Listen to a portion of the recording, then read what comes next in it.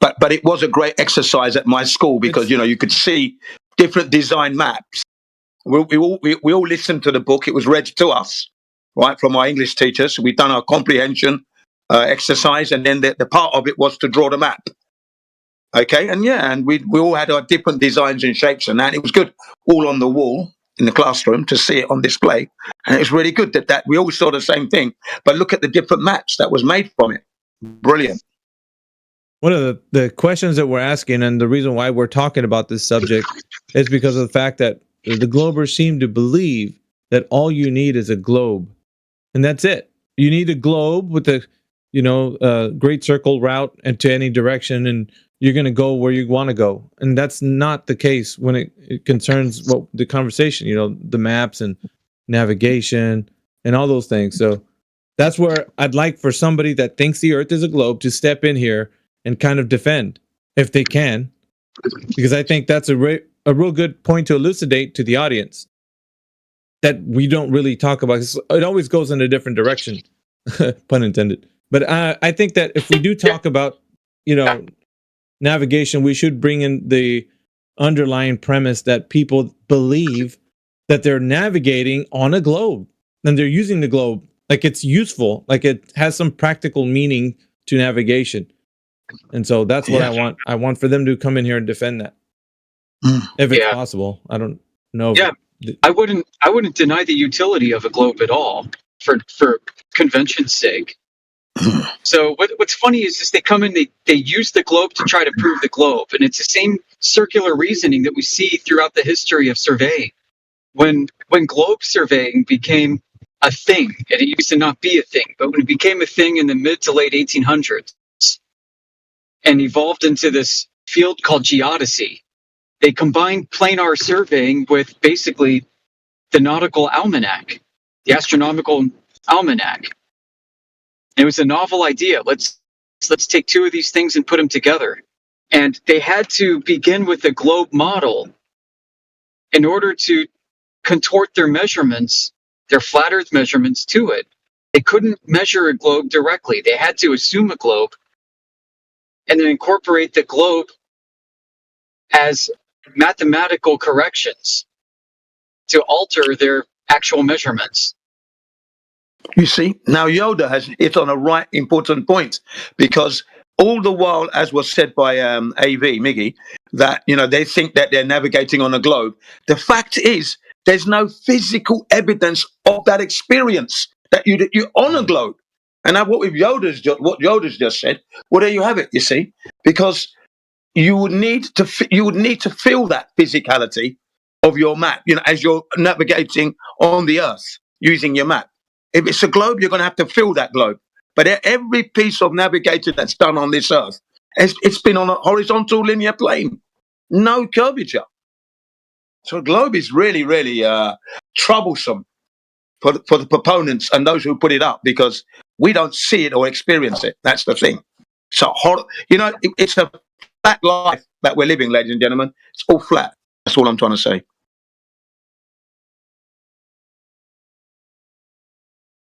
And not all the globes are equal. We were talking about this earlier. Like, not all latitude and longitude is the same. So there are discrepancies amongst globes, and it's a big problem even to today. When they first started doing geodesy, they had something called Airy's globe, George Bedell Airy. And then they started to use the Bessel globe, and then they started to use the Clark globe, and then they couldn't decide if they wanted to use the Clark globe or the Bessel globe or even the older Airy globe. And it just kept going on and on and on. And now there are hundreds and hundreds of different globes representing latitude and longitude, absent of any terrain features.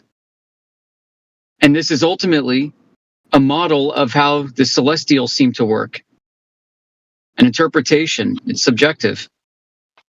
Newton thought the Earth was a prolate spheroid, like an egg, right? Like a spinning egg. Right. Yeah, I mean, all those alchemical Rosicrucian Mason people love that cosmic egg idea. Oh, fantastic. I'm actually stuck behind an Amish buggy, and I'm going up a gentle hill. I can't see over, so I can't pass him. Not that this isn't a daily occurrence. You think that guy's a flat earther? Yeah, absolutely. I mentioned this before if you haven't heard me talk about it, but one of my friends, she's a retired nurse and decided to work for the Department of Education afterwards. And what she does is she helps private schools, religious schools, ensure that their courseware is up to date and meeting standards and so on. And so she's actually focused on the Amish community. So she goes through Amish schoolhouses looking at their curricula. And she's like, yeah, they all have these Bibles and they all have the flat earth depiction in them. And they teach the flat earth to their kids, that this is how God made the world and so on and so forth. And she said some of the Amish are actually geocentrists. They think that Earth is a globe in the center of God's creation, and others think it's a flat Earth. But she said that she hasn't come across like heliocentrism being taught is the truth. Just what heliocentrism is an interpretation, and also why the philosophical preference for it is against God's divine order. So yeah, lots of flat earthers and geocentrists amongst the Amish, if not almost exclusively. You'd be hard-pressed to find any love for Roman Catholic cosmology amongst these folks. I can tell you that much. Actually, I read something about how the Jesuits went to China and taught the royal houses, like the emperor and all the upper level people. They were they weren't teaching them Tycho. They were teaching them Tycho Brahe's model. They weren't teaching them heliocentrism. Yeah, Which I read that, I'm like, what the hell? Like, yeah, that was a little weird. Every educational system is different than another, isn't it? It seems to be anyway. So just depends. Well, all they're doing it right. They're just mapping it to our perspective, right, from what we see. Yeah. And you could come up with all sorts of geometries that would just look identical to what we see. Like, okay, Mars is going to be there in the sky right next to the moon. Okay, how do I plot that in 3 weeks? Where's it going to be in the sky in 3 weeks, right? You can come up with all sorts of mathematical models that would predict that location. And the only difference is going to be between one and the other is the size of the error, the greater out in time you go. But that's it. Just a difference in error. Yep. Newton's is hugely error. I mean, you talked about all the time how much they update the ephemeris, right? They're constantly updating it. Yeah, are they actually predicting anything, or is it completely based off observation? No, man, it's stochastic, really. It's all backwards averaging. Yeah, but from actual observation, though. Yep, it's actually empirical. It's not actually like a prediction, right? It's just an empirical, hey, this is where it is. That's it. Yeah. Yep, that's right. And their forecasts are basically mean reverted projections. And then the actual observation's a little bit off, so then they update and then they move on. So they're always course correcting their mean average. So here's the funny thing. In the JPL New Horizons ephemeris, if you go on their so you can connect to that and it'll give you distances to the planets in their velocities. So when they do this ephemeris update, they're calculating, not actually measuring, these distances and velocities based upon the position for their presupposed orbit, right? So, hey, we see it here, it's supposed to be there.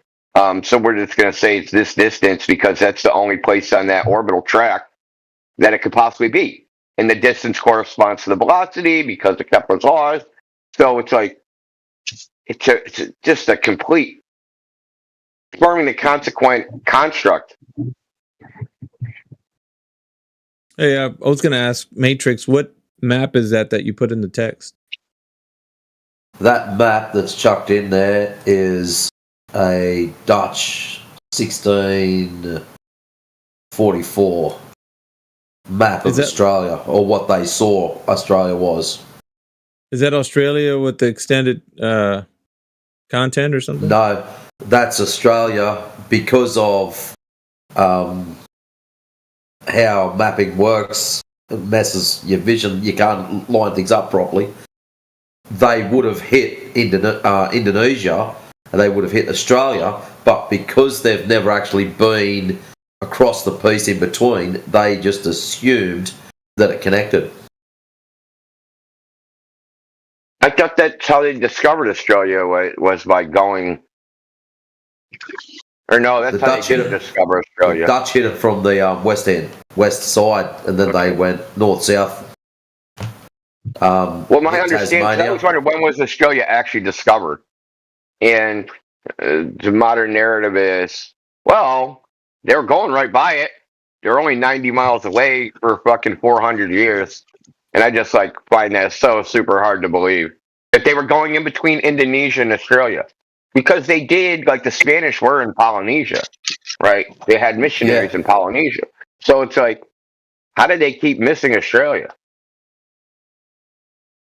I don't know, but they Yeah, neither do I. Like there's it's very Aboriginal mysterious. tales of white fellas here a long time ago that actually had settlements in the middle of Australia, and they claimed that they were Dutch. So yeah, some very interesting stuff. But Maybe they yeah, knew that's about what just didn't tell anybody to exploit who it, right? knows?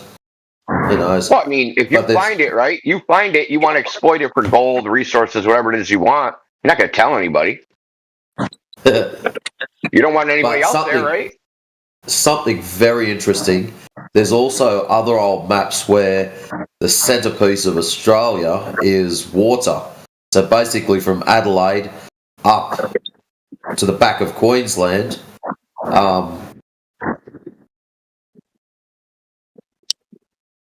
where probably Burketown up there, they reckon you could sail down from the back of Queensland down into where basically Adelaide is. So Yoder, you're hot maybe like that's man. maybe that's why at the bottom of the map where it's missing, you could actually sail in at that time. So in the 1600s, you could sail through there. Who knows? I don't know why it was never any more was done, or that's as far as they got to, and they said, you know what? Fuck it, this place is too big. I don't know. It's like the weird one where the maps for California is an island. You ever seen those? Yoder, you're hot. California is depicted as an island on a bunch of maps.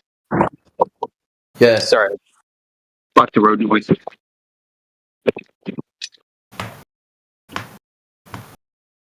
The Amish buggy outside of your window is making a lot of noise. Yeah, Yeah, and we heard- afterwards, some Hip dude clap, kept hip slamming the brakes in front of me like an asshole. Rented him twice. I'm like, what the fuck? I think he was doing it on purpose. There are those out there. Huh? Probably Scott Yep. Mackey. Yep. Yeah. Heard me talking about flat Earth at the gas station. I'll brake check him when I'm on the road. That flat earther. Yeah, I'll teach him. Yeah, so wasn't Thomas Malthus basically commissioned to go out and survey the world to find natural resources wherever they were? I wonder if there's some information about hidden lands that we can derive from his efforts. Something to look into. There's some islands off the coast of Japan that were quote unquote recently discovered. Yeah, they probably have one coconut tree each.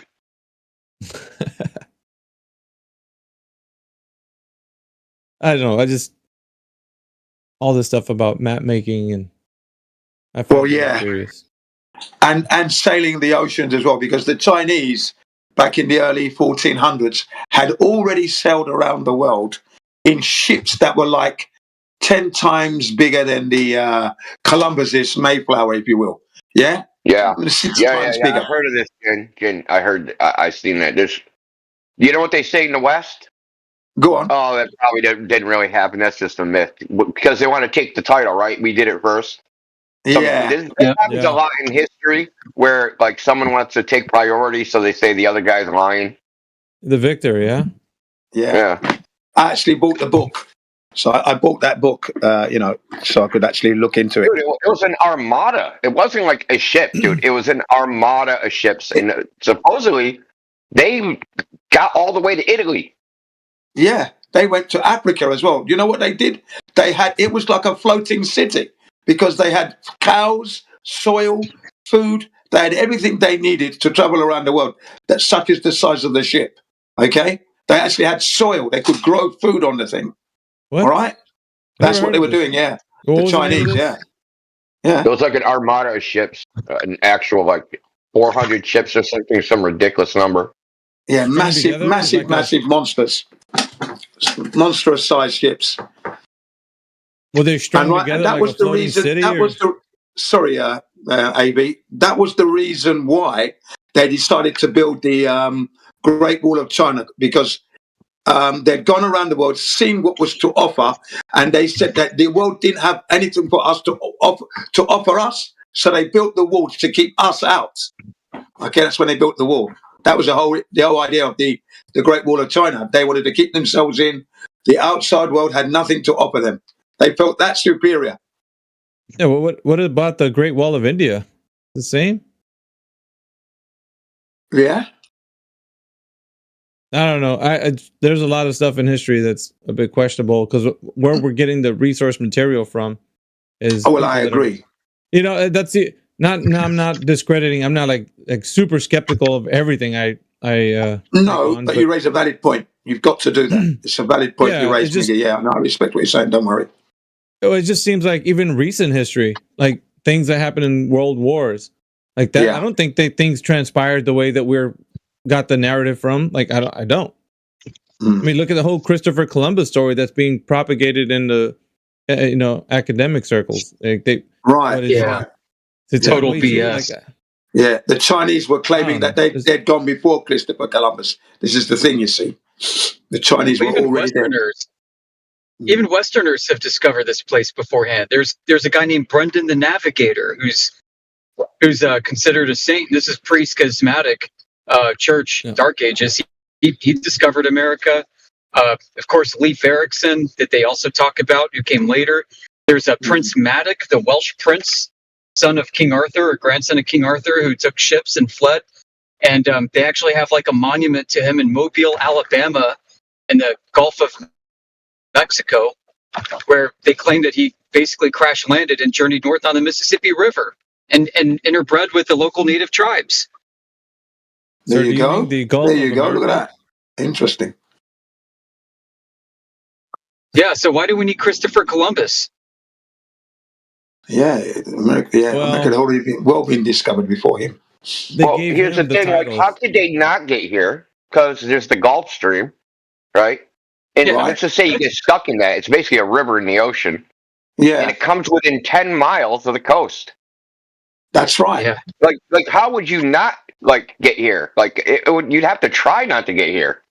That's Yeah, right, is it- because you're forced, aren't you? You're absolutely correct. And you know, Britain, the UK relies on those warm currents coming from the Gulf Stream. That's how we get our summer, by the way, in England. Okay, so what you're saying is true, because it's all reliant on wind flow as well as the ocean. Yeah, So thermal currents. wasn't the story all having to do with more a political issue of having the crown actually conquer the known world? Yes. Yes, What it of was course. about? yes, that's right. And, Sorry, and what the is it, the papal reconquest law? of the Spanish The papal Peninsula. bull of like 1519, where the Pope declared that he owned the entire world. Was that the one? Yeah, there you Oh, go. Yeah. God. Literally claimed he owned it, dude. That's some big balls, bro. Well, That's not like, well. I Here, own the man. world. Not to say that that's not something that he couldn't have said, because look at how the Roman the what is it? The Holy Roman Catholic Empire has spread across throughout all nations, bro. Like, Yeah. I mean, he has How do you some own validity shit when to you say don't know that, where bro. it is, though? Like, how do you own lost shit? Like, I don't get it. Like, you don't. He didn't even know Australia was there. How could he possibly own it? Yeah, and how can he claim to own it anyway? By what right? What claim does he Well, have? You Nuts. know, they're going under the guise of The it sword? being God's. It's well, they're what is it? The Pope is the vicar of Christ, So he's in place of, right? So Yeah. he'd be the one to say what land belongs to the Holy Roman Empire. So he'd be Yeah. like, yeah, that's ours too. Well, that undiscovered place that you're gonna find, that too. Like so, and it's I mean, if we're saying their presence is not known right now, I think that's there's a chapter in every location. There's their presence is well established. Oh, well and truly. So Yeah, whoever Christopher Columbus really was, if he even was, supposedly went to Istanbul, which was just Constantinople not too long ago before he went there. Right. And he grabbed a whole bunch of maps from the emperor, which would have been kept there under Byzantium. Like, he didn't go to the Vatican. He didn't go to No. Rome, Italy for these maps. No, he didn't. That's right. There's a reason for that. Maps were very important back then, man. Yeah. Yeah, very much so. Yeah, but and I think the bigger point here is that these maps were not found with the Vatican, guys. He didn't go to Rome to start digging up these maps. He went to somewhere better. Yeah. Yes, cartography was an important pastime and endeavor back then. The New And the World ancient maps that he used had mapped portions of the Brazilian coastline and Antarctica, There you are. at least the ones that we know about publicly. And this is validated by the U.S. Air Force in a series of letters from Charles Hapgood to the Pentagon. So confirmation, yeah. Yeah. For Yeah, what they it's worth. thought about the world different than we do. They weren't sharing shit like we do. We think, oh, they made a map and they were just like sharing it with everybody. No, man, that was kept secret. Yeah. Absolutely. Even mathematicians back then, they would like the only reason we know of like the mathematical proofs and stuff they came up with is because we ended up with their papers. But they wouldn't tell other people. They wouldn't tell other mathematicians. They would keep that shit It's a big secret. secret knowledge. You see, Yeah, there's power in that. especially the period of the Renaissance. Yeah, there was a lot of secret knowledge being kept within the elite only.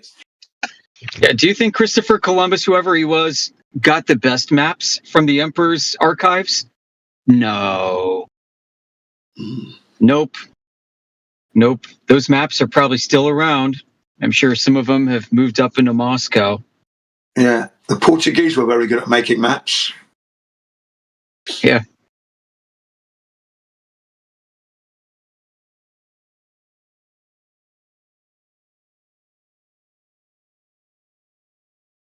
And Have Christopher you seen Columbus.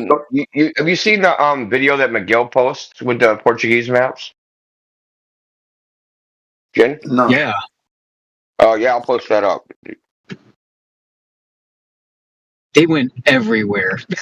Those Portuguese sailors. You talking about Magellan? Portugal must have really sucked. They were trying to get out of there. Yeah. Magellan. Yeah, I remember Magellan's routes and his maps. But put it in anyway.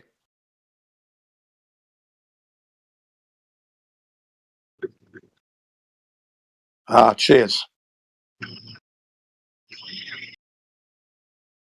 On a side note, I keep hearing that Portugal's kind of like the hidden gem of Europe. It's still quiet, still kind of like the way things used to be in the 80s and prior to it, before all the grappling. Well, that's good to hear because I went there in the 80s myself and before that and the 90s. Yeah. It was good. Crit went there recently on vacation. You could probably talk about that if you want. Okay, yeah. Not to derail. Later on, if he's here. Yeah.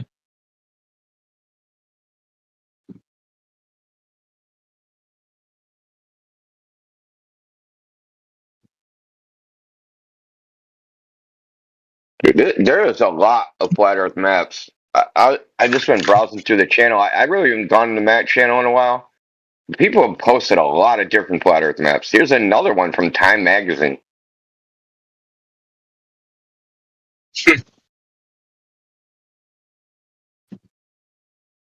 I like that one. The more distorted the continents, for some reason, it's more appealing to me. Like, I don't know why. There's one that actually, like, yeah, Yeah, but when you say distorted, all you're saying is it don't match the changed. globe. And that's why Yeah, when it Globers changed. are like, show me a accurate flat Earth map. Accurate compared to what? Yeah. And they won't say. They want you to assume the globe is accurate, right? And then you got to match it to that. Like, no, bro. But there's We're no going to baseline, I compare. think. Yeah, Yeah, exactly. There's no baseline. And then they'll say something stupid like, you don't think we can measure the globe, or we can't measure distances, or you don't think, yeah, we can. Yeah, we can in practice. But yeah, but who actually did? Yeah, we can't anyway. Flat Earthers. That's why we're here. Get out of there. We're We not need able to like do that. infrared surveying buoys that are anchored in the ocean to figure this shit out. Yeah, that's a good method. Oh, did you guys see the lighthouse? The lighthouse picture I took? Or no, the windmill picture I took. I went to Revere Beach with a full spectrum camera. And I got, dude, I guess I just got to show it because it's just. Yeah, you got to show it. Yeah. So It just brings it. this is a It speaks windmill. 1,000 So if you look words as really soon as you see it. closely, I know you probably can't look, Yoda, if you're driving. If you look real closely at the tree line, you can see two windmill blades. Yeah. Yeah, I see. Okay, I'm at Revere Beach, so check this out, dude. This is crazy. Now, 40 minutes later, I did another pan. I'm a little bit up the beach, not far. I mean, this is only like a mile-long stretch, so the angle kind of don't matter. I didn't get closer; I got further away.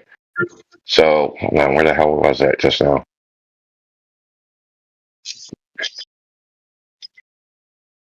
Same windmill.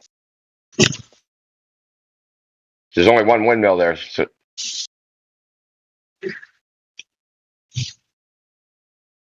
Wow. Yep. yeah, you couldn't even That's- see the hub, right? The hub was lowered behind the tree line, but you can see it now. And the other thing, if you look in the clearer image, you can see two radio towers. They're not even visible in the other image.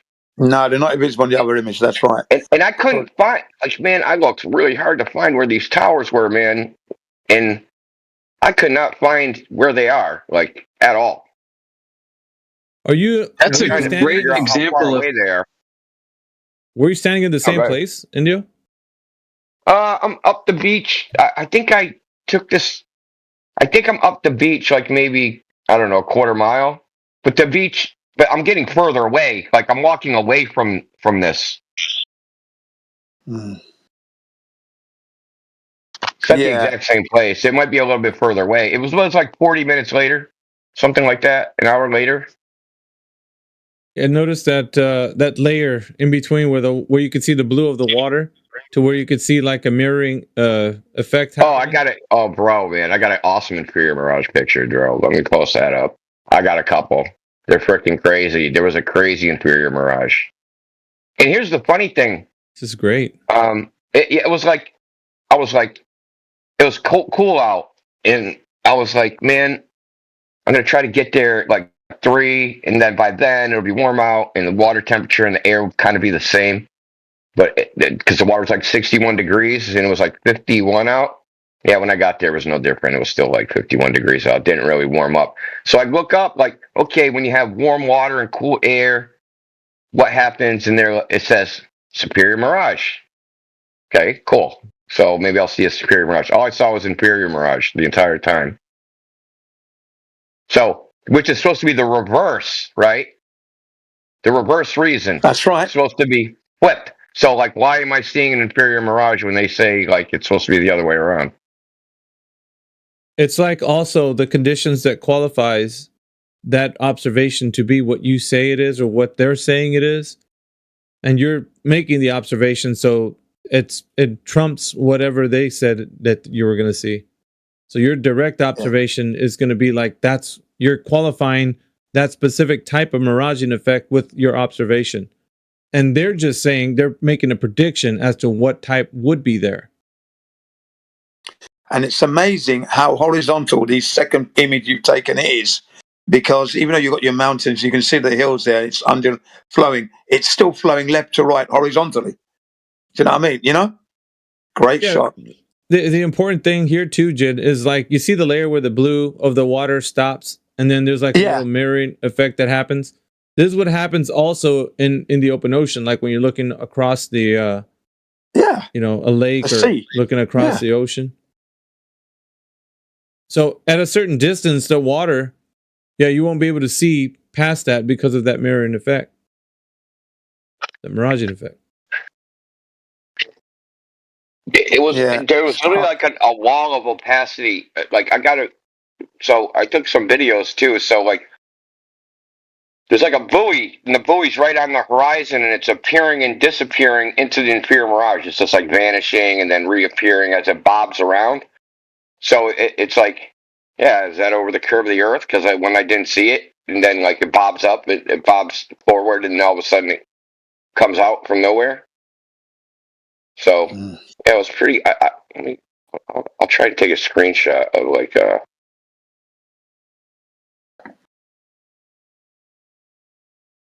I also got inferior mirage of it. Amazing, isn't it? So this one, this is from like 150 feet. I was on top of a parking garage. You can see the inferior mirage here, and this is actually two ships. There's one ship behind the other ship, but they're anchored, so they're not moving. Just so you know, these are anchored ships. They're not going anywhere. So they're not on the way, as they say. No, they're anchored. Like on the ocean waves.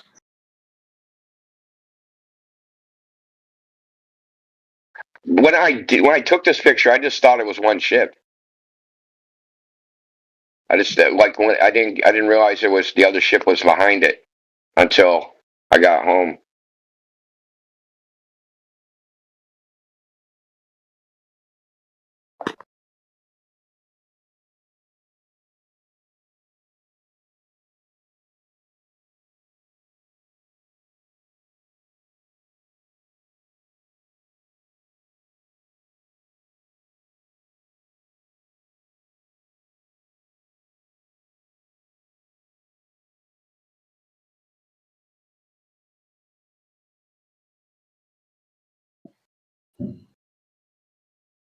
Here's another clear one of the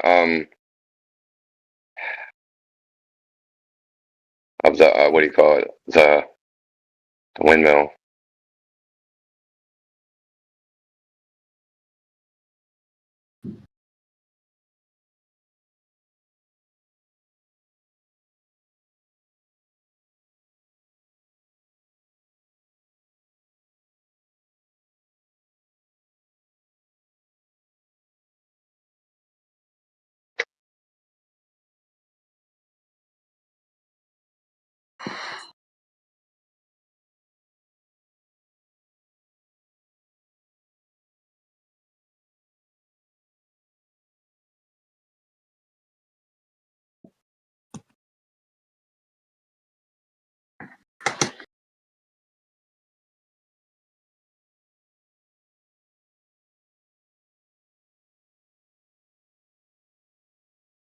Yeah.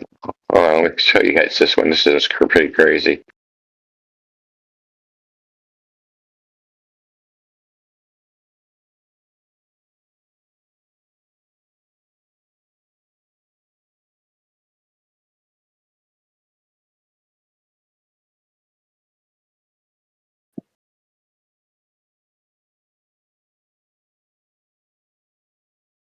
In the shot you sent, I can make out two of the blades of the windmill. I can't make out the third one.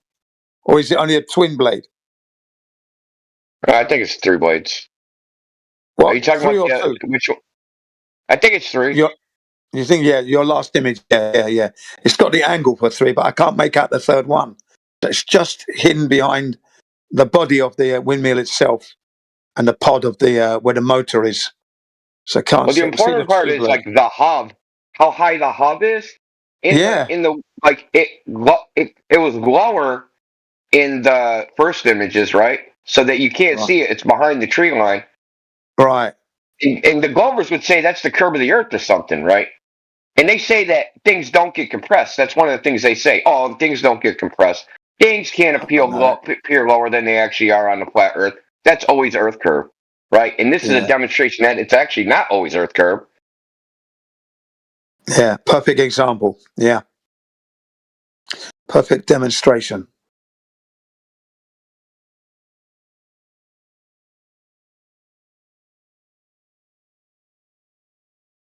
Yeah.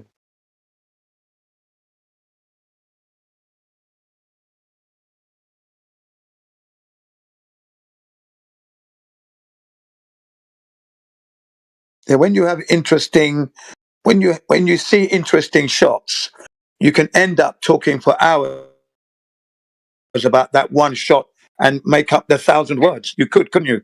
Yeah. You see? I never find pictures boring, especially like, when it's dealing with flat Earth and what you can see, and what's That, been obscured and being AB, check revealed. out that one I just put. I was gonna say that ship is dipping behind the horizon right there, Obviously. behind the curve. Yeah. Now, I you don't know. can see Globers that would same say. inferior mirage. The first one I posted is at 150 feet. This is at like 15 feet above sea level. But you can see, even in the first one, you can see the inferior mirage. You can see a line that goes across the middle of the ship, right? It turns like right before it gets to the end, it turns gray.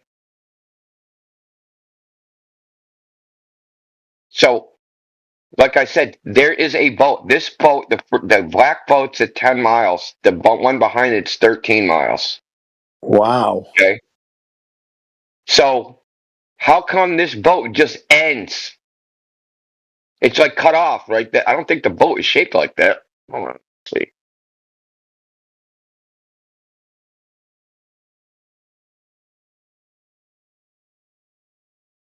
Yeah, Yeah. actually it is. It doesn't have a back to it. Absolutely marvelous shots.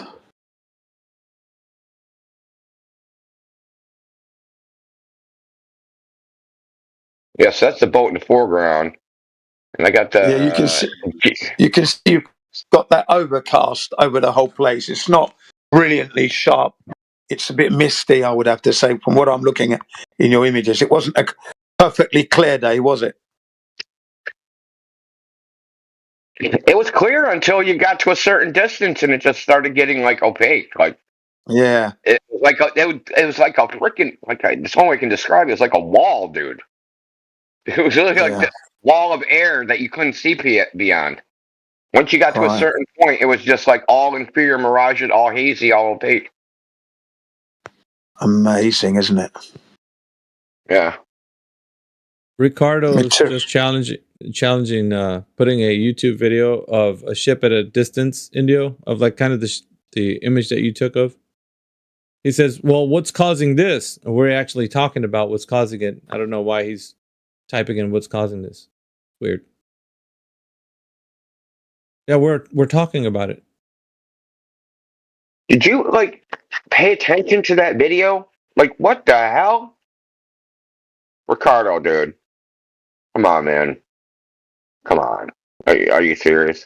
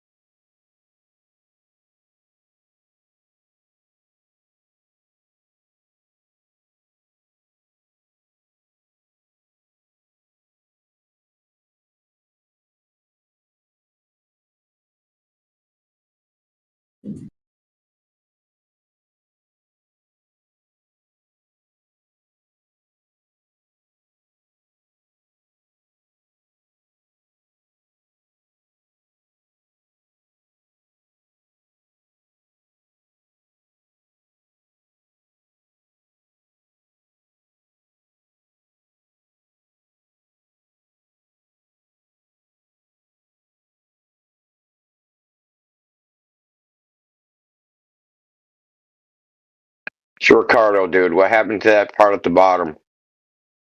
I'll draw an arrow to it just so you're not confused.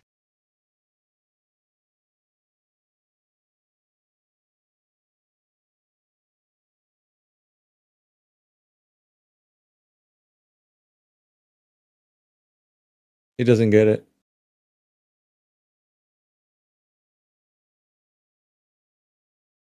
Doesn't want to get it.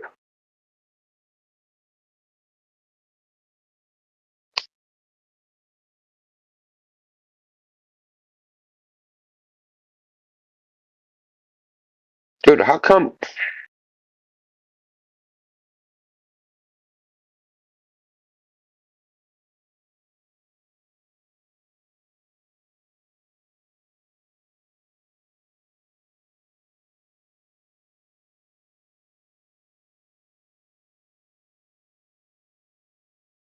Underneath, it's showing the same amount, dude.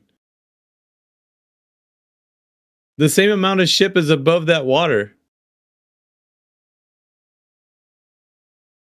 Look at that middle part where the flag is in the center. It's extended. You don't see it? It's extended. Only that bottom part is not being visible. But it's... Yeah, there you go. Yeah.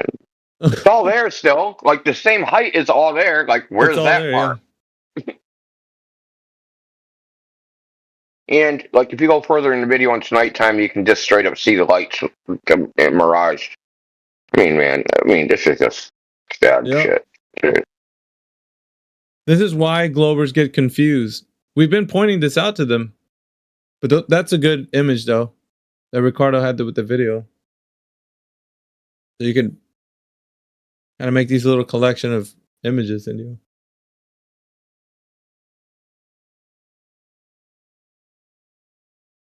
Like, why didn't he do this? Why do I gotta do it?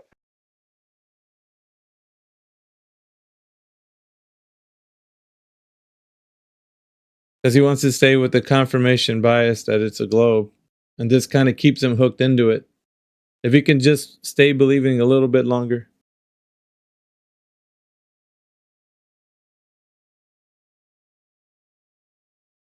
So, Ricardo, the one thing you can do with videos like this, right? If you can do it, because sometimes the video doesn't let you do it because of the way the video is, you can measure the vertical, right? Right? So say you're at frame 20.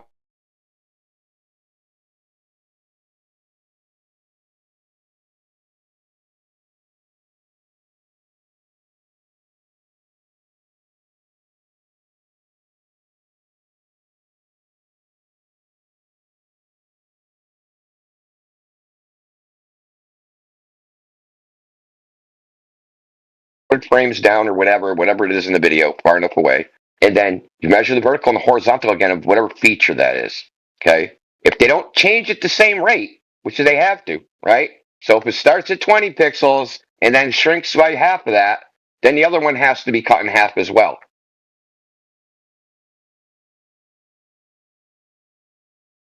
For instance, on this boat, what I could measure would be, let me see, let me just look at it.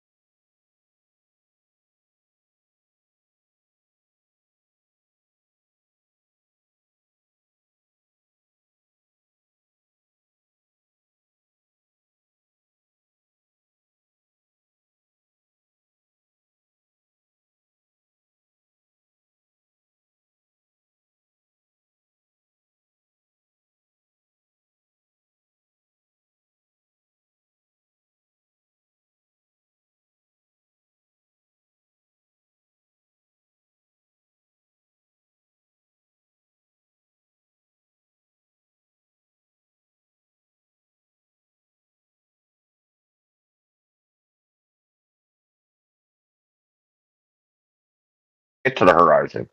That's another one, birds. You've seen them, right? I'm sure you've seen it. where a bird is like swooping down to the water and he just vanishes in midair.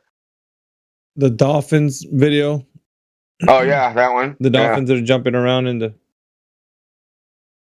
supposed curvature. Yeah. Teleporting dolphins. They just teleport. They jump from the part where you can't see them to the part where you can from the curvature. They're jumping the curb. They're like, man, Yeah. let's play. Let's play jump the curve of the earth. Yeah, that's what they're doing. You can see them now. You can't. You can see them now. You can't. I think there's dolphins going. The surface of the earth is convex. They're underwater. Like we got a convex earth. To a dolphin, it would be convex because they're on the inside.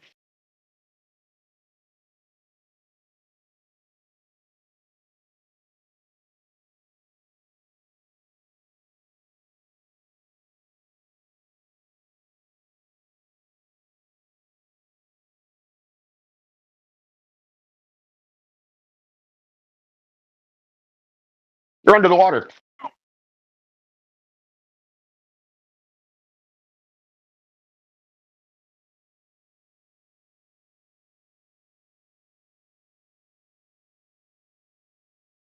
I think you got the day off, baby.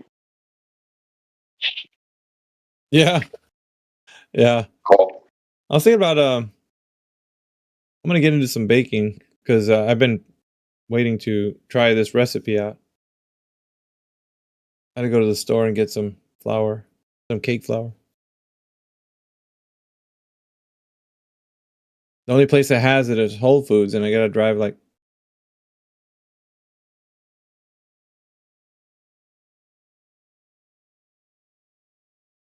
Fucking Whole Foods. I hate that place. I do win. I go in there, there's like maybe something good. There's never anything I actually want in there. I mean, the fruit and vegetables are fine, but like the other crap.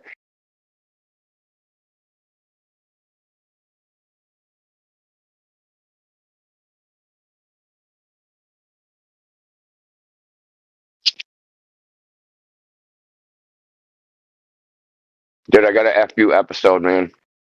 Oh yeah. Simpson the Bible. Oh yeah. We got Ahab, Samson. It's a bunch of Simpson the Bible. There was a interesting. There's this new guy that's very young, on the liberal side and such. Dude, I already got titled. Does the Bible teach simping? Yeah, that would be a great title. Does the Bible teach simping? In fact, it teaches don't simp. Bad shit will happen to you. Yeah, it's the opposite. Have you heard of this new character? I've seen him. His new cat on the block, to me anyway. His name is Dean Withers. Wait, do you guys actually believe the Earth is round? Oh, he almost finished the sentence. Or like 3D? No, you got it backwards. You're trying to ask us if we think it's flat, not round. No, like you guys, like, do you think like the Earth isn't flat though? And why would you come in here and ask that question? Because there's like some dumbass motherfuckers in here who still think like the Earth is fucking like a big ball or some shit, like some sphere ass shit. You know what I'm saying? And like I know like you motherfuckers are. So what's Did you just learn how to swear, Black Cat? Like today? Yeah, what's with all Like, the edgelord kind of? No, I'm just expressing myself. You can like shove it up your ass. Yeah, wow. You just started learning bad words, so you started using them. Do you Congratulations. are all your comebacks like this retarded, or do you actually have something of substance to say? Yeah, we have something of substance. We're critiquing your idiocracy. Yeah. Idiocracy? Is that even a fucking word? It is. Yeah, dude. in Look fact, it's a movie. Well, your mom liked my idiocracy in her mouth last night. Okay, so you're a let's dude get off playing Mom. a We woman. just got off Like, yours. who cares? Yeah, I'm like totally a dude. I've got like a huge fucking cock, like big cock, and I use it on your mom every night. Yeah. Yes, I cream pie your mama. Is that it? No, I actually have more. So like your I wish mother, you like met my she mom and gets on talked to her her like knees that. and That would she's be a like fucking trip, floppy as dude. shit, and I use her. Yeah, Mama said knock you out. Boom. Anyway, Dude, my mom will Your freaking mama, stab your okay, ass. but like the thing is like if your mama tried, I would pop a cap in her ass. So like she wouldn't Yeah, even do okay. it. yeah. You don't even have I the wonder grip why strength to this fire a shit gun. is still talking. Hold on, Necros. Yeah, this is Peter with a voice. I changer. don't know. Well, Probably because it's like a free world and I can do whatever I This is want. But Peter. if you This got is the Peter mute with the button, voice like changer. hit me with it, bro. This is Peter with the voice changer. This is you, Peter. Who the fuck is Peter? Why this desperate attempts to come in here and acting like this, dude? Why? Okay, you got me. It's Peter. Hi, I'm on I my know. burner account. I know. I know. I just like I was really pissed at you guys because of the things you were saying to me earlier, and I'm just like fucking over it. Like fuck you guys. What did we? We didn't even speak to Who's you dude. guys? I don't even know who the fuck you are. This is Peter. Yeah, like this is freaking Peter. It's fucking Peter, you fucking dumbass. Peter, like You from know, Deadpool? No, the guy who pretends to be a flat earther when he comes in here. Oh, Peter Globinski. Yeah. No, but you guys like actually convinced me, and that's kind of why I'm like fucking angry because it's like you turned my whole worldview upside down, and now I have all this pent up fucking rage because I don't know what the fuck to do. Like, fuck you guys. Go take a boxing class or I don't know. No, dude, I don't even want to hear your stupid voice again. Like, honestly, you pissed me off so bad the last time we talked, and I like actually was gonna flip shit. Black Cat, you asked the question only, is it switch from meth to barbiturates? Because obviously you're hitting the meth pipe hard.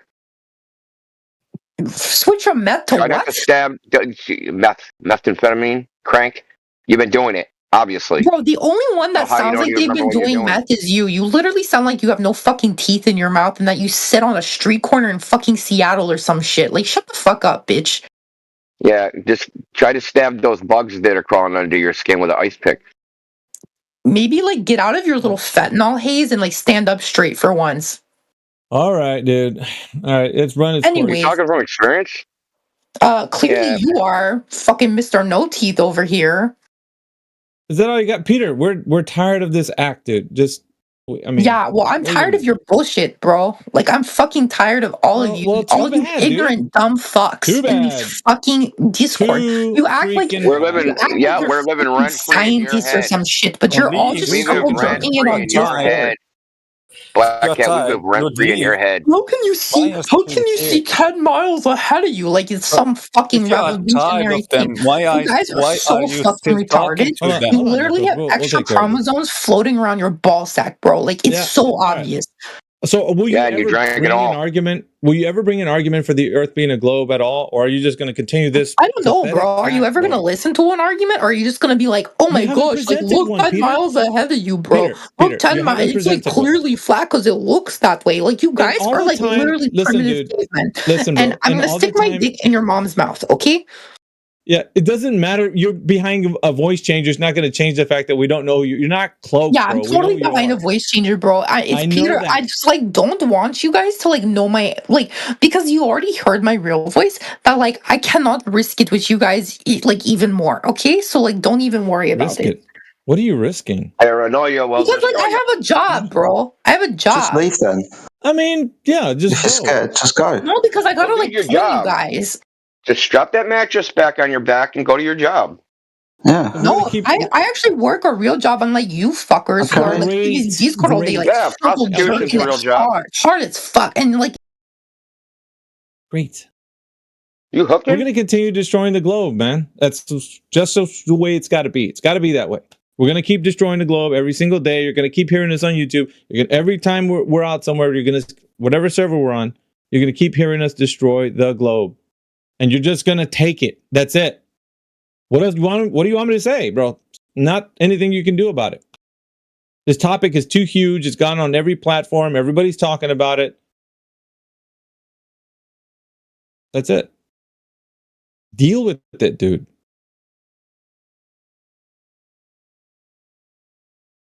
All right. Do you want me to unmute this person? We're going to enter this person that's obviously scared to be here because of X, Y, and Z reasons. It's Peter. His the cadence of the way he's carrying, like you can tell it's his demeanor. He's just using a voice changer. Yeah, it's Yeah, just weird. he's a weird human. He's a strange human. It's him. Well, it's up to you guys. I stuck them on mute because of appalling behaviour. Yeah. If you want to unmute him, then feel free to. All right. I will No, don't unmute do you, that, but please. if you have an argument for the globe, if not, you'll probably just sit on mute. We don't want to hear your belly aching, to be honest. Don't Just give an argument for the globe and you'll stay unmuted. You got my word on that. Go for it. Yo, am I fucking unmuted in this bitch now?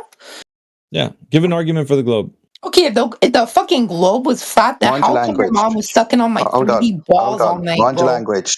You're not going to speak here if you're just going to Fuck cuss shit, every so piss, often. cunt. Bye. What the fuck? Oh, well. Some people are really upset. Good. Stay They're upset. good.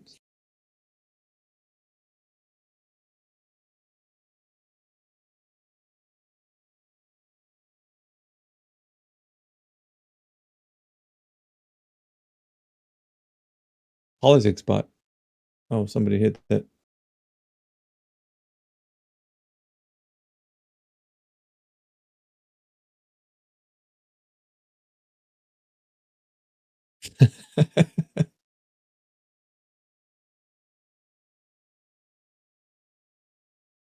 So, yeah.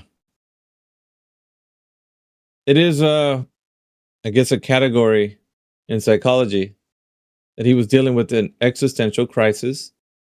And I always say it's an identity crisis because now he doesn't know who he is. Because he doesn't have a globe anymore. Who is he in the world anymore? Not who he thought he was. Tweaker Unhinged. Yeah, it's pretty funny.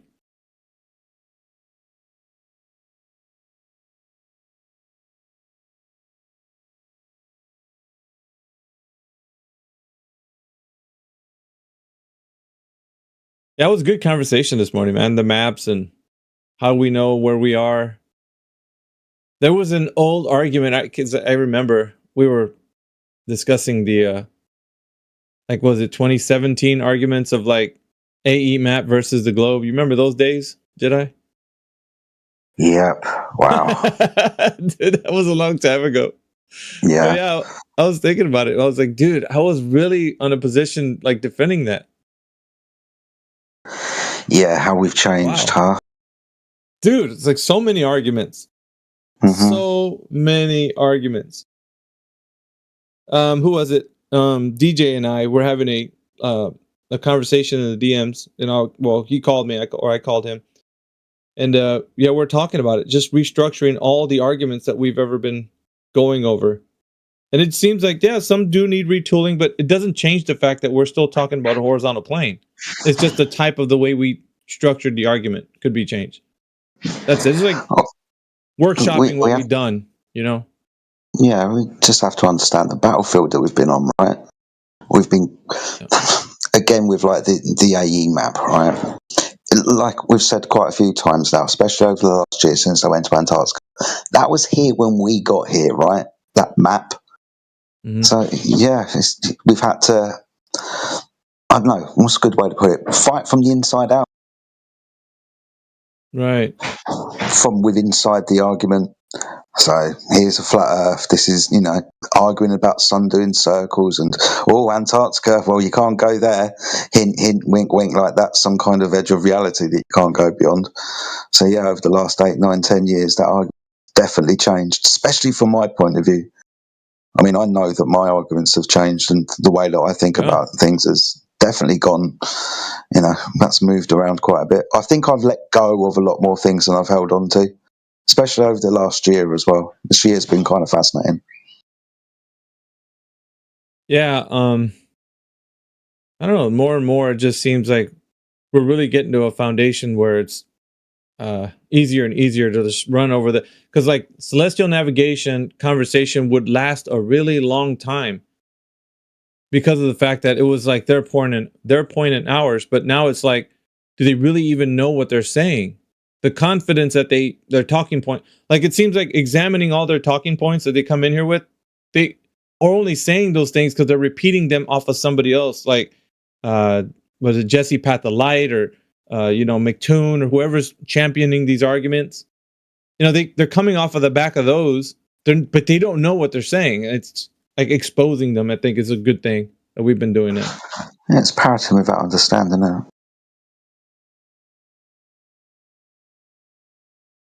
The people they're parroting don't understand either. Exactly. Yeah, that's true. Yeah, good point. Exactly. So good, man. Well, I don't have a problem with the AE map. It was made for a purpose. No one ever claimed that's what the Earth quote unquote looks like. We just talked about that, right? What do the continents actually look like? How the hell does anybody know that? Yeah. I want to see someone just get a single continent in a snapshot. Just do that, right? Just one, just to confirm anything. I don't think that's ever been done, though. But Well, you should be able to do it at a much lower altitude, right? Then, well, I guess you could only do it from. Let's say you want to get Australia, you'd have to be like. Should the ISS be able to get all of Australia? How wide is Australia? 4,000 miles? So you should have to be like 450, maybe 500 miles elevation. yeah, you'd have to Should be that able to high. get Australia in one shot. One snapshot. Or probably farther, wouldn't you think? Because where the ISS is, I don't think you can get all of one continent. Well, the ISS horizon is 1,400. So I figure maybe if you're at, well, that's 250 miles. Let's say you're at 450 miles. distance? Or double the distance, yeah. So the horizon Yeah. is probably like, I don't know, 3,000 miles. So you got like 3,000 miles to right under you and then 3,000 miles in the other direction. So you should have a 6,000 mile field of view.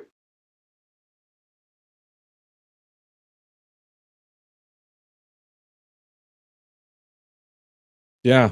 I don't know about. There's a lot of question marks, dude. I'm saying. Because let's say if that was possible, Indio, if what the capability. Yeah, that's a pretty big if. Yeah, capturing a whole continent in an image. Wouldn't you think we'd have a gold standard map? Like an absolute 100% like no nonsense standard. Like it'd be the thing that we took a whole picture of it. Duh, we know its shape. Like the continent is shaped like this. Like here's the image. Actually, I mean, I only bring it up because that's what when they bring up the Gleason's map, that's what they want. They want, what does the Earth look like? Well, the Gleason's map wasn't meant to show what the Earth looks like. It's meant to show where the sun is. Over a particular part, right? It's only a timekeeping thing. It's like asking how come your sundial doesn't tell you what the Earth looks like? It's stupid, right? Because that's all it is. Basically, it's just a sundial. Which goes to so if I'm on the South Pole, what's my longitude? Have 0? If I'm on the South Pole, what's my longitude? 0. So the sun never comes up, I guess. Oh shit! No, wait a what the minute, dude. fuck? We don't have a South Pole. Remember? Yeah, I'm just saying in their own paradigm, longitude doesn't even exist at the South Pole and North Pole from which to get a sun from. No, I'm saying like the way they say flat earthers. Well, you guys say that you can't have a South Pole, but how do you have a South Pole and a flat Earth?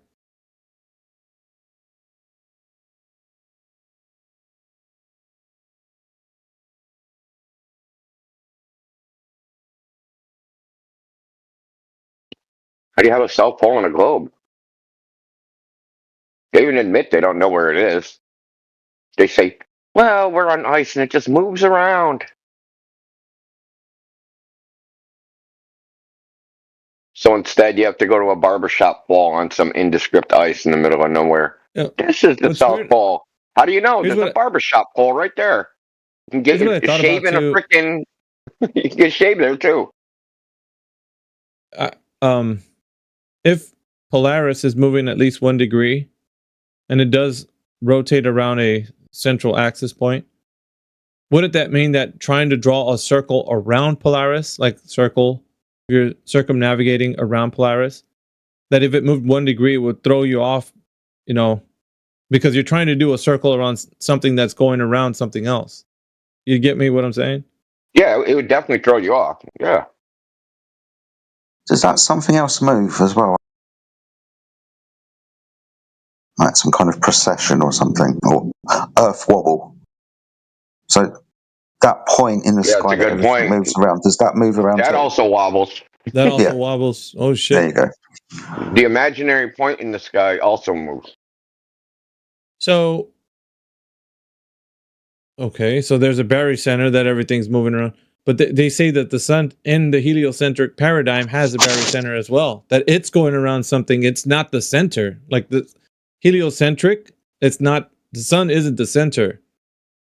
It's going, like in the heliocentric paradigm, it's going around a barycenter as well. Yeah. It's not the center of the sun, is it? It's just off. And the Earth is not going about its center. It's wobbling. The moon is making it wobble. Yeah. Yeah, there's a lot of things that are not included in the arguments or conversations of the Globers that come in here, or at least they don't know about it within their own narrative. Yeah, I've brought it to Barry Center before, and like it just bricks them. So like what you're talking about our arguments getting better. I mean, I used to make way more convoluted arguments, but like they don't go nowhere, right? And it's pointless of trying to go like. Think of like Blitz PhD when he brought up the neutrinos. I'm actually trying to communicate information. I'm not trying to confuse everybody, right? That's not my goal. So I'm going to bring up some esoteric thing like the Barry Center, try to explain it to some frickin' Galby. Like, there's no point in that. So I feel like what we've done over time is like optimize our arguments for efficiency. At least that's what I've tried to do, right?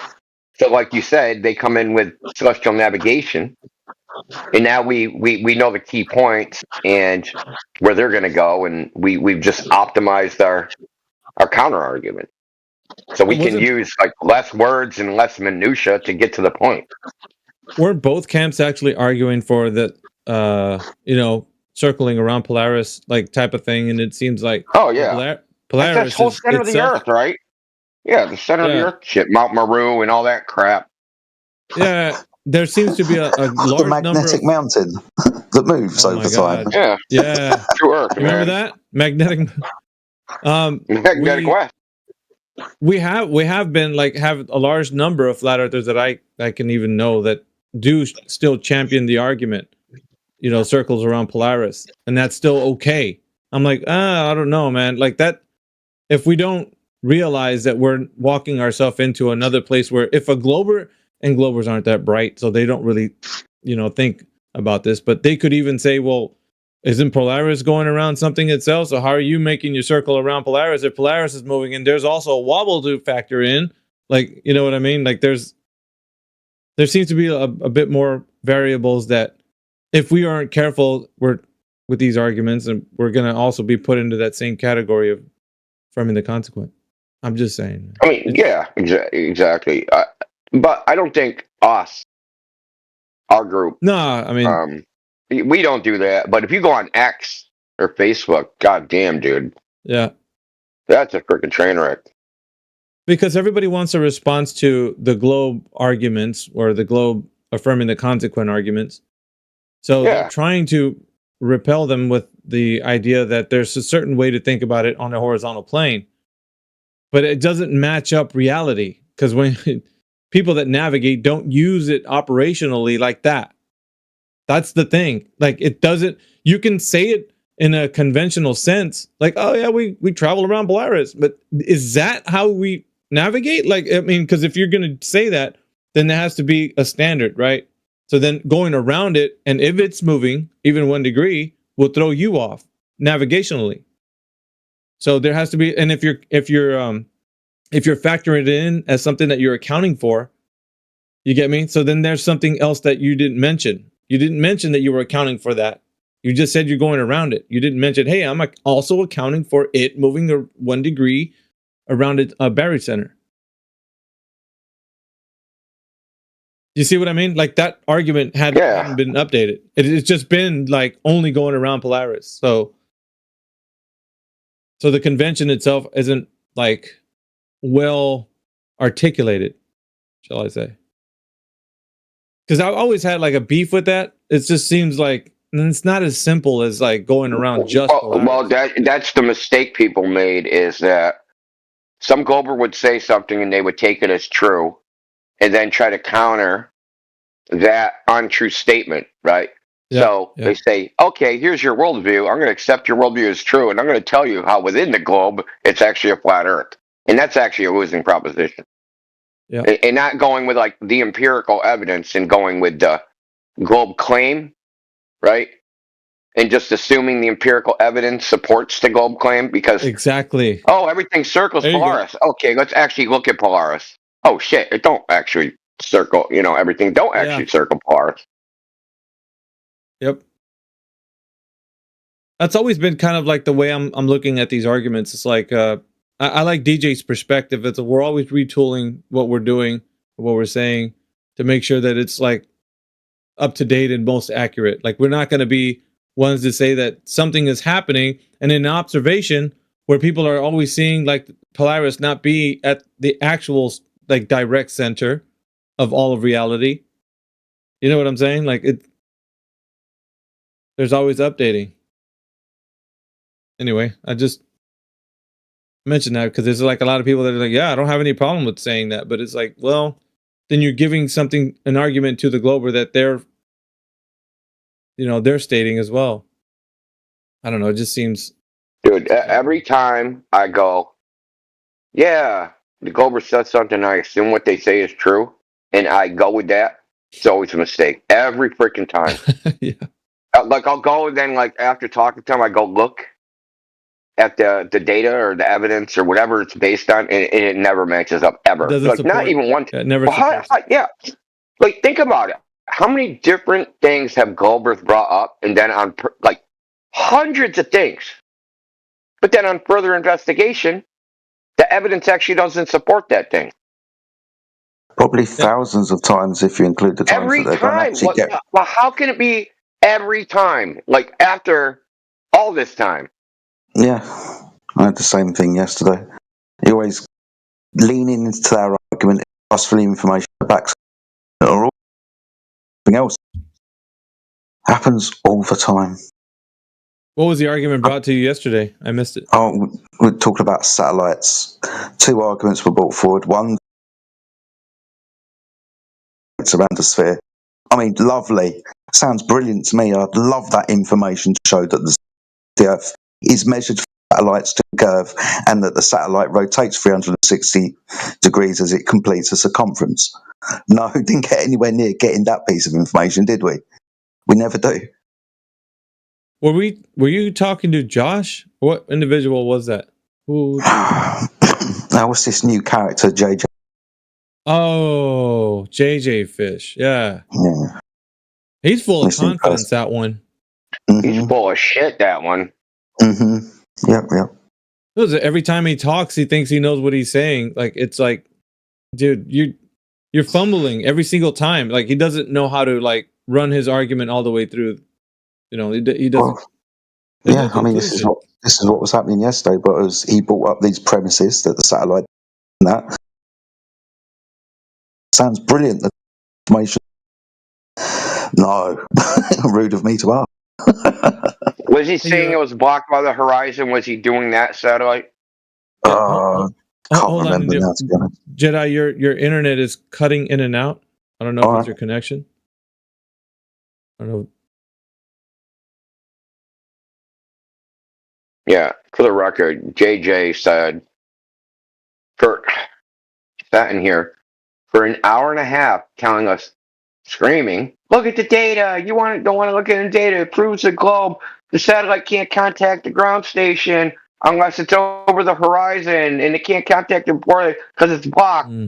This proves it. And then after listening to his freaking screeching for an hour and a half, Yoda decided that he was going to look and check. Then the satellite didn't actually have any equipment on it. It was basically a disco ball in the sky and had nothing but reflectors. So the satellite didn't detect anything. And then we looked up the ground station. When did the ground station pick up the satellite? Oh, when it's 20 degrees over the horizon. So everything he said was a fabrication. Everything. For an hour and a half. So, oh, bro, like, seriously. He like went all in. He was saying like they tracked the satellite with GPS. He was saying all sorts of crazy shit. Because Yoda was like, how do we know where the satellite is? And then he just like started just making stuff up. But based upon the idea that the satellite communicated with something. It wasn't even possible to communicate with something. According to them, it's completely passive. It's just basically a reflector. It's a retro reflector in the sky. I think, dude, they can't keep continuing to bring an argument that they cannot support. That's one of my pet peeves, is that they'll say things and they just drop it like a turd. I'm like, you're not supporting it, man. There's nothing that you're bringing forward that you're articulating your point to say that you know what you know. Like, just do that. I mean, like, Jedi was getting to the point where he was like, yeah, I'd like to see the data that supports this.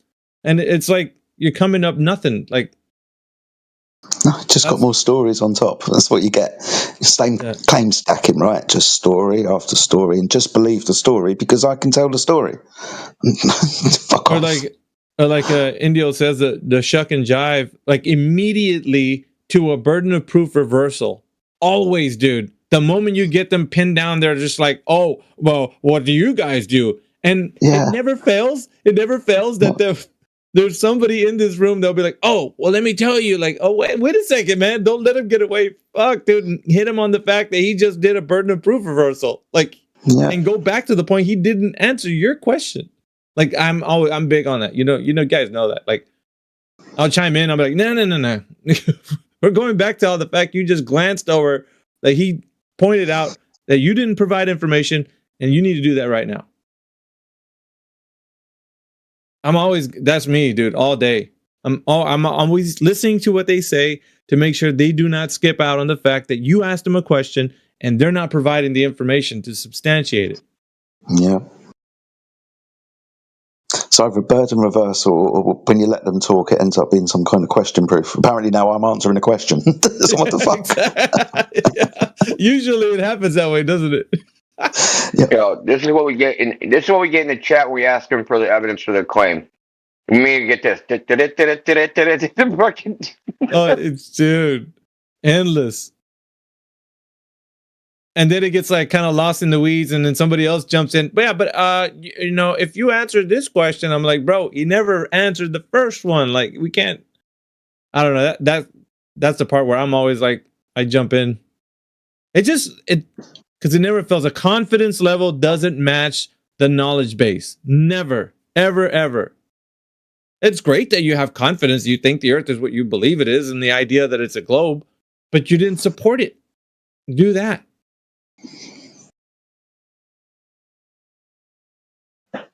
We got in here. We got Kiro's son. As far as I know, is a Glober in here. He says he likes to have cordial conversations. He's a usual suspect.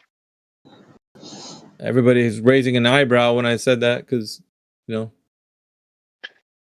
I mean, I don't know. listen. He says each time they come in here, I give them a fresh start. That's just how I am. I pretend I never talked to them before, and see if they just start where they left off, or they're gonna try something new. Hey, you reset, so do they.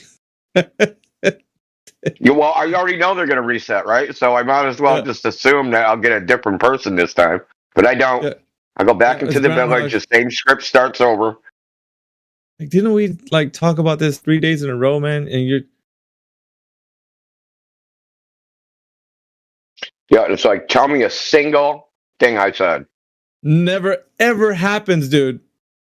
They never do. They're like, oh well, you know. They're like, yeah, you weren't paying attention. I don't know. They get a fluoride stare, dude. Whenever you start talking to you, be honest, man.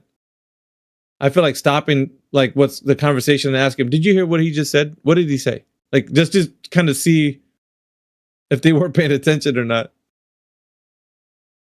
Oh, Yeah, I've had to resort to that more and more often. Like I'm not even at like what. Hey, what did I just say? I'm at like just tell me the very last sentence I said. That's it. Like I'm not even trying. to get context, right? Like don't tell me the context. I'm not even trying to get like the whole thing or the meaning or anything. Just like I just want the last sentence. What was the last sentence? I haven't got it yet back yet. Not even an attempt. More deflection, more, oh well, you're not answering my question, that meta goes on for like what, 15, 20 at least. Oh yeah. Oh, We've been doing this a long time. It's Yeah, I almost know, 2026. What the hell? Dude, the scummiest is freaking Mighty, bro.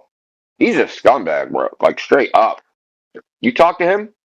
Who's this? who? Mighty? Yes. Yeah, a couple of nights ago. Yeah. What's his avatar? I don't know. I just remember the name. I don't know. It should be something behind prison bars. He's bad, dude. Just a shameless liar. I actually pulled the audio. I talked to him for like 30 minutes. I pulled the audio, uploaded it. I said, how many times did Mighty contradict himself or lie? It comes up 6 times in 30 minutes. But I don't even think that's correct. It was even worse because he lied 3 times in freaking like 2 seconds. Oh yeah, I I know remember who he him. is. He said That's lasers Mighty don't Source. refract, and then he says, I didn't say they didn't refract at all. And then he said lasers. Then he said diffraction is bending. And oh, dude, it was just like. And then he said he didn't say that. That's Mighty Sorcerer. He's always throwing spells out to see what sticks. Yeah, I know who it is now. Majin said it's the guy with the green Discord symbol. I know who it is now. Mighty Sorcerer. Hitsuli.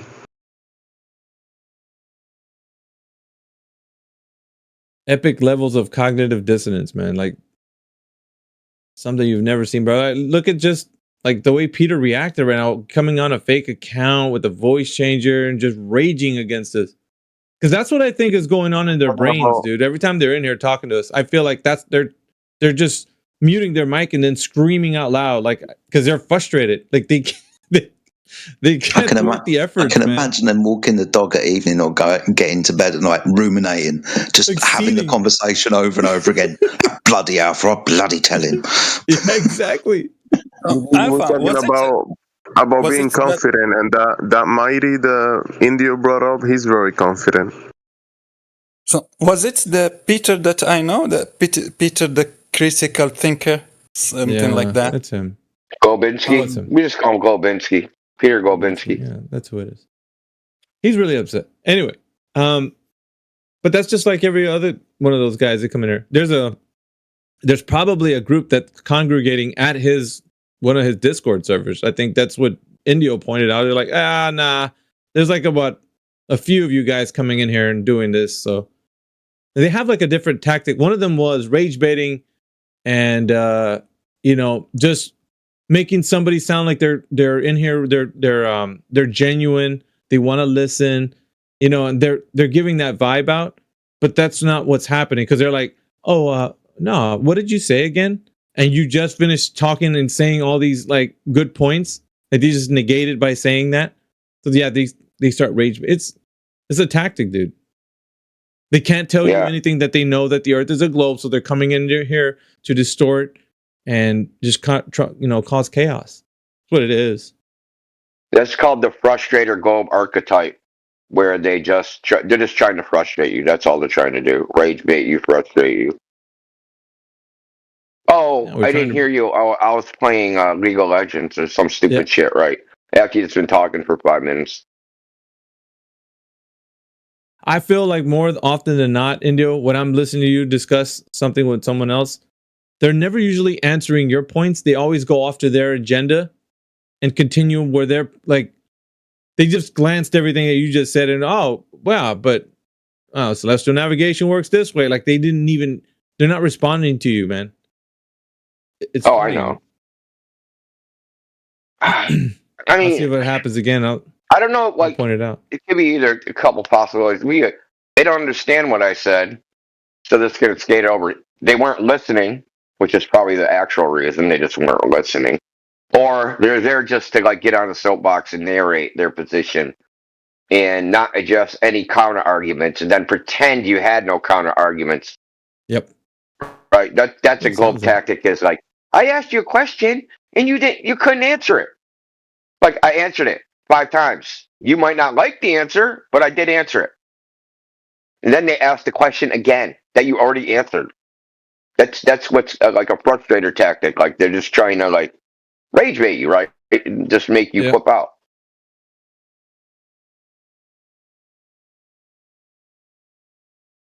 And then there's those who are just, I don't know, man. Is it autism? I don't know. They're just like discombobulated from reality when they're speaking.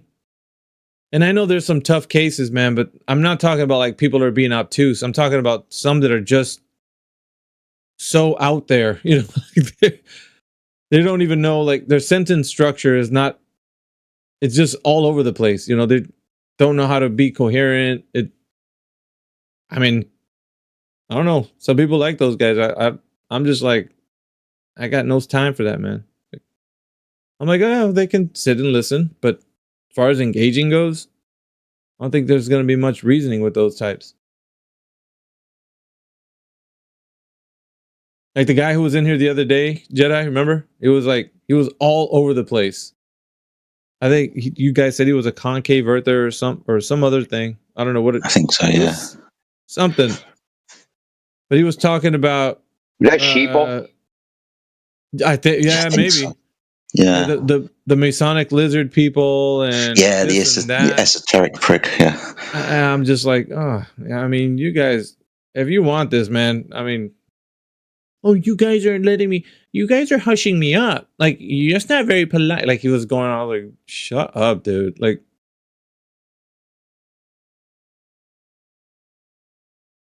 yeah, I don't know. They could be a tactic. Maybe that's just the way he is. I don't know. I couldn't tell. But either way, it's just.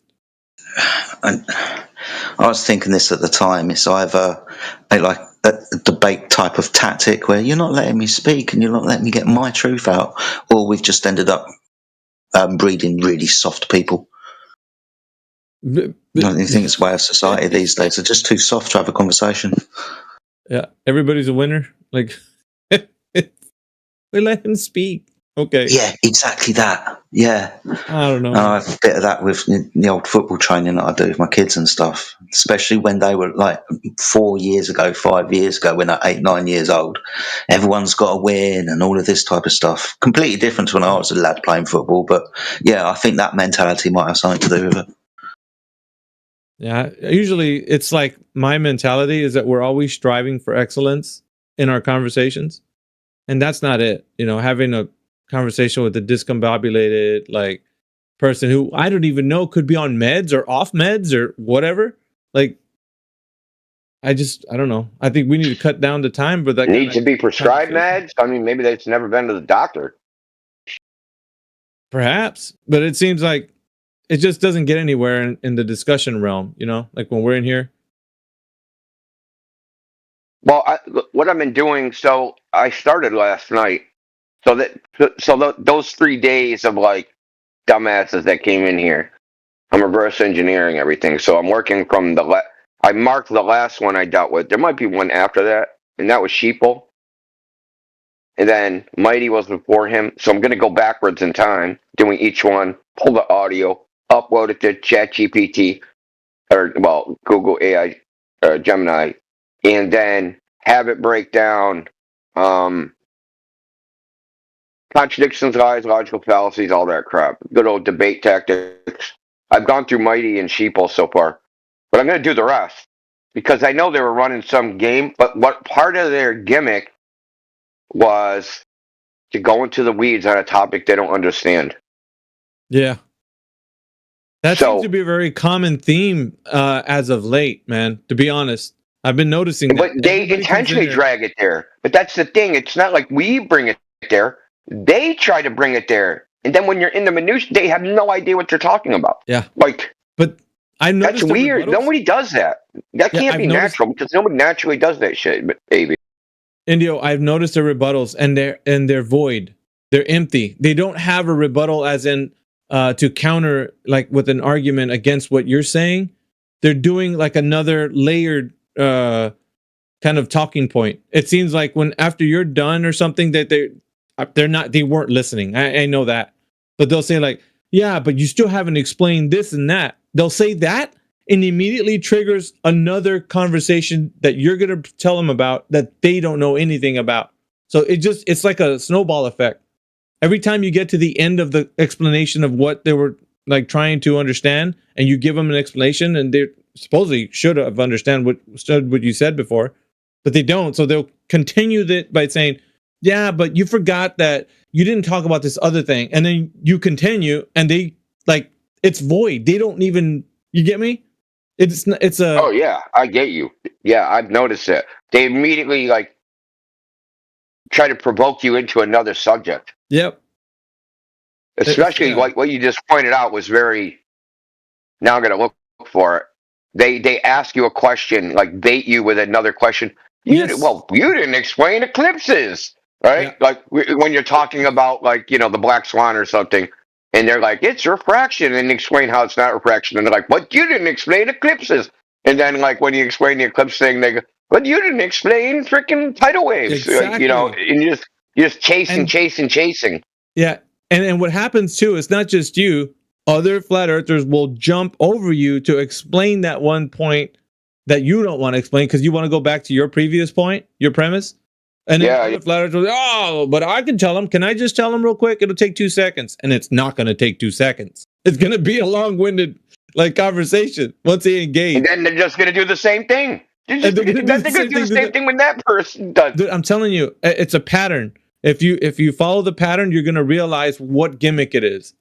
I've been noticing, like, I'm fucking... And that's why I don't really go into like all the little nuanced things that I'm listening to. But I know that they're playing the people in here. Either they're rage baiting or they don't have any information to substantiate their points. They just don't.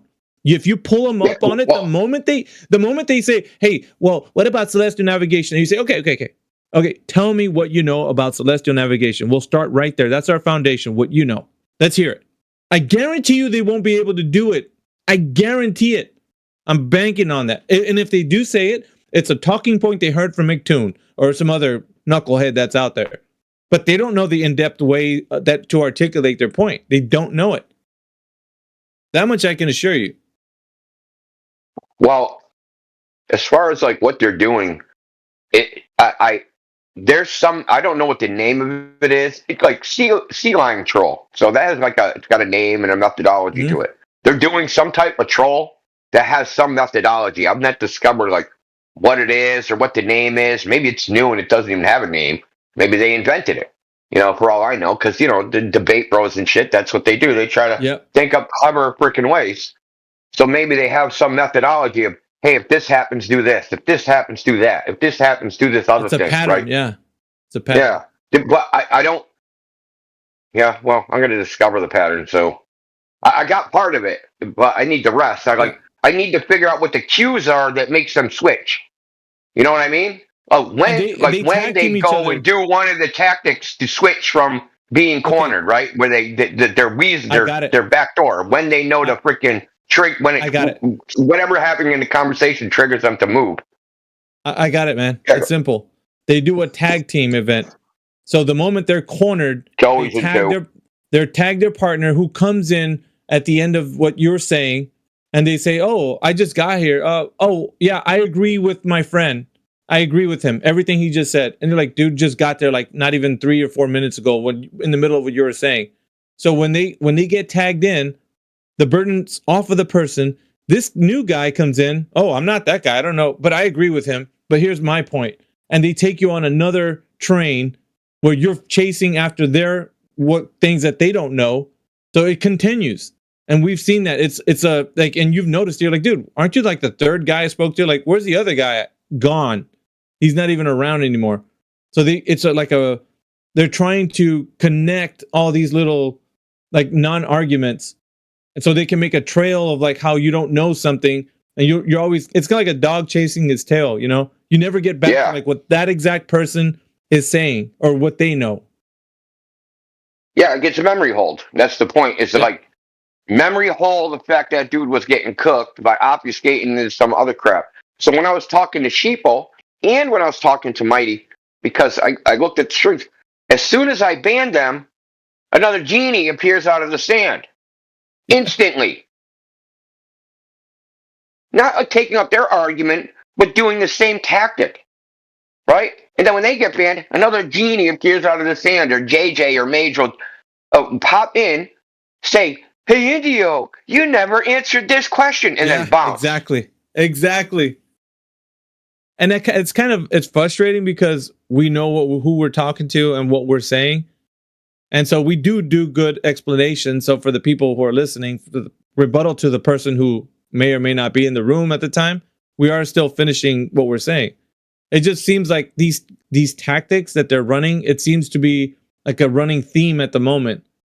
Currently, I think within the past, couple of weeks. So here's the funny thing. Hold on, baby.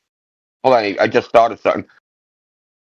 If they're not listening and paying attention, how can they come back in 2 days later and bring up something you said 2 days before? When at the moment I ask them, "Hey, what did I say?" But they don't know what I said. And 2 days later they remember? How does that work? Yeah. Because both JJ and Mage did the same thing. They popped in and say, "Hey, Indio, you said this and that and the other thing." And you never answered to something, right? They both did it. But as soon as I started answering, they bounce out. But the thing is, when I was talking to them, I've asked both of them, "Hey, repeat back to me what I just said," and they couldn't. So they're obviously collecting, a transcript or something like that, and maybe they're freaking running into an AI themselves. Who knows what they're doing? Watching it on YouTube too. Yeah, but they're talking about a conversation I was at with them, but they couldn't. While they're in the conversation, they can't remember what's said in the conversation. But how do they remember 2 days later to come back and bring it up? The two things I think we need to kind of tighten the ship up was pulling them up on what they're saying to see if they know anything, if they have any knowledge base on what it is, to start with the foundation there. And yeah, we got to start filtering. Yeah. We're just filter them out, dude.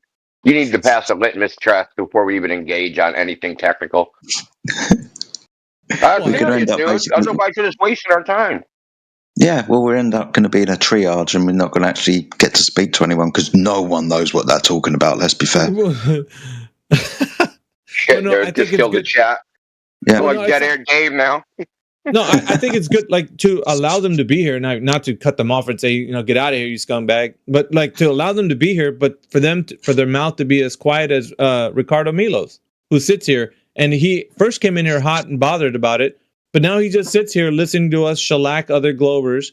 So he's like, "Oh wow, no Glober can come in here," and because he said it before, right? He said, "I've been paying attention to you guys for 2 weeks, and here's one of the arguments that I found qualms with." And he brought up the argument. And we went over it. It was, as a matter of fact, he didn't have an argument. And we pulled him up on it. So, yeah, there's going to be like events like that. We're going to have a ton of Globers sitting in this chat, like Kiro-san. And people are just going to be sitting here just like, dude, where is the champion Glober going to come in here and just shellac these guys? It's never going to happen. So that's what, I don't mind. They could sit in here. But there is no argument for the Earth being a globe. Something that's imaginary, that's never been proved in our actual physical world, it's never going to happen.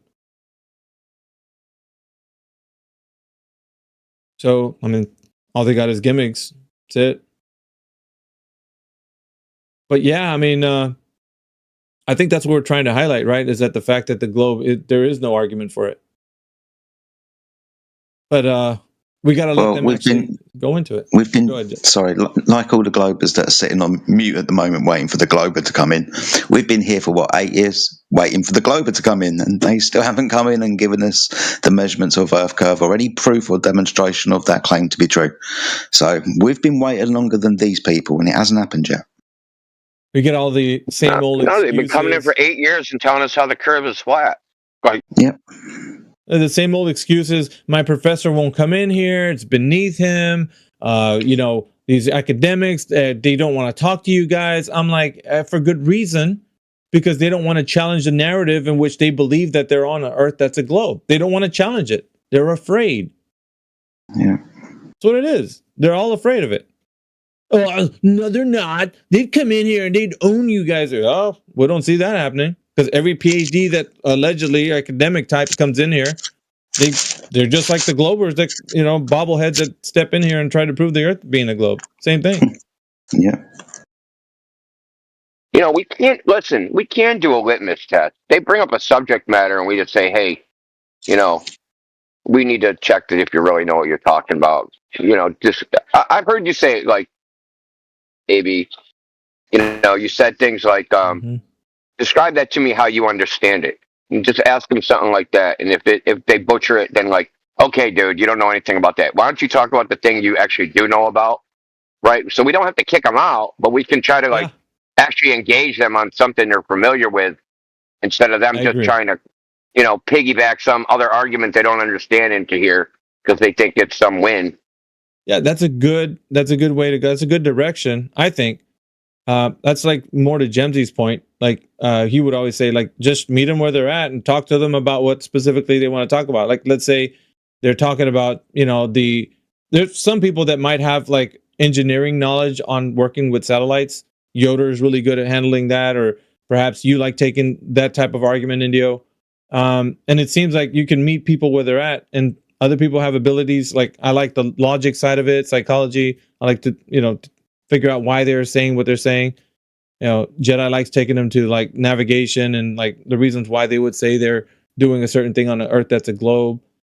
They're picking up on that, but more than that, it's like just pulling them up on what the knowledge claim that they're making. So I think I'd like to hear it. Like, I'd like to hear them say, "Okay, this is what I know. Here you go." But then it's like, "No, you flat earthers are getting it all wrong." Oh, yeah, where are we getting it wrong? Well, like, I don't know. I'm not a scientist. Yeah, this is the point, isn't it? Right, they'll end up regurgitating a story that they believe to be true. Then we ask them how they know it to be true. Then we'll end up in the same circle again, because they can't give us the information that we require to demonstrate the story that they've said is true. It's always stories. Some of them are really good at repeating the story, though. I think that gives them confidence. Oh, I know about the thing about Venus. Oh, my goodness me. Yeah.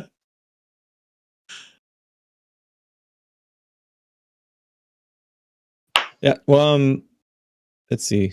Talon just recently came back. He was off for a long stint. Yeah, he rejoined us, was it yesterday or within the last 48 hours?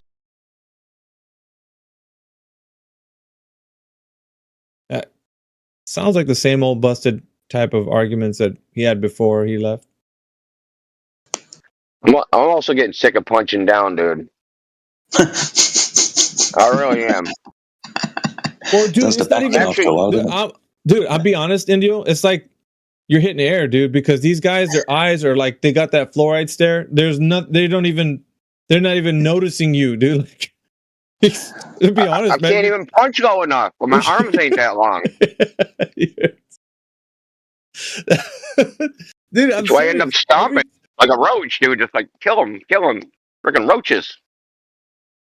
Yeah, it's like for a roach, you need like a little bug spray or something. You bring like a tank, you're running them over with, dude. Like, and the sad part is they don't realize like where they're at in the conversation. Still don't kill them.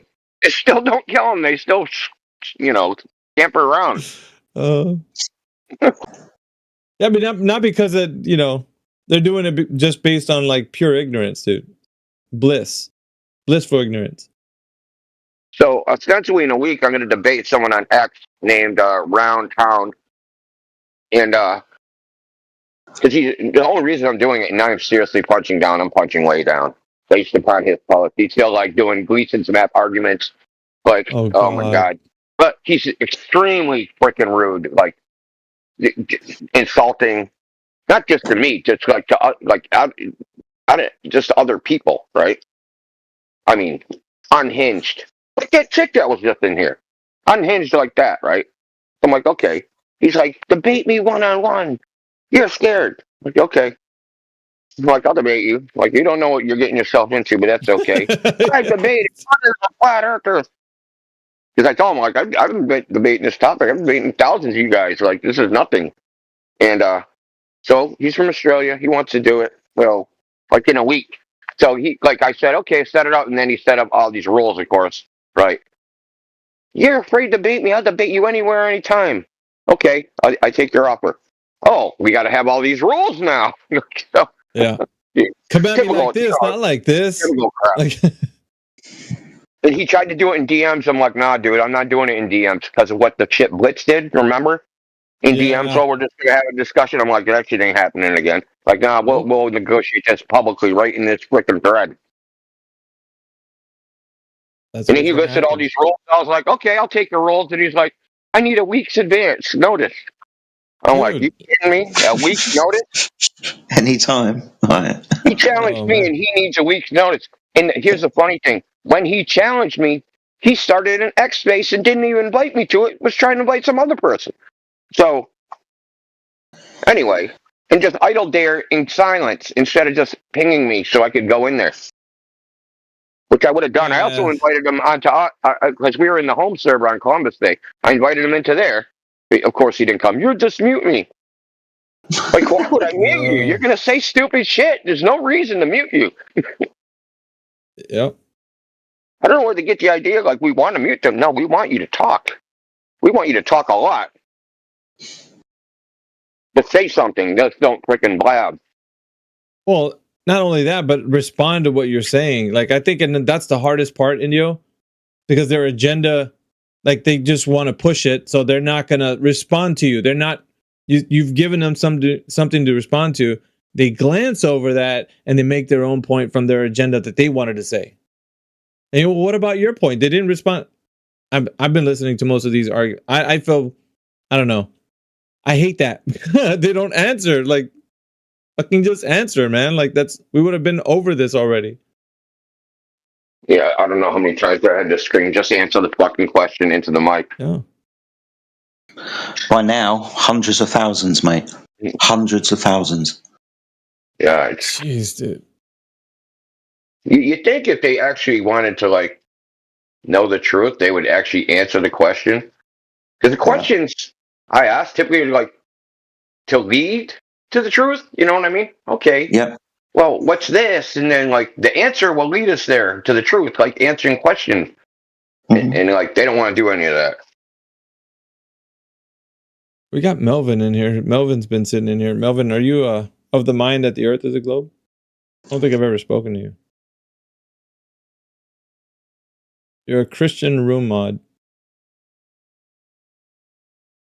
Melvin, are you there? Maybe not. I had to check. I don't know who that guy is. Got a little rainbow with a, looks like a Jesus avatar talking to a person.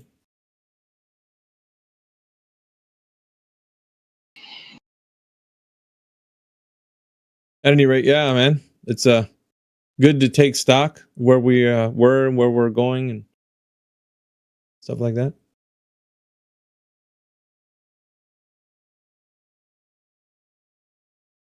Well, yeah, I'm doing a partial. I don't know. It's not an organized plan. Doing a revamp. So, in case you guys didn't know, Jose and Mimulus have been de-admined. And there's going to be 2 new admins. I don't know who yet. I haven't decided. I got to talk to CJ about it. But because they have been absent, and yeah, I mean, well, they're absent. I tried to get a hold of them, but they're just incognito or AWOL or whatever. And even if they came back right now, they don't even know what's going on. You know what I mean? They don't even know, like, about the other 2 servers or the situation or what the hell. They don't know. Like, it would take them a while even to catch up. They'd have to be retrained. Yeah. I mean, I remember Jose, last time he came back in BC, he was just like, we had advanced so far in that, like, year that he had not been around. He was like, holy shit, dude. I'm freaking, I don't even know he didn't even know what to do. Like, you know what I mean? he told me, he's like, I feel like I was stupid, like, just because he was so, like, out of practice of debating, but, like, everything had progressed so far away from, like, where it was at when he left. Yeah. You know? There's new tactics and new ways of coming at this. Like, we're not, I don't know, we've gotten away from a lot of the old ways, I guess. Have you got you short list just of did potential time. admin? A short list? Yeah, kind of. I don't know. Yeah, I guess. A couple people I got my eye on. I'm taking Bitcoin on my Bitcoin address.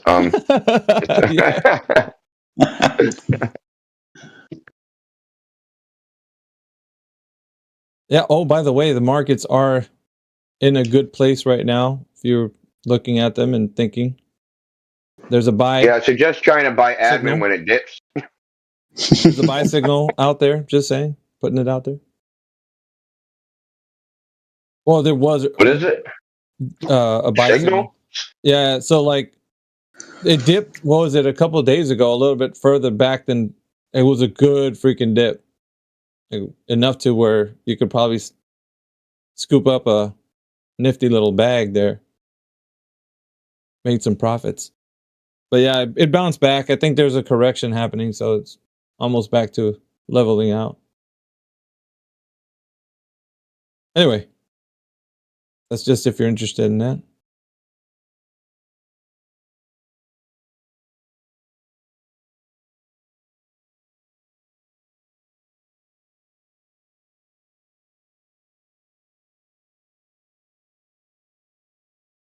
There's another announcement, but it's only for us. So I didn't know if I wanted to say it or not, or if it's private or public yet.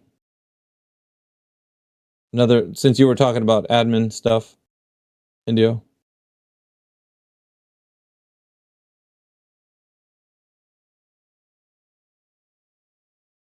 Something about this. Was the announcement? Oh, you're making an announcement, or was my announcement private? About this specific room. This room. Oh. What about it? Oh, I thought you guys already knew. Sorry. I mean, I heard undercurrent something or other, but I don't want to say anything if it's not public information too. Well, yeah, that's why I'm playing stupid, dude. I want to say it. All right. There's no. I am stupid. What's going on? Can we make this? I don't know if we can say it or not. Give me a change in management. Okay. Yeah. There's Master Yoder says it's okay. Yeah, I was just waiting for someone. So Heretic had to take a step back, and the person that's in charge of the room now is AI Overlord. So he's the big man on this campus. Motherfucker, poach my admin. No, yeah, you got poached, bro. I really, really like Heretic. I can understand why. If it's not for personal reasons, I can understand why you take a step back anyway, because it's quite a fucking hellhole sometimes around here, and there's a lot of pressure on him. So I appreciate everything he's done. I'm glad AI is taking it. I have a lot of respect for AI. I think he's a good man. Hint, could be admin. So yeah, no problem. That's fine for me. Yeah. No, because then if he gets control of freaking English Hub, then he is the Overlord. Can't let that happen. Yeah. Well, that's what's happening. Would he be the paterfamilias in that case? He's gonna simulate. Resistance is futile. Isn't that how it goes? Yeah. At any rate, ever since AI turned up, I just nothing but respect for that man. He carries himself really, really well. I remember that first time he came out, was that a debate with, was it Plano Walker or something like that? Back on the old server. That's my earliest memory of AI. Yeah. Interesting. I checked him in, so I'm a good judge of character. I almost thought he was a troll, dude. I was very close to banning him. But just because of his monotone, he has a very even-keeled voice. So I was like, this dude is just... Because people usually come in like a little emotional either way, especially back then, right? Flat Earthers are very excited and Gold Earthers are very irritated. So he was like monotone. I'm like, this dude's just larping. But he didn't explicitly say he was a flat earther, so I was like, yeah, maybe he's legit. Let's give him a go.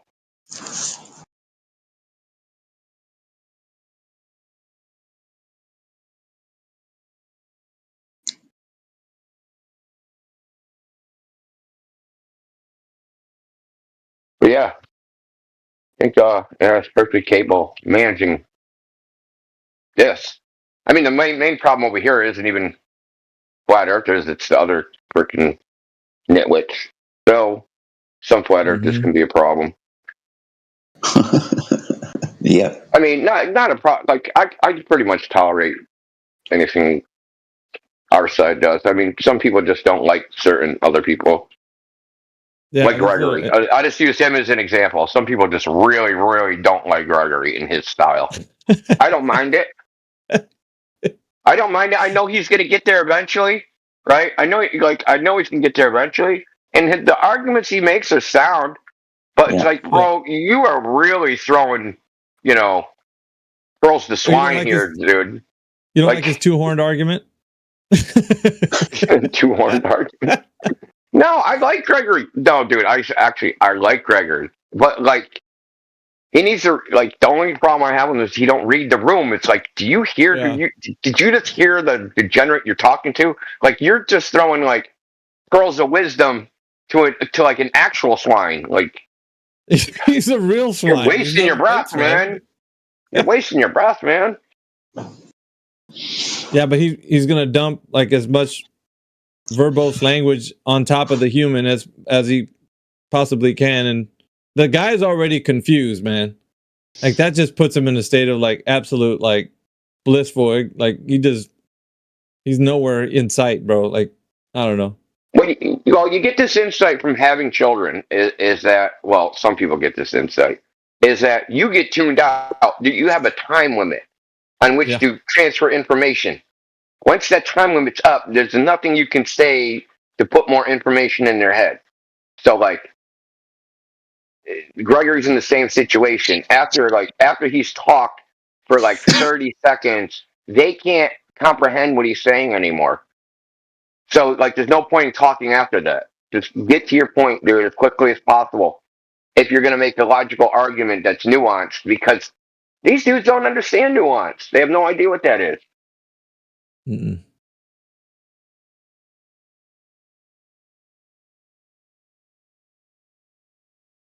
And that goes back to what you're saying earlier, Jamsey, right? You got to meet them where they're at. Yeah, it's second order logic ain't where they're at, okay? Well, he was. One thing I like about Jamsey is that when people start talking about the Glober, starts talking about something that's not in the same vein of a position that we would have to have a conversation of. We don't have to have an agenda to talk about so that they can get on that specific point. You know what I mean? He's just talk to them about what they're saying. Is there anything you can make them understand from that position that they're coming from? Because there could be something there. I mean, if you want to have a conversation, and then have it there. But it's just the mismatch was what happened the other day. And I love Bong Sao, but I mean, he was just totally about Kabbalah and whatnot. And it was the reasoning wasn't behind that conversation. It was more what the guy was saying and try to deconstruct that bit of it, So he was they were talking past each other. I mean, in a sense, not really, because he did mention it before, but he didn't have any knowledge on it. He's just saying certain talking points, and then Bong came with his agenda and then started saying what he was saying. But you know what I mean? It was just never met eye to eye on their progressing the conversation. And I think that's really important. I think when we're having these talks with them, is if we're able to get them to realize what they're saying has any validation to the topic, right? Discussing okay, Bong, so what is this? Bong didn't lay the foundation for what he was saying, right? So it's he started in the middle. It's a conversation. It's you're having a conversation about it, and Bong just started halfway into it, right? The guy didn't understand the foundation of what Bong's actual argument was, because Bong never laid it out. I think he gave the guy the benefit of the doubt that he already knew something, but the guy just knew a bunch of buzzwords. Right.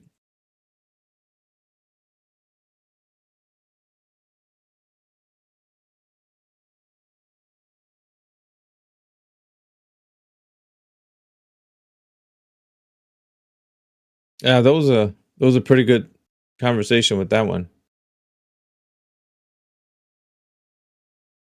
Because he was coming from a psychological position. So Yeah, he needed his own psychological workup, dude. His he did not have any self-awareness on his own psychological bias that he was exhibiting through the entire conversation. exactly. He was like, "No, I'm talking about this specific archetype," and you're like, aren't you that guy that you're talking about?" Yeah, That's what I was visualizing that. I was like, oh, he's sitting on the chair. He's the one sitting on the patient chair right now. But then he ejected. Yeah, I know. But I think it's because we started to get like, we're starting to put some meat on the bone of like how real what he's saying is or not. So he's like, well, it's time, it's almost time for me to go. So I was like, yeah, how convenient that is. We start getting real and you're now looking for the exit. Okay. I mean, that's fine if you did have to go, but it's just like, coincidental. I don't know. Guys know that Michelle Obama has the biggest penis in the United States? That's profound. And sometimes I have to wrap mine around my neck even to make it feel normal. Yeah. The brain worms. I mean, you do know the room you're in, right? Do you think the Earth is a globe, Mr. Man? I mean, I don't really care what it is at this point. I mean, people say it's round, people say it's flat, people say it's a triangle. To be honest, I don't give a fuck at this point. Why not? I don't fuck. Why not? Because who gives a fuck? We're all living and we all breathing. Do. Everybody's curious about the truth, right? We're all curious about truth. Every single one of us. We all are. You know how we know you're a globe earther? That nihilistic attitude. So we're 100%. You're a globe earther. I do think that there are some things that like flat earthers believe are true. Like a lot of flat earthers think outer space is fake and gay and CGI. I do believe that because I've never been there. So how do I know it's real or not? Not the fact that you're not there. That's really not a good position to say that that doesn't exist. You know what I mean? Like if you're going to put it out to an argument, like you say, well, I say that doesn't exist because I haven't been there. Like that's not a good way to make that argument. You know what I mean? There needs to be some point where you're making a sound reasoning behind why it doesn't exist, not because you just haven't been there. Well, I've already seen the videos, NASA and everything, all their like live streams and like all their like their fake videos and all that bullshit. It's just some dude in a green screen room. Well, and we don't disagree with you on that part, right? That's obvious. But like when we're starting to get into a discussion of the nature of our physical Earth, then we're going to talk about things where you can actually go out and test and verify. And that's the part where the rubber meets the road. So you can actually go out into the world and test and verify whether or not the Earth is a globe or if it's a horizontal plane. You know what I mean? Like you can do these things. So that's what we're asking people to do. And why I'm asking you is... Go ahead. Oh, okay. So I did take a trip to Michigan a couple months back. Hold on, Dad. And then you know the answer to that. Sorry, my dad's talking. Sorry. But, are you talking to him or else? I was talking to my dad. He was asking me if my brother went to work. Yeah, sorry. But yeah, so like I went to a trip to Michigan. It was like a 6.5 hour flight. And when I was looking out the window, it seemed pretty circular. Like I saw a curve, but like, all right. Yeah, that's a good. People usually come in here and say they saw curvature from an airplane window, and then there's some people that say they didn't see curvature from an airplane window. So what do you think a standard would be for us to find out whether or not someone said they actually saw curvature or they didn't see curvature? What do you think we could do to figure out the deciding factor? What could we do to say, okay, let's break the tie. Let's do this one method. We'll find out for sure. What do you think that would be? I'll tell you if you don't know. That is an excellent question. I've heard arguments like fish islands. I've heard stuff like that. And apparently a fish island enhances the curve of the Earth. Yeah, but you saw what you saw, right? I'm not going to negate the fact that you said you saw something. Okay, let's just say it that way. You saw something. So did the guy up next to you that was sitting next to you say, hey, I don't see a curve. I see a flat earth. Both of you saw something, right? But if you were going to say what was the actual physical reality that was portrayed out there outside, how could we test that? Which is what I'm telling you right now. We'd measure that. We'd have to measure that. We'd have to see if it's curving like the way we see outside of an airplane window, then of course that curve would exist if we went back down to the ground and we'd measure it at a specific distance, a longer distance. We say, okay, we can go from point A to point B on the surface, and like up there on the airplane, the Earth would be curving the same way. Would you agree? I mean, it wouldn't not be because you saw it. True, makes sense. Okay, so that's what I'm saying. Do you think there's any point of validation that someone can do that would be able to test that curvature on the surface that you know of, at least from school or on the internet, that somebody could test that you could measure over a distance that the Earth is curving? Well, I heard about that one test where these people, like, they took a light and like cut out a piece of paper and put it on a stand, and some guy went further of a distance and poked another hole in the light, or on the other side they like poked a hole in the piece of paper and then flashed a light through it to see if they're. I can't exactly remember what it. It was a documentary, what we referred to as a mockumentary. It was called Behind the Curve, and it was from an individual named Jaron from Jaronism, and he shined a flashlight through three holes that, like, he got these, I don't know, with a cardboard, but they had little holes in them. He was supposed to use a collimated light, a laser, and that either malfunctioned or it wasn't working. So they used that flashlight, and of course, with the flashlight, you'd have a bigger splayed out light source, coming out. So what happened is when that light, it didn't shine through all three of those holes, then he said something like, "That's interesting," right? But the important thing was there wasn't any data taken away from someone. Okay, let's just say there's people that advocate for the Earth being a globe, right? Let's say you believe that.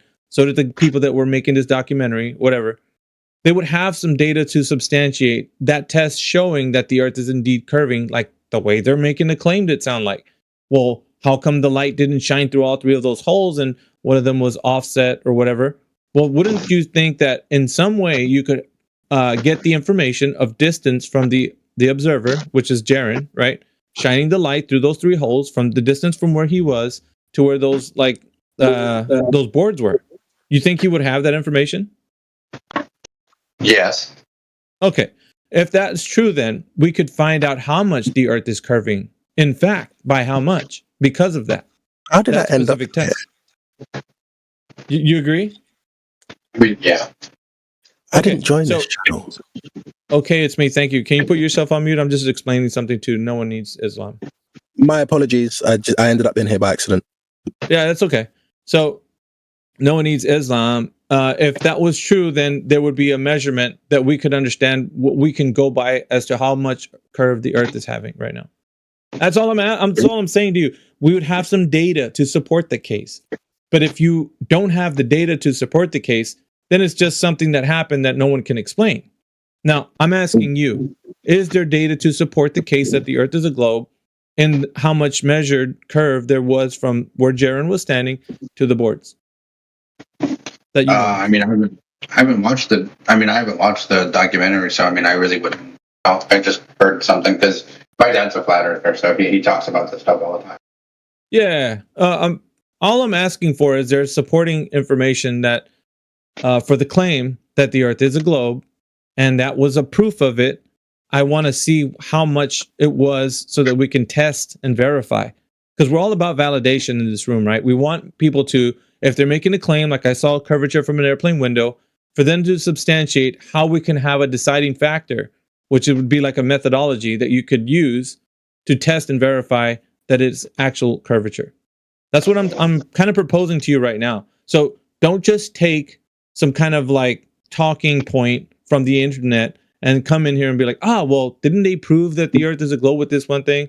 Because when I question that and there's no way to support the data, that should be to you like, that's interesting that I can't support the data for what I think is the globe.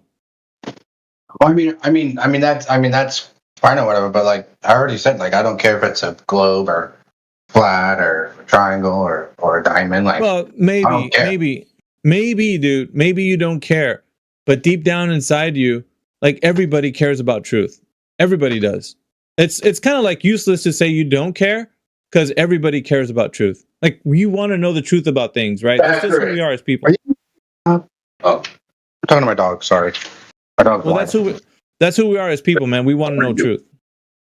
So it's useless to say you don't care. I know you do care to some extent. I mean, if it came right down to it, you'd want to know if you're living on an Earth that they're telling you live on. It's a globe.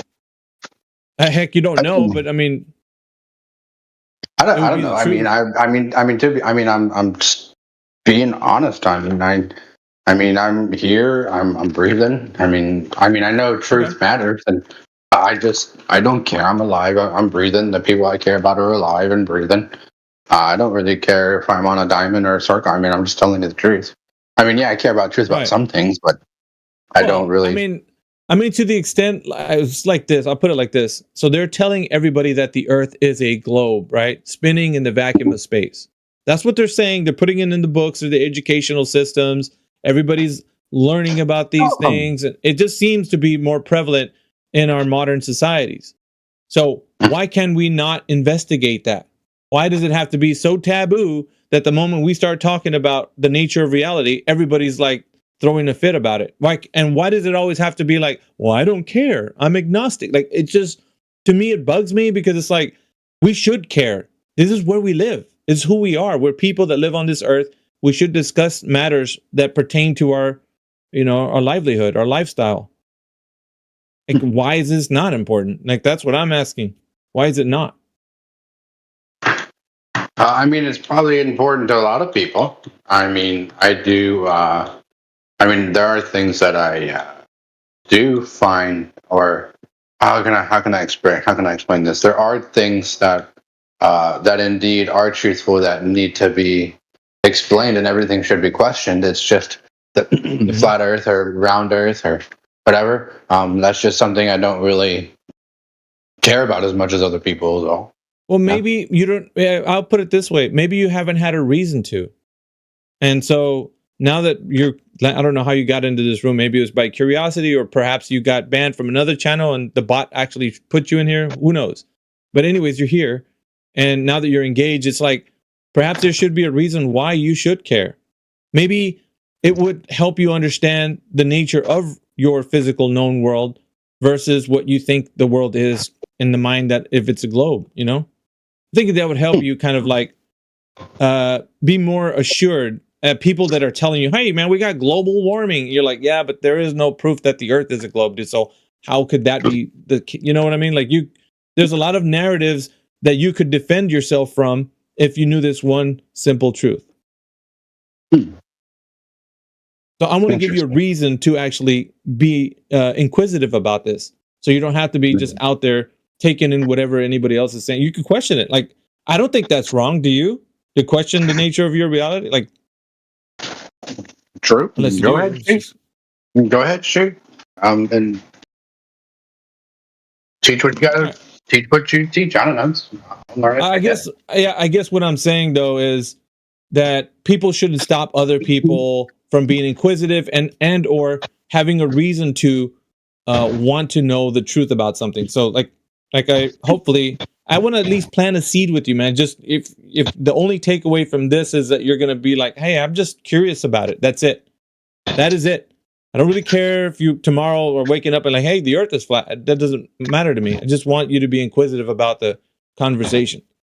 Like, yeah, that's interesting. You can go ahead. Teach what you got to teach. I'm listening, right. I guess. So for the rest of the individuals that are joining us right now, we are asking the question of how they know they live on the Earth that's they believe is a globe. And the only way to sufficiently answer that is with empirical information to substantiate the claim that is an actual globe. So we do have some people in here. And by the way, no one needs Islam. Can you mute your mic? Your hot mic in. No one needs Islam. What you got? I'm all ears. Yeah, can you mute your mic because you got your mic is like you hear it's on or something. Oh yeah, my bad. I turned down my video game. All right. But if you locally mute, that would help us because we don't hear any background noises. All right, thank you. We do have people that are coming into this chat, and if you're questioning the nature of your reality, or if you just want to know what we're talking about, please chime in. We've been talking with No One Needs Islam, the guy who just popped in here, but we can talk to you as well. We got King Malu who's joining us, and who else is in here? Cosmic, non-problematic, or whatever your name is. It doesn't matter. You're a repeat. You guys are welcome. If you think the Earth is a globe, what is the best supporting evidence of it being a globe? Please present that.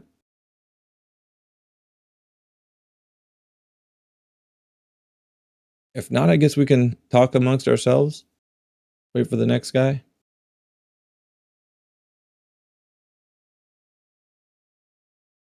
Yeah, I always find beef with the fact that people don't feel the need to be inquisitive about the topic of the nature of the Earth that they live on. I think that's everybody wants to know that. It's the reason why these models and ideas were even conjured up, why there's been endless debates about them.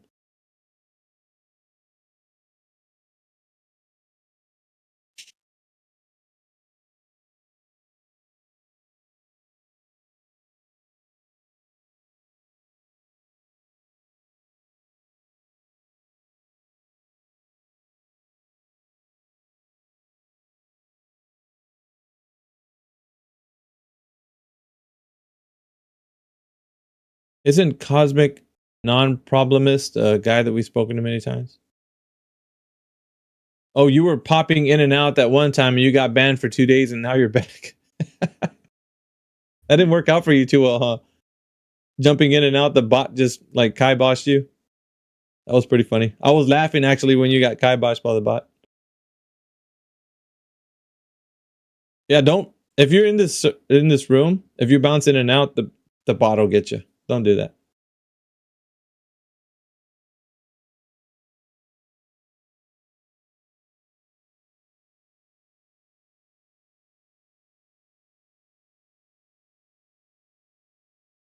He's one of the one over fences, isn't he?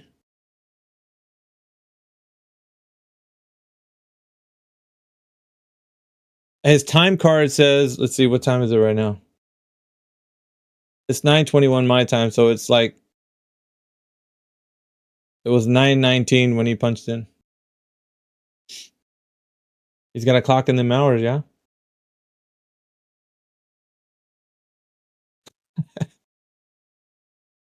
Oh man. Welcome to the chat. Whoever else is here.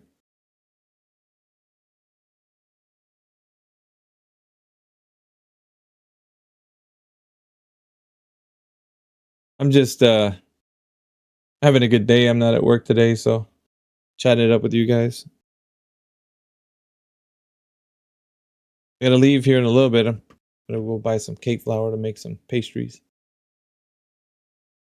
But we're taking your questions and or maybe giving you some explanations. But we do want for you guys to at least have some type of way to articulate that you know what you know. That'd be great.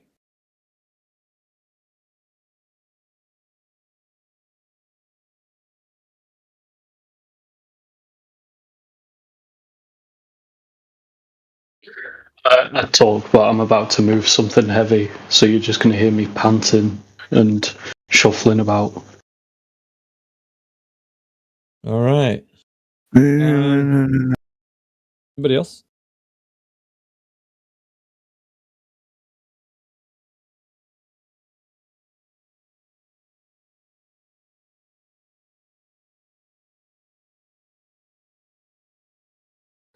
What's the issue? Do you having a hard time? You heartburn with the fact that the Earth is not a globe. Oh, jeez. Need some Pepsid. Yeah, that won't help him though.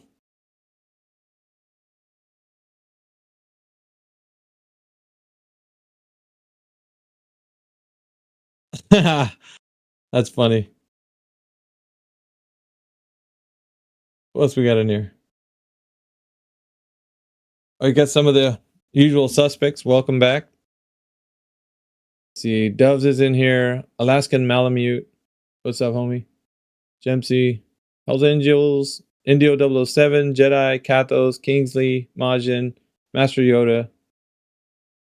Over Fences. Quiet Noobs. Resolve. Shaggy. Truth by Proxy. Car, and DJ. What's up, DJ? What's up? Nothing much, homie. I'm doing a little roll call, seeing who's here.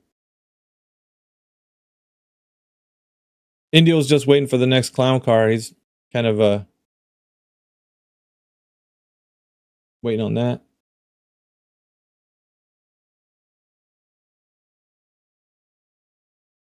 We were talking about navigation earlier. I think Mez was in here. Of course, he couldn't. Every time you pull Mez up on like what he knows, he doesn't answer. He just deflects and goes straight into his agenda. It never fails. Every time you pull him up, it's gonna go the same way. So I don't know. At some point, I just started muting him and like just answer what they're asking for. Never did. So then he started like latching on to me. He just zeroed into me and forgot about everybody else asking him questions and. AV, you're just too scared and all that kind of stuff. You know, his meta, what he usually does. I just left him on mute and he left.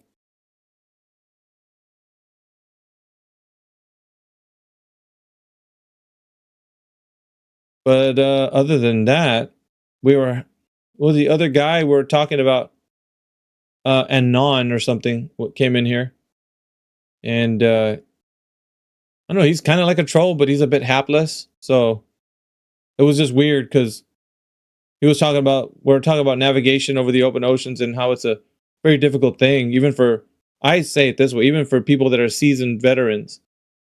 Like it's hard for them to like get from point A to point B. So, and much less somebody who's a novice who's going to come in here and make it seem like I know how to navigate. Celestial navigation. They come in with the talking points, like you know what I mean, DJ? Like they know what they're saying.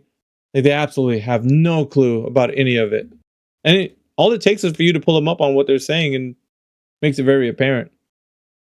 Yeah, and they'll never admit when they're wrong about anything. Yeah, it's just egomaniacs. Yeah, I mean, if we're gonna get to a different point of the discussion and move the argument along, they have to be able to say how they know what they know, where they got the information. I think that's the other thing too, right? Like where they got the information from. Because lo and behold, it might be like McToon's like website that they got it from. We don't know like where they get the arguments. Maybe they don't want to disclose the source because that's the case. But I just think they don't know because they don't know. It's just a talking point that they heard and they're like trying to run with it as far as they can.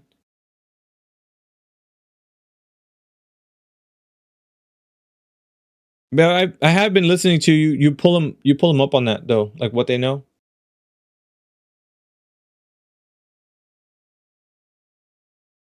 Interesting.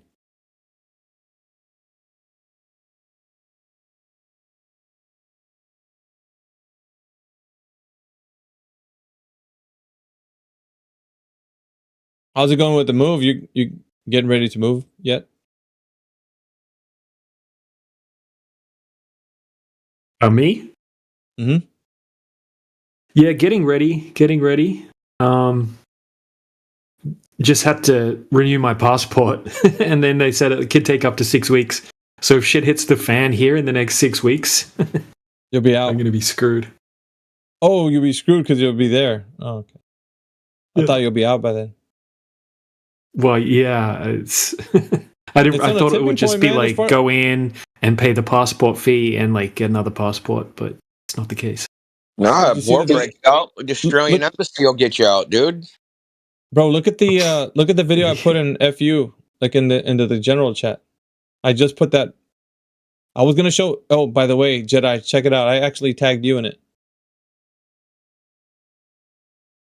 You probably. Yeah, what's happening here is like all day and all night. There's big giant Soviet cargo jets coming from NATO countries like Norway, Germany, all sorts of different places, and I don't know. I guess they're just bringing stuff in. And they're allowed to fly over place your where I'm at is kind of where the military bases are, like where they're like holding all the stuff. So, and it's Are they pretty allowed close to do to that? What? I don't know. I don't know exactly. I guess they're just not telling us what's going on. But all of a sudden, you just hear these big roars in the sky, and you check radar, and it's like big, giant, like cargo jets, and you check where they're coming from, and it's like all different NATO countries bringing stuff in all day, all night. Hell no. Yeah. Something's up. Yeah, something's afoot. Yeah. Yeah. Yep. There's a vibe in the air that I'm pretty sure you don't want to stick around to find out what it is, but you think Poland's going to be like a next battleground or something? You think it's going to be? Damn, I hope not. But no, I mean, it's kind of like in the way. Like it's like the country that's in the way of all the other countries. It's like the middle of the pitch. Jeez. And also, like I keep hearing things, politicians saying, "Oh, like this Ukraine war, this is our war, this is Poland's war. We need to jump in." And you're like, hell nah. This it's like a little chihuahua like trying to attack like Russia being the Rottweiler or something like that, and this little chihuahua's like keeps trying to bite it or something. Oh shit! Over fences, you gotta. Damn, you know people like that? Holy smokes.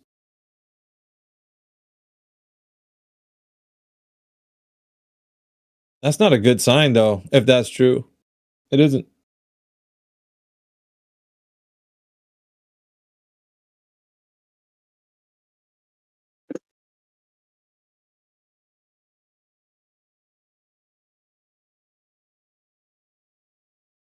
Just chilling.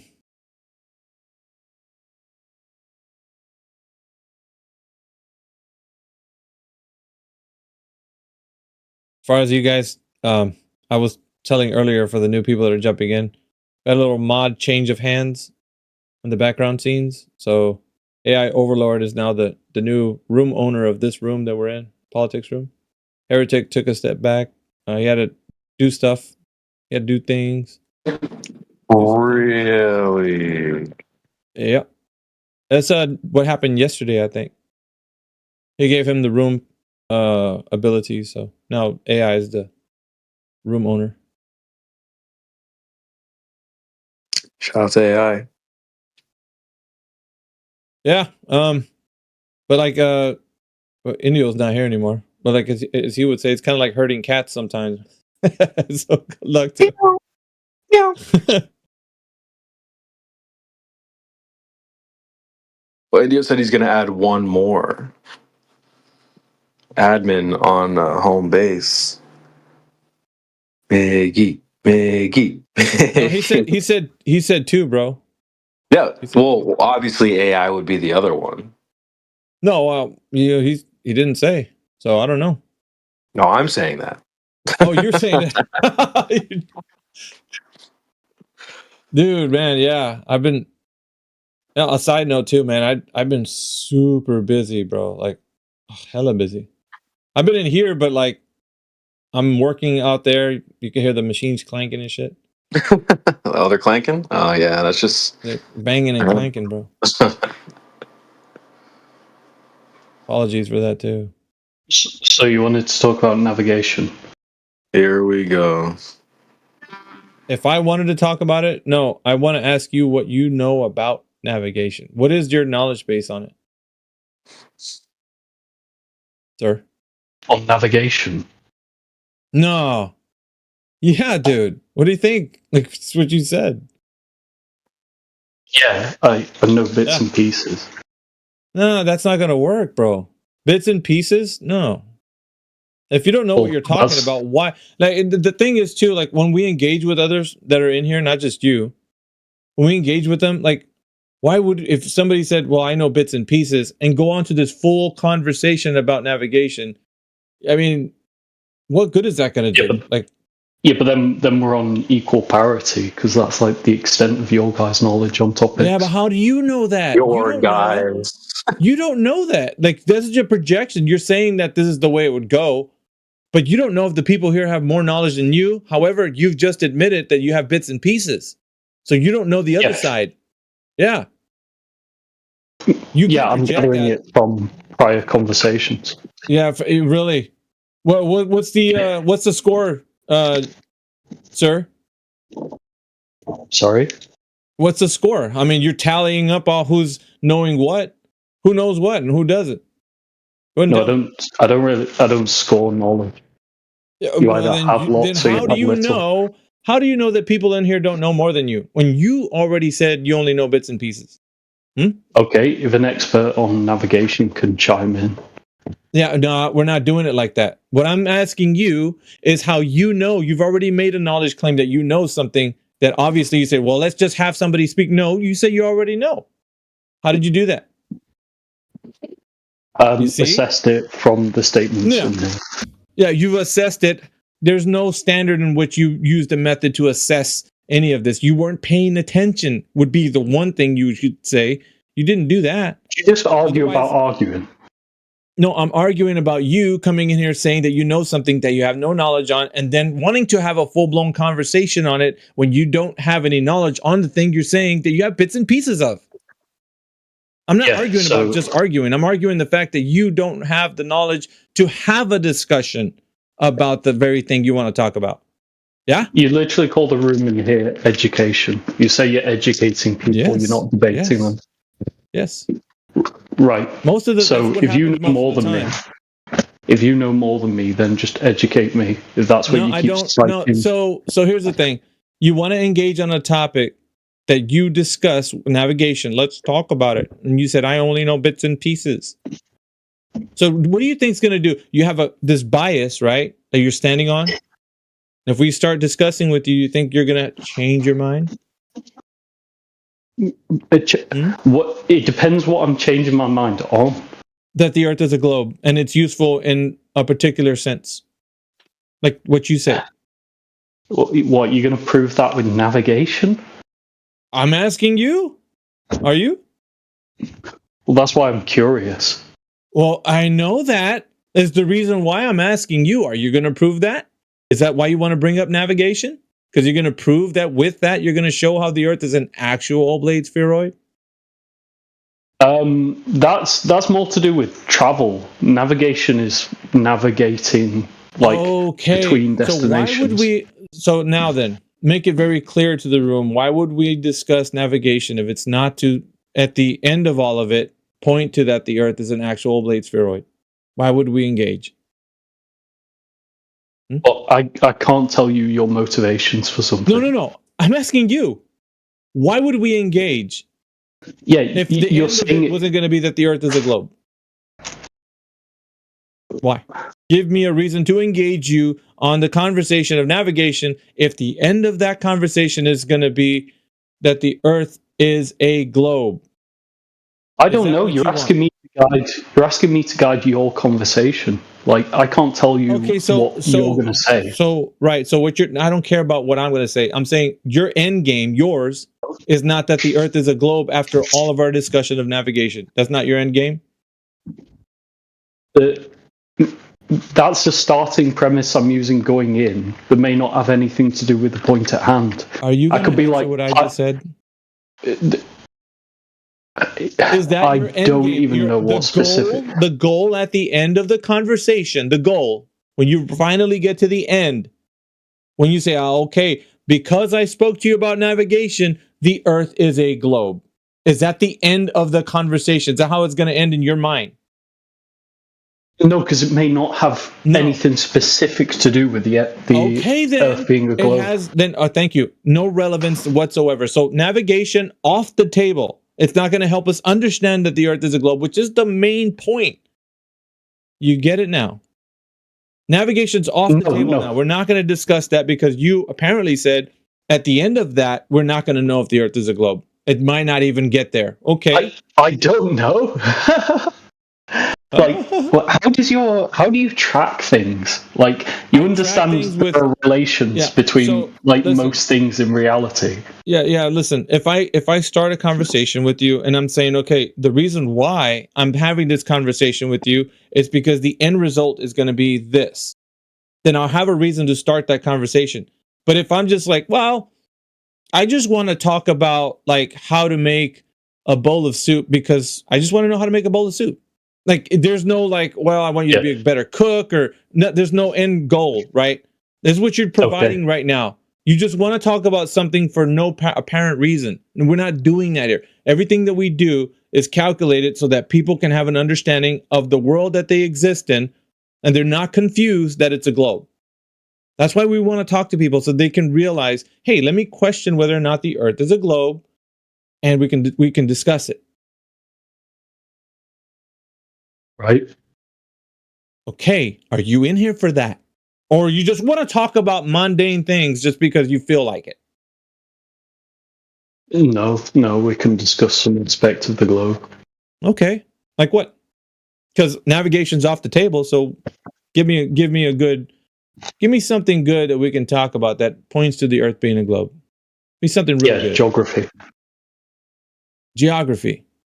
Okay. Yeah. Now, you're going to make the argument that geography connects us to the fact that we actually live on an oblate spheroid or a globe sphere. I'm not sure if you can necessarily determine it's oblate from geography, but you can certainly determine it's spherical. Okay. You can determine it's spherical using geography. That seems to be some highlights of your premise. Okay. So go ahead, and if you want to, I'll give you the floor. Go ahead. Start with geography, and I don't know where you're going to take us. Go for it. Yeah. So the distances and relative positions between the continent, right?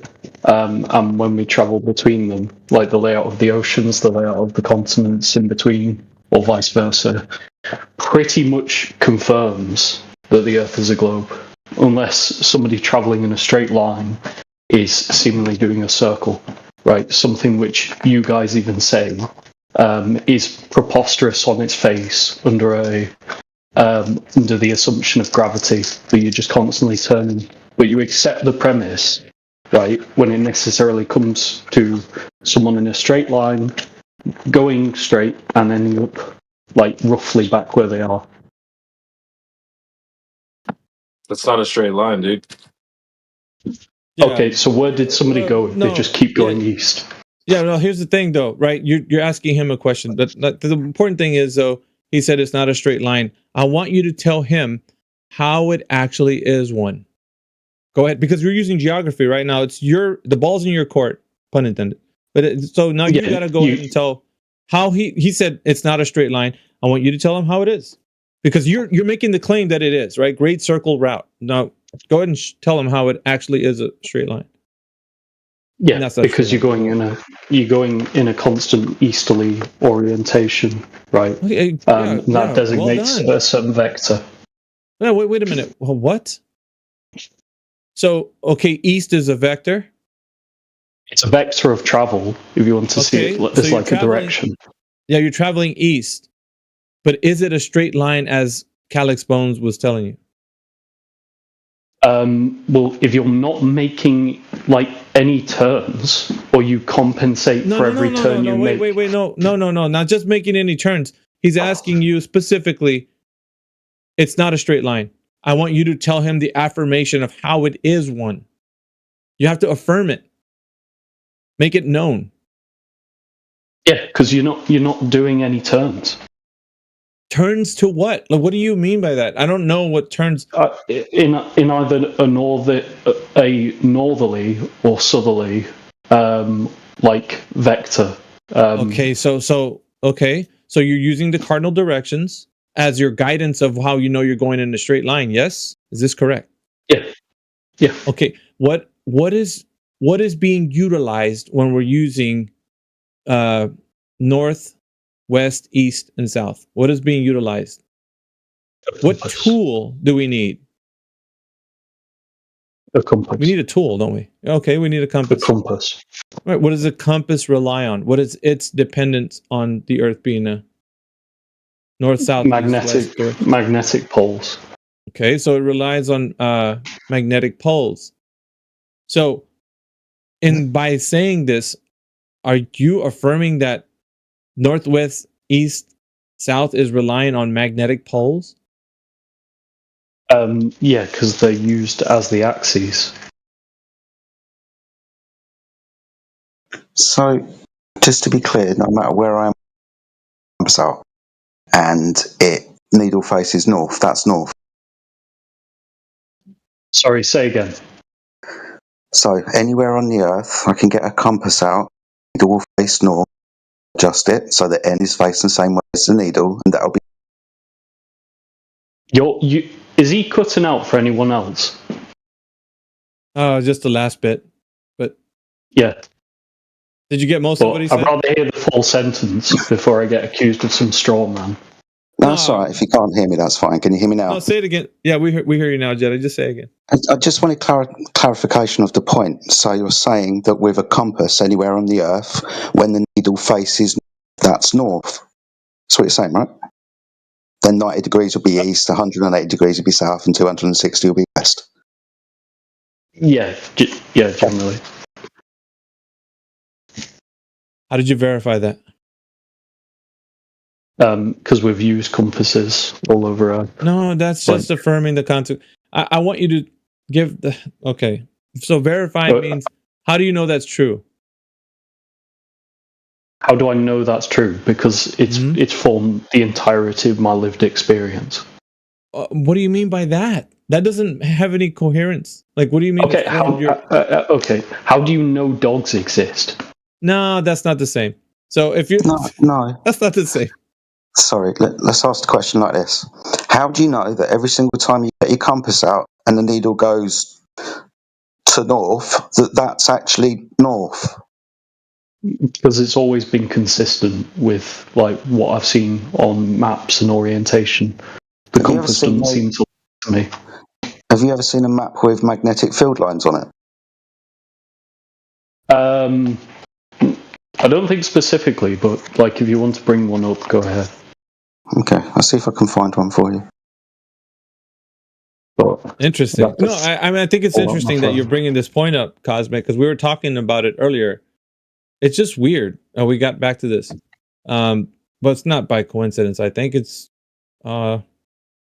should be what we could consider divine appointment, because it helps people realize that these conversations we have they're always coming back to a place where people can have a rooted foundation for their knowledge on what they know. So it's not true. And Calyx Bones did pull you up on the fact that you're not going in a straight line for a good reason, because you just believe that you are. And it seems like that belief is carried into what you think your lived experience is.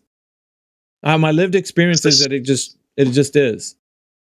There's the same burden of proof for saying that you're not traveling in a straight line. Yeah, but no, because you make the affirmation that it is a straight line. Now, magnetic field lines, and because I told you what does a compass depend on, you said magnetic poles. What is that? Magnetic field lines. So we got into magnetic field lines and over fences, and I'm pretty sure Jedi is going to find an image to post, but there's being some images posted for you now, and it just depends how the map it looks on the orientation of the continents and all that. It's going to change the way those field lines actually look. And not to mention the fact, is another kicker, field lines also fluctuate. They're not static.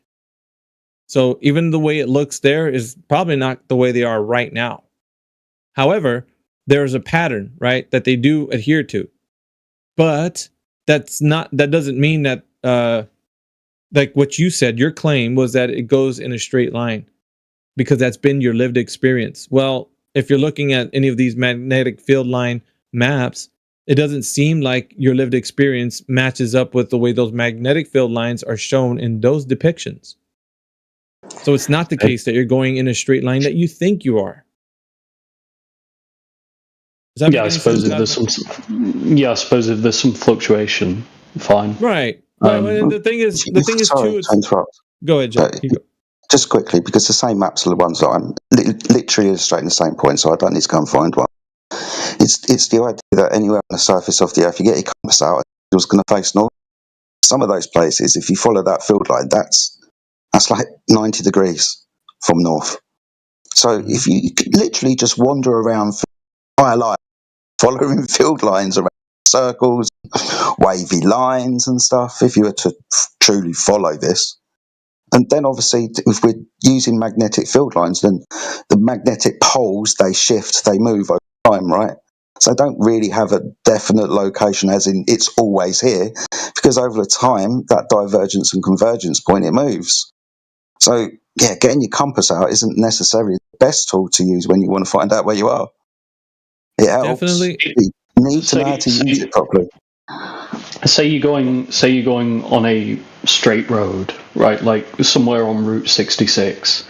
You can tell you've gone in a straight line, can't you? No. Wait. No, the larger point here is that what Calyx Bones and I, and even Jedi is saying, is that when you're pointing somewhere in a cardinal direction, that's not necessarily a straight line, because, like, I mean, you're pointing somewhere, right?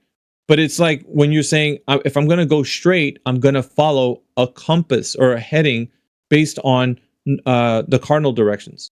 The cardinal directions is what you're using as a guide to thinking what a straight line is. Do you understand? So if you're saying I'm pointing west and I'm going to travel west, and you think west is a straight line, that's where you're messing up, because these magnetic field lines don't look like what you think you're if you're on any part of the whatever continent you're on and you're pointing in one direction, that's not pointing straight. According to the magnetic field lines, it looks like if you're following the compass, it's going to take you going around somewhere. Yeah, but are we, with reference to just going in a straight line, are we saying a object could go in what they experience? Let's even take a compass out of it. What they experience to be a straight line with no divergence. There's no bearing. There's no foothold to what a straight line is, because you have to base it off of something, right? And let's say in a short distance, you can tell that. You can draw it out. I can draw like a chalkboard line. It's a pretty straight line for me to like somebody standing in, a few feet away from me. That in the short distance, you can understand is a straight line. But to actually map that out in the macro sense, in the larger area, you don't know if it's a straight line, because there's too much land that's being covered. A lot of people that think they're walking in a straight line, let's say like if they're in the woods, they get lost and they circle back to the same place that they were. This happens many times. This phenomena is well known. So people they have a thought process in their mind. They're walking in a straight line when they're actually not going in a straight line. So you might think it's your lived experience, but so you can't tell if you're going in a straight line, is what you're saying. Not by relying on north, south, east, and west. That's not going to give you a straight line. Okay, so what do you rely on? Okay, so what do you rely on? It's not my argument. I'm not relying on it to go on that's your argument. You're relying on north, south, east, and west to go on a straight line. That's you, not me. You, not me. But what's a conclusion we could draw from this? That you're not going around a great circle course like you're thinking that this is happening. That was your original point. Right, so we have no idea that's where not we're true. going.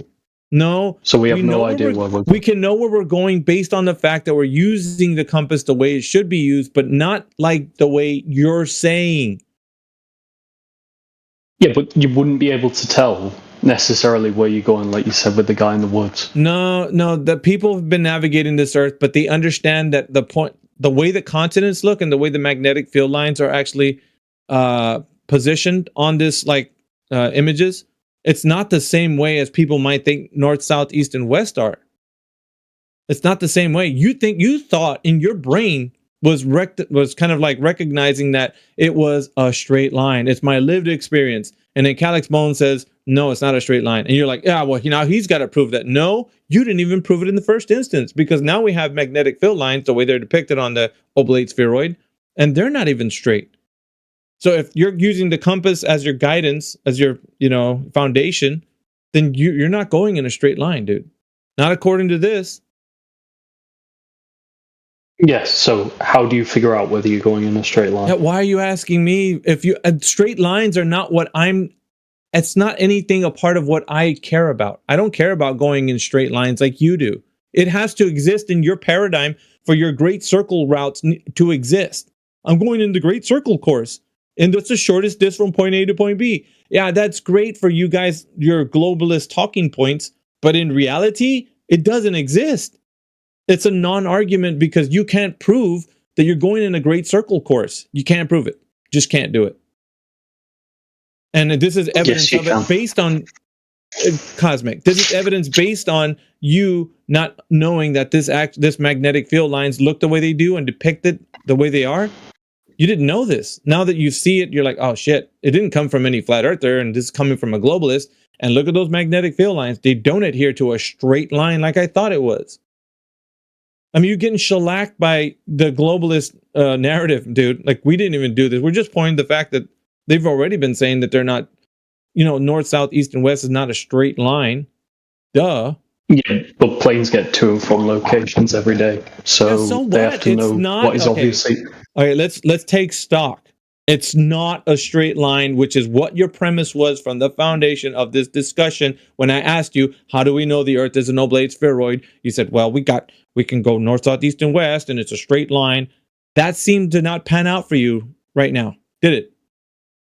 Right, regardless, it seems to work. Oh, regardless? No. We're not going to do the regardless thing. No, in regard to what you were saying, it doesn't pan out as the Earth being a globe based on your premise that pointing in any cardinal direction, you're going in a straight line. That didn't work out for you. So it's not a globe based on this. What are we trying to assess here? That the Earth is a globe based on the fact that you can go east, south, west, based on you think you're going making a great circle course on the Earth being an oblate spheroid. That's what it was. I have to tell you your own point. Come on, bro. It's getting a little redundant at some point. So there are different methods. Methods? So then we're not going in a straight line. We're not talking about methods. I'm just going to keep reiterating the point, Cosmic, that you brought in the fact that you're going in a straight line and how Calyx Bone said from the very beginning in a few short words that no, you're not. And I'm going the long way around and just like really tar and feathering you. The fact that you don't realize that you're not going in a straight line. You absolutely are not. And based on the globe narrative that there's magnetic field lines that fluctuate and they're not static. Duh. Yeah, I don't even get your point. Yeah, you know why? Because this tactic that you said I don't even get your point is the only thing you can result to when you are faced with the fact that your premise was we're going in a straight line and you're being shown to the whole audience and our YouTube listening audience that you don't know what you're talking about because nobody's on YouTube listening. Yeah, they are. It's live recorded. I can look at live viewers. It's just the people in the circle. Do they not understand? Thank you for interrupting. Oliver, it's like going to be it's going to be locked on there forever. So anyone it could be their views will run up just because there's 5, 10, 15 people now. Doesn't mean someone in the future or hundreds of people in the future won't be able to hear you saying that a circle is a straight line, dude. You're arguing things change over time. You arguing things change over time. Do you not know how YouTube videos work? I agree. Things change over time. So the important thing is that your premise was that when you point east or west, you're going in a straight line. That was debunked based on the globe narrative. It was debunked. Magnetic field lines fluctuate. And pilots manage to get from A to B regardless. Who cares? Who cares? If the pilot makes it to the airport, that's your central argument. No, that's your central argument. They're going in a straight line. No, because I'm not saying who cares. So I think you like to muddy the waters of what you're saying just based on the fact that you don't have any evidence by going into this little meta conversation about they still get from point A to point B. That wasn't the case. You're standing on the ground that they're going in a straight line if I point east, west, or no, that's not the case. Now you know that, right? Right? I don't know how much magnetic field lines will vary on a local level. So Like I can still go west. I There can goes still your go point. north. It depends. If you live in one of these areas that it's only off by 90 degrees,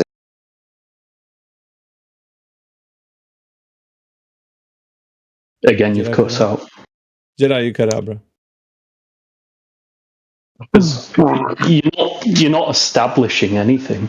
Yeah, It's like we are. We are establishing something. See, that's the thing. You don't poison the well. We're not establishing nothing. Yeah, we are. Establishing the fact that you came in here thinking that if I point east or west, I'm going in a straight line. And that's not true. That's what we've established here so far. And you can't rebut that with any empirical information that say, yeah, we are going in a straight line. Here's the evidence. You didn't do that. So, yeah, making a point. Definitely. right. Okay. Yeah. Okay. I could concede that it varies. Thank you. On a Thank you. Next, what else can tell you that the Earth is a globe? We're going to go one by one. If you got any more, bring them up. again, yeah, we still get to A and B, right? Still taking Who cares? consistent That wasn't our point. courses of It doesn't travel. matter. Off to the next point. That wasn't our point. That's a stupid point that you're making. Yeah, that's like saying, oh, well, the school buses take kids to school, therefore a circle is a straight line. That doesn't make any sense. Just like when you said, when I said that, If I said the schools, if I so things change over time. You're not making any. You're not able to connect dots very well, dude. If I said therefore the school is in a fixed location, would that be a controversial statement? Here he goes again, connecting. He's trying to connect dots. Oh, so is that a controversial statement? You're gonna get muted. Don't latch on. You'll get muted. Don't latch on. All right. So go to your next. Don't latch on. Point. Yeah. Go to your next talking point. Bro. What?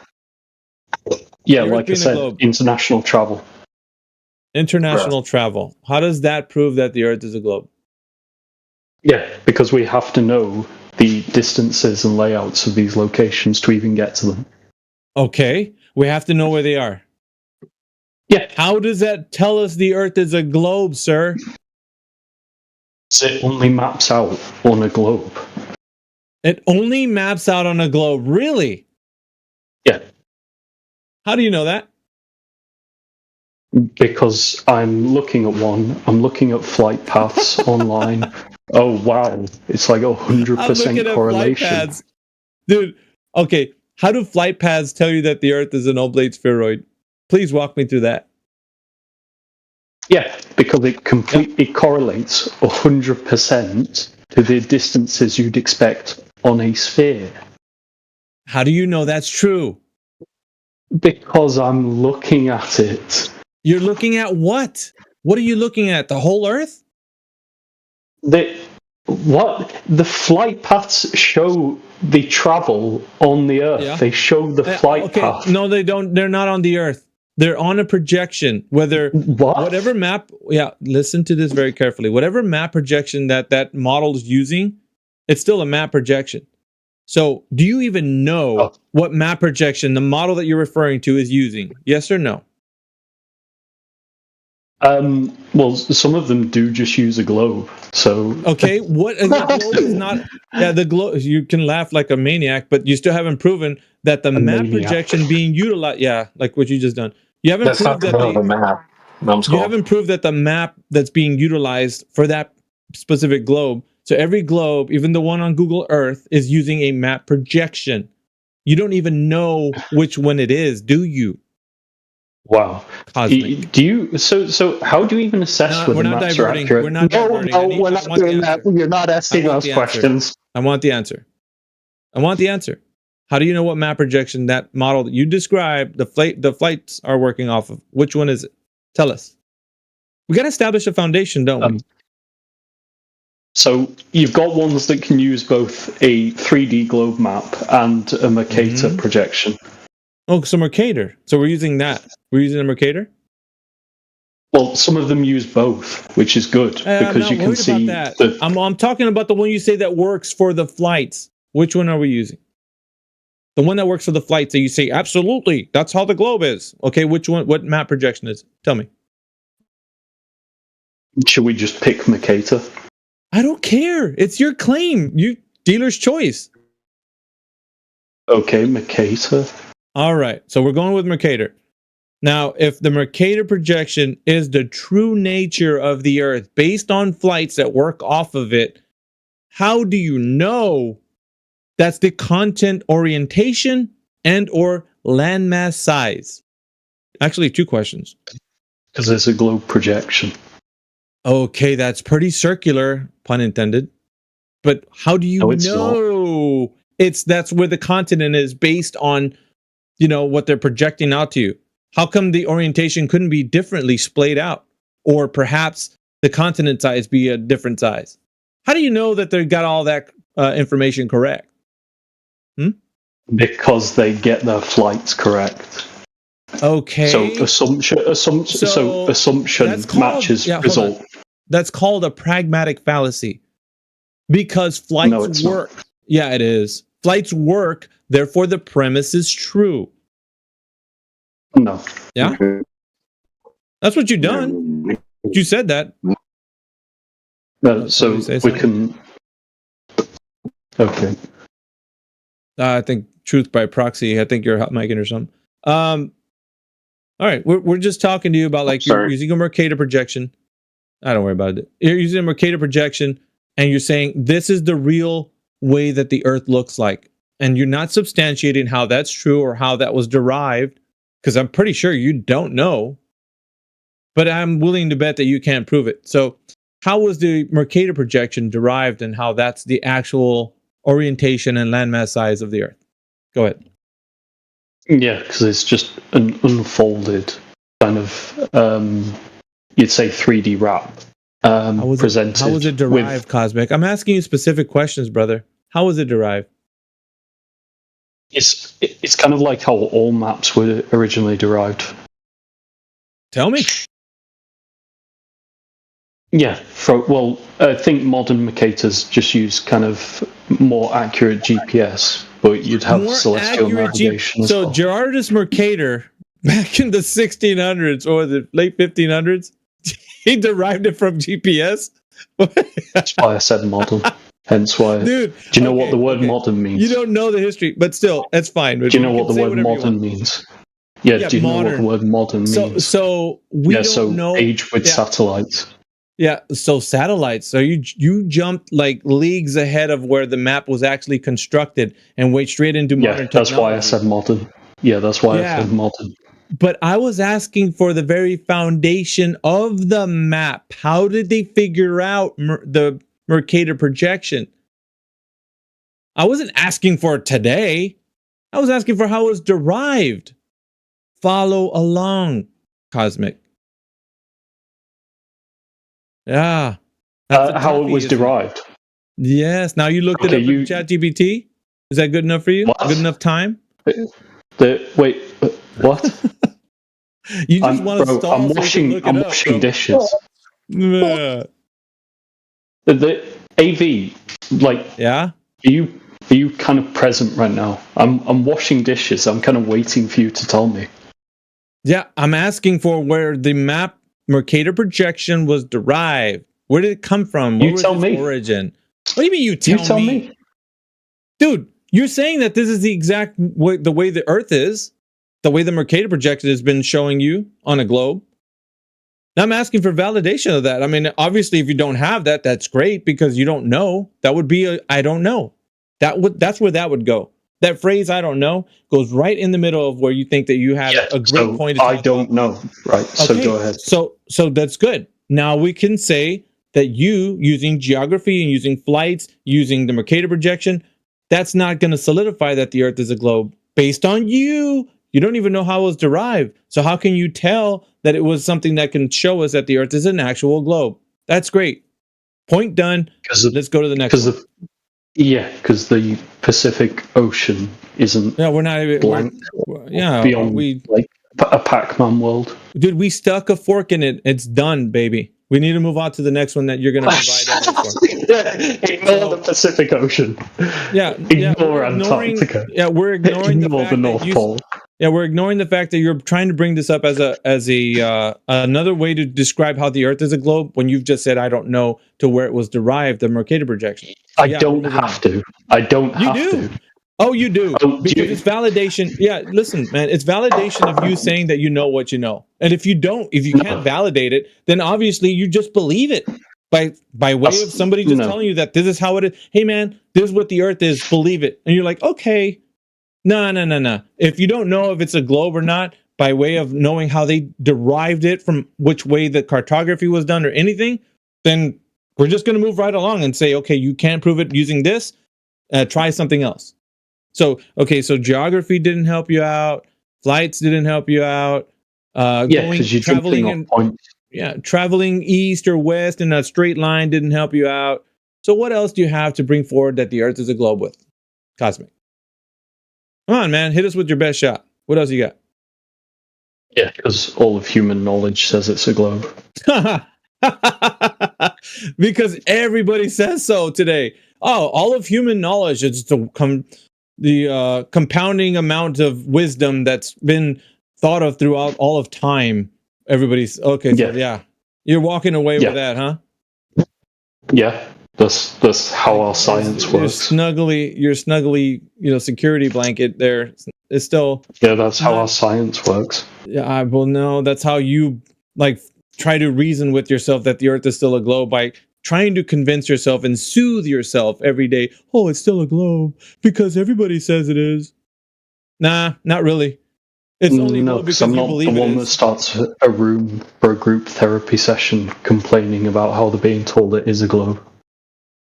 Yeah, group therapy session. Yeah, maybe for you, because we're trying to assess how people have this cognitive dissonance and try to help their hurting brains, but it seems like some people they love to stay in that misery. That's up to you. My brain isn't hurting. I look at the world. Yeah, it is. I say, wow, that seems to line up with places I go. Line up? Dude, you can't even have a line, which Calyx Bone says you were imagining a straight line. Can't even have that, bro. You weren't even able to describe using cardinal directions if you're going in a straight line or not. Couldn't do it. So you don't even have that. Yeah, I managed to get to places. Yeah, not in a straight line, though. Who cares if it's an exact straight line? That was your point. Hello? Yeah, McFly? but anybody home? Yeah, but who cares? God. I like how you're quoting Biff. That's pretty on the Biff, head. knocking on your head. Yep. And you're like, okay. All right, so if we're gonna go ahead, we could bring it to maybe another point that you got. How many more of these you got, man? Because you're exhausting them. It really doesn't seem like I agree. But you are the Biff to my Marty McFly. Okay, then okay. So wasn't his original argument about straight lines? Yeah, east and west. Yeah, which aren't straight lines, by the way. They're circles. He did that a long time ago. Okay. You can even say that. So even in his own narrative, he's not getting it correct, DJ. I'm telling you, man, this guy is so wrong, way wrong. And yet, what I say seems to work. How? Because people travel all over the earth every day. That has nothing to do with the fact that you said they're going in straight lines. It's a fact that they're traveling from point A to point B. That's it. You could be going in generally a straight line. Generally? Oh, you just moved the goalpost to your own argument. Generally doesn't mean now that you're questioning your own statements, dude. I like it. Keep going in that direction, man, where you're questioning yourself. Generally, well, maybe a little bit. You've adjusted your argument now. Yeah. You don't know what you're saying, dude. We have maps, they work, so logical reasoning says they have to be depicting an accurate pragmatic fallacy. Yeah, pragmatic fallacy. No, that's not the pragmatic fallacy. Yes, it is. No. Because it works, therefore my premise is true. That's exactly what you're saying. Yes. No. Yes. No, because I'm using logical reasoning, not That's not logical. Saying this is illogical. Desirable. It's illogical because if you were to say it's logical, then the premise would follow. That it's true that yes, you are. It's not going to work. Do you want to go through the pragmatic fallacy and what it actually says? You're going to find out that it actually speaks of what you're just saying right now because it works. Therefore, my premise is true. You're going to find out that's what it means. I don't want to go through it though. You can at your own time. You brought it up. Yeah, because that's what you're displaying. That's right, and you don't even want a critique of it. You don't even want to Yeah, critique go critique of it your on your own position. time. Come back and then let me know. Yes. But we got to move on. So, yes, so Moving this right isn't along. even a back and forth. No, it's not. It's an interrogation on your belief system. And it seems like you don't even know what you believe because apparently DJ just pointed out, you say you're going in a straight line, but it's a circle. Circle's not a straight line. So anyway, you're getting your Yes, narrative. so okay, well, you're guilty of the flimbo-flombo fallacy. Yeah, whatever. What a load of nonsense. What's up, dude? He is using the pragmatic fallacy. I don't know why he seems to be denying it. Just because we can navigate doesn't mean the Earth's a ball. Roots, do you want to explain to me how I'm using the pragmatic fallacy? Oh God, dude. Yeah, because you're saying the Earth's a ball. You're saying the Earth's a ball because why? Because we can navigate the Earth, and because the coordinate system works. That's the pragmatic fallacy. Yeah, his original. You came in a little bit late, Roots, but he was saying his original argument was, if he points, in any cardinal direction, he's going in a straight line, and in his own narrative, he's actually not going in a straight line if it's a great circle. But at the same time, he doesn't even know if it's a straight line because of the magnetic field lines that he'd have to follow if it's following a compass. So he's all over the place, bro. And so, latitudes are not straight. Are not great circles. There's only one that is the equator. I don't unmute him, but you guys can tag in. I'm gonna probably step back, get something to eat and stuff. No, seriously, they're not great circles. Yeah, East and west are exactly. not great circles. They're not. Longitude lines are north and south on the globe. That is. Right. So can we go through the pragmatic fallacy then? No, address that. What I just said. East and west latitude lines are not great circles. There's only one which is, and that's the equator. No, I don't even get what you're saying there. Yeah, because you're an idiot. That's okay. Move on. Okay, you could explain it. Okay, well hold on. Yeah, so east and west are circles around the north. Okay, circles, and the only time you would not have to turn the wheel, right? Say you were flying around the globe east to west or west to east, right? You would constantly have to be turning, right, and readjusting to the north. The only place you wouldn't have to turn the wheel is directly on the equator. So when you came in and said east and west are straight lines, that's crazy because they're you're literally saying circles are straight lines.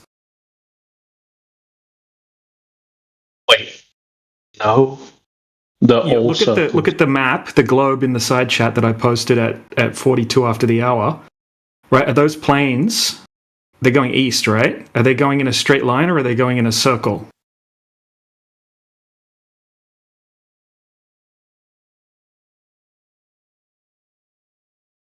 Yeah, they're going in a circle, yeah. Yeah, so that would be east, right? Yeah. Yeah, so it's not a straight line, it's a circle, yeah? Yeah, but you're not doing that from your perspective. Do you understand that?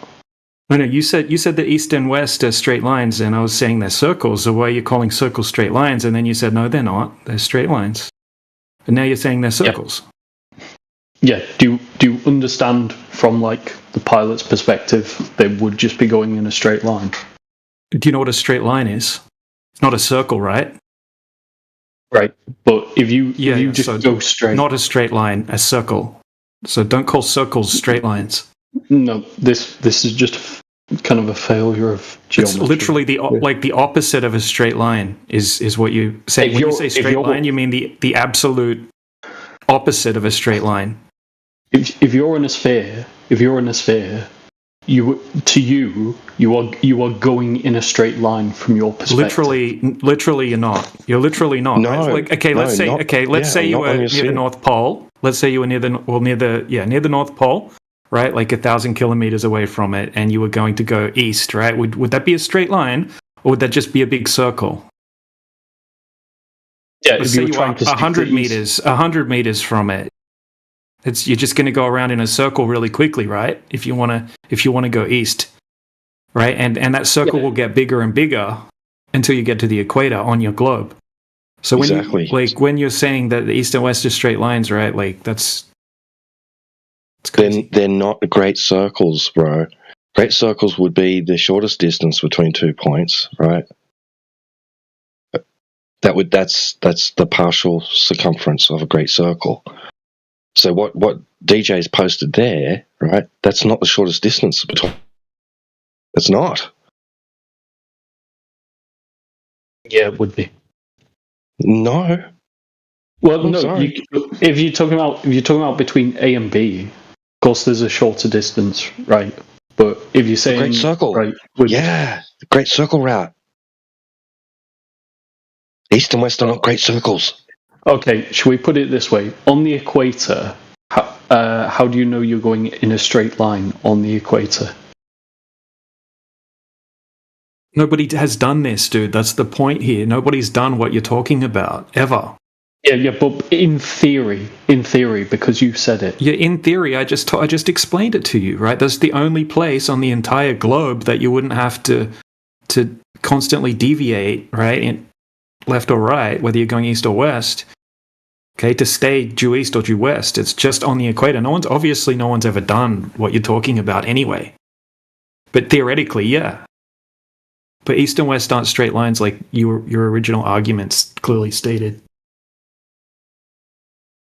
You could just put a rubber band, right, around the globe and see, right, from the pilot's perspective, at that orientation, they just follow a line of latitude. Yeah, rubber and bands to them, are so they are like, going. they're like yeah, and it's going to be circles, right? Different sized circles, no matter where you put the rubber band around it.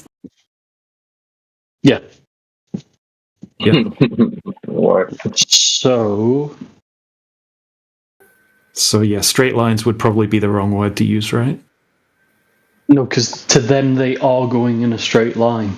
In theory, I'm not on a plane doing this. I'm saying in theory. Yeah, right, man.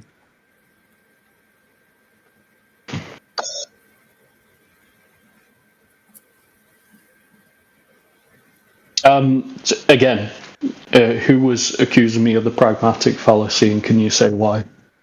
Because obviously I'm going to test your knowledge of the pragmatic fallacy. So, like, pull up Chat GPT. Listen, I don't know why you're getting hung up on that fallacy. The pragmatic fallacy is when you assume... Yeah, but you assume something that's useful or works means that something else is the truth. Yeah? So you're assuming because the coordinate systems work, then the Earth is a ball. That's the pragmatic fallacy. No. The pragmatic fallacy is assuming there's some positive outcome, right? So it's tying it to some desired state of affairs. It's the opposite of the appeal to adverse consequences. No, it's if I remember correctly, it's you're using the fact that because something works, that means something else is true. But that would be a pragmatic fallacy. That's modus ponens. That's not a fallacy. That's basic logic. All right. Well, if you don't want to accept that, I would say it's a non sequitur. How about that? Just literally explain why. It's not a non sequitur if there's a direct inference rule. That's why I brought up modus ponens. So it's literally not a non sequitur. Yeah, but people navigating the Earth doesn't prove the Earth is a globe, correct? Do you agree? If it only works on a globe, that's the inference, right? That's the conclusion of if P is true. P implies Q, right? Therefore, Q. It doesn't follow though as a modus tollens because we've got a spherical coordinate system. A spherical coordinate system doesn't prove the sphere. We're using longitude and latitude based on the sky. So if you want to do the modus tollens, you can say it for the sky, but it doesn't prove the ground's curving and spinning, does it? That's where it becomes a non sequitur. Yeah, the sky follows the Earth. The sky isn't the Earth. If the sky's curved, does that mean the Earth's curved? If the sky was curved, the Earth would have to be curved, yeah. Not at all. Do you understand how looking at the sky, and then we observe the sky in a curved fashion, called curved visual space? And even when you're using stellarium, it's based on the location of an observer, and you'll get a celestial sphere. That's based on the observation from the observer's point. That doesn't mean the Earth's a spinning ball. So it is clearly a non sequitur. Or you don't understand how the celestial sphere works. No, because it's just our layout in terms of its geography, right, lines up with a globe, right? We navigate this, now celestial observation, whatever method, it works. So it provides ample logical reasoning to just say, okay, well, the Earth must be a globe, right? Because if it was anything else, that's not correlating to a map, we get lost. No, the curved visual space and the way we observe the celestial sphere doesn't demonstrate the Earth's a ball. If you want to demonstrate the Earth's a ball, no, you're just jumping. You're using fallacies to prove your conclusion. If you're going to try and prove the fallacy, I explained how the pragmatic fallacy was wrong. Well, fine. If you don't want to accept that because of the technicalities of what you believe, then we'll just call it a non sequitur, and that's exactly what it is. Just look up the pragmatic fallacy. It's appealing to desires. I don't give a shit about desires. I think it is a pragmatic fallacy because you're blatantly saying that because the navigation on the Earth is based on the celestial sphere means we're on a ball. That could be considered the pragmatic fallacy. But I'll drop that and just call it a non sequitur.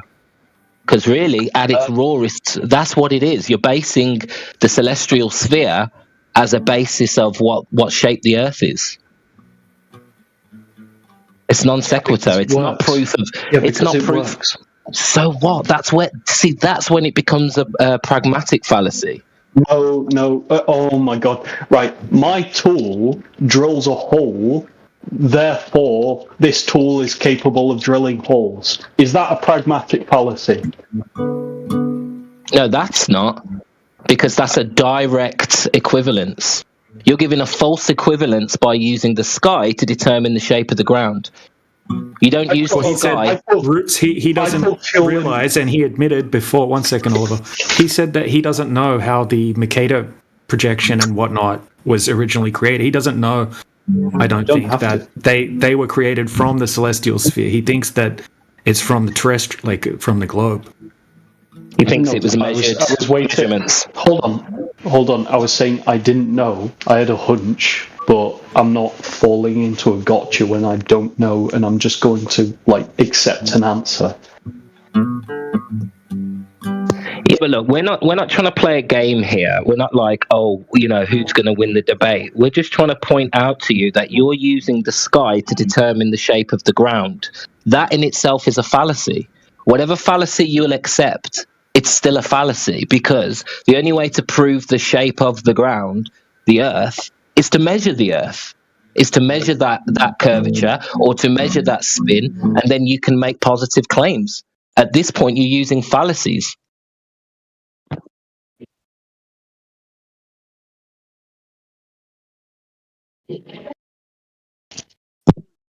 So if you want to make a positive claim, which you seem to want to do, that the Earth is a ball without a shadow of a doubt, you're going to actually need some direct evidence.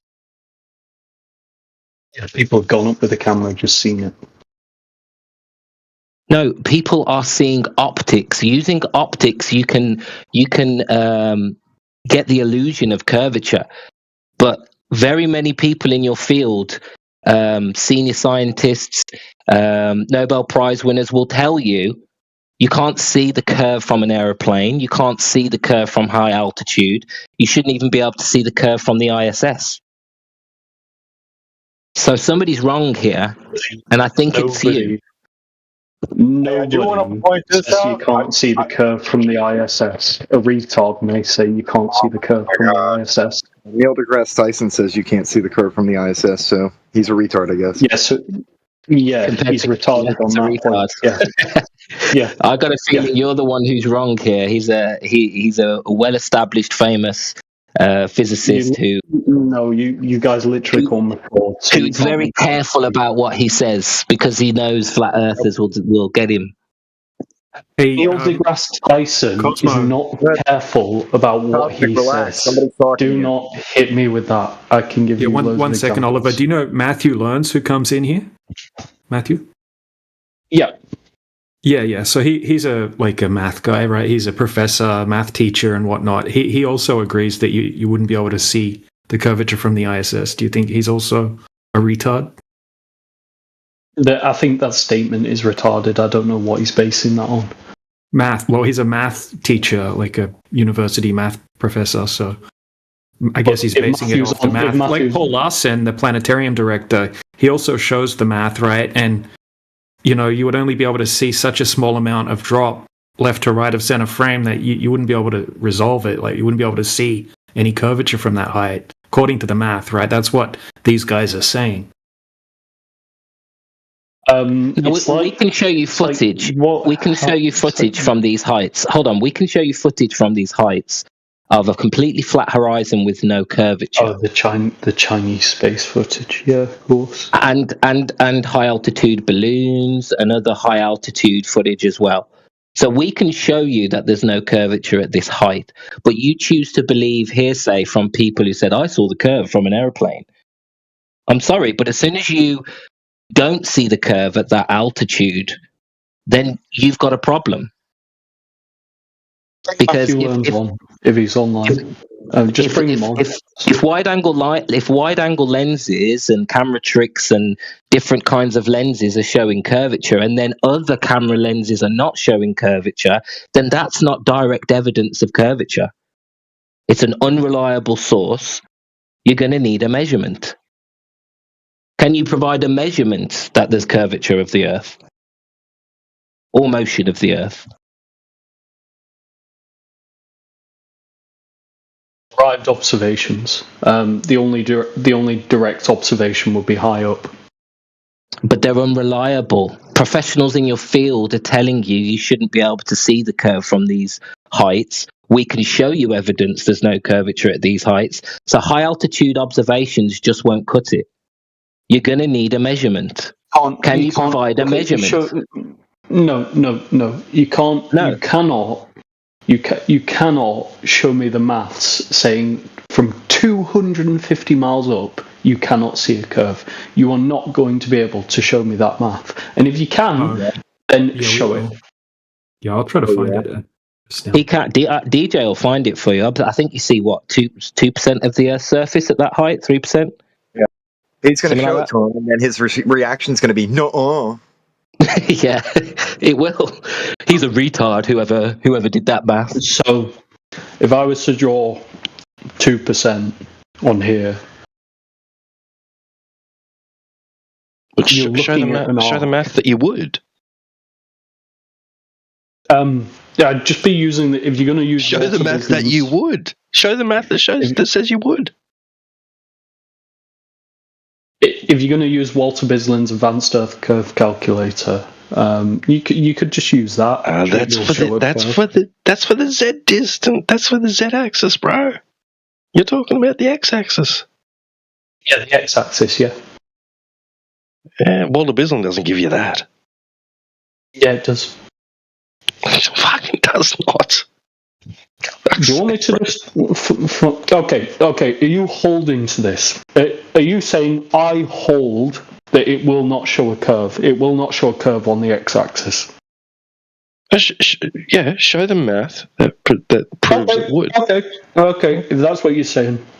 Well, yeah, I don't know about that, because with that, they're using you'd have to use a simulated example of a lens, right? It's got to have a certain type of focal length, and we're talking about field of view. Let's give it the most generous focal length of a common camera. Because he said it, he didn't back off.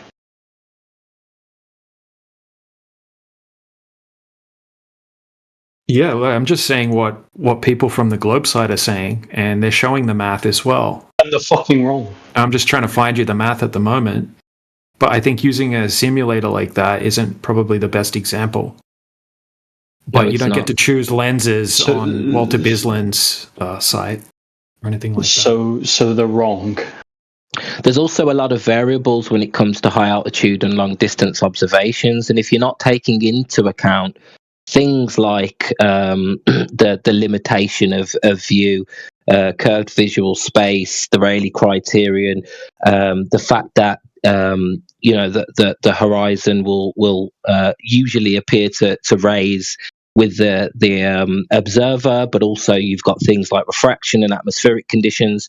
It becomes very hard and very anecdotal to say our proof of the Earth is an observation. Because as we've demonstrated to you, professionals in your field don't agree with you. We can show you footage that contradicts what you say, yet you seem to persist on these observations that aren't even consistent. And we can't even, you can't even consistently show that curvature. So I'll say again, if you want to prove that the Earth is a ball and make a positive claim, you're going to need some sort of measurement, which you cannot prove. You have no way to show that there is any deviation from zero, from level across the Earth. There's no no experiment, no test that you can do, because we know that the water on a still day, we know that the water on these Great Lakes and these huge valleys, and we know the water is flat and level for miles and miles and miles. There is no deviation. You have no measurement because the Earth isn't measured as a ball. So the only issue we have with you is you making this positive claim, which you can't prove. An observation ain't going to cut it because we contradict them with our observations. What? What do you mean, what? I was pretty clear. I thought you'd understand what I said. I don't think he understands what a measurement, when you're looking out over distance, what a measurement is. Like, you understand that, like, when we make these long distance observations, yeah, we do, because the measurement is the demarcation. The thing that's off in the distance, that's a known distance away, that's the measurement.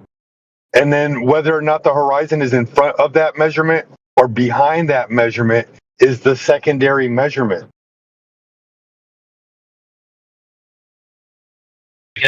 I've said this 1,000 times. I could just take your logic, right? Because you kind of love your laser experiments. I could take that logic and just say a pool is concave. Okay, where's the curvature? Yeah, the curvatures that I'm seeing a laser on the other side of the pool with my head underwater. If the laser's pointed horizontal above the water, therefore the pool's concave. It's not analogous. Right, so where's the curvature? It is. Fuck. It's not a measurement. Yeah, it's ridiculous, man. Where am I wrong? Where am I wrong? Did I go wrong there? We're just looking through the medium of air, right? We're not going in the water. We're not shining lasers through the water. But on a curve, do you expect some of the laser light to refract through the water? We're not shooting lasers through the water. It's not analogous to what we're presenting at all. Oh, right. Okay, so it's not reflecting off the water either. Reflecting off the water is not going to help the globe. Oh, so it is interacting with the water. It's going to reflect upward off the water, right? So it is interacting with the water. So all of the light reflects, none of the light refracts. No. It's not hitting the water, right? The direct laser beam's not hitting the water, but you're going to see a reflection, right? Just like when you're standing at sunset and you see a reflection of the sun on the water. No, it's completely different. No, this is a concentrated beam of light. DJ, physics. The laser light has to hit the water for you to see the reflection. That's what a reflection is. In fact, sorry, my. No, it doesn't. Yeah, that's not the direct beam. The laser beam isn't touching the water. The laser beam wouldn't be touching the water. If you were standing on a globe, You can demonstrate he's that not the gonna help laser you. light. You can demonstrate that the laser light does not have to hit the water to reflect off the water. Like you can hold up a towel and stick a rock behind the towel in front of a mirror, and the mirror is going to still reflect the rock through the towel based off of your observation. Wait. Hold on. Say that again.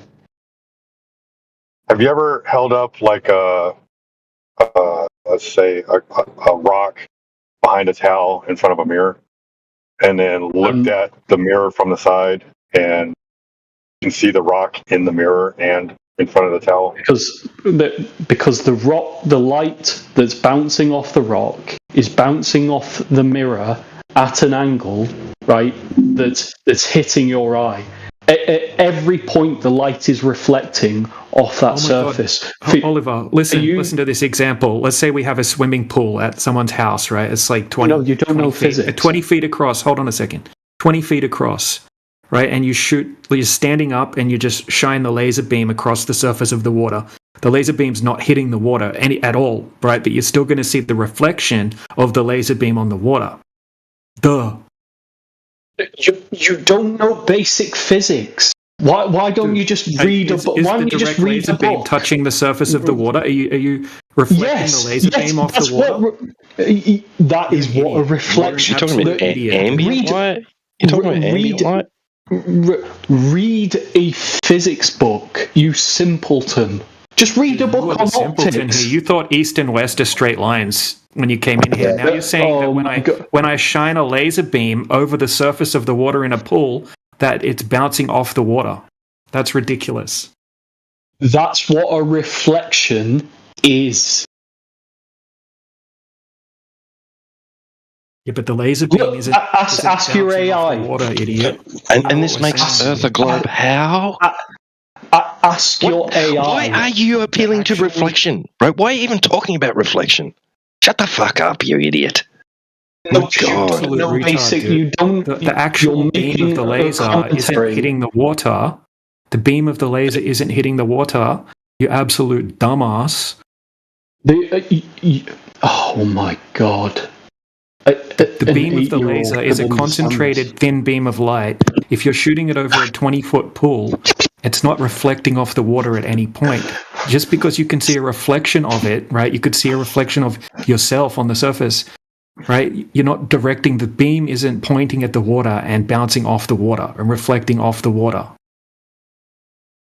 It's not reflecting, and it's causing a reflection. Wow. No. Wow, the direct beam. The DJ, beam.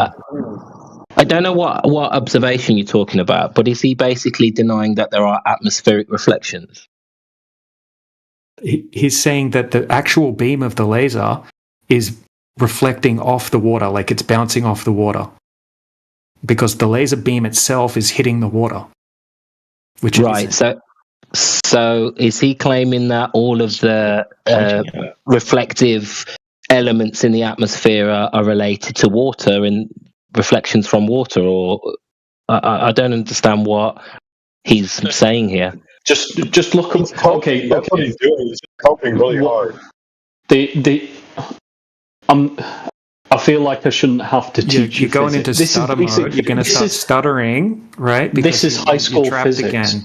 This is what you do. This is primary school of yourself, and then you start stuttering, and then you start like trying to break TOS and stuff like that to get booted. This is primary school physics. I'm not going to post. I can't post anything in your chat, so don't worry. Well, okay. This is basic. Just the beam of the laser is not. It's not hitting the water. The beam. Not the entire beam. Not the entire beam. None of the beam. You wouldn't get a reflection. What's your argument then, dude? What's your argument? You wouldn't. What's your argument? You wouldn't. What's that got to do with the globe?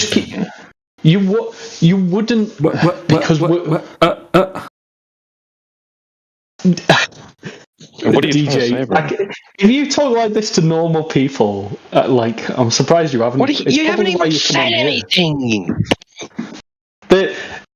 I'm trying to teach you basic physics, but I guess it's like trying to explain things to monkeys. What does it have to do with the fucking globe? Cosmic, if you can't like address it directly, and you have to go through all this rhetoric, I want to ask you a question, or are you going to address it? So but you what's don't even understand reflection. So what's a sundog? A sundog? Yeah, what's a sundog? And what's that reflecting off? Do you know what a sundog is? No, explain a sundog to me. A sundog is when you get the appearance of multiple suns in the sky. Okay, it's considered the mainstream explanation for it is it's a reflection. Okay? Now it's a reflection without water involved. It's a reflection, it's a type of this is the mainstream narrative, it's a type of atmospheric reflection off the clouds. So explain a sundog with your reflections can only happen with water or a mirror. No. Reflections can happen with any medium, right? Where the refractive index can cause photons at a certain angle to reflect instead of refract, right? Any medium. Right. Okay. So we can get atmospheric reflections that don't involve the water, then, the sea or the lake. Yeah. Yeah. You can get atmospheric reflections. You do. Okay. Yeah. But you do get laser light reflecting off the water. I just wanted to ask because it sounded like you were saying you can't get atmospheric reflections. No, I'm sure in certain conditions. You just mentioned that sundog, so like I'm not going to dispute it. Like air in certain conditions can do weird. You don't even know what a sundog is, man. Look in the chat. Yeah, that's why I asked for an explanation. Were you following? Well, like, do you track it in real time, and then you automatically agree with the narrative of what it says. You don't even know what it is. Why would I dispute it? What do you want me to just dispute everything I hear for the first time and say no, you're wrong? I haven't even come across this, so why would I say he's wrong? Do you guys even listen to what comes out your own mouths?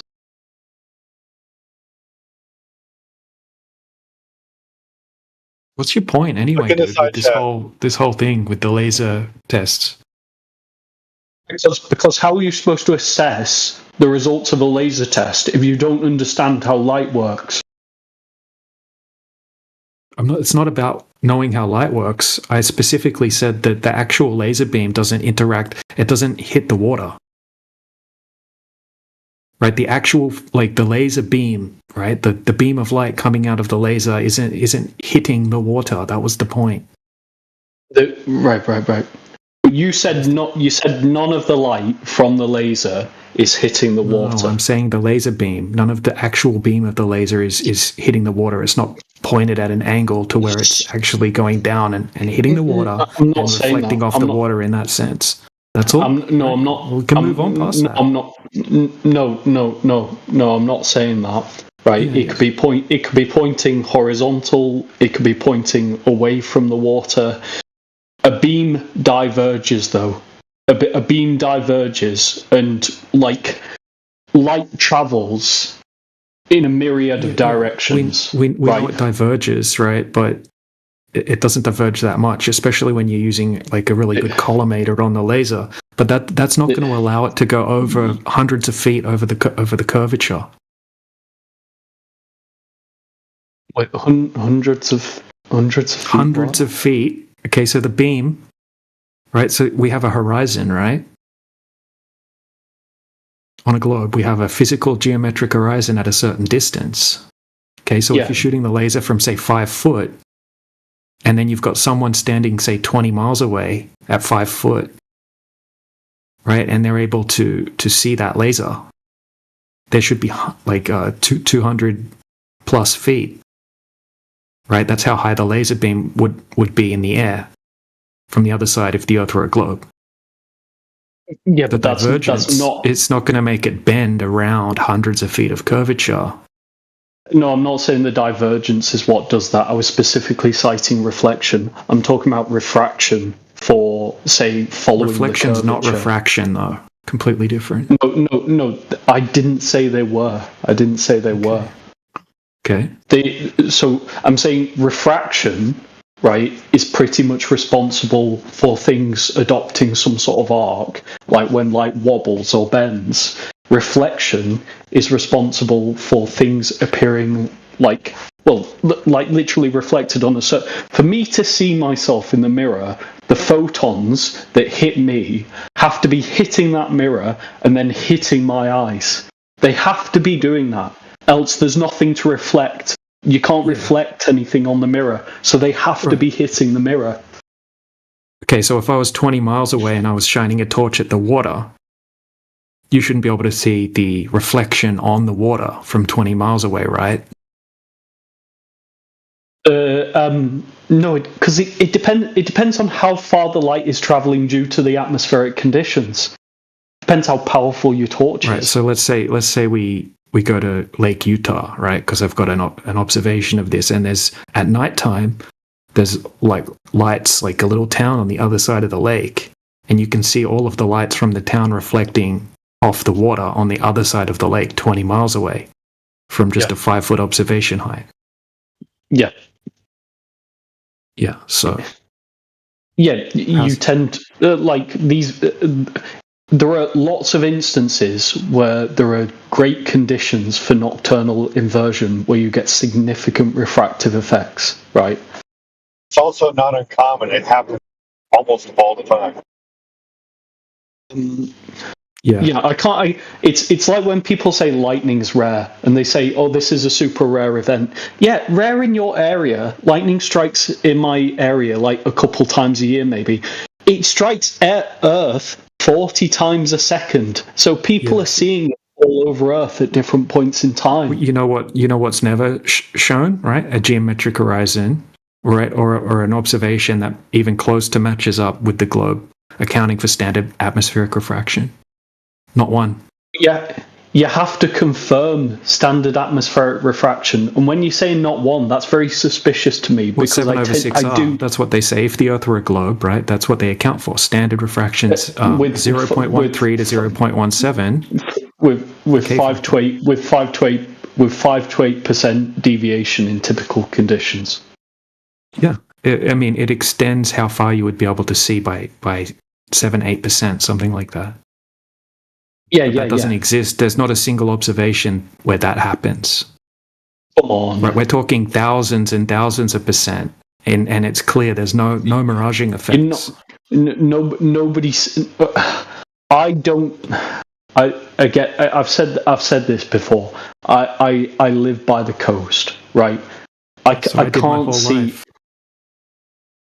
What's the point? Yeah, but when you're saying you don't see this, and this is what I see, what am I supposed to take from that?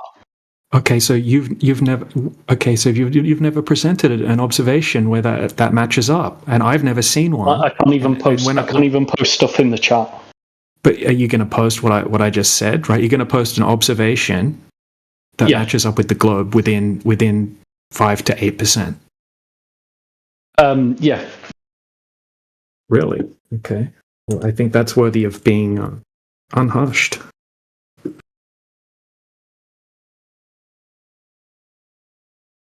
Hopefully it's your observation and not somebody else's at this point. Oh, no, it's fine. Anyone's is good. But he was claiming it was his own. Hey, we got Matthew in here now. Hi, Matthew. It's from my camera. Hey, how's it going? Hold on. Hey, Cosmic was saying that anyone that suggests that you wouldn't be able to see the curvature of the Earth from the height of the ISS is a retard. Would you like to address him? Because he's calling you a retard. Yeah, no, I've never been that high, so I don't know. The higher you go, the more obvious the curvature becomes. But it's sort of beside the point because none of us are ever going to go to the ISS. Okay, yeah, I've asked you. You've said countless times on stream, and I've asked you directly. Do you think that you would see the height of the would you see the curvature from the height of the ISS? And you said no, and you said because of the math.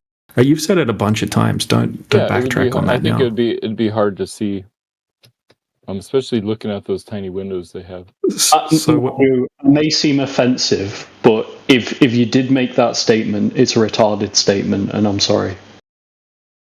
It might be. I mean, I've never been to the ISS, so I don't know. Yeah, but obviously they will call out everything. So, like, we need to kind of be There's careful alleged with photos say from it's that the case altitude and where isn't the that's case. not apparent. Yeah, plenty. Videos, photos. I literally got astronauts working up there with live weather conditions. What are they doing? They're doing Who told you CGI it live. looks flat? You fucking idiot! Are they doing live CGI? Are they? You said China Hold on. does. I mean, you threw China under the bus before, didn't you? They must be doing Bro, CGI. The send cameras that are on the ISS are fucking wide angle lenses. Like 4K these people, wide angle with a field of view of 180 by 240 kilometers. are they up there or are they not? If I acknowledge, yes, That's what they claim. That's what they tell you. Right. So they tell you, yeah, the cameras on the ISS on the exterior are wide angle lenses, right? And then the astronauts tell you in interviews, oh, it looks flat. And then there's other claimed photography from that altitude from astronauts using cameras that aren't wide angle lenses, where the horizon doesn't appear to have any curvature, if any. A very, very slight one, maybe, but not barely any, not really distinguishable.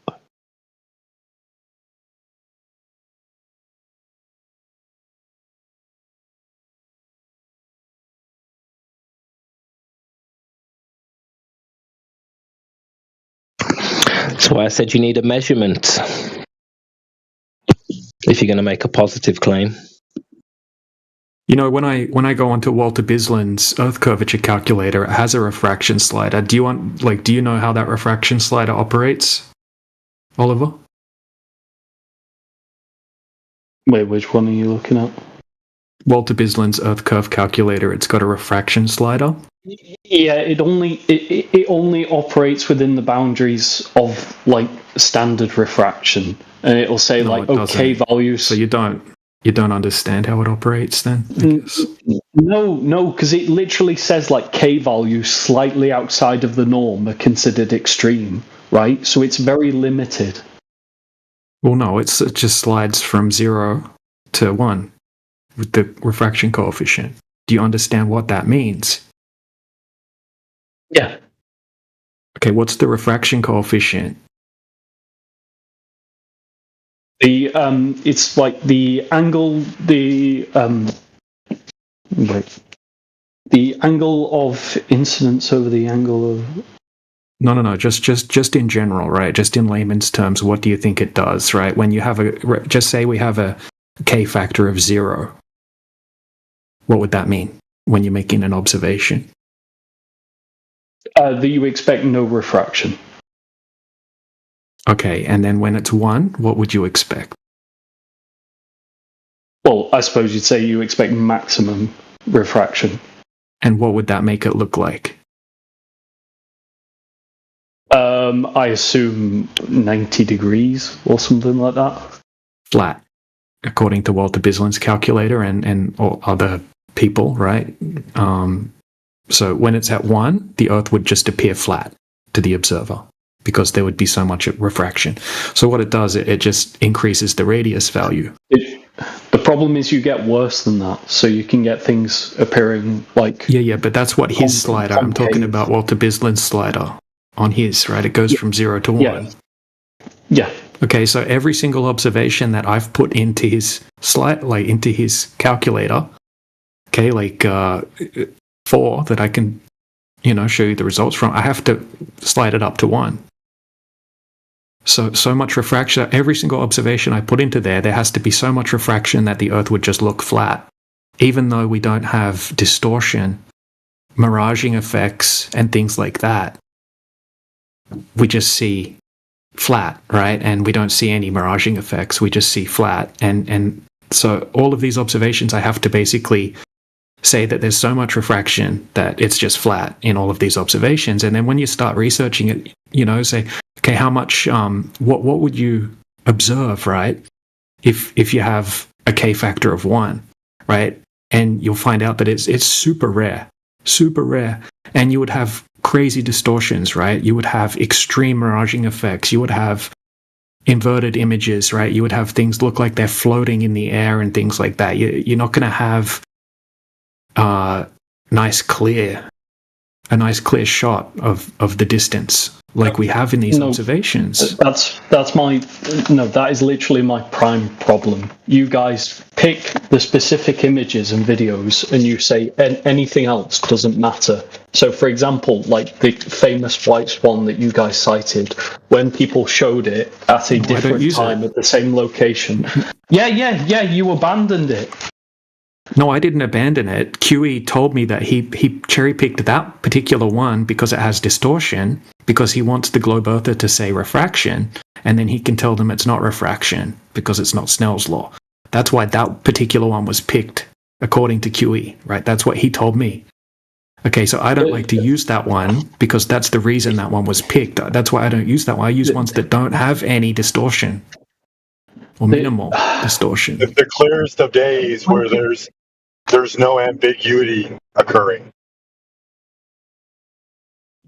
It's difficult to measure no distortion. And when you showed me the last video, I was showing you that there was atmospheric aberration, and you just said no, there's not. And I was like, I'm not even doing this. I'm looking at it with my own eyes. Which one are you talking about?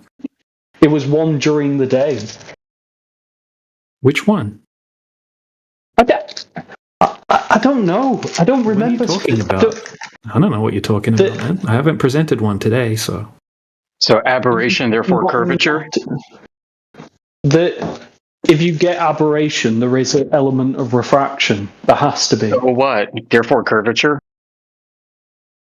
No, I'm not saying therefore curvature. I'm saying when you say it looks flat to me, therefore it is flat, that is not a scientific argument. That's looking at something you and can saying, see that it's here's flat my with conclusion. aberration.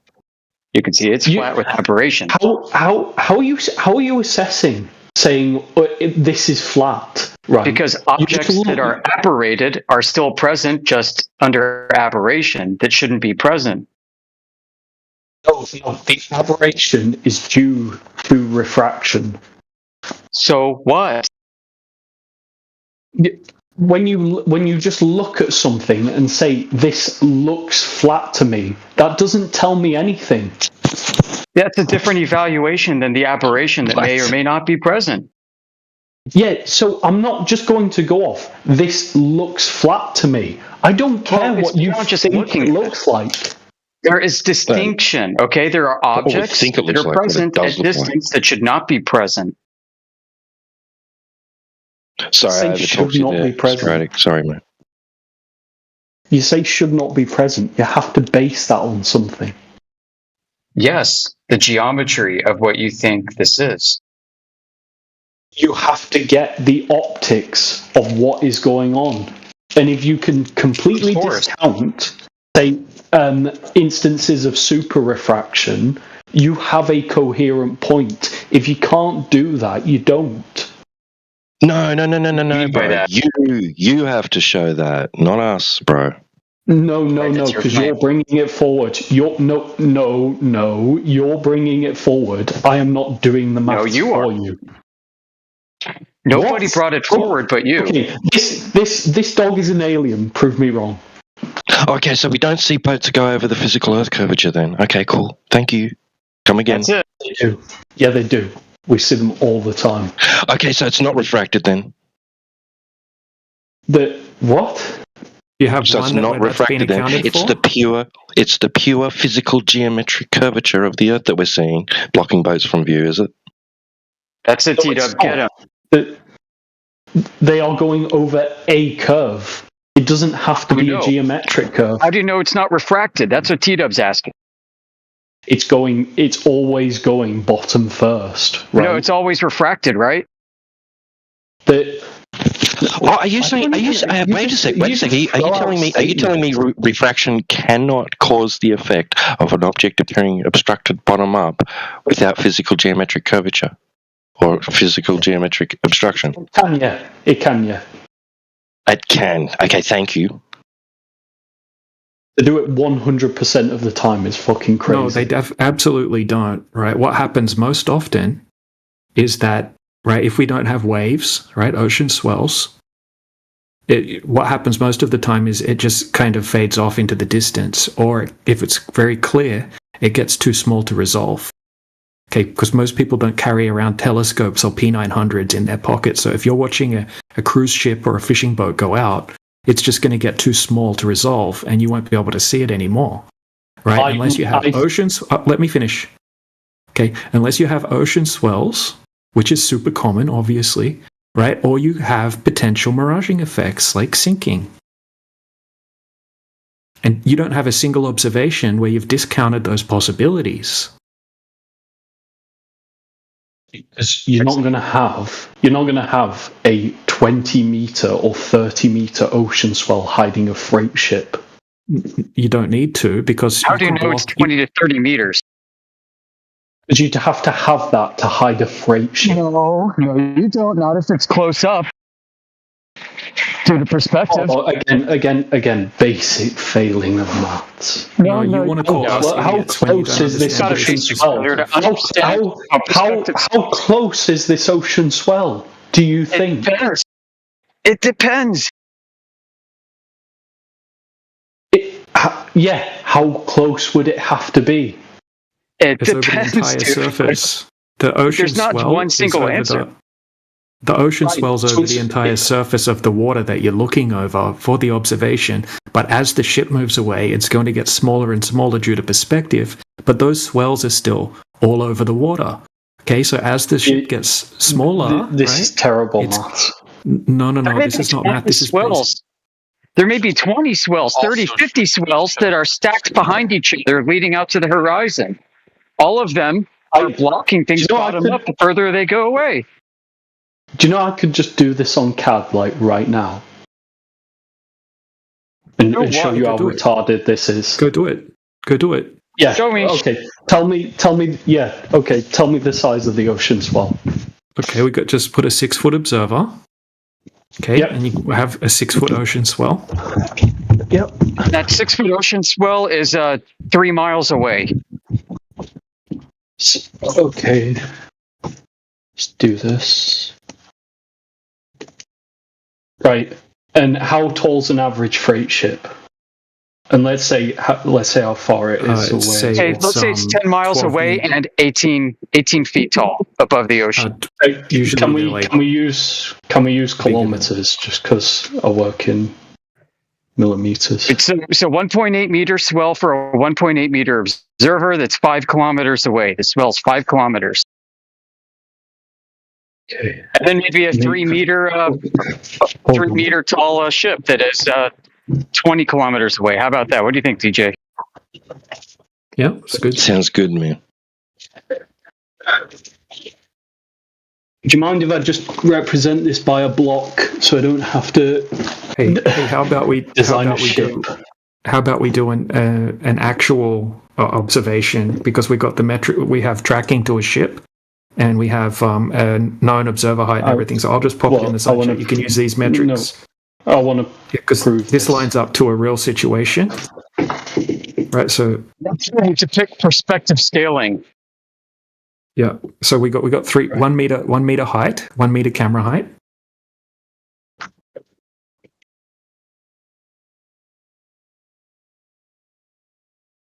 So, well, I've done a 6-foot observer. Let's do a massive fucking. Just do 1 meter. Well,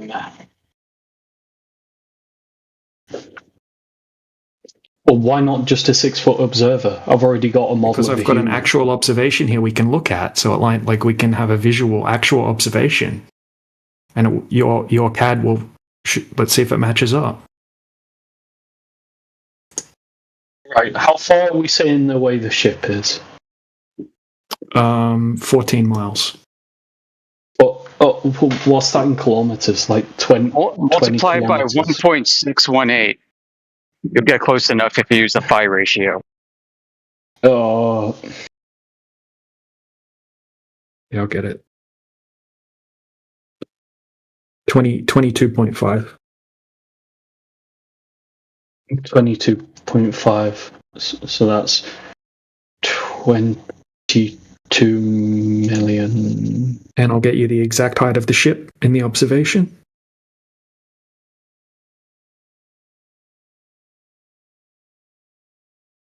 .2 meters.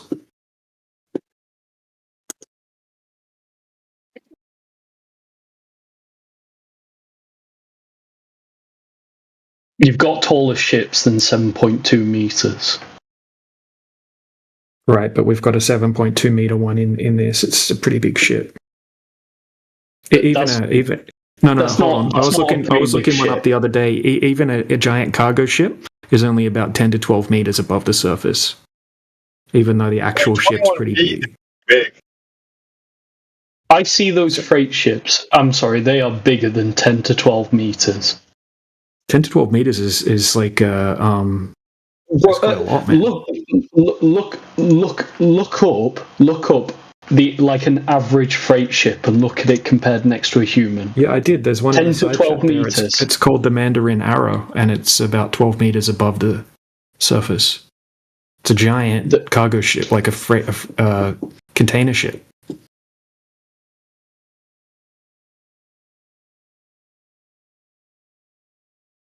That mast is not 10 to 12 meters.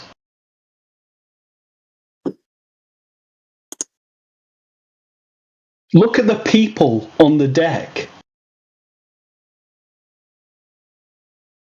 1.8 meter person. Looks about right to me. I mean, what do you want, the antenna too? The height of the ship. Yeah, I gave you the height of the ship in this observation. It's called the Shepherd Trader, and it's 7.8 meters. Shepherd Trader. What, and you're saying the ocean swell is what, like look, 3 meters? Even ChatGPT, I put it like a container ship, right? It's just 10 to 15 meters visible above the surface of the water, like I said before. Right? That's like the biggest kind of ship that you can get. That's a container ship. Wait, no, because I'm not trusting whatever somebody plugged into. I said average height of a container ship visible above the surface of the water. It's just because I looked into this the other day because I was showing an observation with a container ship.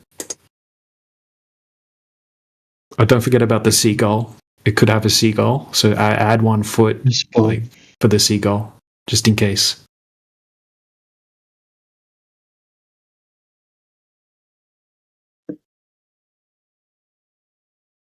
The visible height of a container ship above the water, known as the freeboard, varies by shipload and design, but for typical modern container ship, it averages 15 to 25 meters. I'm just going to say something. I'm not having that. Well, I'm trying to show you an actual observation. This guy's going to assume orthographic depiction, parallel light, parallel angles of reception. We said a freight ship. I'm not having this switch every time when I actually say, right, we're going to put you say a freight ship. We just said a ship. We just said a ship. I know. I said I'm showing you an actual. The ocean swell. What's the height of the ocean swell? You're going to be adding that in, aren't you? Yeah. What's the height of the ocean swell? 6 foot, wasn't it? Yeah, we said 6 foot. What? A meter tall camera, a 6 foot high ocean swell. That's not what I was arguing. Oh. Yeah, it is. So 1 meter observer height, 2 meter swell, 7 meter boat height.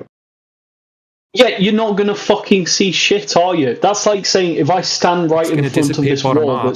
until you can't see it anymore as it goes away. Oh yeah, what we yeah. said. Just this bait and switch, constant bait and we switch. said someone standing at the What's shoreline. even funnier, listen, the height of the ocean swell is so far away that your eyes won't be able to resolve it. And this will give the illusion of bottom-up disappearance over a curve.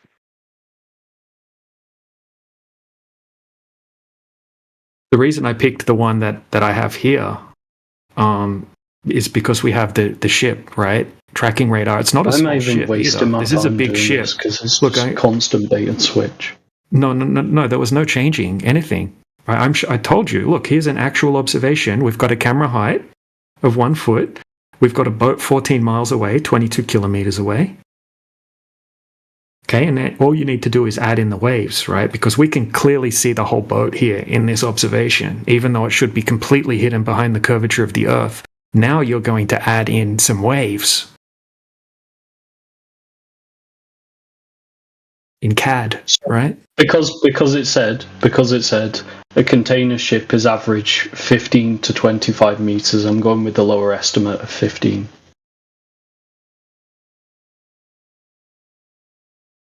$15 meters. Let's just check that. Right, how far away are these ocean swells? The entire way from over the entire surface of the water. That's how ocean swells work. I mean, from the observer. Yeah, constant, right? Everywhere. Let's say every 5 meters, there's a new swell. No, I mean, where would the first swell be from the observer? Yeah. Well, it would be called a wave crashing into the shore. How far away that was 5 would that swell be? 5 kilometers. What could be 5 kilometers? Could be. Well, there's also a wave at 1 kilometer, and 2 kilometers, and 3 kilometers, and right. everywhere in between. Pick your closest. Pick what could be your closest ocean swell. 7 meters. How about that? Sorry, 7 meters. 7 meters, 10 meters, 20 meters, maybe somewhere here. So they're right up on the beach. Yeah, that's a wave. Swells turn into waves.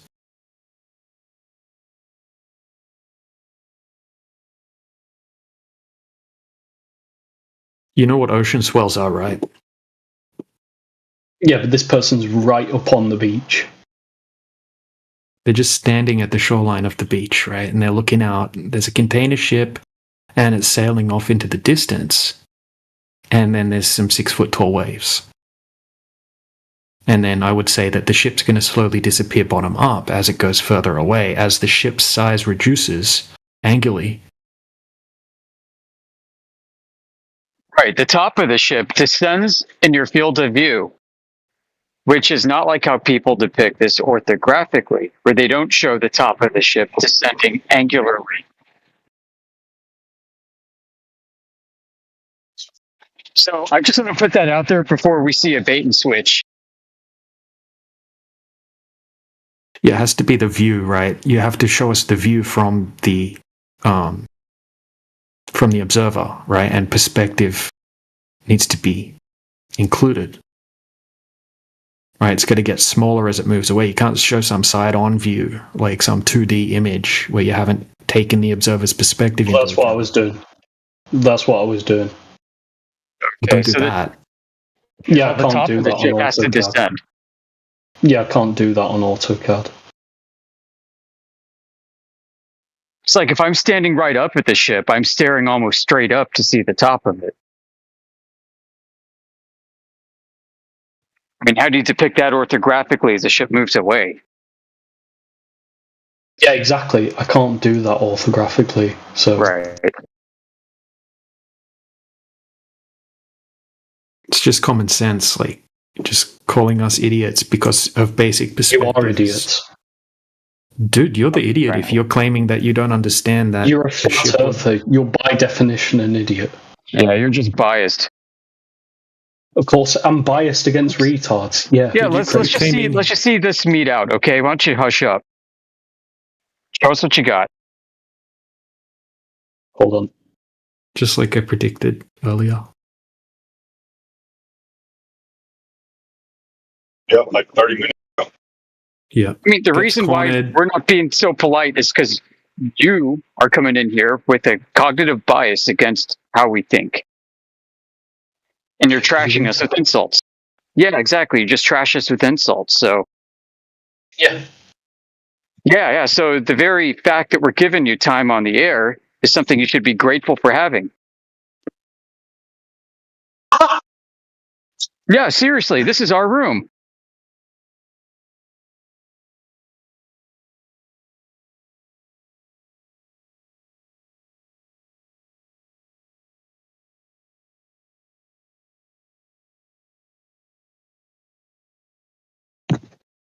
Yeah, exactly. Yeah, because I could just do this. Yeah, we could mute you and then we could just go talk to Matthew. Matthew at least have a better conversation.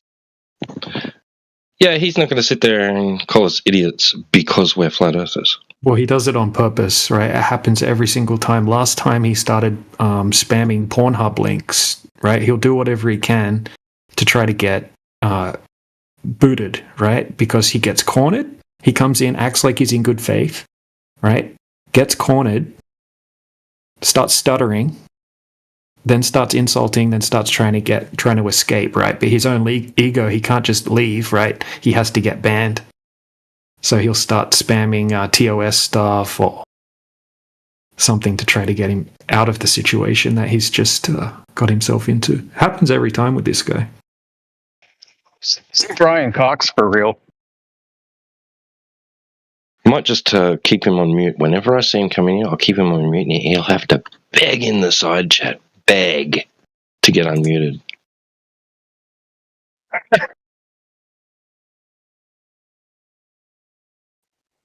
Oh my gosh, he started spamming that. That's hilarious. Wow. What an unhinged individual.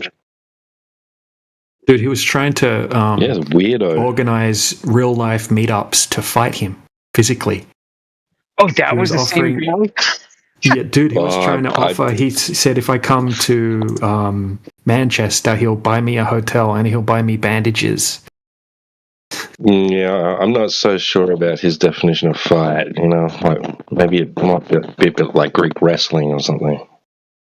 Yeah, oil wrestling is probably mill punching twigs. I don't know what the bandages are for, but in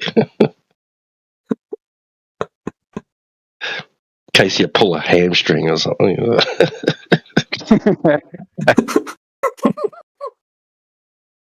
Oh man.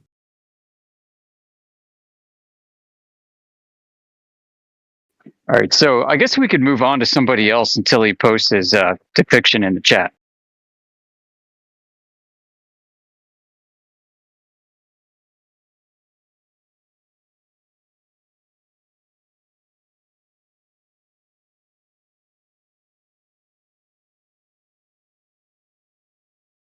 What the hell? That's what he's saying in your DMs, DJ? Yeah, man. Yeah.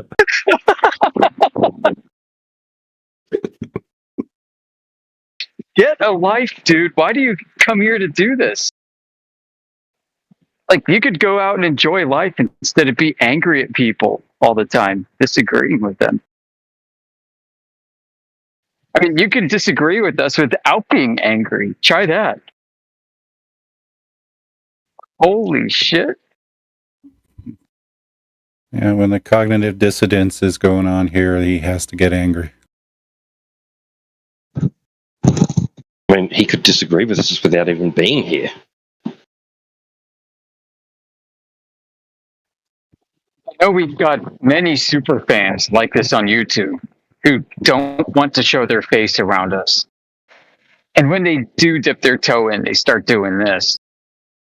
So you might just want to go join them.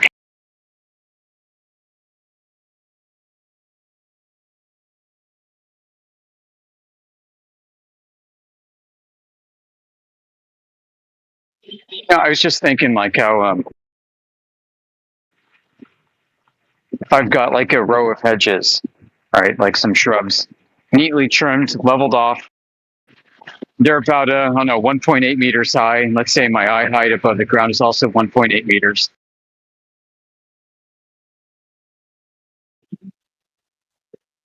Oh, that row of hedges is going to cut off a distant mountain range that's small and angular size on the horizon. And it doesn't get any better the further I move back until the hedges reach a smaller angular size than the mountain range does. Stop making sense there. Come on. Oh, I'm sorry. Don't be alarmed if there's a bustle in there. It's the same thing You're as saying like if there's a Clovers. They say, semi-trailer. how come I can't see the Toronto Islands? Because it's covered in trees, and trees are not good at reflecting light.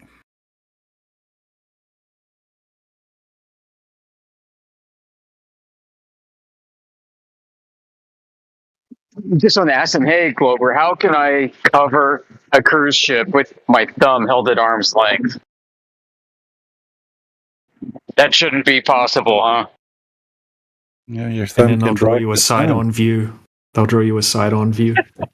Yeah. And draw this itty-bitty thumb way on the left side of the page, and a cruise ship occupying the height of the paper on the right side of the page.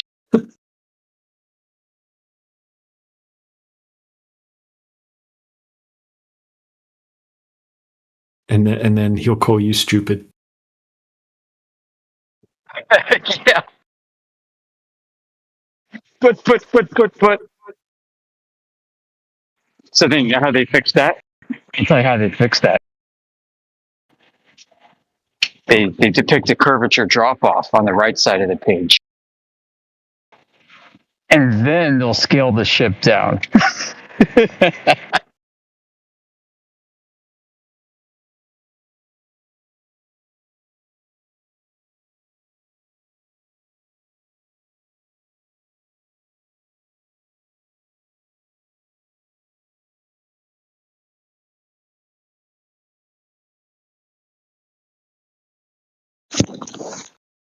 Yeah, that's true, Mark J. That's true. In their worldview, they don't actually see the sun at sunset. Yeah. Yeah. So is the light that's reflected, like off the ocean waves, all the way out from your feet to the horizon? Is that a mirage too?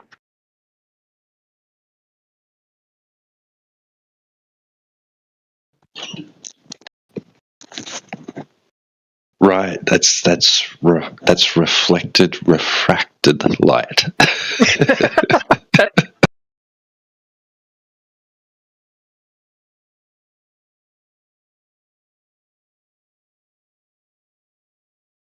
Oh, the light you see is refracted and then it's reflected. Don't forget diffracting. Yeah, there's that too. I heard a glober try to claim once that you see the curvature edge of the globe actually provides a point of diffraction for light, and that changes the angle of the wavefront such that it bends down. So shifting the argument from atmospheric refraction to terrestrial diffraction, creating a Fresnel zone. Yeah, don't forget. The funny thing is, I would say, don't forget gravity bending space-time around the object. Also, there's that one too. Right.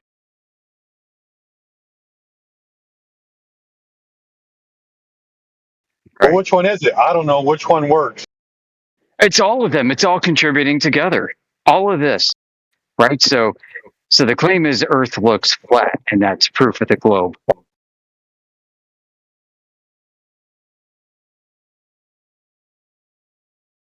Sorry, I may be lagging. No, that's not the claim. The claim is that the Earth looks flat, and that's evidence for the Earth being flat. Yeah, it's a good starting point, isn't it? Yeah. Right. Right. And then you go out and make some long distance observations. You have some demarcations out there. You try to see whether or not the horizon is in front of those demarcations. or behind the demarcation? Are there other atmospheric conditions happening where there might be some distortion or magnification occurring? There's lots of things that you can go do, Matthew. It doesn't have to be just looks, right? Like you can expand on that. What the Gloper does is imagine that there's curvature at a certain point, perhaps between you and the distant object, right? And so they imagine the curvature and then they backfit the map. They imagine the curvature, so they say, Fresnel diffraction. They imagine the curvature and they say, there's some air refraction too. Imagine the curvature and they say, there's gravitational distortion. They imagine it and then look for a presumed cause. And then when they find something that fits their confirmation bias, they don't look too deeply into it. They just kind of do a cursory acceptance of it and chalk it up to the globe. So then we take down the actual argument. We say, okay, you're going to claim a K factor of 26%. How do you know that K factor is actually present? You're going to have to provide some kind of maybe molecular demonstration of, some kind of laboratory condition that simulates the actual conditions that are presumably present in the air. And you're going to then try to tie that to a K factor. Well, guess what? We've looked for that evidence. It's not there.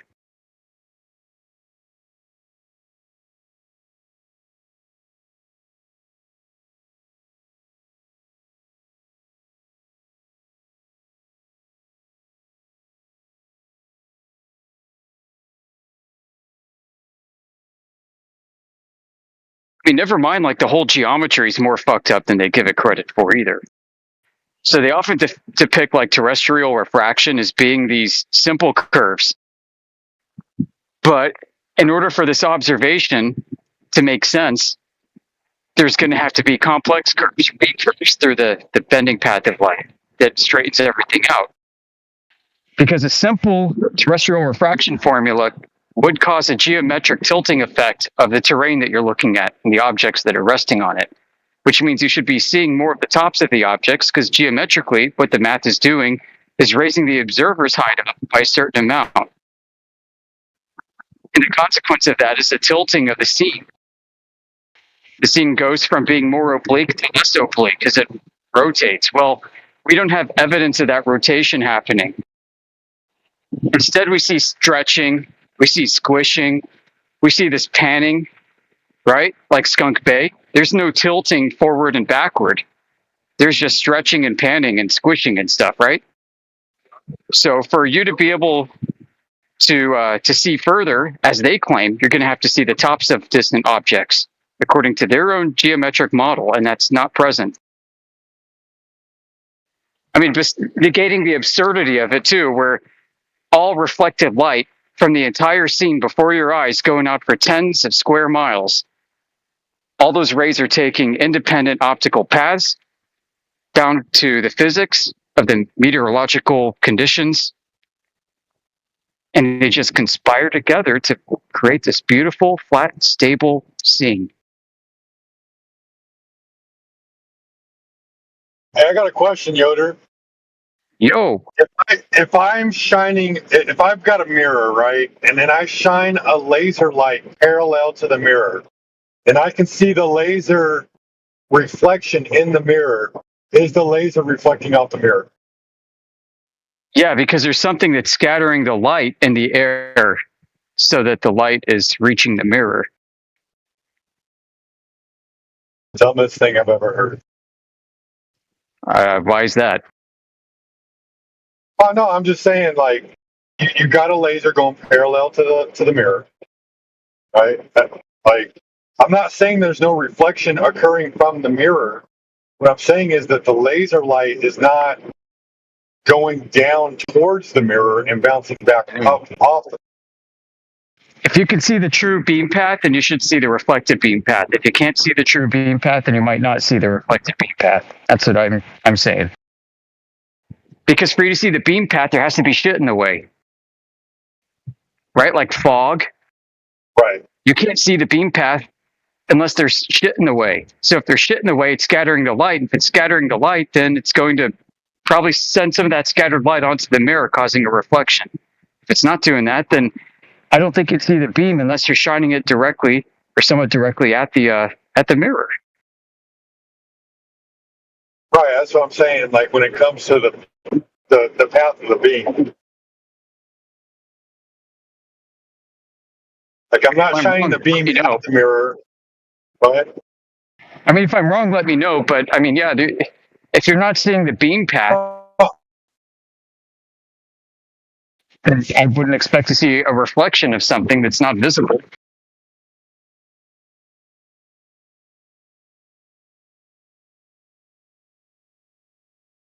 sorry, I'm in a bad area.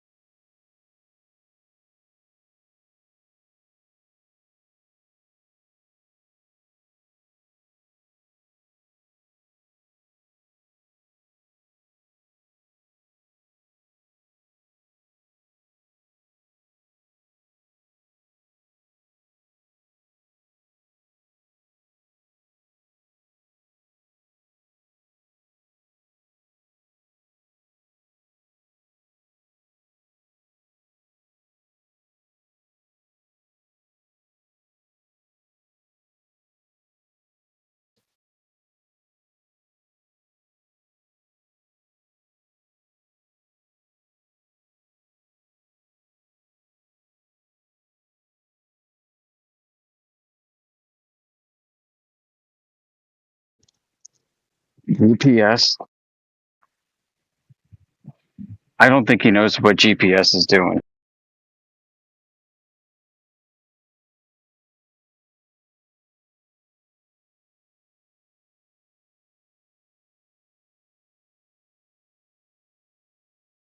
Like the GPS satellites don't transmit your coordinates.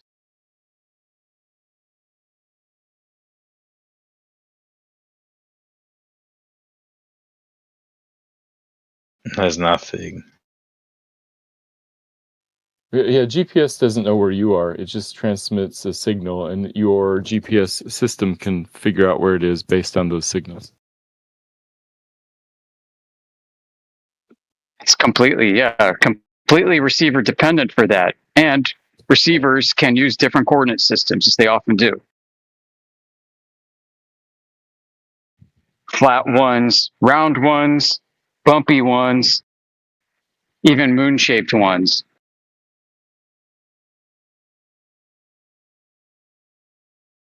You could use a moon-shaped datum that's like 1/5 the size of Earth,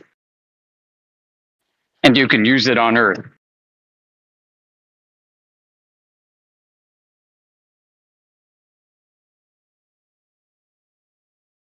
I didn't claim that it's going to be accurate, but I'm just letting you know that you can use it. Yeah, I'd want my GPS to be accurate. Yeah. I mean, they do too. Like on the backhaul, they're always updating it, like every 2 hours to 4 hours. Specifically, there's going to be what's called subframes 2 and frame 4, which have the ephemeris and the nautical almanac updates. And these are calculated coordinates.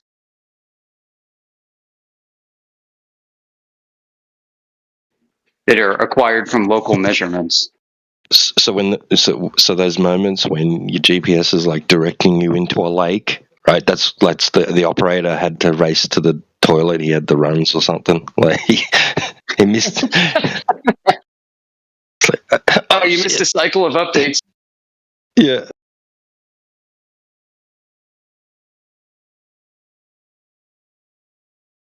No, I'm assuming they have it all automated now, like it was AI and shit. Yeah, I don't know. They'd still have to manually they'd have to have human intervention eventually, wouldn't they?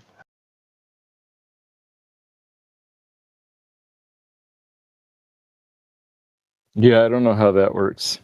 But my point was that you can get GPS signals in the middle of the ocean, like in mountain valleys where there's no cell phone towers or there's no other transmitters. So that's good evidence that the transmitters are up in the sky somewhere.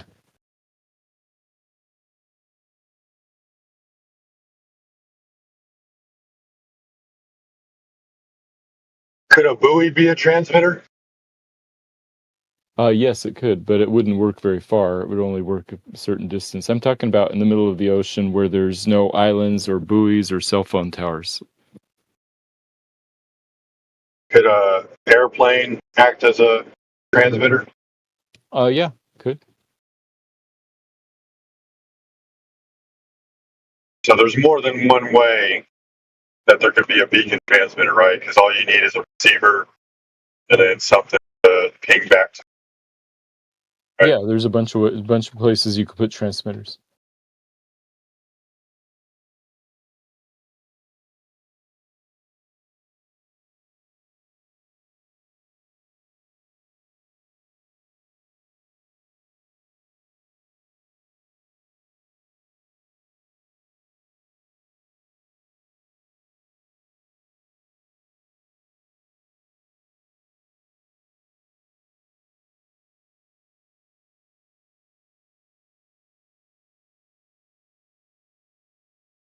Hey Yoder, sorry about that. I hit a bad patch. I meant to explain myself, but I'm driving, so it may not come in clear. So I sent you.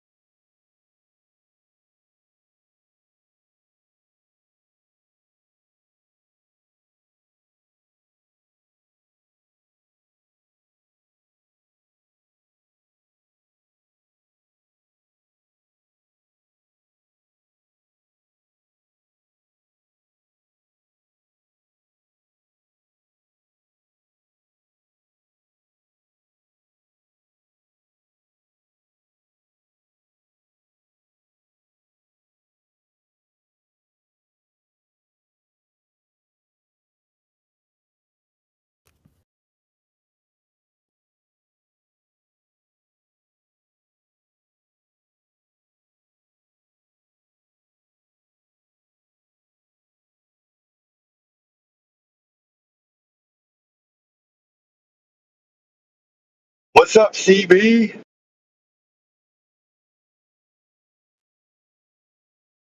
Yeah, what's up, guys? What's going on?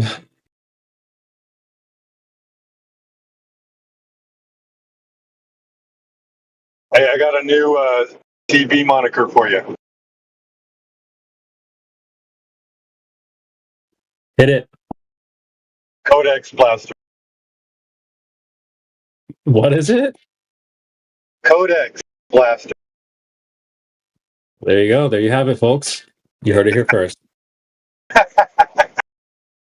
You're like, what the fuck is that?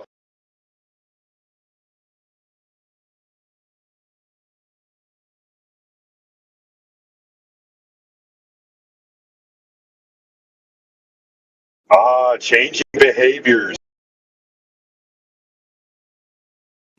It's a good one.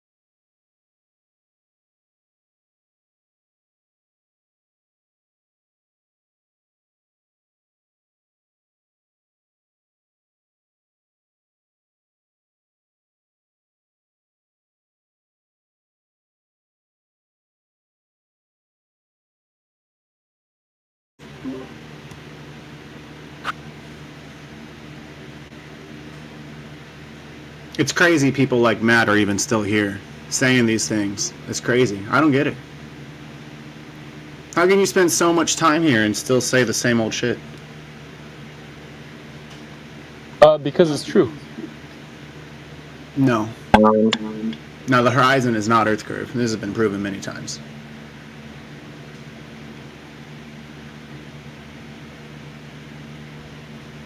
You also didn't get a single explanation why the moon, the sun, and GPS are globe exclusive. I'm still waiting on that. Yes, they're globe exclusive because we have good explanations for how those observations work, and you don't have any explanation for why those observations work. And you think that makes it globe exclusive? Like Yes. it cannot happen on a flat surface because I don't know why it would? No, it could happen. Not, it's not just an that you're argument lacking. or evidence that it can't happen because this proves it. None of that. It's all because you don't understand why. No, you're right. It could be. There could be some better explanation. We just It haven't could. heard So it it's yet. not globe exclusive, or it is globe exclusive? Because you're saying they're globe exclusive. It's not. It's not globe exclusive. The globe currently has the you were best just explanation. saying they were, but they're not. But now you're admitting they're not. Okay. So I'm there you saying go. that You the- flopped on half your arguments already. GG. I'm saying that you go with the best explanation you have so far, and so far the globe is the best explanation we have. It's really not. Your best Okay, your then best provide a argument better is one. claiming the horizon is Earth curve, and we've demonstrated it's not every single day here for like 6 years straight. I don't know why you're saying welcome it to still provide is. a better explanation. It's flat. And how does that explain the constant size of the full moon? Who fucking cared? That you're talking about so celestial ignore that body one? compared to All right. things over and in the atmosphere. Like you're talking about things miles through dense gas atmosphere compared to less atmosphere looking straight up at some celestial body that you and I have never been to. That's not an argument. That's not a good comparison. It's not a good comparison. It's like comparing the sun to a fucking tomato. It's completely different. Hey, can I ask him a question real quick? Matthew. Yeah. If the surface of the Earth is flat, just hypothetical, right? If it is flat, would you agree that whatever's happening in the sky is only happening over a flat Earth? Yes. If the Earth is flat, then whatever's happening in the sky is only happening over a flat Earth.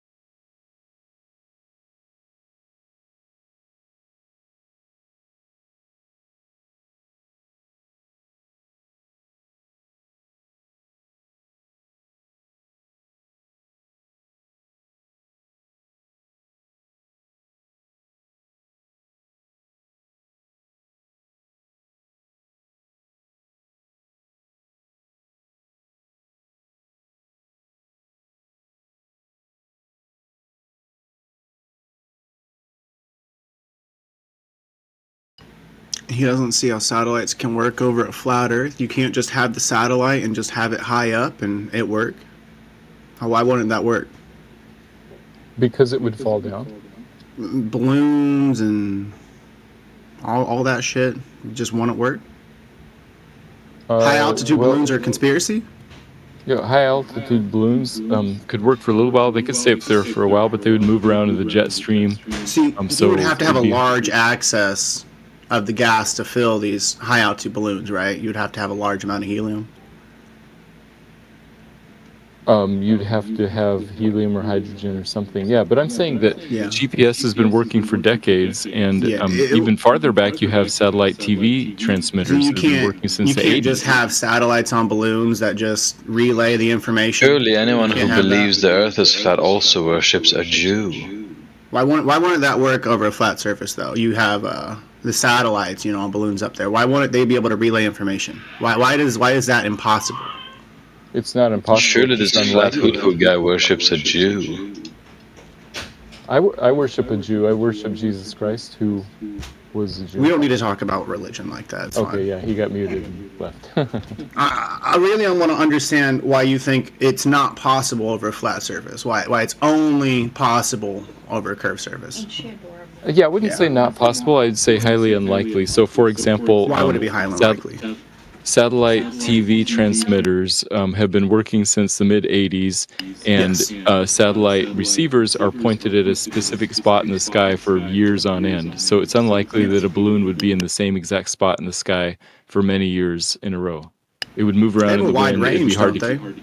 They go out. no, pretty you have wide to aim range. them. You have to aim them very specifically. Remember those in the 80s and 90s, those huge 6-foot diameter satellite receivers? You have to get them very precisely aimed, or else you don't get a signal. Don't a lot of those waves bounce off some of the ionosphere, stratosphere, whatever it is? That's other kinds of transmissions. I'm talking about like satellite receiving satellite signals. from a specific point in the sky. You know what the difference is between those kind of waves? Why one of them penetrates the zone and the other don't? Yeah, different frequencies interact with the ionosphere differently. I mean, visible light passes right through it. That's why you can see the stars at night. And we can't just have the same waves that bounce. That just it's not the same. Some do and some don't. It depends on the frequencies. So some would make total sense over a flat surface, and some would penetrate and go to outer space. Yeah, that would be true on a flat surface or a globe surface. Which waves penetrate the atmosphere doesn't depend on the shape of the Earth. Okay, well, I was just trying to figure out why some of your arguments are globe exclusive, and so far you flopped on all of them. What other ones were there? You were the so one. Not the celestial bodies, not GPS. What else did you say?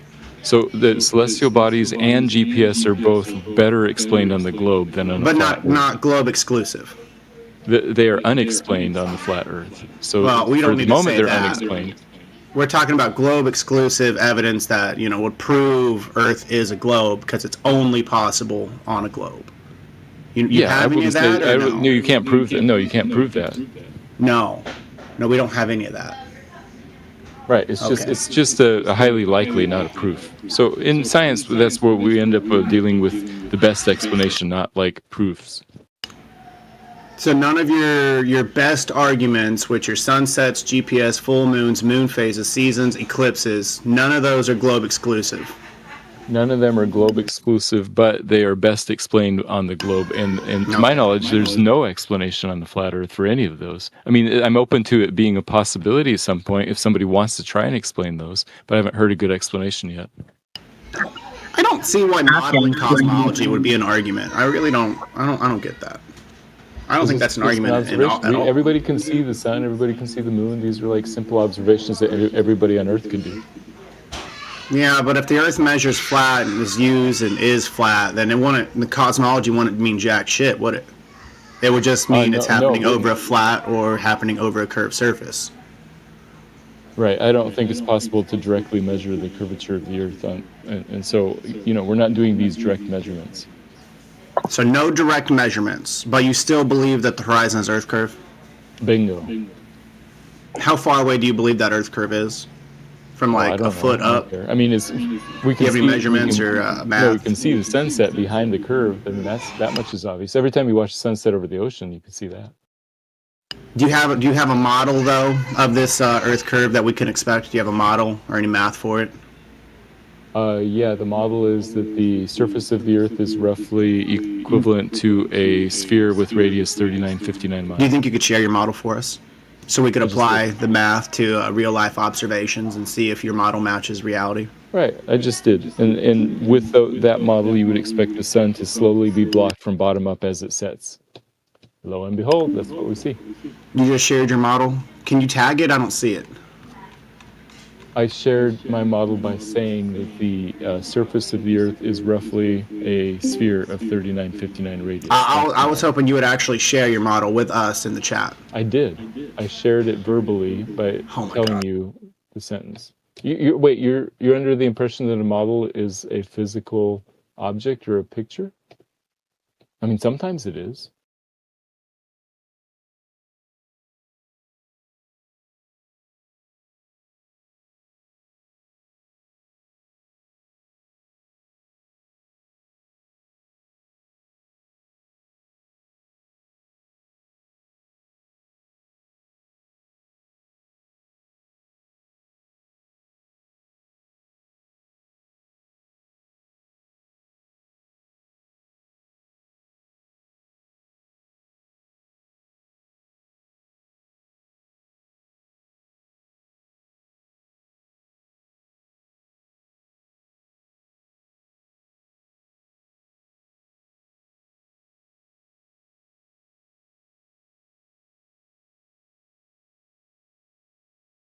I would have loved to got into it.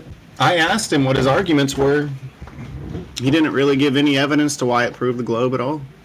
he kind of flopped and said everything was possible theoretically over a flat surface. So I don't know why he even bothered with his arguments in the first place. Matthew, buddy, he's been here way too long. He's been here way too long.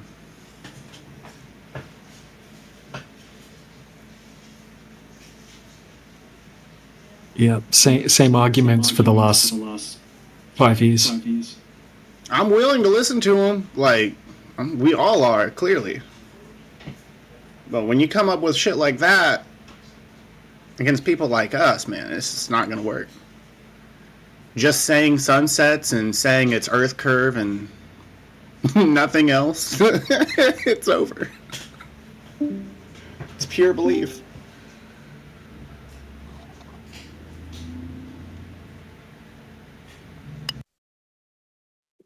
Yeah, he left.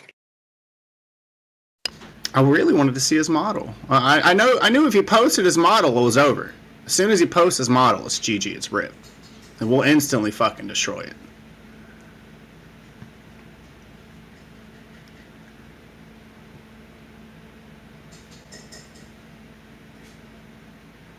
Yeah, like his argument was like, if you can't explain it, then it must not be true. Like, we have to go with the best explanations. Like, that is not any kind of argument. It's fallacious, isn't it? What kind of fallacy is that? Just going with the best explanation?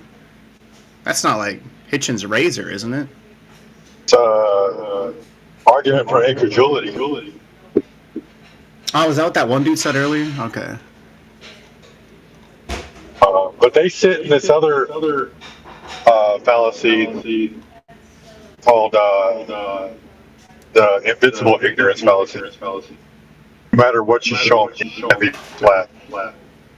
Lad Hulu, we can hear ourselves echoing through your mic. Oh, that's my fault.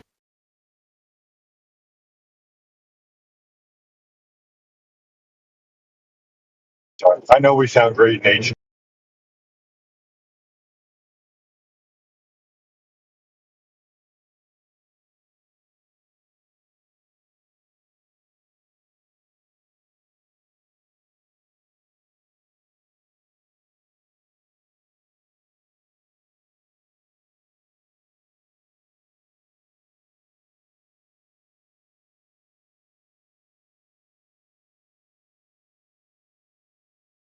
Well, yeah, Matthew just said that well, I can still hear myself.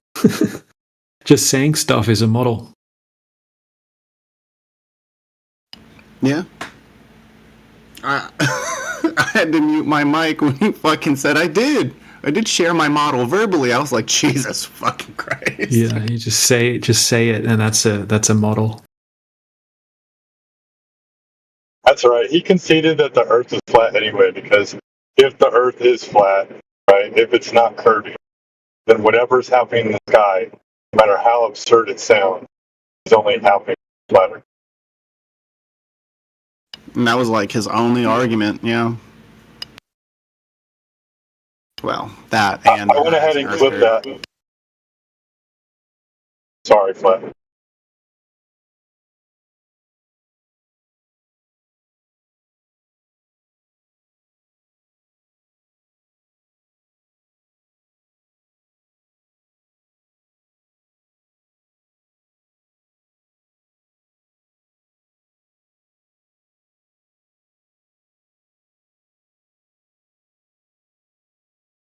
Yeah, I've tried to fix my mic. I've turned the mic sensitivity down. I've turned the speakers down, but there's nothing I can really do. Once you headphones, Ninja?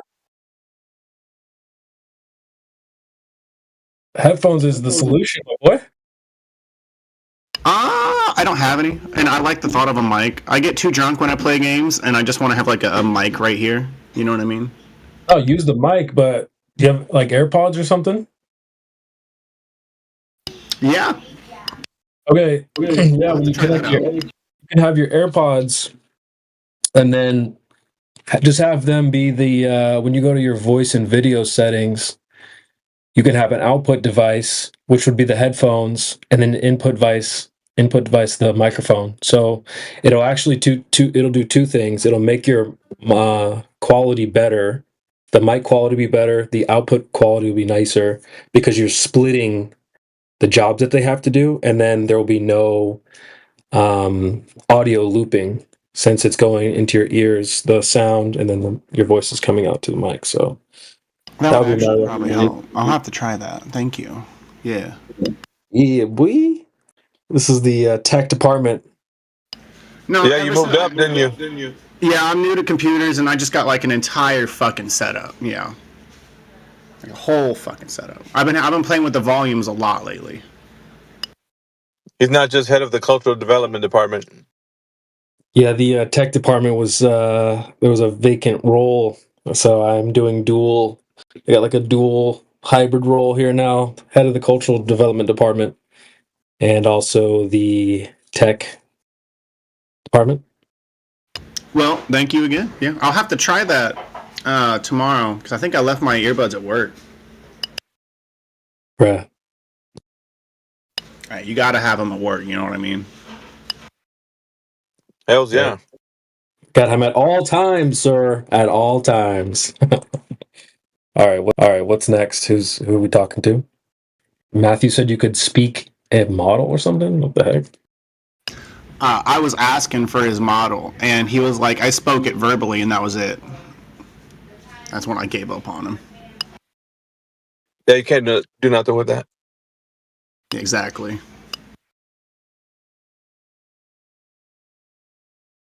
So, like, is flat Earth an inside joke or what? Oh hell no! Nah, Earth is flat. Earth is flat, 100%. It's always been flat. Yeah, this is obviously inside. Yeah, I mean, what do you think the Earth is? Switch. You know, like it's not a perfect sphere, but it's pretty close. You know. Yeah, how do you know that, dude? What's your evidence for that? You ever see the 24-hour sun in Antarctica? Yeah, everybody's seen the videos of that, but how do you correlate that to that being the shape of the Earth in any way? What is it? Because if it was a disk, that wouldn't be possible. I think it's pretty self-evident. What's the syllogism for that? You know, in a logical format. Put that argument in like a logical format with a syllogism. Okay, and it's a syllogism, not gism. Like Thank you. Or whatever. Yeah.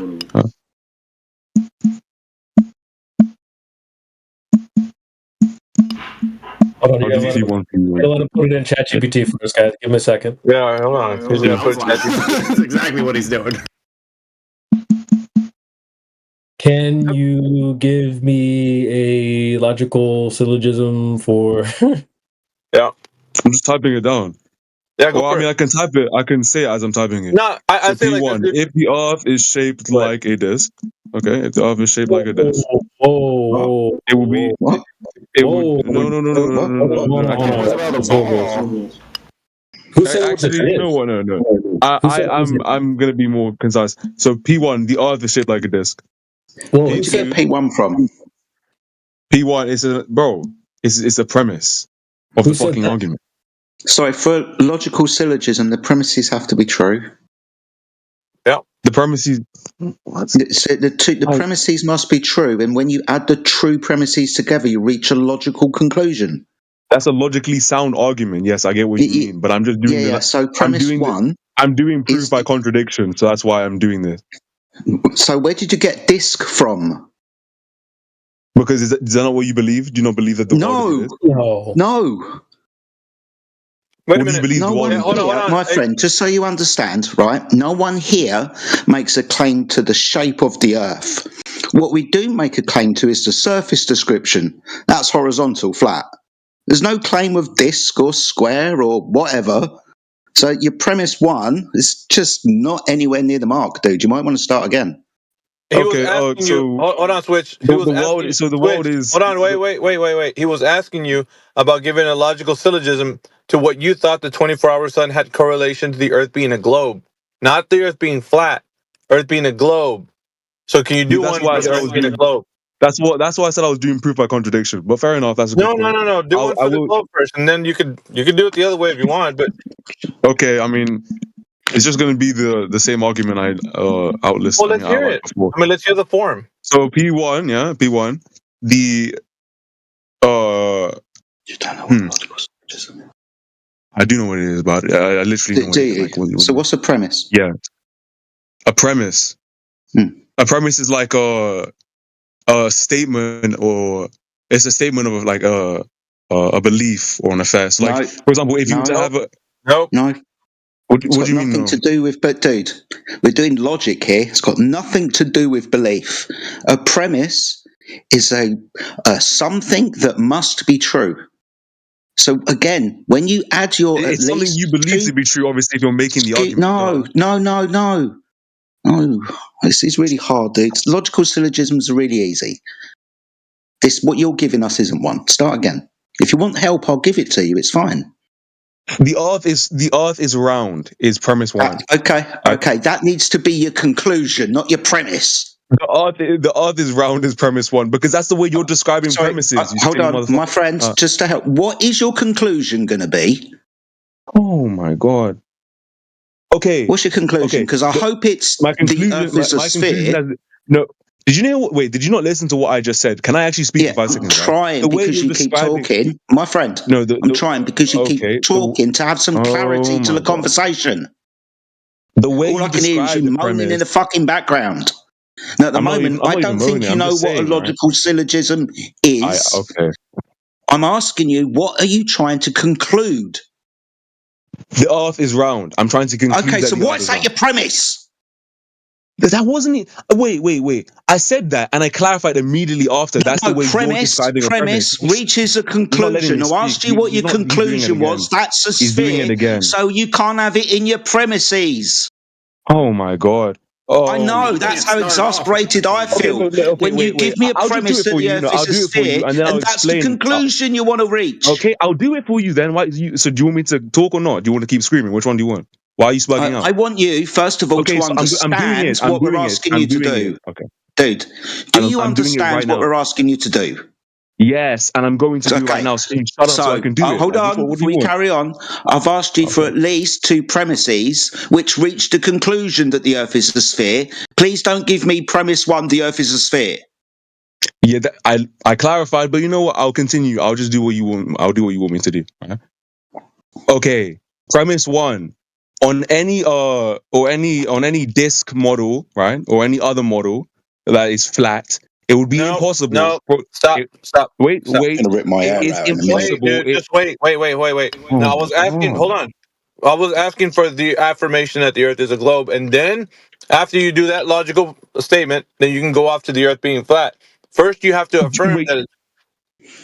I'm doing that right now. I'm literally doing that right now. You know how that other guy didn't say anything because he realizes that I am. That's why he didn't pitch up. Only you are, because you don't even get what you're not. You're not. You haven't. No.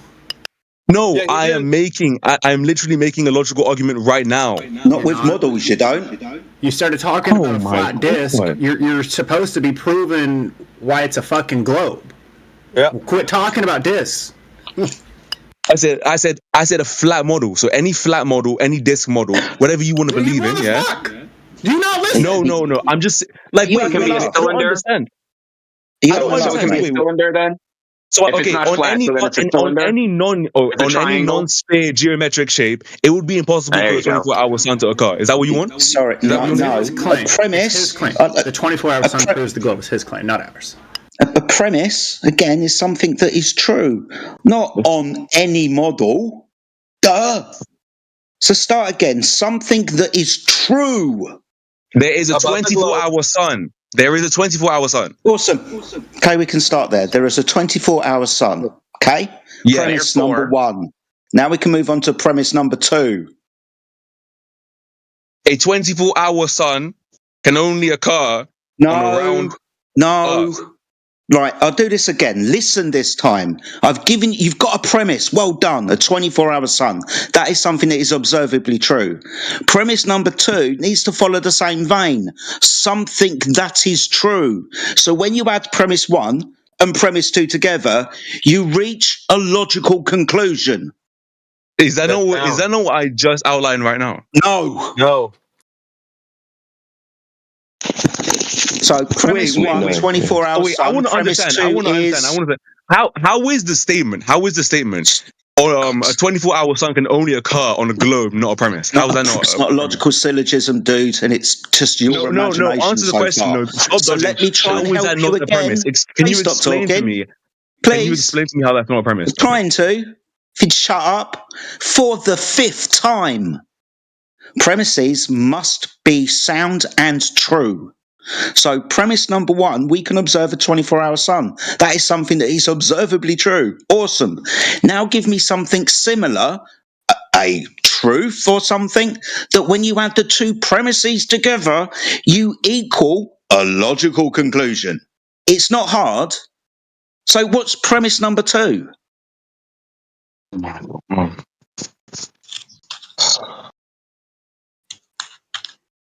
This is what I just want to type out. Can I just type it out? Because I'm tired of talking. Why can't you say it? Just say it. No, because I said I'm tired of talking to you. What do you mean? Like I'd rather not talk to you. Talk to me. So you can you can just look at it in the chat if you want, right? But I can explain everything I was talking about before. I mean, if you don't want to, because what you did was you went premise, conclusion. Yeah. Circular. It's premise. Wait. Fucking statement You of do realize.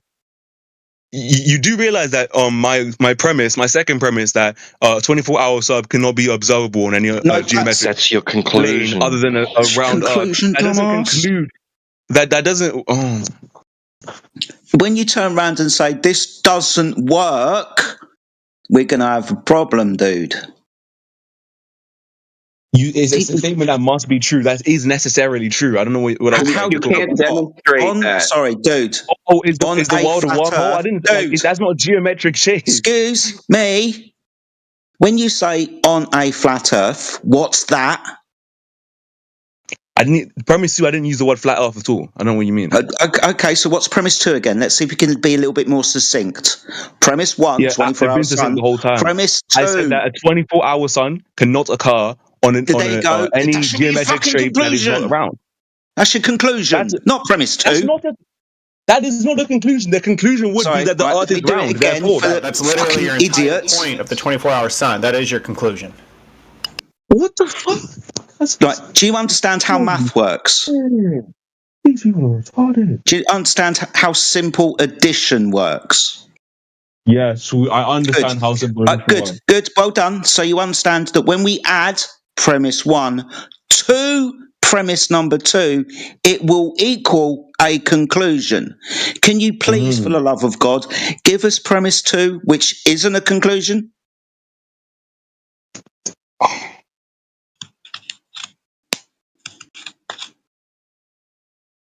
Premise number 1, we observe a 24-hour sun. Premise number 2. Ask ChatGPT to help you if you need, man. I don't need ChatGPT because Bring up the other 24-hour sun in the north. Try that one. See how that works. You got two 24-hour suns. You can work with that. I mean, I didn't even think about that, but yeah, if you want, you can just use that. Premise 2, there's another 24-hour sun that is not. Switch. But there's another 24-hour sun that is not in the what's it called? That is not in hold on a second, man. Antarctic. Don't go just because somebody said something and go with that, because they could be wrong as well. It's like cheating on somebody's homework using somebody's work that's also wrong. They don't just jump on the first thing someone says to rescue you. Well, is it incorrect? Is it? Yeah, but if you think, are you going to follow along with what he's saying? No, it's because it's a fact that we all fucking know. That's why I use it. If we want to do it, let's walk through it. We got a 24-hour sun in Antarctica. Then we got a 24-hour sun in Alaska. Where does that lead us? That's all. Where does that lead us? I mean, Norway and Iceland as well. Just saying. Well, that's north and south. Okay, same thing. So that was premise 1 too, but I would like to very sincerely explain to you why my second premise wasn't a conclusion. If you would just let me say it, but I mean, it doesn't. Can you worry up then? There are two premises. You got the north sun, that's one premise. The south sun, that's two premises. Then you make your conclusion. That's what he was trying to get you to. And do you understand that if I am using if I'm using argumentation by elimination, that's not a fucking conclusion. The conclusion is that the Earth is round. Excuse me. Do you understand that? Excuse me. All right. You understand that a logical syllogism is a formal argument. It has form. That means there's a process, a methodology to it. It has steps. We've been through them. Why you're trying to like shoehorn in some kind of proof by non-contradiction into a logical syllogism beggars fucking belief at the moment, mate. We just want a logical syllogism. I did that originally because I was just finding. I just want the logical syllogism, dude. Please, for the love of God. You know, if you open the listen. I just want to see if you open this chat now. There's another person who understands that what I said is a premise too, because it is a premise too. Sorry, when I say all I heard was it wouldn't work on a flat Earth. I'm not done talking. Hello. So, a 24-hour sun is only possible on a globe Earth. That's not exactly what I said, but whatever. How? That's not what I said, but whatever. Right? You can understand that even if I said that. That is a cool premise. Sorry, the conclusion, has to be. Sorry, it's like you're just. I know you're running because it doesn't look good. I know you're running. A premise must be true. The conclusion is actually underneath that. The C1 is there. It says Earth is good. You idiot. It's like it must be true. No, that P2 where you're claiming it's not possible over a flat disk or whatever. Like, do you have anything to back that up? You're making a claim there. Okay, so wait. This is fucking stupid. All right, P1. I mean, you're taking the Earth. Not stupid, sorry, there is a 24-hour sun.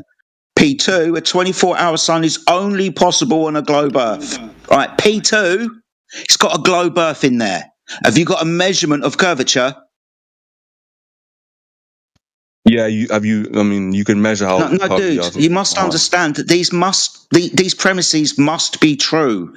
In your second premise, you've said it's only possible. This is fucking stupid on a globe Earth.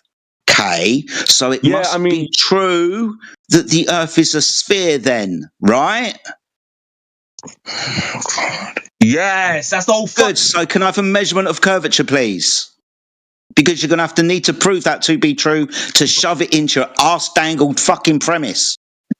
Yeah, so you agree. You don't know how logic works, do you, Sunshine? Wait, no. But before I do that, can you just admit? Wait, before I do that, can you just admit that what I said was a premise? Just say it. I want to hear it. No, it was really hilarious. No, it hasn't been proven to be true. No, just say it because you said it now. I think we both understand it's a premise. So can you just accept it? Just say that it was. Just say it. Oh, I don't know what's so hard about it. Why is that so hard for you? Why is that so hard for you? Just admit it. Before you can't just say it has to be true. Could I say that could I go, oh, I see the sun moving, therefore it has to be true. Would you accept that?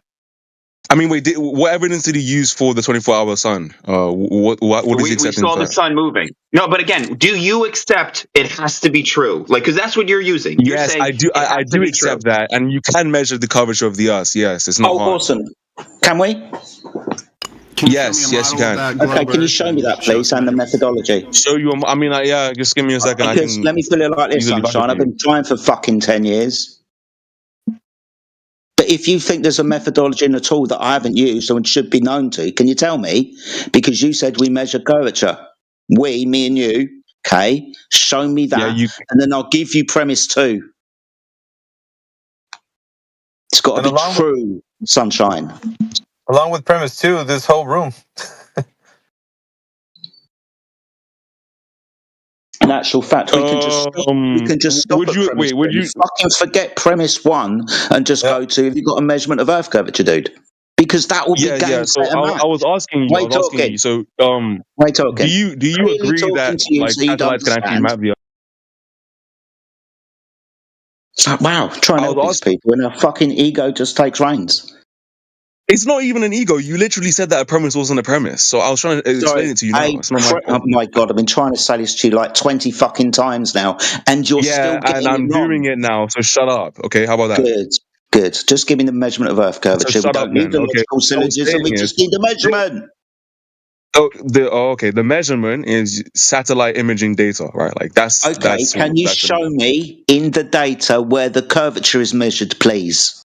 Can you post it? I mean, okay, that's my next thought. What device? What measurement? Please don't just say satellite, because there's devices in the satellite that do things. I want the instrument that did the thing, and show me the thing that it did. Did you say you also wanted the specific measurement? Because I can give that to you now if you want. No, you need to listen. Okay. I want the tool. You said I want the measurement. My God, try again. I want the tool that was used and the measurement that it took. please.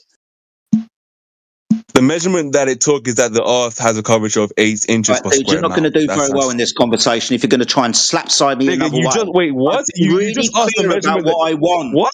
Wait. Let's not let him run away with that. I've been very clear about what I want, and now you're not going to give it to me. I want you. Do I need to ask again? I'm doing that right now, but I want us to be honest. Did you not just ask me what was the measurement that it took?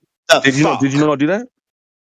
Wait, why are you crashing out now? Wrong with you, dude? I've never crashed out. I don't know why you're crashing out. I'm asking you, did you or did you not ask me what measurement did it take? And I answered you, so why are you upset? Are you being a wanker on purpose, do you think?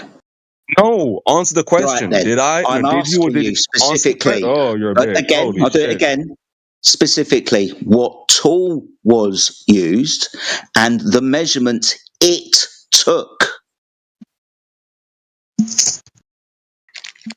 I gave you the measurement it took. You What? Sorry. What? The Earth is a sphere. Was that the measurement it took? Was it? I said you showed a the measurement that it took. No. RTH, don't buy him to help him. You know he's wrong. Okay.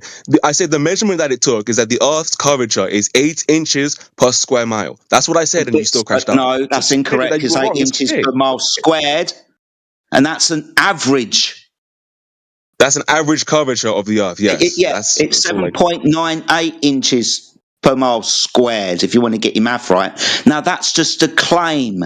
Can I see the device that was used and the measurement that it took? Are you fucking retarded? Okay, you know what? I'll just do it. I won't even speak. I'll just do it. But you're... What an absolute... No, I'm not retarded. I'm asking you to verify your claim. You said satellites measure this 8 inches per mile squared. Okay, that's the claim. Show me the tool and the measurement that it took that will verify your claim. Wow.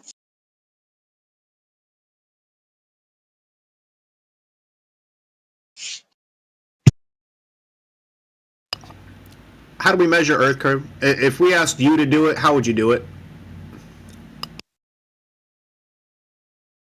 That's another question, Flight Hulu. We want to see if he's going to reach the end of Jedi's, and then you probably ask him that next. You'll confuse a lad if he goes too many different directions. Bet.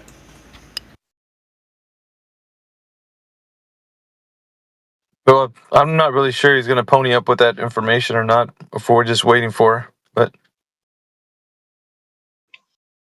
Well, no, because you're going to have to go and get the specific satellite with the specific tool and the measurements that the specific tool took. you know what's weird is that right now he's going just on faith that thing exists, that he told you exactly like the way he thinks. Oh wait, are you not going on faith that the 24-hour sun exists, or have you been to Antarctica? 8 inches per mile squared doesn't make a circle. All right, thanks, RT. Yeah, I understand that. Hold on a second. No, what we're going on right now, 24-hour sun is an observation that was being made. That's a true premise, right? And then premise 2, you're, I guess, having trouble trying to figure out, because of the fact that you're saying that it can't be flat, it's got to be a globe, and you're trying to prove it that way, but you're going to have the measurement, like Jedi said, if it's a true premise. So right now... Yeah, that's understandable, but I asked you a straightforward question. I would like you to answer it. How do you know that there's a 24-hour sun? In what way? Well, this is an observation that's being made. People observe the 24-hour sun. Have you measured it? Or something like, are you listening to what I'm telling you? It's a true premise because it's observed. People observe it. Wait, have you observed it? Oh my God, dude. It's an observation that is being made. What you said is, wait. So let's put it this way, right? You don't need to get angry at me. I don't know why you guys are so quick to be angry at people. It's interesting. No.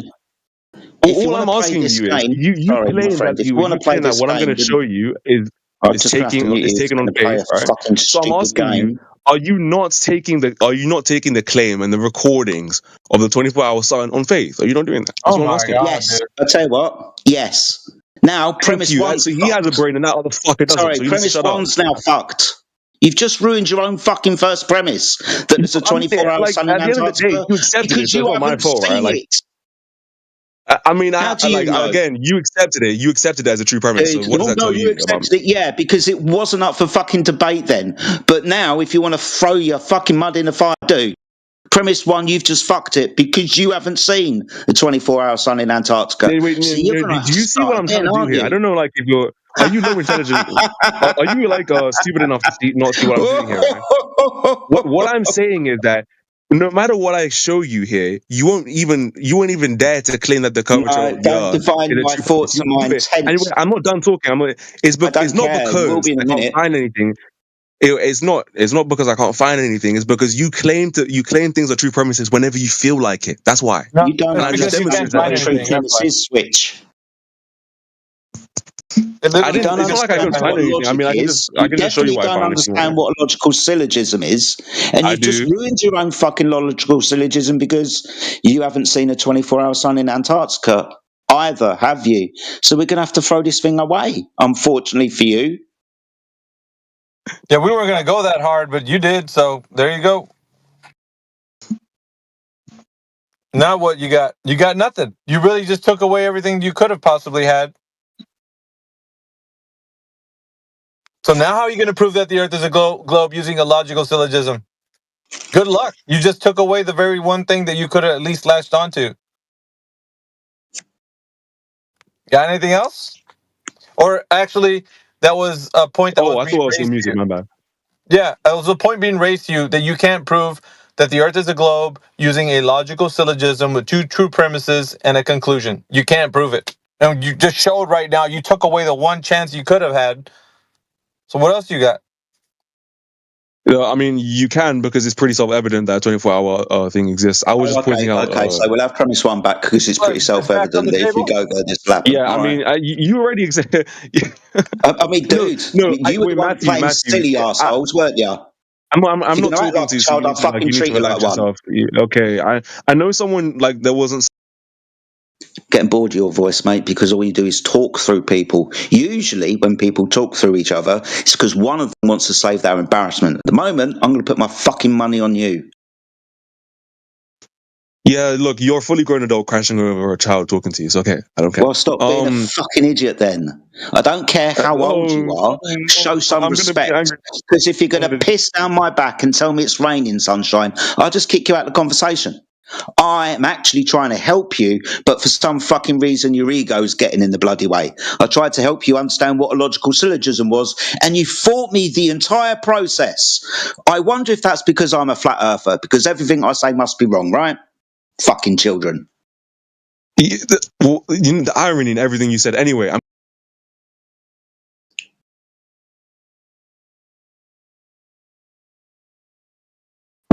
It's simple, man. If you didn't crash out, you could have been able to tell us you really don't know.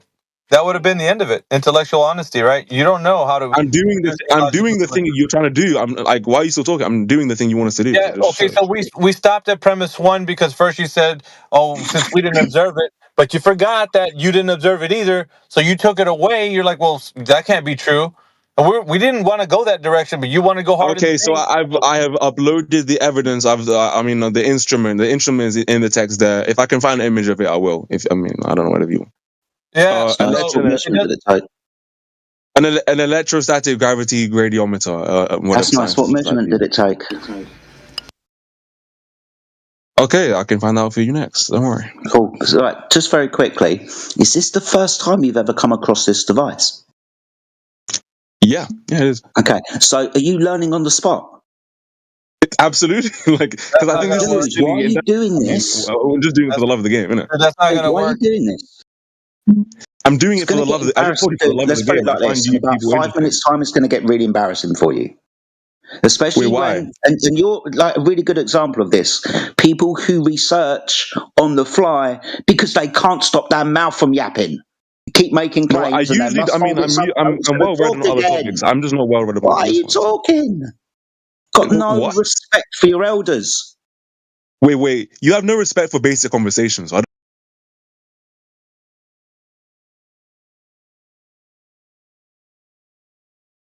Fed up of you. Okay, I'm getting really tired of this type of shit. Okay, I don't know why you're doing that shit. Okay, so You I seem to have a have. lot of you seem to have a lot of confidence. You're not able to back it up with your knowledge. You're not, because you're trying to Yeah, learn because in something the on the. field that I'm Hold an on, expert Switch. in. Hold on. You're trying to learn on the fly, bro. How are you gonna, in mid argument, say, "Hey, let me look it up"? That means that prior to this particular moment, you didn't know the information until the moment you started searching for it, which means that you're going basically on faith that it exists. And I then when mean, you do find it, I no, can no, let me see tell you like how bad it very. is. No, switch. Let me tell you how bad it is. Even when you do find it, what's going to happen is you're going to be talking about something you have no knowledge on. You're just going to be reading something. And that's even worse, because even if we grill you on it, you're going to be like, oh, I don't know, bro. It's just what it says. You see the problem here? It's a big, huge problem. You can't just come at an argument like that. I know you're young, but you need to understand this, like, arguments aren't constructed on the fly, bro. You have to actually think about what you're saying. For God's sakes, man. I'm trying to throw you a bone here, man, at least to think about it. Like, you don't have to go hard and, like, try to say you know stuff when you really don't. To say, hey, fuck, I don't know. What's wrong with that? So okay. So what is this? Am I allowed to speak or not? Is this like a fascist authoritarian regime? Don't go with your, like, hip terminology just because you want to start sounding like you're saying something. And dude, you're not saying anything. At the moment, you need to know when you don't know something. Learn, like, Yeah, own no, that. I already told you Own that I that don't shit. know something. So why are you trying to reinstate that point? I made it pretty Because you're obvious. Because you trying made to a do the very claim. thing. You're doing the very thing that I'm saying that you say that you're not doing. Yeah, I'm not doing that. Yes, you are. You're trying to act like you're smart and you're intelligent about the topic that we're speaking of, and you don't know jack. So it's easy I for you to literally just told say, you I that I don't know. don't know. I said it multiple times. Like Yeah. why else would I be searching something up on the fly? All right, so then, therefore, the conclusion of this discussion is that you have no knowledge to back up the claim that the Earth is a globe. Is that true? Just end it there. No, I mean, do you mean does personal experience count as personal No, experience? dude, we're just as in saying like that a if there's personal any. experience of No, reality that we share? listen to the words carefully, okay? Can you verify that the Earth is a globe? Yes or no? Can I verify that the other is a globe? No, Yes, dude. not Can you myself. verify? And I said no, not myself. No, no. Okay, there you go. Then all you have is a belief. It's a belief that you have, that you carry, that the Earth is a globe. That's it. Just a belief. All it is. So wait, what I would like, just interestingly, to ask you is, can you verify that the world is not flat? Yeah, the Earth is I flat. mean, no, Yeah, so it's not right. It's not that yeah, it's yeah. not We round. can. Can you Yes, verify? yes. We can Okay, measure the surface of water over distance, and it lays horizontally. Yep. can you not also measure the, let's say, the but you guys are just going to discount that. I was going to say, can you not measure the sight angle over water, like Sight how angle. it curves? As in, like, What do you mean? I can't describe this one. How, like, basically how you can't see a certain distance over, like, let's say a sea. Or You talking about the idea that there's a curve in the distance, like yeah, yeah, Yeah, a we bending debunk in the that. horizon, as you will. Yeah, can you? Does that not count as evidence that is round to you? Sorry, all right, now I'm confused. Bending in the horizon? Do you mean left to right? No, a bend, as in like the world seems Down to and bend away. away from you. Yeah. Yeah, down and away. Yeah. Yeah, we debunked that like 5 years ago, 6 years ago. You know With the what? horizon, right? Yes. You know that moves. The horizon moves. What do you mean, like left to right, or? It'll change. It'll change its apparent distance from the observer, depending on the meteorological conditions, what the weather's like, and the technology that you use. Let's say that a horizon's going to appear pretty close to you when you're just using your eyes, but if you get a binoculars out or a zoom-powered telescope, other things come into your field of vision, and you can see a horizon well in extent of your first horizon that you saw when you were just looking at it. So we can demonstrate you over and over and over again that the horizon is just an optical phenomena. It's got absolutely nothing to do with any curvature of any presupposed Earth. None whatsoever. This is interesting. So you know how there's a horizon that seems to bend down and away from you over water. This obviously could occur if you are sufficiently, like, let's say, high enough on land. You could see that. No, Switch. That's a what I false was going to say premise, is, bro. right, could you not use a extraordinarily powerful laser to just simply verify if it's curvature? That's what we do. It's a false premise, dude. That what you just said is false. Like, you can't provide evidence that that's true. That something's, as you get farther away, it's falling away from you. You can't prove that. That's what we're telling you. There's no evidence that exists. That exists would only. Would the laser not like prove that pretty Yeah, like I mean, what we're saying is yes. There's been laser tests that have been done for over 25 miles, probably even further than that if you consider the military. But for 25 miles, there's been tests done with this debate, right? This discussion, we have them on our server. And at the very bottom, you can look up all the stuff. I think Jedi can fill you in on more of it, but yeah, you definitely can. And what is the conclusion of these tests? I'll just get it from the Earth's measured flat. We have a direct line of sight to a target that we shouldn't be able to hit if the surface of the Earth was curved. Fair enough. I just want to say, I'm really just thinking about something that is more. Well, check it out, man. The information is compacted in many different forms, but it's there at the bottom of the server. So, I'd really want to direct you there. You should go and check it out. Discord.gg/flat earth. Oh, 2 /. Oh, you guys have a Discord server? I thought Discord took down things like that. No. So at the bottom of that server is tons of information. It's terabytes of information. From PDFs to videos to mostly anything, any kind of question you can think of. I don't think there's things there that we haven't answered, to be honest. But we're here to kind of answer any more extra ones about those. Wait. I want to see if I can upload any media here. Can I not? Well, what I'm looking at here, basically, you seen that that one image of the power lines bending away, right, over water? Lake Pontchartrain. I think you're talking about Lake Pontchartrain. I think it might be the one. Yeah, I hope we have the same idea here. Could it not be a really simple experiment that any scientist could do, where you just verifiably, let's say you verifiably mark something at the base of a power line, and see if you can observe that thing from a distance, and if you can't, what else could explain that other than You'll be surprised, but yeah.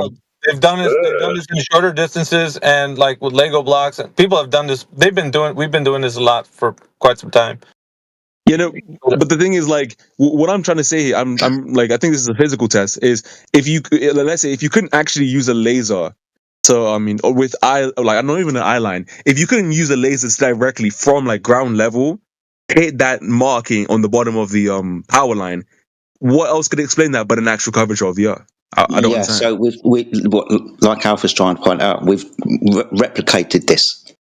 So a laser on a target 6 inches above the surface of the water at distances of up to 9 to 10 miles along the south coast of England. Right? We hit the target that's only 6 inches above the water that should be hidden by 66 foot of curvature. It's direct line of sight targeting system, dude. Lasers are really handy for targeting things and blowing them up.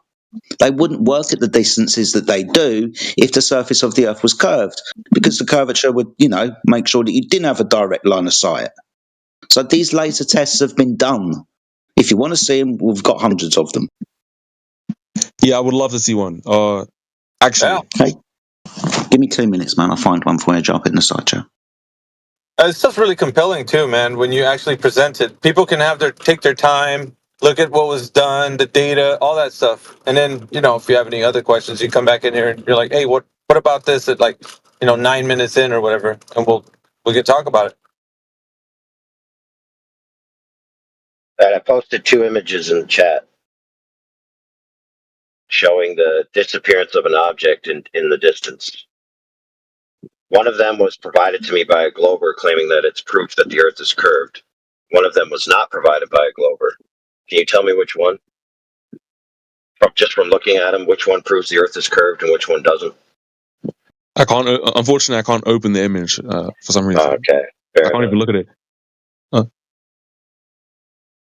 Oh, okay, I can see them now. Let's look. Wait. So it's a boat. One image is a boat. That's a container ship, probably, or some type of boat out in the distance. And another one is a small boat out in the distance. They both disappear. They both cannot be seen as you lower your altitude and your range from them. So which one of them proves the Earth is curved?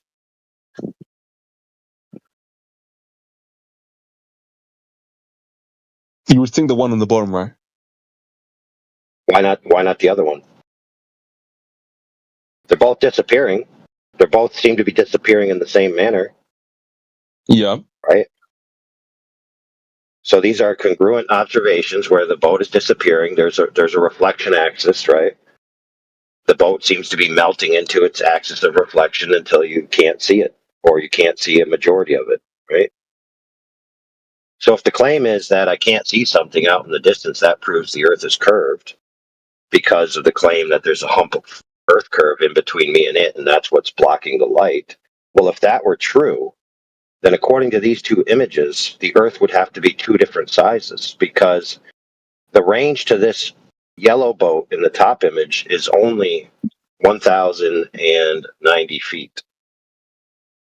So that would mean that the Earth is small if you're saying that the disappearance of this boat is caused by Earth curvature. And then when you go to the other image, the boat disappears at a longer distance, therefore the Earth is now bigger. So you could see really quickly that this doesn't make any sense. So obviously the reason why these two things are disappearing in the manner in which they are has nothing to do with the geometry of a claim of a globe, but rather something with an optical effect. Wouldn't you agree? Yeah. Yeah, that doesn't seem unreasonable. Yeah, correct. So just because you can't see something out in the distance doesn't necessarily mean that there's a giant hump of Earth curvature blocking it. Now, listen, that's not an unreasonable assumption to someone who doesn't know all the particulars. It's like I can't see something. Throughout my life, that's always been because it went behind an object. Even when I was a little kid and my mom hit a ball behind her back. Once I got to a certain age, I realized the ball went behind her back. It didn't vanish into thin air. So it's not unreasonable to say when things disappear, it must be behind an object. But once you learn more about optics and how they actually work and how atmospheric conditions work, you realize very quickly that the concept of being able to see things or not see things has to do with optics more than it has to necessarily do with geometry when you're talking about observations like this.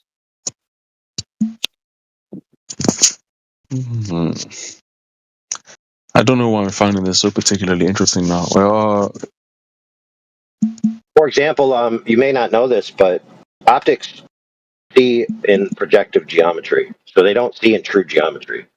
The geometry that an optic finally creates on a two-dimensional plane, known as a picture, right? It's not three-dimensional, right? So all the three-dimensional information is compounded onto two axes rather than three axes. So that means that the axes have to be the same. So the y-axis and the z-axis, which is the depth and the height, they become the same axis in the picture. Now, we only have so much available sensors or pixels for the light to be cast upon, and light is actually a physical thing in the real world, right? It takes up space, so to speak. And so you can't have too much light crammed into one pixel, because we all know if you take three different paints and you put them in the same paint jug, they're no longer three different colors. They're now one color. So information about which colors are there is lost. So in other words, the expectation that you could just look out in the world and see everything at all times, and if you can't, therefore the Earth is a globe, doesn't make any sense. What I was pondering as you guys were speaking right now is how do you guys feel about solar eclipses? What do you make of that? It depends. So a solar eclipse is when the moon is blocking the sun, supposedly. Is that what you mean? Yeah. Okay, fair enough. So real quick, you have two objects doing something. Sorry, I'm an idiot. Sorry, I meant. Well, let me finish. That's fine. But let me finish my point because my point's still valid. Then I'll go on to the next point. So when it comes to the moon and the sun and what they're doing in conjunction with each other, it's not the Earth. So the Earth isn't part of that equation. Okay, so two objects that aren't the Earth can do what they do without affecting what the Earth is. So your next question was, what about lunar eclipses, where it appears what do you see when you see a lunar eclipse? The shadow of the Earth on the moon. Well, you're assuming it's a shadow of the Earth on the moon. So, for example, let me put an earworm in your head right now. The argument goes like this. The quote-unquote shadow that I see on the moon is curved. And that means the Earth must be curved, because the only thing that can cast a curved shadow is a curved object. Now, that's false. For example, I have 3 images that I could post for you demonstrating in the real world a straight object casting a curved shadow onto a ball. So it's not the case that the Earth must be a ball to cast a curved shadow onto another ball. That's even if it is a shadow. Let's just assume it is. You have a second problem. A sphere can't cast a consistently curved shadow onto another sphere. That's actually not possible. Let me explain. It's very simple to understand. One sphere is curved. The other sphere is curved. So you have 2 curves. So the shadow is going to be curved and the object it's being cast on is going to be curved. That results in what's known as a complex curve or a sinusoid. Okay, so in other words, an S. We never see an S on the moon. So in real life, you get an S shape if you cast a ball shadow on another ball. The claim of the shadow on the moon being cast by a ball is not congruent with that real life observation. So the idea that what you're looking at is a shadow of a ball Earth is false. Oh, wait, the thing is, at what scales are these, let's say the shadow thing you're talking about, at what scales are they being conducted? Are these tests being done at? I mean, the scale is actually irrelevant because if it's a curve and another curve, it then becomes a complex curve. No amount of scale can change that fact. We do because wait, what? Someone said something. We do a bit of a thought experiment. Yeah, why not? Not with you, but with a flat earther. So if you hear a moo outside, can you concretely say that that's a cow? No, don't care. Okay, I want to demonstrate. I didn't offer a thought experiment. I offered an analogous demonstration of real-world objects.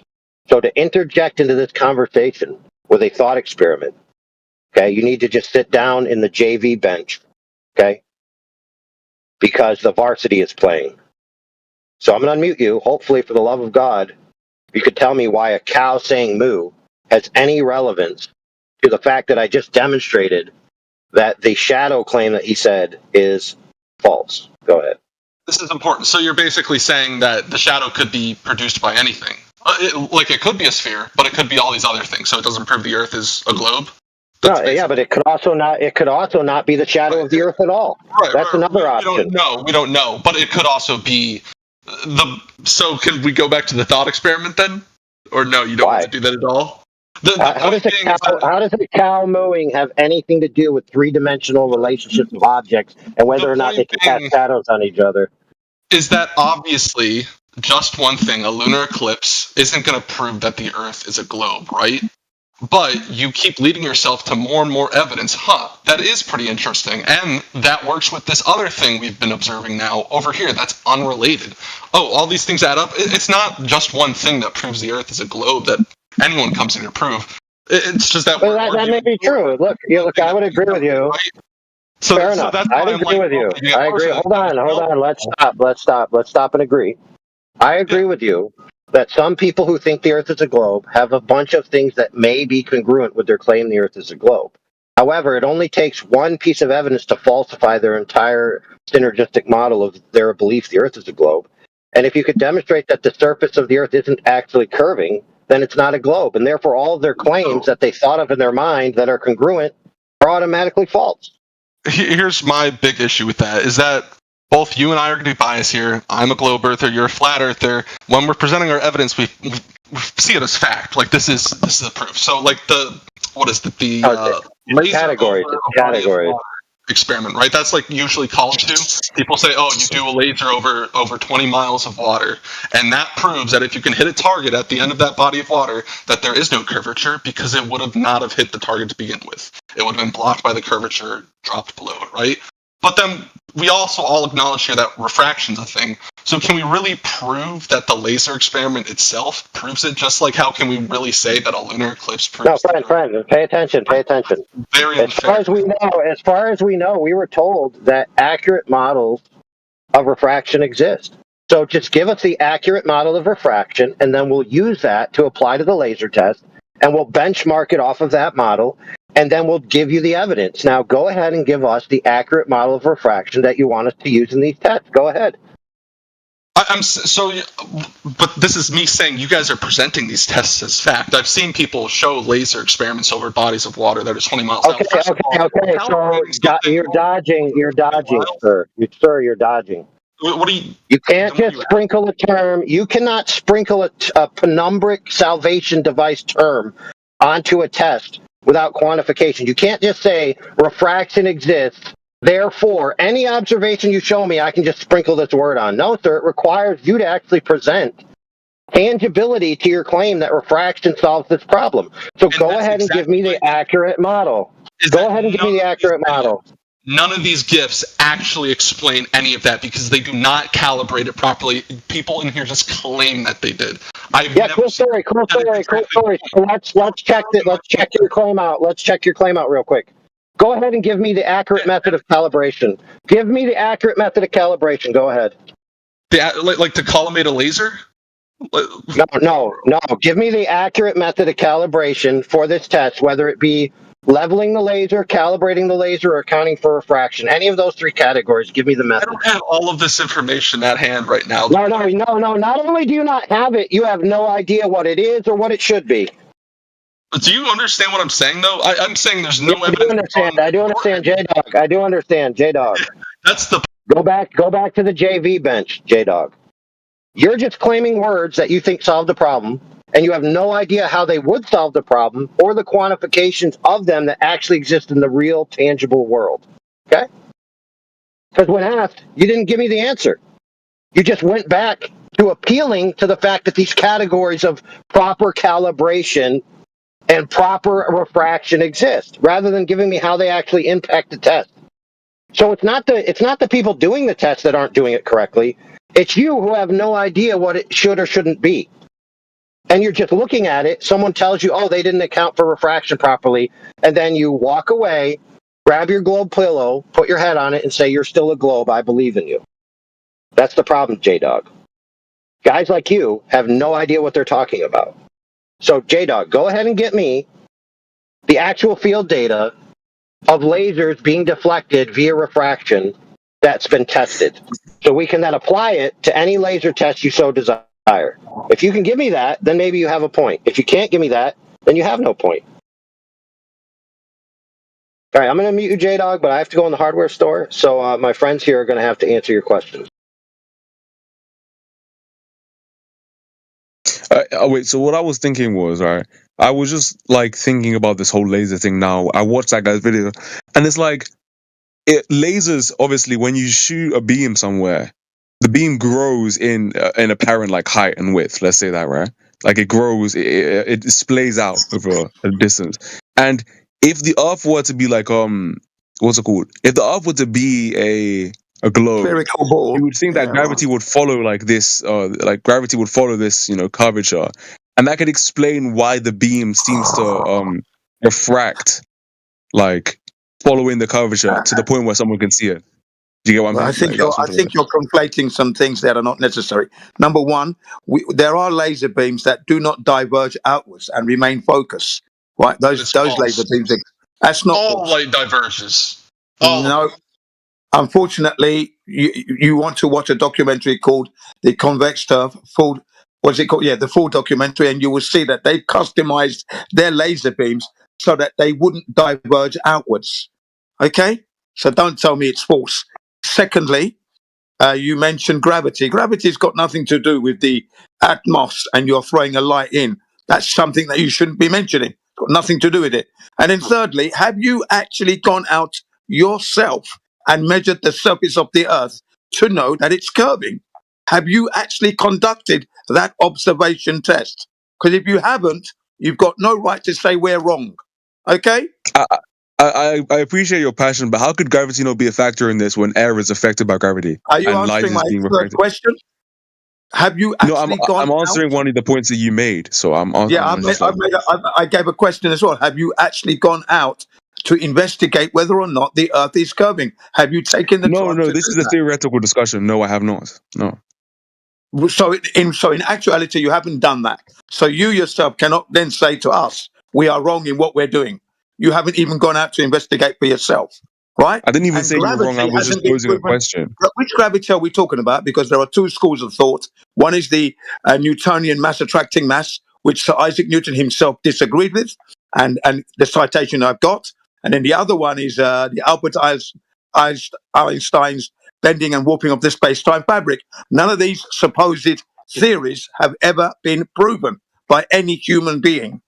So wait, are you denying gravity because it what's it called? It can explain why air bends around the earth? Is that what you're doing right now? Explanations that have been put forward that haven't been proven. Things do drop. I observed that phenomena of things dropping, but the explanation given does not fit my observation. Okay? Isn't it interesting that you're like attacking the theory of gravity when I never gave you? I never even gave you a theory. We just assume that it exists. I have every right to do so. I have every right as a living human being to do so. No one can take that. You could if you wanted to, but it's not necessary because we already assume that. No. I challenge what I'm being told. I have every right to do that, and I do that right now. So I put it to you. You can't prove gravity. You haven't gone out to measure whether or not the Earth is curving or not. So you don't really have a case at the moment. You don't have a case. You just make claims, and your case is empty of anything that you've conducted for yourself. You're repeating what you've been told at school. You haven't investigated anything. So please go out. I mean, I can easily prove that gravity affects air and like air currents in a place of like, let's say in a controlled space. Why doesn't the air current just go up to the ceiling for no reason? Why does that not happen? Excuse me, if I apply heat to the room, all the gas is going straight up in all directions. There goes gravity. That's not a controlled setting like of air. That's not what I'm talking about. Excuse me. You're trying to disprove gravity, yeah? We have a hot room. Gases are going everywhere. What's happened to gravity? That's a valid test. No. I was asking you a question, a thought experiment. So I'm not talking about heating the room. I'm giving just you a reality. room. I'm giving you reality. Just a room that contains air. Why does the air current not just go flying up to the surface? It's because it's pretty obvious that the air in a room. I'm trying to explain. The air in a room is not just stationary, it's flowing around. And if we raise the temperature of the room, the air's going to move around more and move in all directions. Okay? That's the real I agree with that, but air currents are focused and directed currents of air. If you agree with what I'm saying, then gravity's gone out the door. You can't mention gravity. I've succinctly proved that air currents are affected by gravity, and air is affected by gravity. You haven't. If they weren't, air currents would just be doing up nonsense in rooms for no reason. But they obviously don't, do they? I'm going to keep saying it. I've just debunked it because I raised the temperature in your room, and the gases are going everybody. Everybody knows that. Okay, we raised the air pressure. Yeah, because they're knocked out of their current because of the temperature. That's kinetic energy. That's how gases go everywhere. There is no gravity. Gases go everywhere. There is. I've just proven that. Wait, so is Jupiter like not real then? Hang on. All right. You have increased the temperature in the room. The air pressure in the room has increased. What happens when you open the door and the air is colder outside? Thank you. Yeah, it rushes out. So thank you very much. Jen, hold on. I'm trying to ask the man, right? Not you. Go ahead. Sorry. Wait, are you asking me or him? I don't understand. You, gentlemen. Kia. So, okay, if you have a room full of hot air and then you open it and expose it to cold air, what happens? Yeah, what happens? The air rushes out of the room to the cold air. Why is that? Because there's less pressure outside. Okay. Now, the Earth has 14.7 on average PSI at sea level, right? And the outermost portions of outer space is 10 to the minus 17 torr. Now, 10 to the minus 17 torr compared to 1 PSI is 5 quadrillion times difference in pressure. And there's no container preventing 1 PSI from releasing off into that low pressure. Now, 14.7 compared to that 10 to the minus 17, why is the air not rushing off into that lower pressure if there's no barrier, such as the room and the door? You open the door and the high pressure rushes out into the low pressure. Because as forceful as air can be, it doesn't weigh much. And when you don't weigh much, the crushing force of gravity is enough to keep you locked to the earth. Simple. Okay, I have a small flask, right? And it has a little valve in the middle of that flask. I have one side high pressure. I have the other side vacuum, low pressure, right? I open that valve. What happens? Yes, we know the air goes from an area of high pressure to low pressure. That's what air does. Okay. Yes. All right. Now, if I invert the flask so that the low pressure is above the high pressure, does the high pressure then stay at the high pressure zone because gravity is below it? Does the high pressure? No, it does not. Okay. So then this gravity claim is void because we've created an example where high pressure is below the low pressure and the high pressure still rushes to the lower pressure. So entropy does not care about gravity. Now, whenever you have a large container, you know what's so interesting is that entropy doesn't. I agree with you. Entropy doesn't care about gravity when it's in an enclosed space with a respective area of 1 psi, like the lab that you're doing this in or whatever. I don't know. Yeah, that's how it works. If you're in an enclosed space as air, you don't like the total cumulative psi here is like what 1 psi. So there's no surprise when it goes up to the area of low pressure. When you have an open area, right, like the Earth, that's obviously where gravity starts to affect, a mass of air. That's just how it is. According to your story. But you can't replicate it in reality with experience using things that you can manipulate. Gravity is not God. I can't manipulate the Earth. I'm sorry, I can't manipulate the Earth for you. Would you like me to do that? Just because a guy's holding the Earth in my profile picture, you think I can become God? That needs to be manipulated. Yeah, you're not able to manipulate gravity. Period gives you the ability to say, well, it's actually the number of unicorns in a given area that causes things to go down. You can't actually manipulate the unicorns in the area, so the unicorns must be the reason for things coming down. And please do not forget. You realize that, like, please do not. Hang on a second. Hang on a second. Like, so, please do not forget that Sir Isaac Newton and Albert Einstein never proved their supposed theories. They were never proven. So you're going on like they've been proven, and it's a fact. You're talking like you haven't been able to prove anything. You've been debunked twice. 2 people just now debunked your situation. Okay, and remember, they didn't debunk anything. I sincerely gave her you were debunked. Immediately, you debunked twice within seconds. You're in. So what you have done is you've shown to me that you understand what entropy is, but the difference between what we agree with is that I'm saying in order for you to have gas pressure, you have to have a container. You're saying I don't have to have a container in order to have differential gas pressure without entropy. A question. Is Mount Everest just as exposed to the outside? It's not in a container as my backyard in the United States. Is it just as exposed? So basically, they're not in containers, right? Can you measure gas pressure? Are you measuring gas pressure? The point being, are you going to claim that there is the same amount of pressure on the top of Mount Everest as there is in my backyard at sea level? What I'm saying is, you have pressure that you're reading. You can have a container with a pressure differential inside of it. It is not impossible to make a contained environment have a pressure differential in it. You do realize pressure. No, you do realize that the reason that the air isn't just rushing out of the planet, right, is because, I mean, for the explanation for the bottom air, it's pretty simple. There's just a massive air above, which is preventing that from happening. But when you're talking about the very fine edge, what you say? What's above that massive air? What's above the massive air? That's what I was getting to. The top layer, right? You have to have an escape velocity to, escape the Earth's gravity. I think the escape velocity is like Mach 22. So the air needs to be reaching that speed to leave the planet. That's the whole point of what I'm trying to say. Do you understand the second law of thermodynamics at all? The second law of thermodynamics. This is what we're talking about. The Eisenhuth one. That's one. They're just talking about gas requiring a container. Wait, is that not the objects don't move? Objects don't move unless a force is applied to them. That one.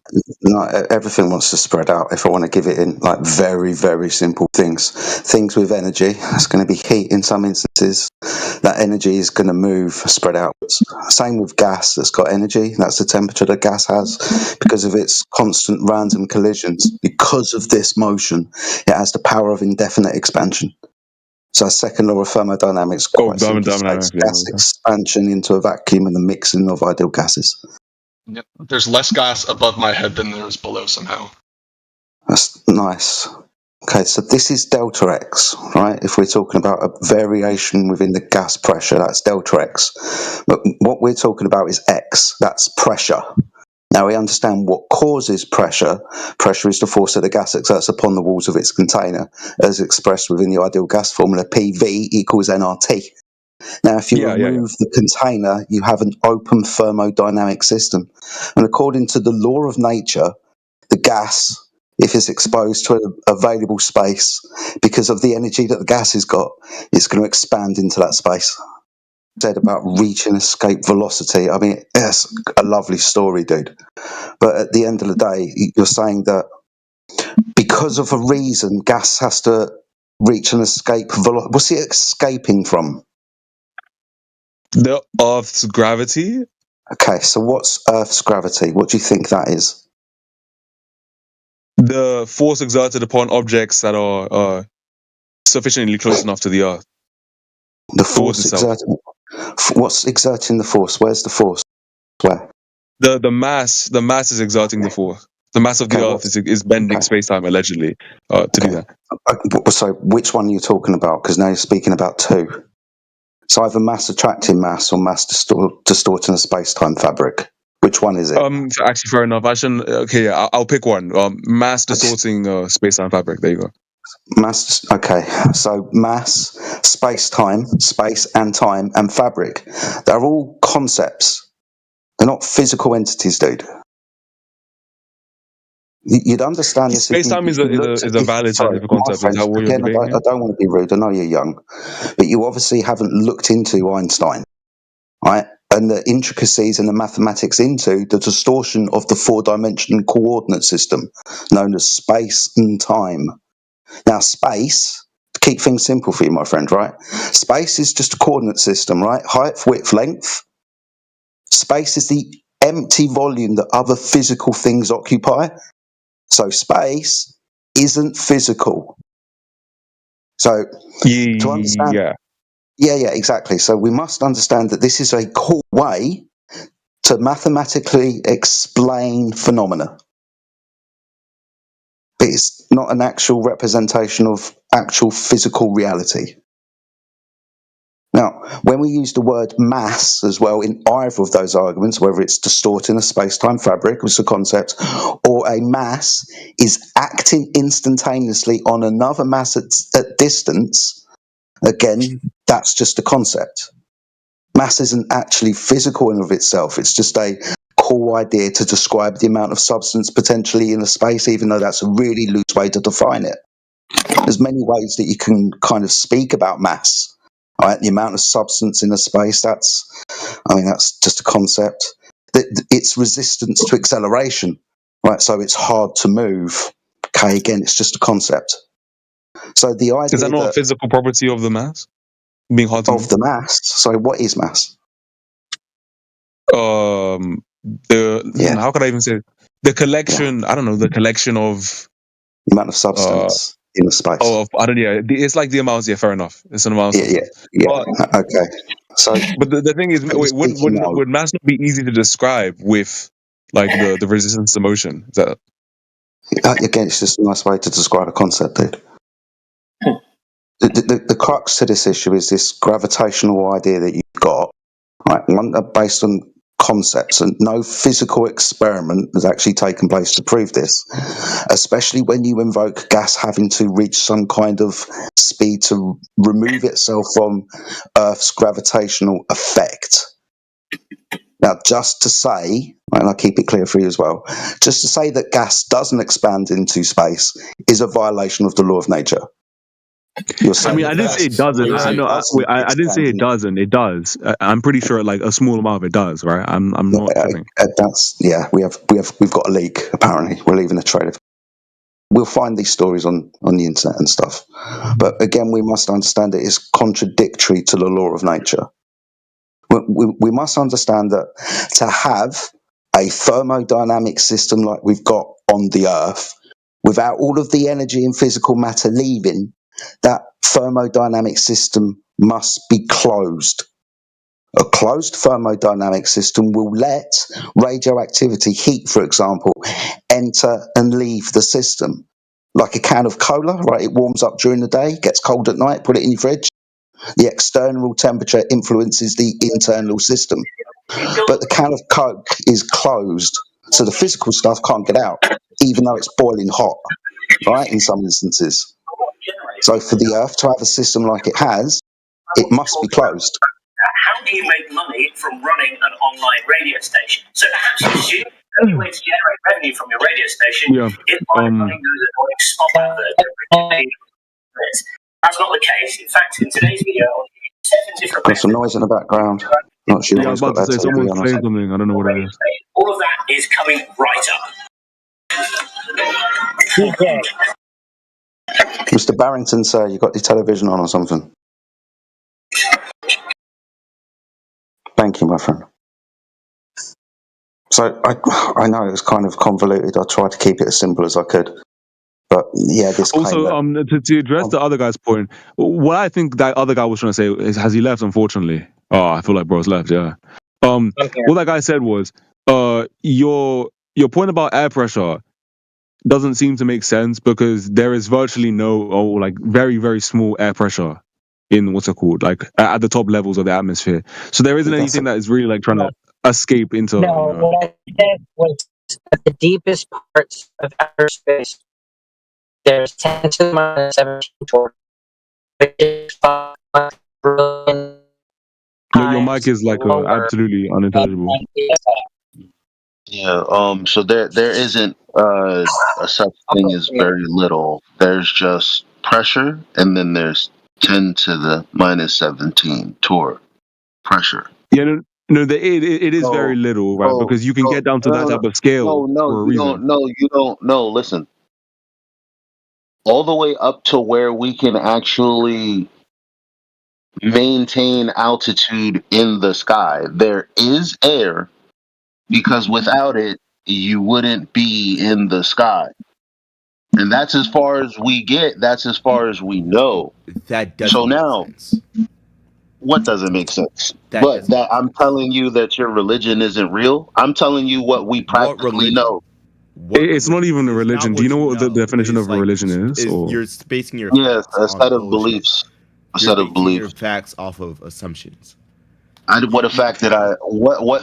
You're saying about air pressure. It doesn't make sense. Okay, so what about it? There's like, as you go up, you get less air pressure. That is true. You get less air pressure. I didn't say that wasn't the case. Yes, you did. No, I didn't. Stop lying. I didn't. Stop lying. All right, so if I mute you, I'm okay, because I'll give you 100. Okay, I can't. Somebody, listen. You don't have the kind of money to actually put where your mouth is. Okay. What? What does that have to do with anything? It doesn't. He's derailed, but he's on mute.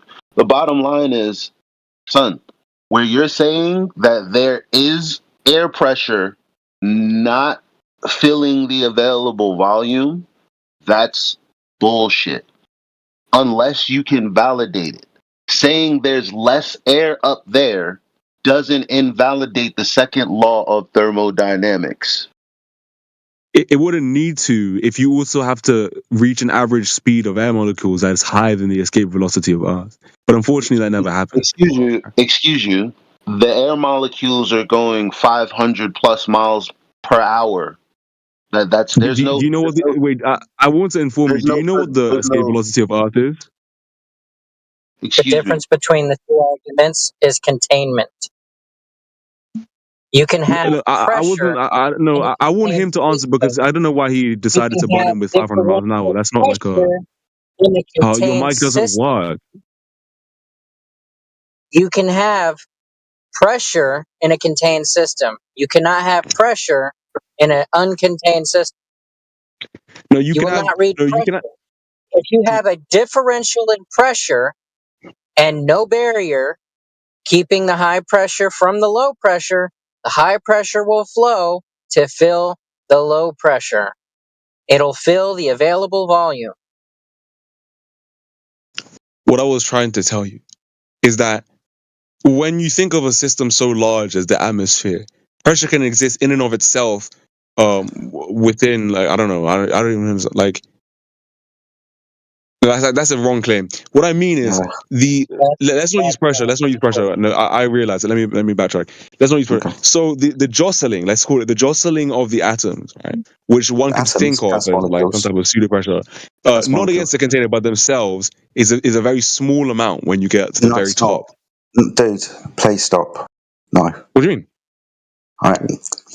I explained this to you earlier. You're trying to make this sound ambiguous, right? It's not a lot and it doesn't really do it and blah, blah, blah. If there is no physical boundary stopping the expansion of gas into an available volume, the gas will expand into the available volume. You need a physical barrier to have a physical collision with the gas molecules to contain it within a volume. You understand this, right? I did understand this, but I'm telling you that the barrier, right, is an entry, is the requirements for escape velocity, and the average speed of the molecules isn't enough to do that. That's what I'm saying. So gas comes back, does it? What do you say? Gas comes back. Gas comes back from where? Up in the sky. It doesn't keep going, it comes back. It stays here. On a spinning Earth that's moving at 66,000 miles. It stays here. Yeah, it stays here, yeah. It just stays, that's what it does, yeah. What? Because of a gravitational influence that is just a concept, a violation of the law that we keep talking about. The reason why gas moves is because of the physical collisions. The reason why it has energy is because it has temperature, right? If you have lots of physical collisions, it's going to expand. Wait, here's a very simple thought experiment, right? You can obviously tell that a rocket is a lot heavier than air, right? Right, dude. Right, a rocket is a solid. Wait, what? I wasn't even done. I wasn't even close to being done. Like, why are you interrupting me? Because I need to. Right? Why? A rocket is solid. It doesn't have infinite degrees of freedom. It has a limited energy source. You realize that gas also has weight, but it's not like it has infinite. What's weight? Gas has weight, like air molecules weigh things. Is weight? What is weight? It's a way we can let's say cool mass. Like no, come on, dude. Like it's like no. How do you weigh things? What it really is that weight is like mass taking into account the effect of gravity. Stop doing this. It's embarrassing, mate. How do you weigh things? How do you weigh things? You measure the force that it exerts on the scales of the scale. In that direction of the force is what? Downwards towards the earth. Okay. All right, stop right there. This is why I mentioned about solid objects, right? They have one vector of motion. We call this up and down. This pressure vector will be measured in the down vector, right? Now, gas, does that just have 1 degree of freedom and work along one axis? No. Right, good. Gas causes pressure in all vectors. It has infinite degrees of freedom. It's like when you pump air into a football, the gas inside the football is pressing outwards in all directions. No, the only reason why it's bloody staying there is because of the leather football around it. And when you kick it in the brambles and it gets normal in it, the air comes out. Yeah. So I think I already sufficiently addressed this point. The system is open and the air comes out is what we're trying to point out to you. You know, the point I'm trying to address to you, and I'm trying to show you already, is that I don't even know what is this column about. Let's just get this clear. So, do you believe that mass exists in and of itself? Like, let's just get that out of the way. Like, do you think mass as a concept is real? All right, I posted this earlier for you in the side chat. Do you want me to read it out? Let's read it. So this is about mass. So first one, this comes from Chemistry World. Moreover, studies have shown that the amount of substance is often incorrectly identified with mass. So from the Royal Society of Chemistry, that one. Now this one's from Edwin Taylor, John Wheeler from Space-Time Physics, one of the preemptive scientific journals around. Nature does not offer us any concept of the amount of matter. History has struck down every proposal to define such a term. Even if we could count, I want you to pay attention to this bit, even if we could count the number of atoms or by any other counting method try to evaluate the amount of matter, that number would not equal mass.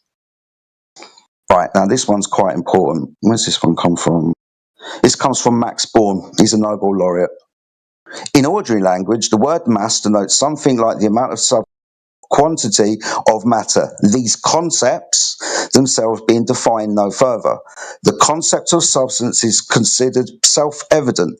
In physics, right, in science, we must very strongly emphasize the word mass has no meaning. Now, this is from space-time physics. This is from these are from people that are telling us what we should believe about mass. And if I'm to believe what they say, no, it's just a concept. It's a concept that they use formulas to. Yeah. It's handy in mathematics. Why? Why do they do that? It's a good side, dude. You're onto something. It's handy in mathematics, understanding that primarily a language that we use to communicate concepts and ideas. Right? That's mathematics, dude.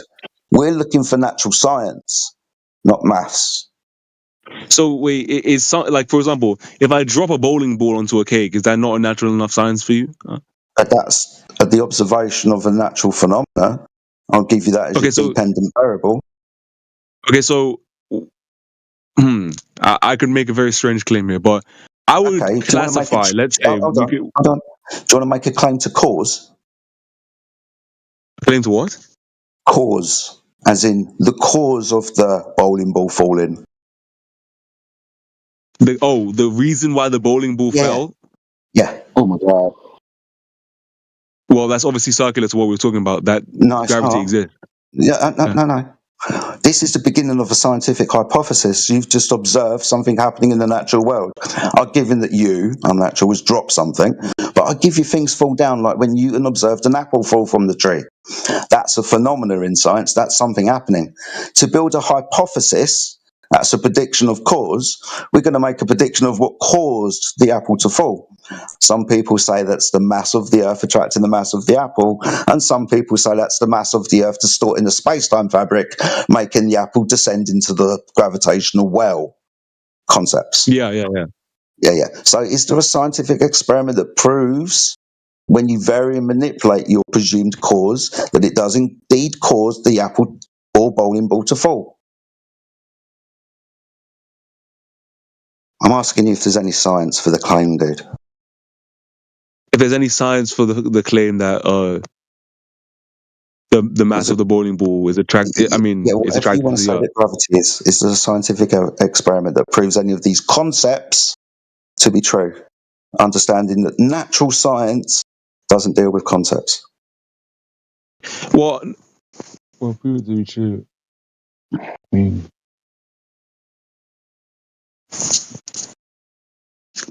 I don't know what to say, but does the experiment that I just did with the bowling ball not suffice, or like any experiment? No, because you dropping the bowling ball, I can literally say that the reason why it fell. In a scientific experiment, right? We have to vary and manipulate in the experiment what we think the cause is, add energy to it, give it a good kick to see if it makes the phenomena happen, right? Yeah, so for example, if we had like an updraft or air current or something, right, and we had it, I don't know, we could control the force of this let's say this updraft, and we did it to a point where it's not enough to keep the bowling ball from crushing the cake, right? And we control this flow, right, just to be I don't know, the weight of the bowling ball. Would that not at least indicate that the mass of the experiment? Come on, bro. What do you mean? What do you mean? What did you vary manipulate? You just said it. What did I manipulate? The air what did you current? change? Yeah, the air current. So the air current caused that then. If that's what you vary manipulate in your experiment, then that caused it to happen, right? It's the same thing. You're onto something, dude. I mean, you've got a brain on you. I'll give you that. It's the same thing with water, right? We can have water in different states. It will turn to gas or it can be ice, right? Now we can change that state of matter just by changing the temperature, right? So the hypothesis is if I change temperature, the state of water will change. If it's hot enough, it'll boil, turn to gas. If it's cold enough, it will turn to ice. It's simple science, dude. So the question then becomes, is there something like this for gravity?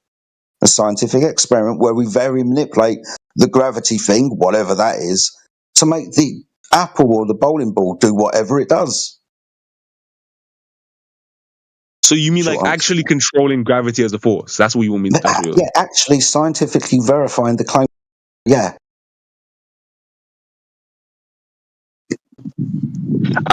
Well, no, I don't think you can control gravity. Not yet, at least. Not I said that earlier. Jesus Christ. Sorry, Eli, man. Did you want to get in there? No, I'm like, yeah, it's finally we got there. So you can't claim it's causing anything.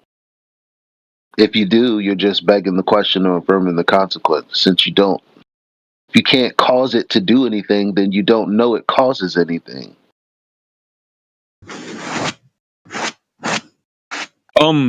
Would you honestly think this way in real life? For example, if I were to, yes. I don't know, to like raise. Yes. If I was in a pool and there was a scale at the bottom of a pool, I know for a fact that I wouldn't be able to weigh myself in the pool because my weight is medium dependent. It's a convention. Just like you can't weigh air in air. That's the whole point, because gas expands. It's not like me in air where I'm going to be on the floor. Gas expands to fill an available volume.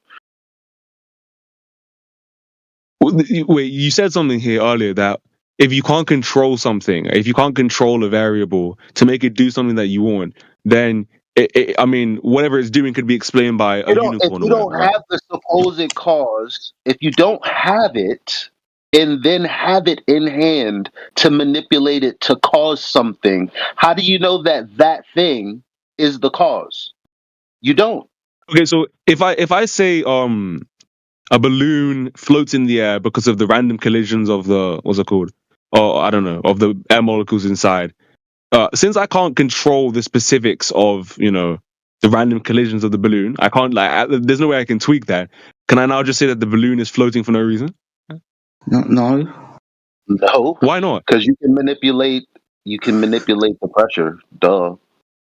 But I can't manipulate the collisions. We can manipulate the temperature. Manipulate the pressure. Yeah, that I can manipulate the number of collisions, surely, but I can't manipulate the collisions themselves. Again, you're manipulating something.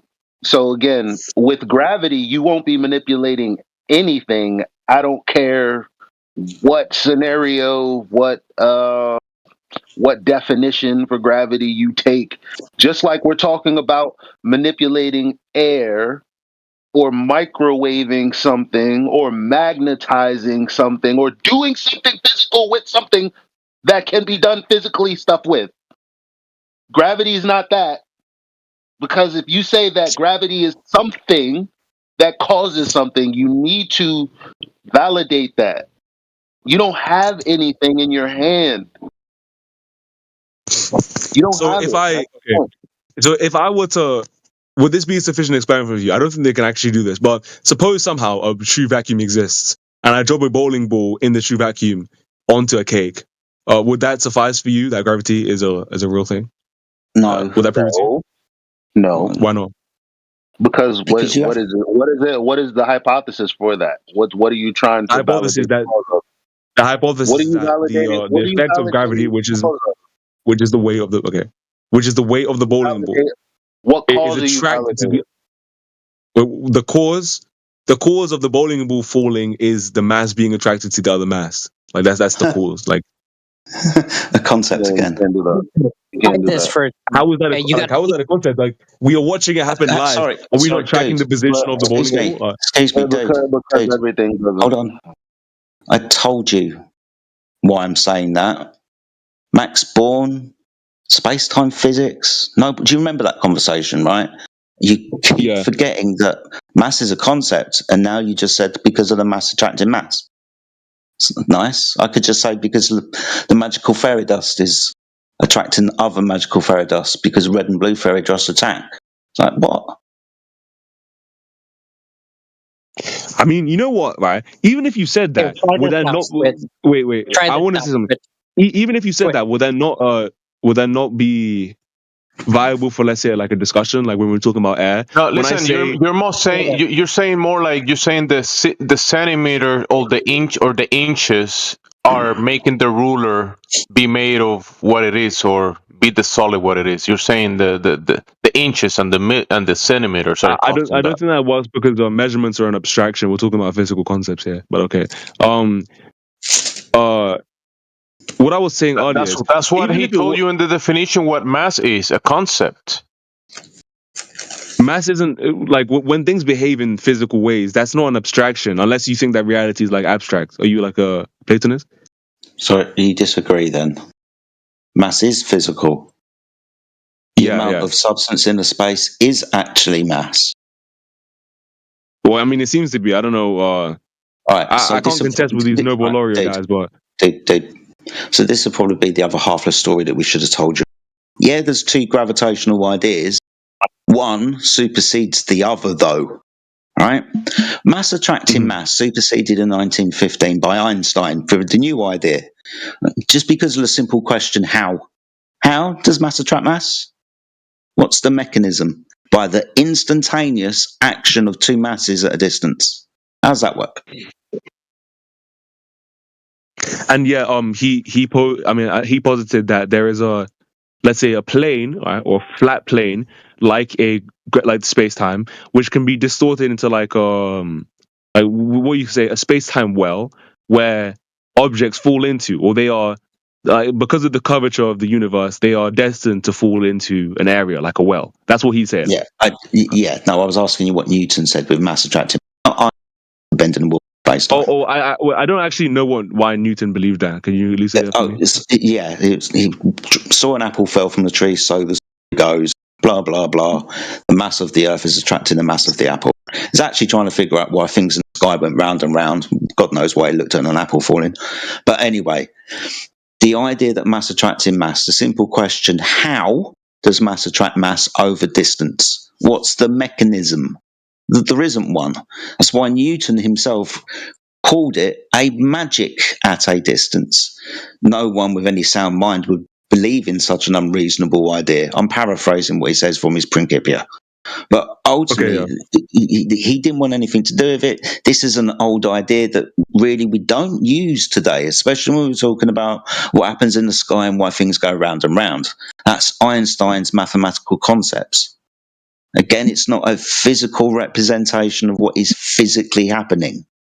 Space isn't being distorted. That's just height, width, length. I did post the Newton citation in the side chat where Newton states that he disagreed with the so-called theory. He thought it was an absurd idea. It's there.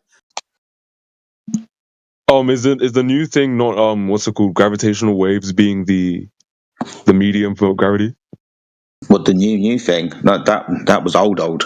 Even within the new idea of Einstein, right? That's kind of been pushed aside in recent times. So even now, today, they're kind of pointing out that Einstein, although it was a really nice, neat idea, doesn't solve and answer all of the questions. So they've had to come up with new ideas. Quantum gravity. This is why they invoke things like dark. This is why they invoke things like dark energy and dark matter, because they don't have enough gravity to make it all work. So there's other stuff out there, they say, because that math doesn't work out correctly. This is why they've had to move on to other ideas. Quick question for Kia. Kia, are you there? Who? Have you been looking at the link and the information that has been posted for you in the chat?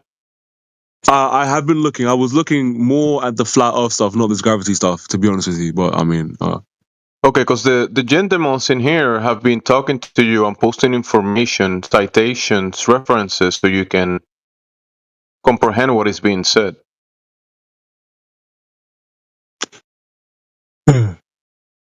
I was up here. I haven't really missed much. Let's see. Okay, and then I'd just like to say we need to go back to the claim you made that gravity is bending light. Okay, through a medium, because you're saying our laser beams are being bent by gravity, and I said that's not true. Okay, no, we've got to have that I ironed said out. that I said that the light isn't being bent by gravity. No, not on that scale. I don't think so. I think the light is being refracted on a path of air that's being bent. Right. That's what I said. You can measure that refraction. Gravity. Yeah, you invoked gravity. Listen, I asked you this a minute ago because after Jedi posted the definition of mass and the subject matter experts told you that mass is a concept, you turn around and call it not a concept. No, I explicitly said that I believe it not to be a concept, but like I said, I'm not a Nobel laureate, so I don't know for a fact. Okay. Anyway, you're ignoring the facts, basically. How am I? I'm acknowledging the fact that because I went to go check the thing. He's not lying. This is what they said. I'm acknowledging the fact that Nobel laureates think that mass as a word has no meaning. That's what I've acknowledged. And they are, like, just of a probabilistic case, more likely to be correct than I am because I'm just some guy. You get me? Okay, yeah, that's fine. So then you have to be careful when you say gravity because then you're using mass, right? Bending of light or mediums. When you can't prove gravity, Newton never proved it, Einstein never proved it. You can't be using it. That's the point I'm raising. You're saying things you cannot prove, and you can't prove it. You can't demonstrate it. Okay? Which is fine. This is where we all started. When you use a laser beam, what natural law? What natural law like explains why the laser beam shoots out of it? Like out of the I don't know, the little flashlight you have. Or like what natural law explains that? What is the cause propelling the what's it called, the photons out of the? It would be the power of the actual laser beam itself and its components that determines how far that laser beam will go. Okay. Now the property of the laser beam itself, when it goes straight. Now, granted, you said earlier that laser beams diverge outwards. That's true, but there are laser beams that have been customized not to do that, so they can hit their target with potency. The whole point of the focused beam is to carry it through a distance, through the medium, as straight as possible, of course, and hit the target. Okay? And those laser beams are doing that. Can you this is gonna be like a very a pedantic ask, but could you like send me a model of one of these laser beams? Well, I did give you the documentary where you can watch one in operation. It's called The Convexed Earth, a full documentary, and you will see them use said laser beam through the medium, hitting their targets. Okay? All right. Convex Earth, the full documentary. You understand, right, that different wavelengths of light have a different refractive index, right? Red differs a little bit to blue. Yeah. So we can actually measure over a distance what refraction's going on just by using a few different wavelengths of light to see that variance to the target. Now, primarily, we understand that most targeting systems or direct line of sight, or even within your television remote control, we're using infrared. Now, infrared's really, really good because it has a very low refractive index, which basically shows us that when we're making, say, an observation in infrared, it's going to cut through that haze. Right? It's going to be displayed to us in a spectrum that we understand because we can't see in the infrared spectrum, but it's going to cut through that haze. It's going to be less distorted and clearer. Same thing with infrared lasers, right? They're going to have a truer, straighter path than things that are on the visible spectrum. This is why infrared lasers are used for targeting, like by the military, by the Navy, by the Air Force and shit, because they target things at distance, huge distances. In some cases, 50-mile plus. In other cases, I mean, I've seen one report of a laser transit over 149 kilometers, so about 100 miles, give or take. Now, that was done with multiple wavelengths of light to measure the refractive index of light over these distances. Because obviously, the targeting systems are early warning systems, right? They're used for defense, they're used for attack. The military want to make sure that the stuff that they use is kind of spot on. So yeah, we measure this, and laser targeting systems are very good for surveying the land, especially hitting targets at distance. When we use these things, though, we measure a flat Earth. When we look into the technology that's applied, it would only work on a flat Earth. Because obviously, if the surface of the Earth was curved, we wouldn't be propagating signals, visible, non-visible, and in the electromagnetic spectrum, VHF, UHF, microwave, all types of things, if the surface of the Earth was curved. Wouldn't work. Not up to the distances that we use anyway. Radio signals. Right. Have you ever heard of a guy called Marconi? No. Okay, about 125, 150 years ago, he went radio. All right, now he sent a signal from the UK to Australia directly. It's over 10,000 miles. He started to see if he could get signals locally across England, across the Atlantic to Canada and America, and then he went to see how far he could go. He picked up signals in Australia, or they in Australia picked up his signal. Now that's 10,000 miles on the other side of the ball. You can't have direct line of sight with a receiver at that distance on the other side of the ball because the ball's in the way. It only work on a flat Earth, dude. Anyway, that's enough for me standing on my soapbox. Thanks for letting me talk. All right.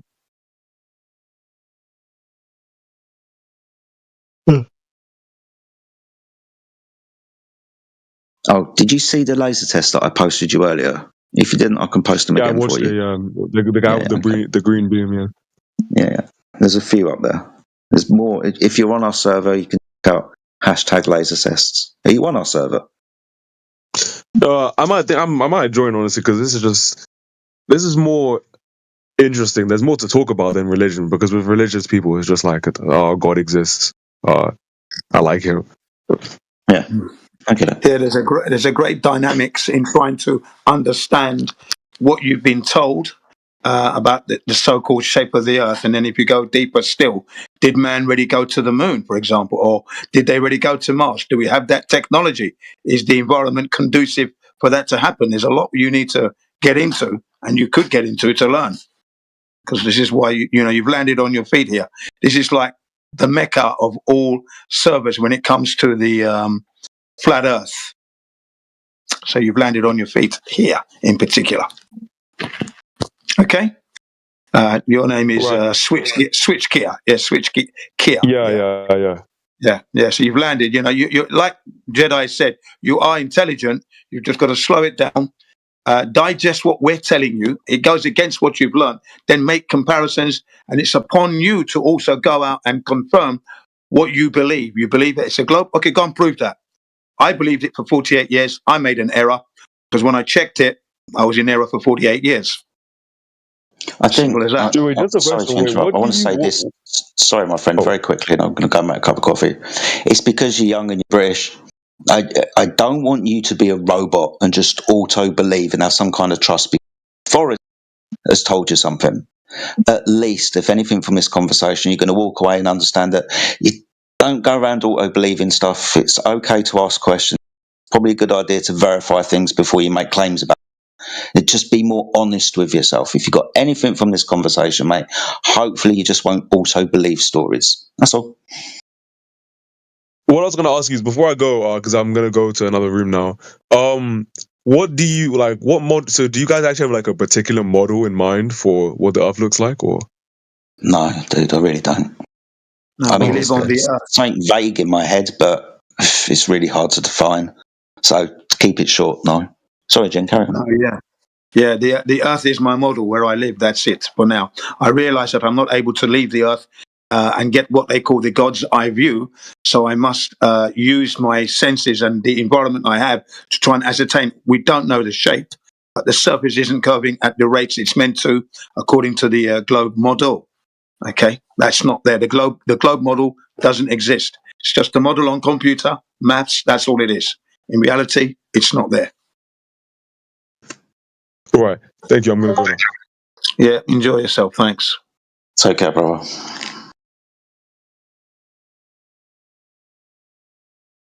Oh, so I got a question for the experts.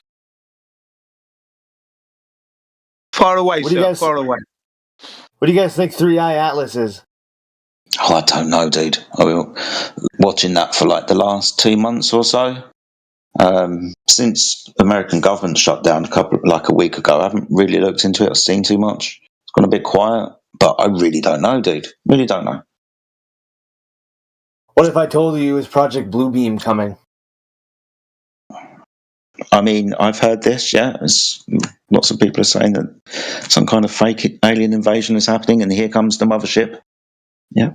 Yeah. You know why they're gonna do a fake alien invasion? Because they want to cover up the Christian rapture. True. Cool. And they're priming everyone for aliens. They've been doing that for years. You know, it's been ramping up faster and faster and more, with disclosures and the Congress talking about it, and now this. Yeah. It's actually to cover up the actual alien invasion, which is foreigners invading other nations. Relax, buddy. But you might remember von Braun saying that, warning us before he died, that be prepared because they're going to claim that aliens are coming from outer space, and that's all going to be a hoax, basically, is what he said. But that is the hoax right there, Gene, because aliens in the realist level means foreigner. People from other lands. Other countries, yeah. So when you're talking about an alien invasion, that will be foreigners invading another land. Yeah, I totally understand what you're saying there, and that you can ascribe it to that because that's what's going on in like Britain, US, Europe. Yeah, like Vikings.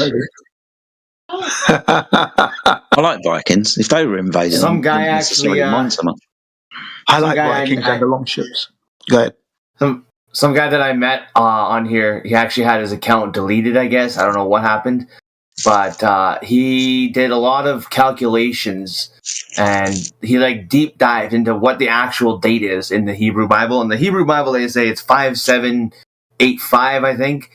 But there's about 200-something years missing, and he calculated it to be the year 5993. And if all this is happening, and we got the 3i Atlas, and we got they sacrificed the red heifer, and all this and that, and the 7-year peace treaty is in effect.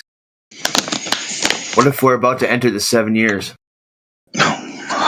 Here's a spanner in the works for you. What if what you're talking about has already happened in 70 AD? We're not in the timeline where you think we are. This event that you're talking about potentially already happened, like the return of Christ. What could be happening is we could be at the end of the millennial reign. That's why we have some fantastic buildings that seem to have been sunk into a load of mud somewhere. So we've had this bit, and now this is going to be Satan's little deceptive season. So maybe we're completely lost in the timeline, mate. Some people ask, where are we at the moment? I'm asking, when are we? Because I believed exactly the same thing that you were just talking about. The calculations, and when we put the math together, we're about 7 years away from the end of the fucking world. Well, maybe that's the delusion, dude. Maybe that's the lie.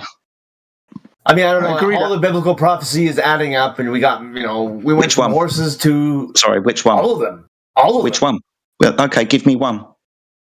The building of the third temple, they're starting. The red heifer, signs and wonders in the sky. Hold on. Just needed one. Why does there need to be a third temple built? Because that's what it says in the Bible. No, it doesn't. It doesn't Daniel say that. 9:27. Hold on. It doesn't say a third temple needs to be built. It says that there needs to be a temple for the abomination of desolation, which already took place. How do you know this? If we're in the 1,000-year millennial reign of Christ, where is he? How come there's so much evil? How come people are shooting up churches? I know. It's a horrible world we live in. No, that could have already occurred, too. No, because, well, first of all, church isn't church. And the people who are in pain are also the people who have inflicted the pain onto themselves. For example, Okay, so prove your claim that we've already been to the 1,000-year Christ reign. For example, all right. Give me a minute. Go ahead. No, Pete, sorry, I wasn't too sure if you were talking. If you were, I do apologise. I was just saying that, look, like when people try to appeal to all of the things that are bad, they tend to leave out the fact that it's directly human. Humans are the reason things are bad. Like not the humans that are putting their thumb on other humans.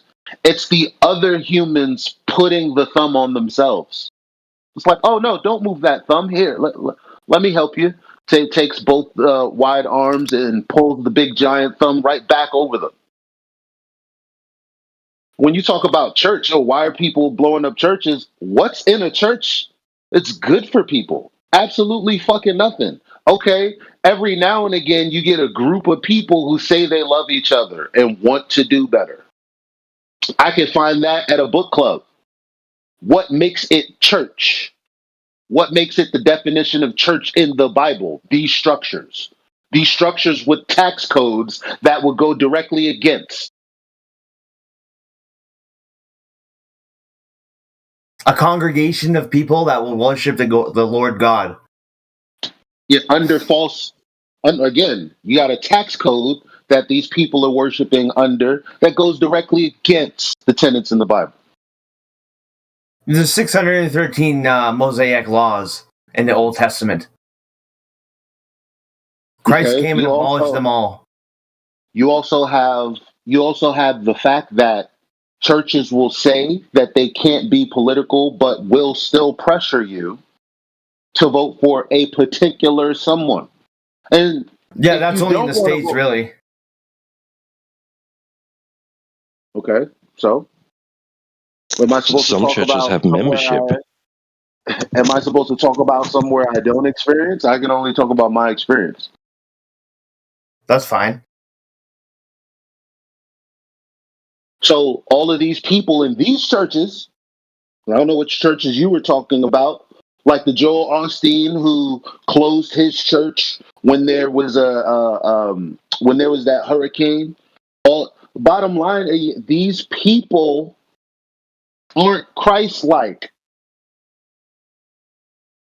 Were the people that, I mean, think about it. Like, and they have the same power today, but the Roman Catholic Church back then, the one who is the reason that our timeline is so fucked up, weren't they priests of the highest order and the most powerful in the land, which is why we still go by the calendar that they fucking wanted to go by? So again, what's Christ-like about them? When the last thing I known them to do is go against Genesis. What's Christ-like about those people who are in churches who are supposedly in the name of God teaching others? And then you get people like Martin Luther at the time, which means that a human could think, because if one could, anyone could. What the fuck kept those people who couldn't read the Bible because it was in Latin? What was stopping them from just waking up and saying, you know what? I don't know if what you're telling me is the case. I'm sure people did do that. Okay, but for the majority, it's the people, is my point. It's always the people. Are you saying that they rewrote the Bible? Oh my. Did I say that? Are you insinuating that? No. Are you going to respond to what I said now that you've asked me something completely non sequitur? Well, you're considering that if it was in Latin and that nobody knew what was being preached, you know, whether what, right?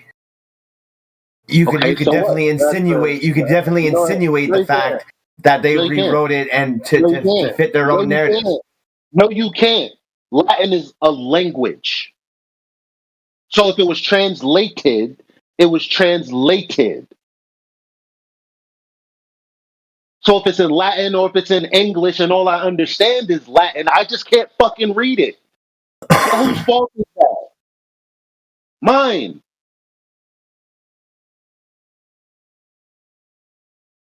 Why would I believe in something I can't read? Not that I shouldn't believe. So the first thing I should do is get to fucking learning so I can read. Perhaps all of the shit that happened and all of the wars that the people that died, maybe they didn't have to die.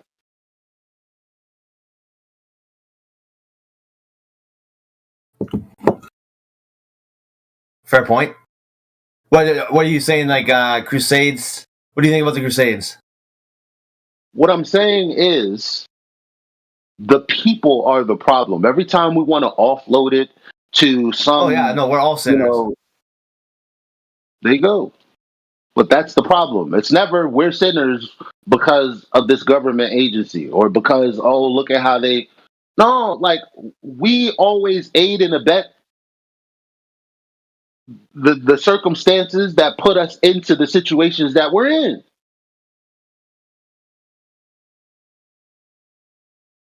Because if it was one person doing some bullshit and we knew it was bullshit, we'd be like, get the fuck out of here. But that's not the case. We always fall for the bullshit. Why? Because our minds aren't intact. Why?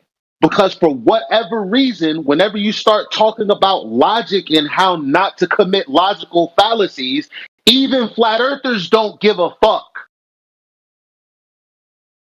But what is thinking incorrectly? That means that you as a being who knows how to take information, receive it, and then respond in kind is broken. And that's your fundamental reason for being able to communicate in the first place. So if the logic is broken, you can't be Christ-like. You can't be. How? You don't even think correctly. Now, can you if you worked on it, but do you want to? No, the fuck you don't. Because if you did, half of the shit, majority of the shit that we go through wouldn't be happening. For example, with finance in America, everybody doesn't have to be broke. They don't have to be. But the simple truth is they spend more money than they make. It doesn't matter if you have a lot of it because a large chunk of the NFL goes broke, even though they had a lot of it. So maybe you could take some teachings in the Bible, do something with your day. Second of all, don't fucking spend all your money. So if you find yourself in a circumstance where, damn, I done impregnated 2-3 women, or I done impregnated this woman and then told myself, well, you know what? I need to do right by her. I need to do right by God. And I need to marry this woman. Now I have 6 children.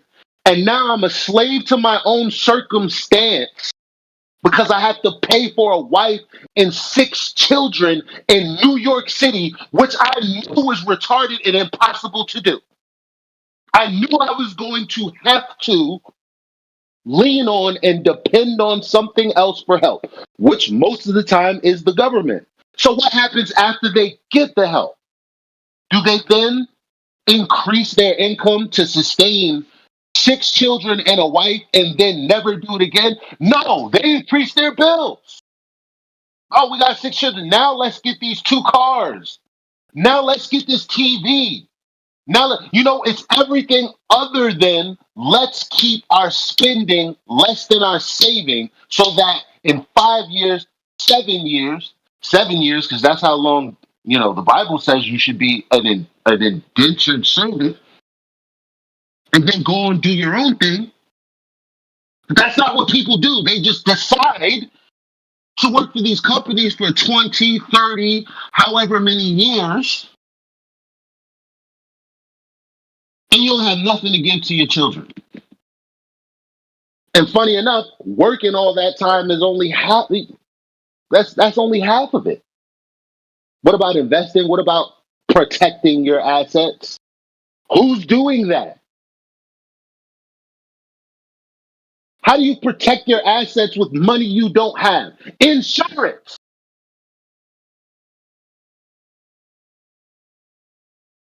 How many people know about it? No one, except for when you have to pay it. Because you're in a government system where it's like, okay, well, look, my copay is high as fuck. That's the only form of insurance you know. Because you don't have no choice when your baby is sick to take them to the hospital. Why does everybody react when there's no choice? That's the wrong choice to make. That's when everybody wants to react. When they have to make the wrong choice because there's no choices left. That is a people problem, not a God problem. I'm just saying.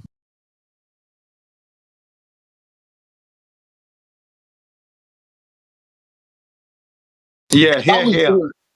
If I was doing everything right and shit was going wrong, then I'd shit on God. Straight up. I'd be like, yo, I did this, and I did this, and I did this. What's going wrong? I can't say that in good conscience because I know what I'm not doing. So if there's a human being on this earth that knows that they're doing everything right, and not from an emotional standpoint, but also from a logical standpoint, like, oh, I'm doing everything right, I'm raising my kids. Did you put yourself in a situation that was impossible? If the answer is yes, then you come on, you can't count yourself as the person who did everything right. You're trying to get it right, but you may have not done right, okay? Get it right, yeah. I want the person who's perfect, who still gets shitted on, and then goes, okay, God, what's up? That's the person I want to. I want to speak to that person. Because ain't nobody perfect. All your problems is fucking your fault. That's all. Not all of them, but you know what I mean. But I'm not talking about sicknesses and random shit like that. I'm talking. How many times? How long?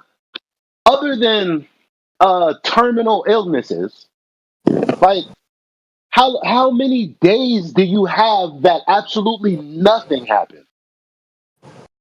Those are the days you're supposed to be winning. Because there are gonna come days that are bad. Those days are very far and few if you think about it. Because most days nothing happens. But that's your chance to make something happen. Most days you go to work and guess what? It was a day at work. You get a check for your time. Oh shit. Every now and again you might get fired. Well, what happened to all those other days that you should have been saving your acorns? Oh, you couldn't save it because you put yourself in an impossible situation. Why'd you do that? Nobody wants to answer that. Nobody wants to answer that.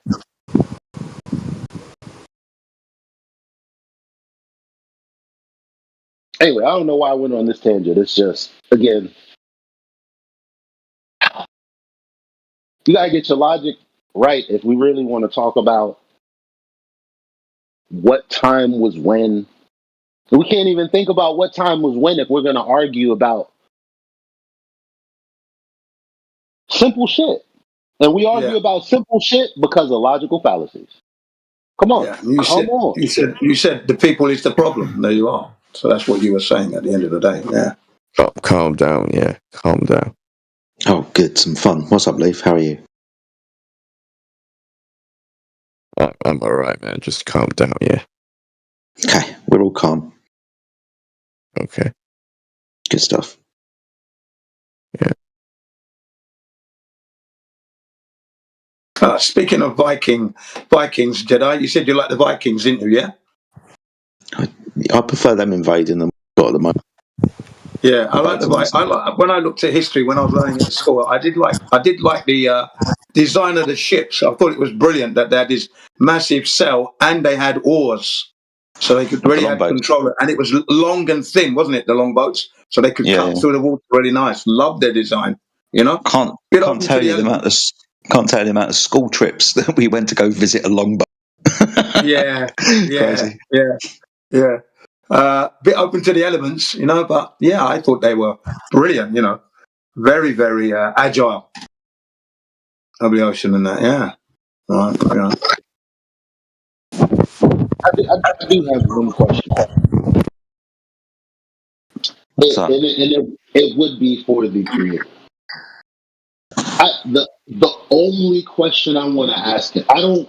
If I had the opportunity to ask anything, I swear to God, it would be just this question. Of all the questions in the world, why did you allow fallacious logic? Why did you allow stupid people? I mean, because that literally answers everything. And whatever he says is like, all right, oh, whatever. Even if he was like, well, to be fair, you'd have been bored of shit. And you don't even know what boredom is. You just have a fraction of it in your heart. You don't even know. I'd be like, all right, whatever. Cool. Shake shit up. Fine. But that's what I would ask him.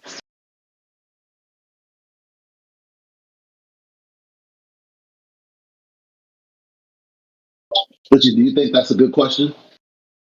I like it, mate.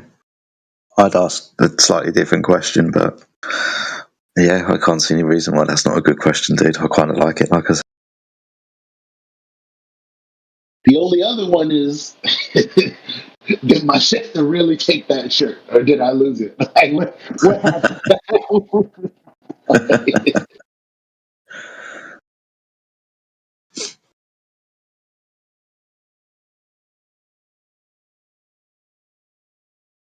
Oh, great. Tonga's joined us as well. All right, I'm going to dip out for a bit. See you in a bit. Alrighty. So what I guess. Yeah, see you later, did I? Yeah. Perhaps the Maybe about 10 minutes. Ah, well, hurry up and be back then.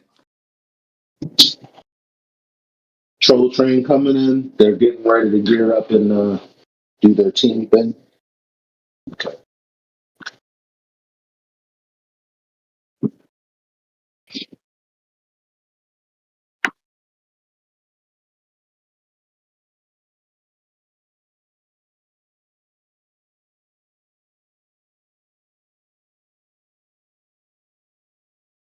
So gravity's bending light.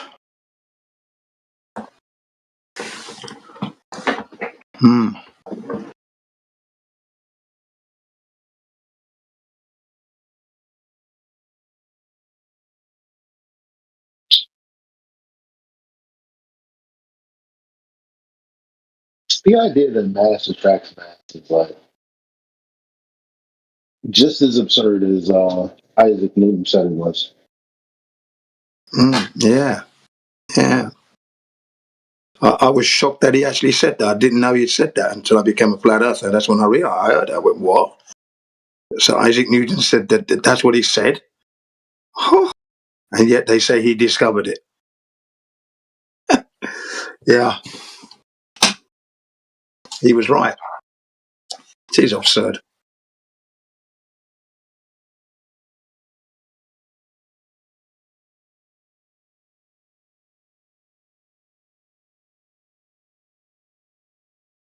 Well, yeah, based on one instance of motion that can be naturally witnessed. Yeah. One instance. Because there's examples of, there's other instances and different motions.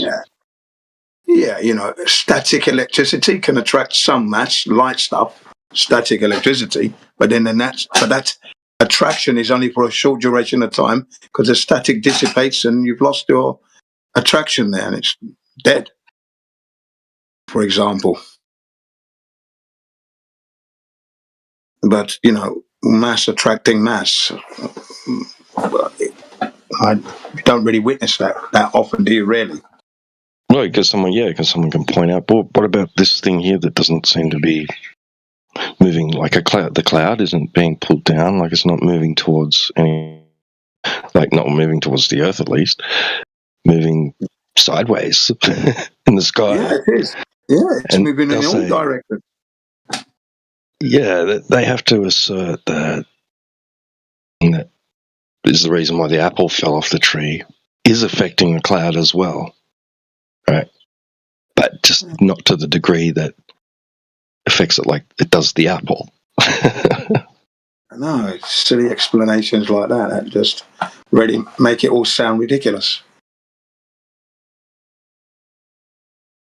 Apple's traveling straight down through the gravity that's pulling the apple down, but it's also pulling the air down as well. Come on.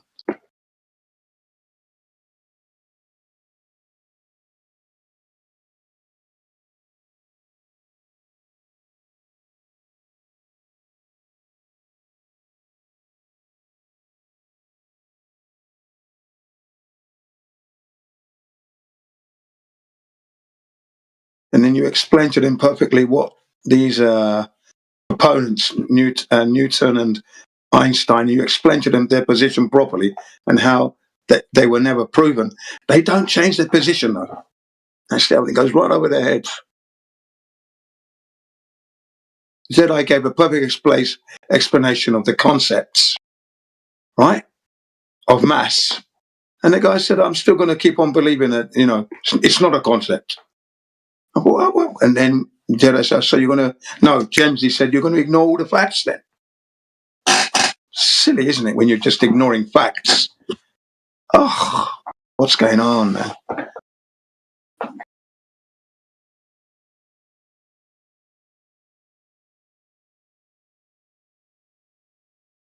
I mean, I would argue that it's not that we are the problem initially, but we become the problem. Like, why is it that a 2-year-old can respond in a non sequitur way that we know is ridiculous, and we kind of just end the conversation and communication because we know they're not capable? But we don't do that here. Like, do you tell do you tell a 5-year-old, shut the fuck up, you don't know anything? So if that's not what we do to 5-year-olds, I'm not proposing that that's what we do to people who act like they're 5 when they're in here. But we don't have to let them incessantly ask the same question.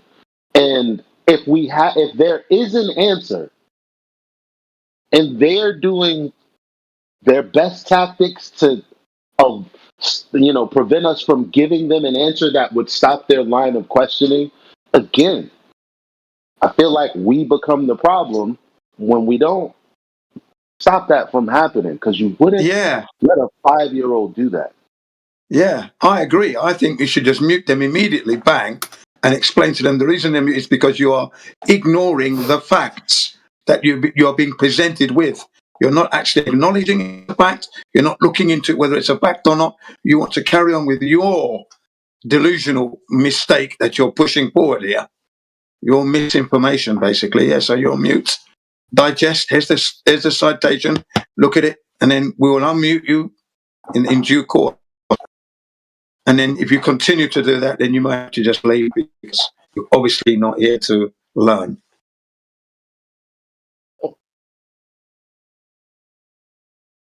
Does flat Earth prove God? Humans' ability to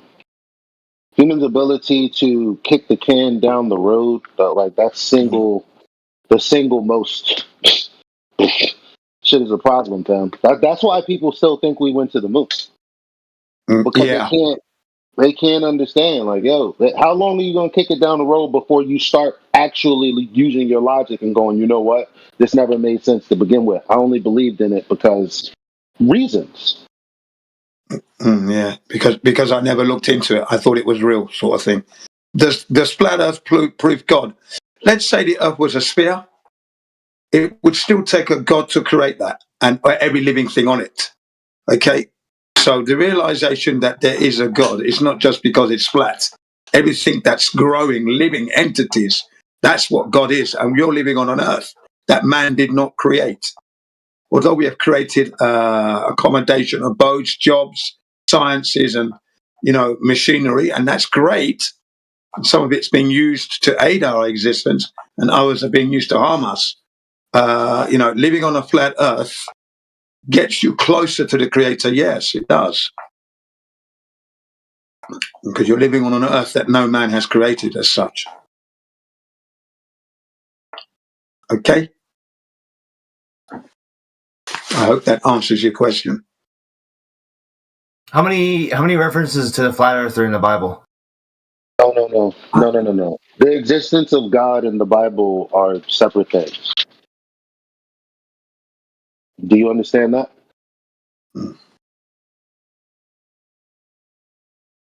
Yeah. Okay, because you asked us if flat Earth proves God. Why would you go immediately to the Bible? Because there's over 200 flat Earth Bible quotes. So is that what you do? You believe that the Bible proves the Earth is flat? I believe you can prove it on your own, but the fact that it's in the Bible, proves that that's the true religion at the end of the day. Well, I don't know about that. That's a strong claim. The fact is this, though.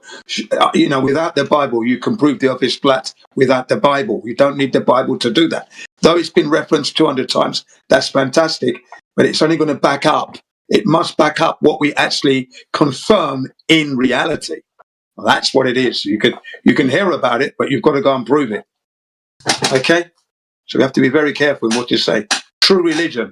There are many religions out there purporting to be true. Okay? JCBR, there's no proof for flat Earth. Unfortunately, that's a mistake. You don't even need proof for flat Earth because it's a prerequisite for everything. Yeah. I don't need proof of the tree outside if I'm experiencing the tree. Now, if somebody else wants to know that there's a tree outside my house, I can do things to show them that there's a tree outside. But again, the tree being outside in and of itself is just what it is. So when I say the Earth is treated as flat as a prerequisite, when people say, "Oh, I'm just creating a horizontal plane on top of the sphere," no. The Earth is a plane. When you measure angles off of the Earth to get these values to know where you are, like with navigation, or when you're using trigonometry to discern the height of a mountain or something terrestrial, or when you're flying an airplane and you have to reach cruising altitude, or when you're descending into an airport, you have to use trigonometry, which is 3 straight lines that form a right triangle. So these are all prerequisites for what we will be doing. We don't even need proof. That's just the way it is. Yeah. There you have it. You're not living a life full of curvature. It's not there. You're not living a spherical ball life. See? By default, the Earth is flat by default. True.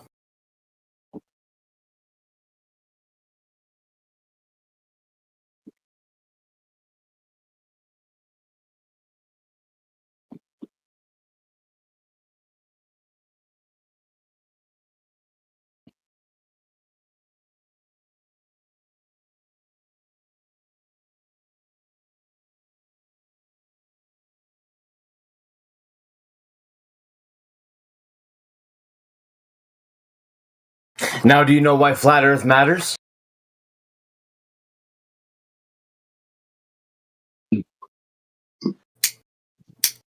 Yeah. Who's asking? Yeah. I've always known that the Earth matters. That's the first thing before I became a flat earther, or before I realized it was flat. I was always a flat earther. I was just distracted from the truth, of course, through the education. But Earth has always mattered to me. Oh yeah, without a doubt. I've always put Earth first, in fact, and all the animals and living things on it first before myself. I've always done that because I realized that we are meant to be the custodians of this Earth, looking after it, keeping condition for the children not yet born to enjoy. So I mustn't destroy what I didn't make. So I always put Earth first. Earth has always mattered. But why it matters? Well, it's the place where I live. It's where I get my subs. No, that's not. He says, why does flat Earth matter? It never did until people started lying about it. It did, in of itself, it doesn't really matter. It just it's Well, what in is. today's day and age, you know why it matters. Well, it only matters, aka it's only a discussion worth having because people are telling you your direct experience isn't what it actually is. That's the only reason it matters. Because if people weren't doing that, then it wouldn't matter. We would just accept the way we see the world, the way we see the world. What about when you're gonna establish a foundation and have to orientate the first brick of your home for your children and your wife and your family? When you're gonna orientate the first brick to be able to build the house, does it matter? Build it on the stone, build it on the rock instead of on the sand. Well, building it flat matters, yes. Why doesn't matter. It's just what you're going to do. Yeah, because you don't want it to topple over, do you now? That's the only reason. Because I want it to be stable and level. That's why. Yeah. You don't want your children to kind of like tilt to the side and fall and break their, ankle because the house is tilted to the side. Now you can build it on rock, but the rock you build on, you're going to have to level. You're going to have to level it. So you're going to have to build things on the rock that are holding level. Have to, with all its undulating shapes, you have to build around that to establish a horizontal, so that you can then continue to build your house. You might build it depending on the type of rock you're on. That determine the shape of the foundation, but it's going to have to be level in the end. Elijah, can you make the difference between what you said? It matters, but it's not the why. You said something like that. Can you say something about it? Like, it matters in a practical sense, but why doesn't matter. It's like asking why I have lungs. Why do I have legs? Why do I have arms? Fam, I know for a fact I need them for my everyday use. That's why. That's how it matters. Why? I don't fucking know why I wasn't just born with 6 arms instead. I don't know. Yeah, or no arms for that matter. Yeah, thank you.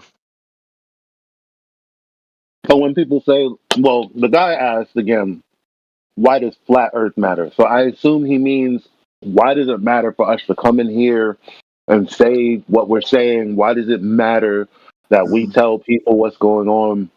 Well, simply because to break Satan's deception. Okay. I could simply be doing nothing but sitting here and turn, if I so choose to be a part of the world and turn on my television, they're going to be telling me that I live on a globe. Now, if I pay attention to programming long enough, there'll even be people ridiculing people for thinking it's flat. So at that point, I might be incensed to do something because it matters that they're lying.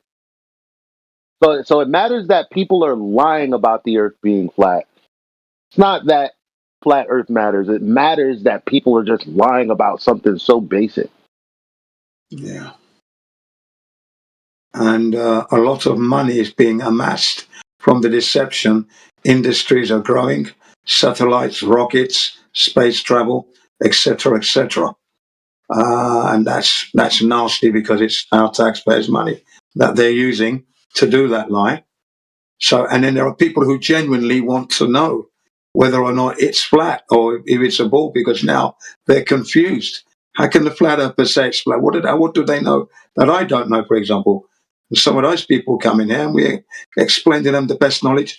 And the one thing they do take away is that they've got to go and check it for themselves. That's how they're going to know. They can listen to everything we tell them, but they must go and confirm it for themselves. And that's what's going to make them very strong, sure-footed human beings on the flat earth.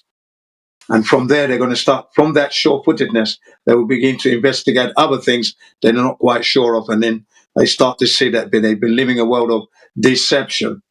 And then that's when they're going to change their outlook of life, stop the voting for the system, educate their children, and that's a revolution in itself.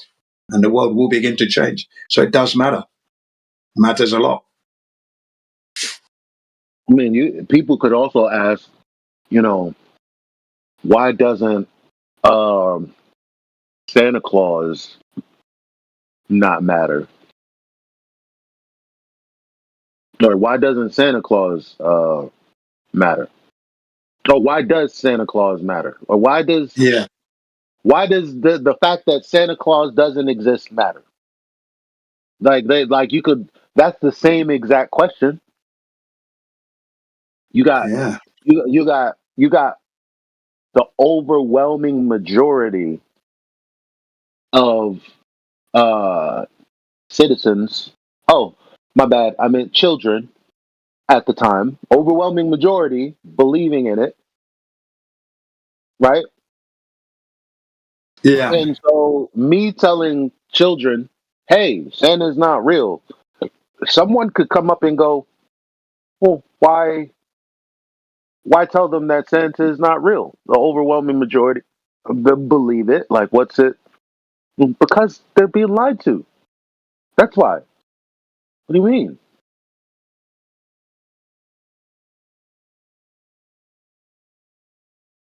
So guy asked, why does it matter if it's flat? Well, one is directly to get you away from God, and the other is more like a mostly harmless celebration for children to receive gifts. Okay, well, so the one, I mean that's interesting viewpoint. Well, how do you? What do you mean by that? How does? Wait a minute. Time out. In America, the majority. Wait, is it the majority of Americans, or is it just that? You know what? Let me look this up real quick. Give me a second. Yeah. Hopefully. Last I checked, Get this. The more people that fall away from the globe model, I don't want to lose this thought. The more people that get away from the fall away from the globe model, the more people that will not be deceived when Project Bluebeam happens.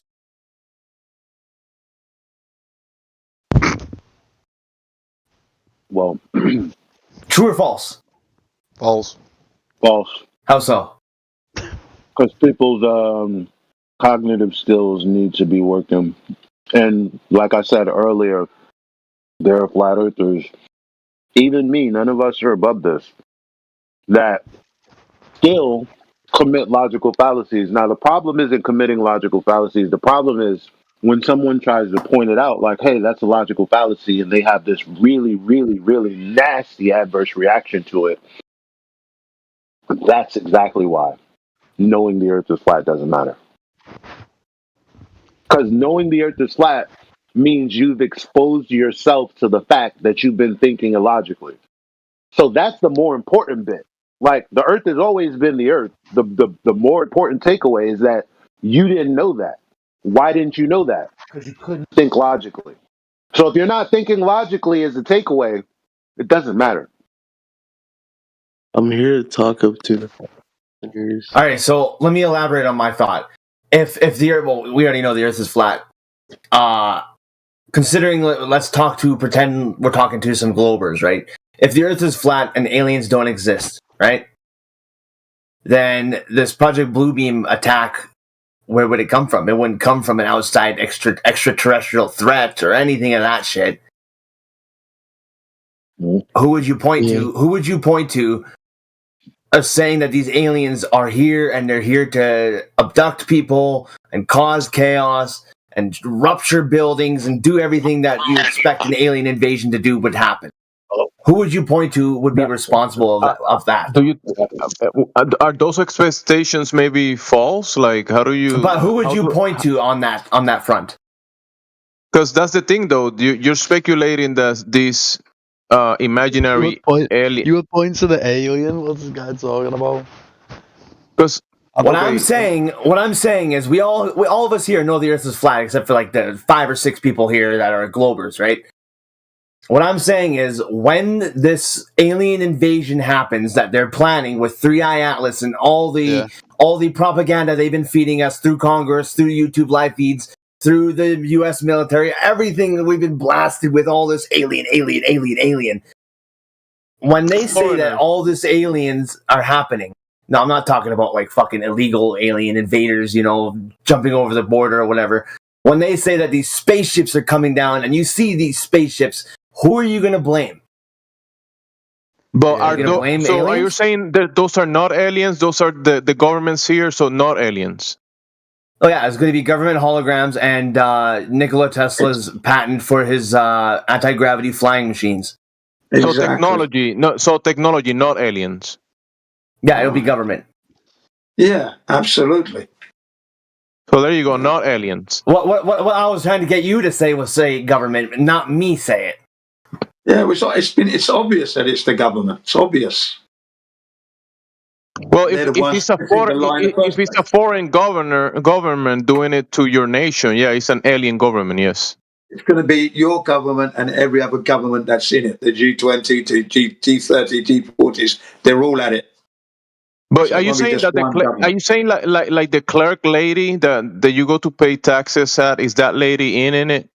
Oh, absolutely. I'm talking about like deep state, New World Order, all those key players. I'm not talking about the powers that shouldn't be to go pay your DMV bill. Not the mayor of your town. You know what I'm talking about? Not the mayor. Enough with the semantics. Can I go back and say to the whole point about if people knew about flat Earth, then they would know about God, and the answer was no. Because 59% of Americans already believe in God, and they're globers. Yeah, but they also believe in aliens.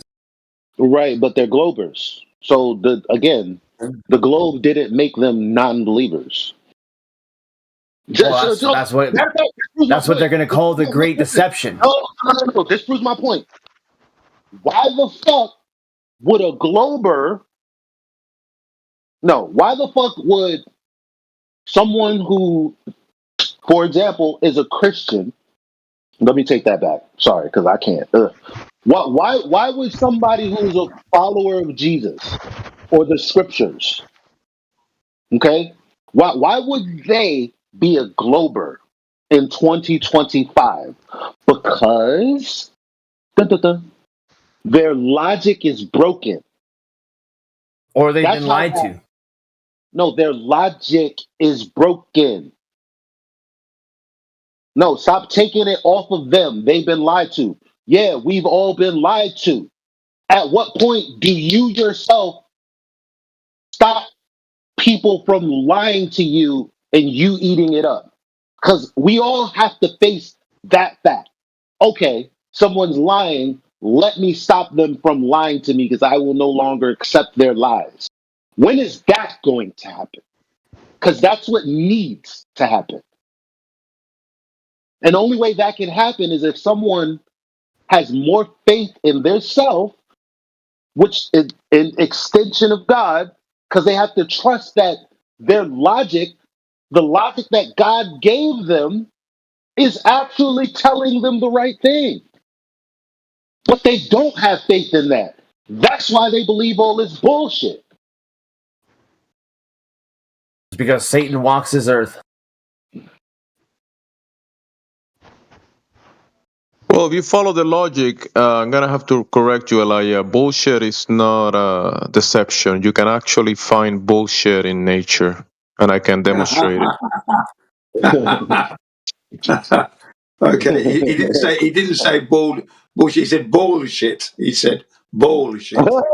Bullshit. That's one of the best saves I've witnessed. That was a good thing.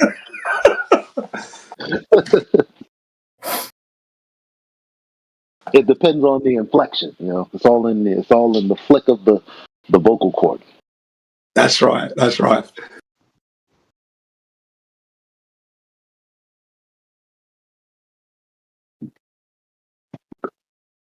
All right, bring it back. Wrap it up. What's going on?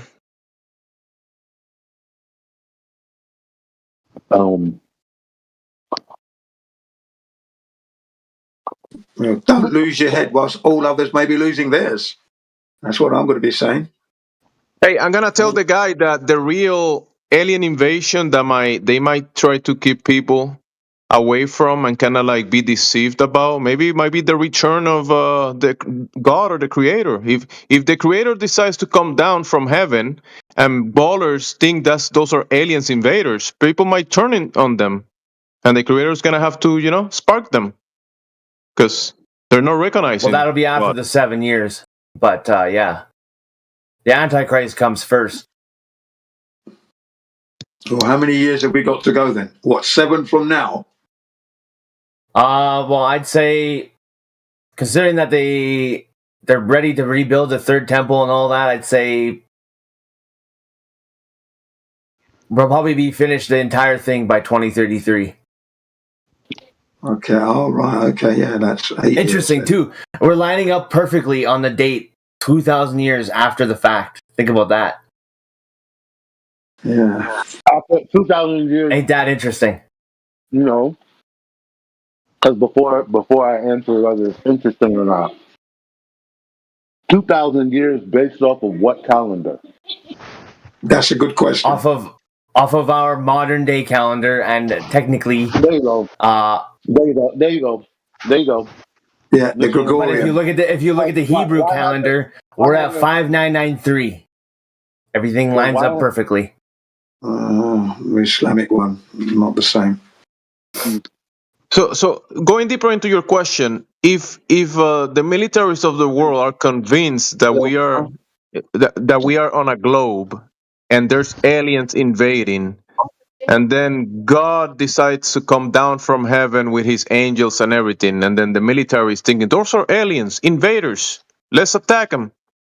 That's a big deception. That people literally turning against God. Yeah,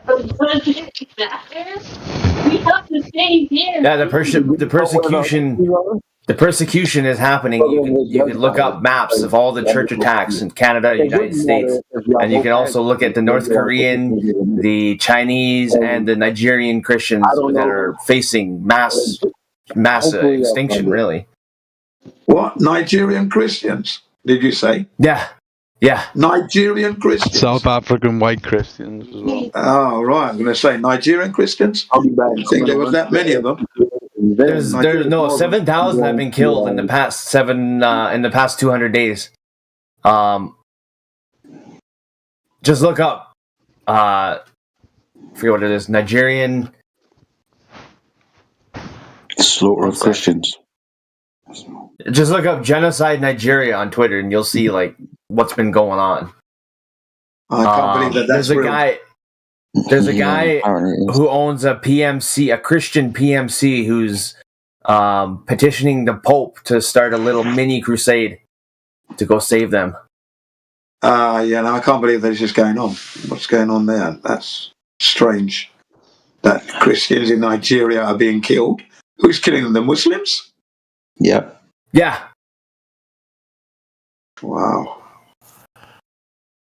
And then the Chinese government and North Korean government are persecuting and locking up. I just saw today they just locked up a 2-year-old for reading the Bible in North Korea. How did that piece of information get out? Yeah, probably your father, maybe. I don't know. Okay. I mean, regardless, like persecutions of Christians is happening in the third world, non-developed nations. Yeah, I'm not disagreeing with you. I mean, we only say they're third world because they're not America. Let's be real. My problem with that is I've heard that. No, it's not because they're not American. So my problem with that is that I heard that story before. And this is what I mean when your cognitive functions work and you can see patterns. You go, okay, let's stop what's going on here. Not become part of the problem. So, Jed, I asked you, hey, where does this information come from? But damn that. What about the fact that the actual church is the one that made the claims that all this stuff was happening 500 years ago? Which is why they had to retaliate. because they were being massacred, right? Because of what? You talk about the Crusades? Yeah. Well, yeah, we had to do the Crusades to defend the Bible. Okay, but who started it? It like I don't mean for reals. Muslims started it by establishing a stronghold in Spain. It was too close to Europe.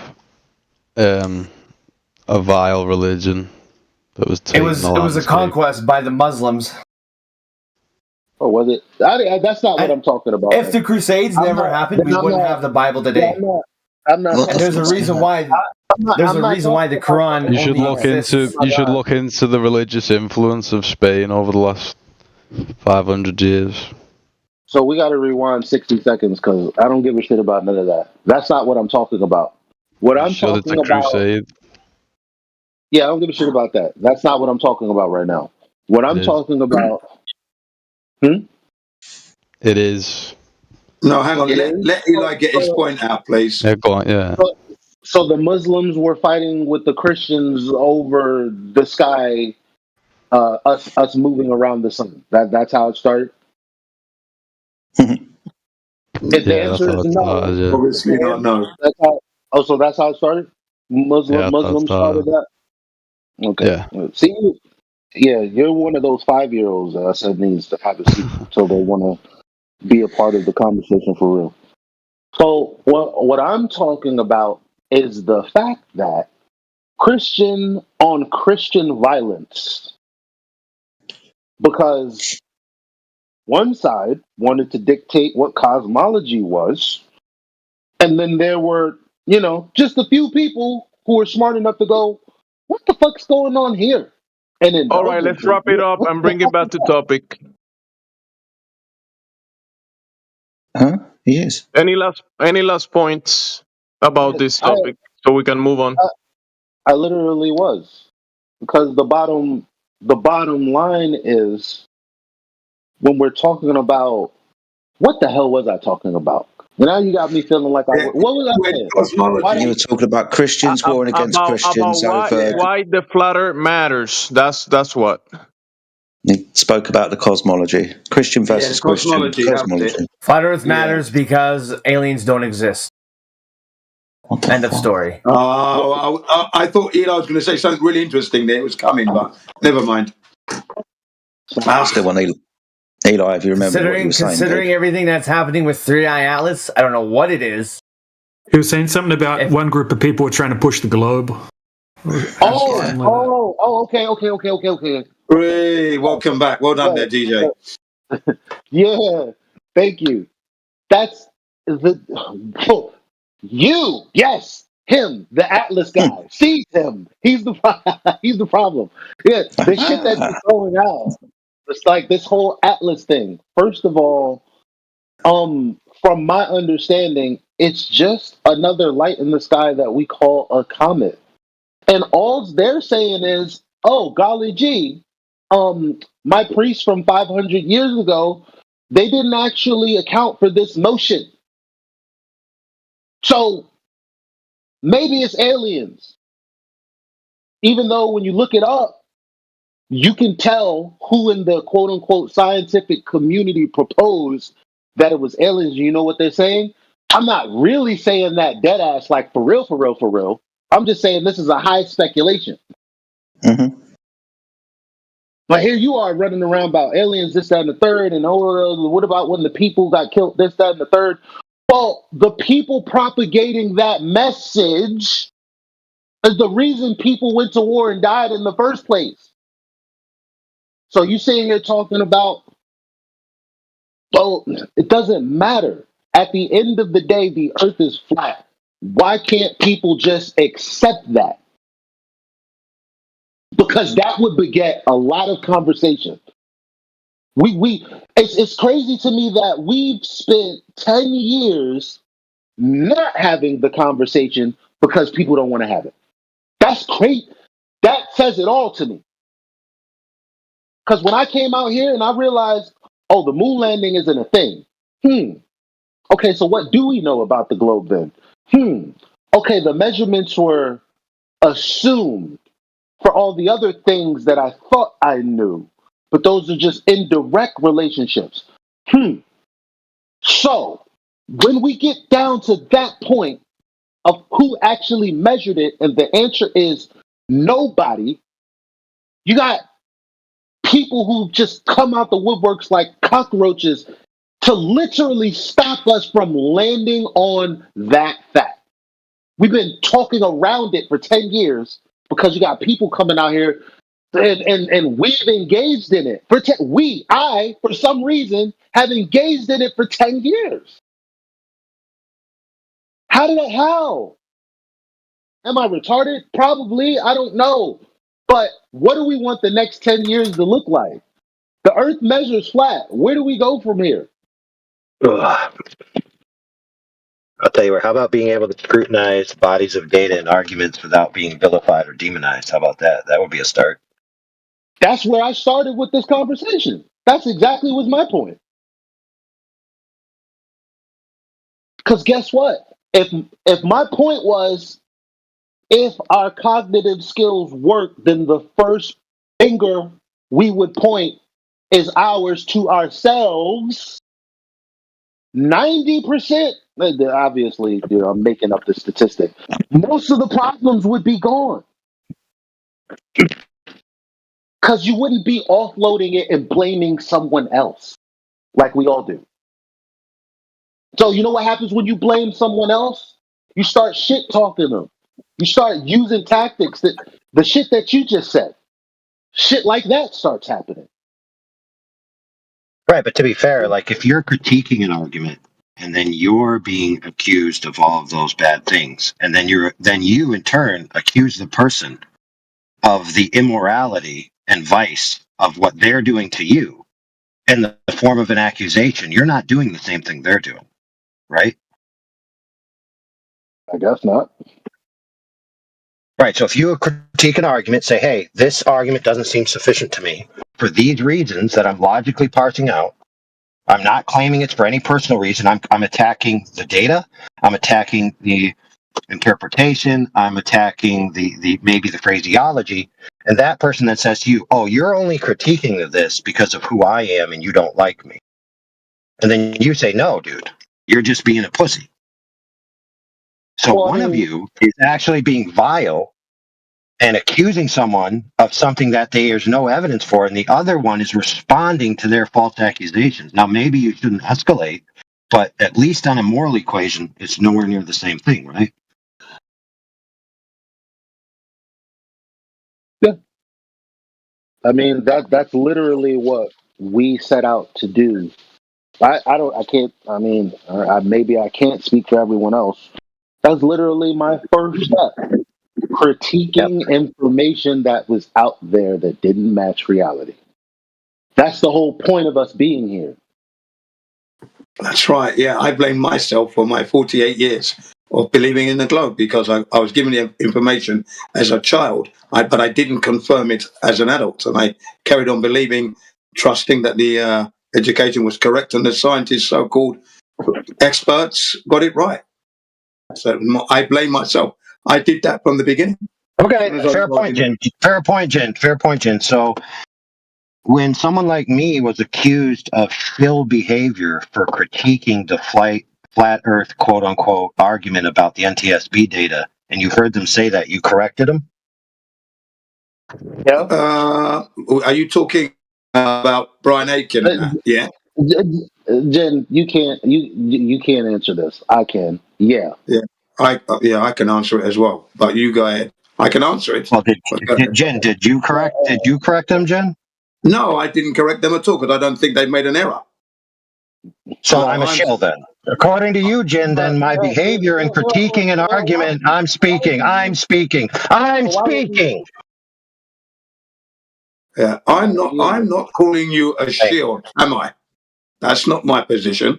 So don't put you that just on said, me. you just said that what they said about, you just said, so clarify, let me point it out, you clarify. Yeah. I just said. Okay, go on. Jen, I'm going to say something, and then you're going to say whether it's correct or incorrect. In order for you to do that, I have to be able to finish it without you talking through it. Okay? I was asking you if you corrected them when they associated my interrogatories as being still. You said you didn't because they were correct. So were they correct in their argument or were they correct in their accusation that I'm a still? Which one? No, the argument is they're correct. I didn't know they'd called you a shield. That's not knowledge that I. Well, you were there. You were there, and I have to answer the question because you see how he's saying that he can't. He doesn't have enough information to answer the question. That's why I said I would, because you got to be in your bonnet. Obviously, I'm part of FED. Let me step up and be the first to talk for them. So ask me. I don't care. I don't care. I don't care who you're a part of. Jin is his own man. I'm asking him what he did. He just You're going to answer for him? they called you a shield. Okay, yes, but that's fine. He had to answer, not you answer for him. Thanks. Okay, so he did. And now I'm saying now that he's answered, now it's your turn to comment on it. Go ahead. Yeah, I did. All right, so you stood up and said, no, your accusations of Shillery is false. Something like that, right? All of that. Everything that was outside of an argument, absolutely fucking yes. Okay, fair point. Now, that being said, let's just put that on the side, because that should have never been involved in the first place by whoever brought it up. Did they address any of the argument contentions that I made the other day when I was speaking with Jin? I'm going to assume no, I wasn't there. No. They didn't? The other day I wasn't there. No. And I'm in agreement with them. They're correcting what they're stating. Their argument stands. Okay, that's great. That's great, Jin. That's great. So let's go down the list of what actually happened. They didn't address any of my points. They just reiterated their points and then called me a shill as icing on the cake. So they accomplished nothing. I'm not aware that they failed to address. They failed. If what you said is true, and by the way, I'm not. You seem to not be 100% aware of everything that occurred, so I'm not going to take your word on what happened 100% because I can just go watch the episode, right? And that's no slight against you because you admitted I wasn't there for the whole thing, right? So there's no way you could know about it. Right. So the moral of that story is, and what Big Daddy was saying earlier is, it can't be the case that you hear an argument from a flat earther that you respect, you take it at face value, you go and you talk it to someone else, they critique it, you then go back and tell the other person that it was critiqued. And then rather than the critiques being handled, right, which they may or may not have been, you're called a shill. Or the critiques are handled, and then on top of that, you accuse the person of being a shill or having some kind of malfeasance in their motives. How are we still acting this way as flat earthers 10 years removed from the globe Earth, which is supposed to be the deception that's calling everyone shills? Right, so what are flat earthers? Are we now bloodlusting after each other? Shit's pointless. You're just going around in circles. Exactly, because that would be my question, and I'm not involved in that. That's not my position at all. This is what I call. Yeah, you're right. No, he's right. Hey, he's right. You go around in circles when you talk about the personalities rather than the merits of the argument. So if the merits of my points weren't addressed, then whoever commented on it is of no value to me. Because if I'm making a contention point on a specific argument and that specific point isn't addressed, then no progress has been made.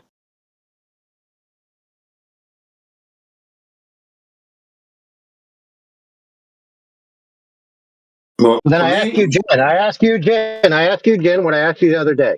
If the NTSB data showed the plane rotating a variance to its initial attitude before it took off, what would that look like on the data? Do you know the answer yet? As far as I'm concerned, what I see on the data, it would be exactly what I see as being displayed on the actual graph itself. It shows the plane taking off, getting to altitude, leveling off, flying straight along for a duration of time, and then coming home to land. Okay, fair. So what part about the graphical representation of the data showed you that the plane was flying straight? Which part? All of it. Especially the bit. Especially. Hang on. Let me explain. I am going to explain.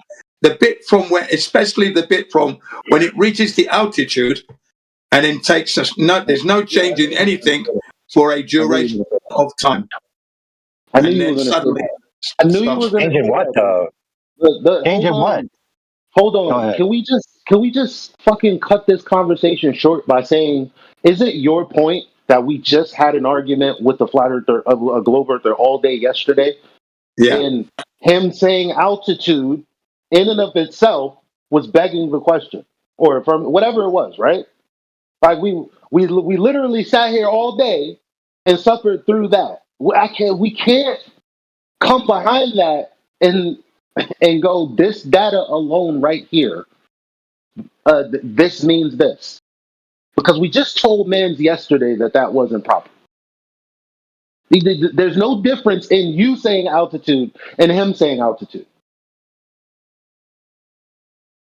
Yeah, that's why I'm asking you specifically, Jin. What about the graph informs you of that? The graph itself. The graph itself speaks for itself. The data. I know that, Jin. But that's a tautology. You're not actually telling me anything. I'm telling you. If I was a Glober asking you to convince me that this data says anything, and you just say the data speaks for itself, what have I learned? The answer's nothing.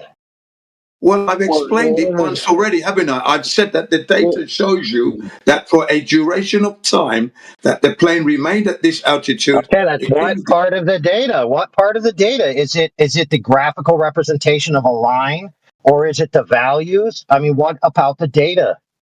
Yeah, it's the whole, like I said, the whole thing, the line and the values, the whole line.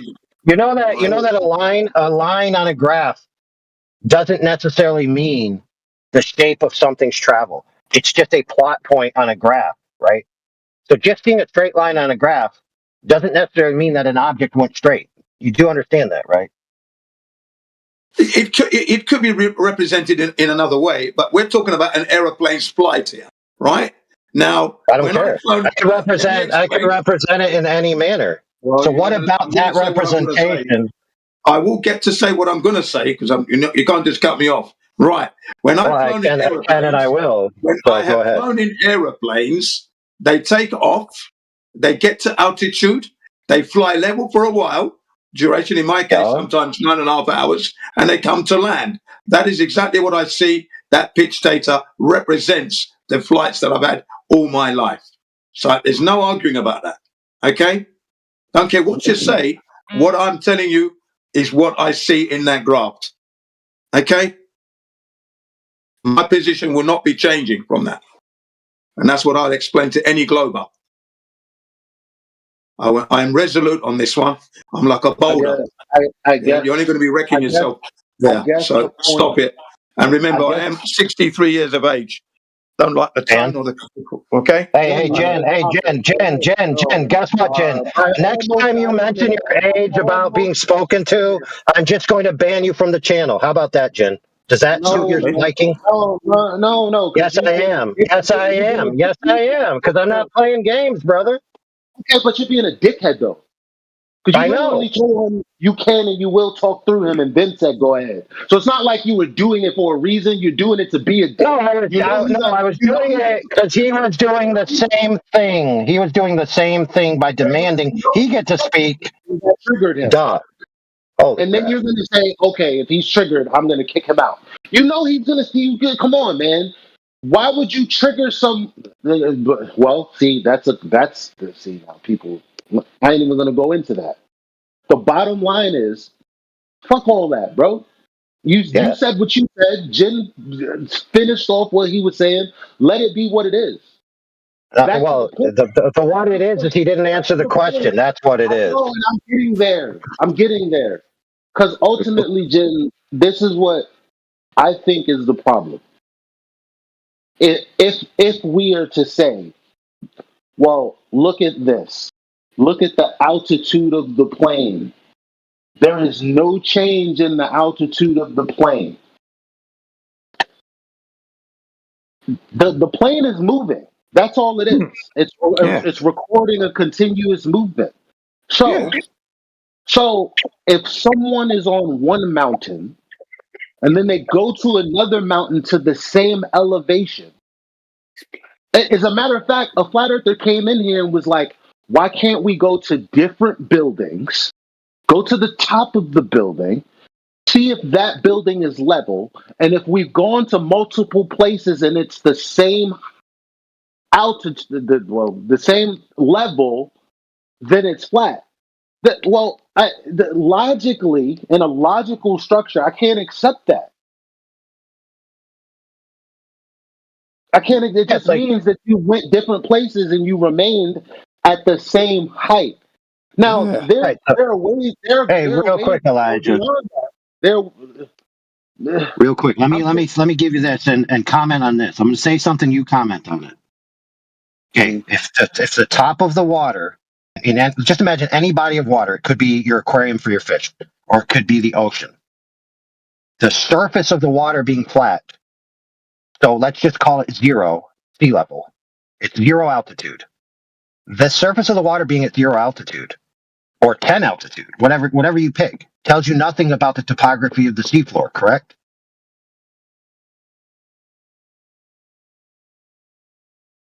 Well, that's true.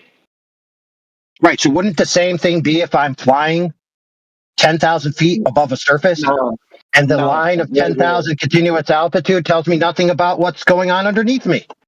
No, because there's a horizontal baseline that you're going to reference the highs and lows off of. But that's not in that piece of information. It's a separate piece of information, right?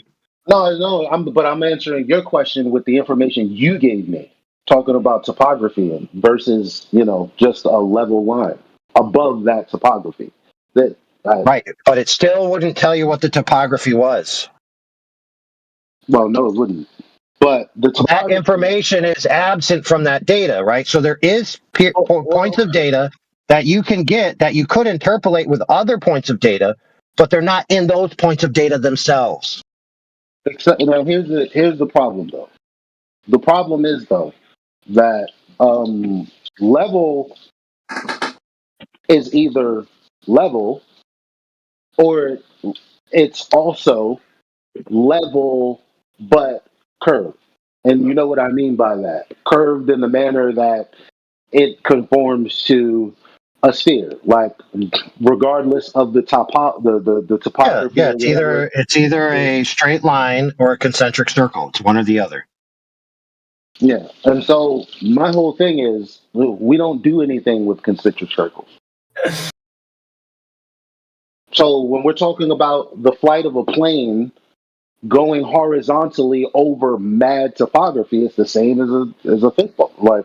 It's like, okay, there's topography in reference to this horizontal line. Perfect. So then the argument is about the orientation of level itself, correct? I mean, I always bring it there. So I guess your point is if you're not willing to do that, you haven't finished the job. Right. And so the Glober's contention is that the orientation of level is constantly rotating as you move across the Earth. So if you provide me a data point which says 3 degrees off level, you haven't answered my question of whether level is constantly rotating. So there's more work to be done. It's really that simple.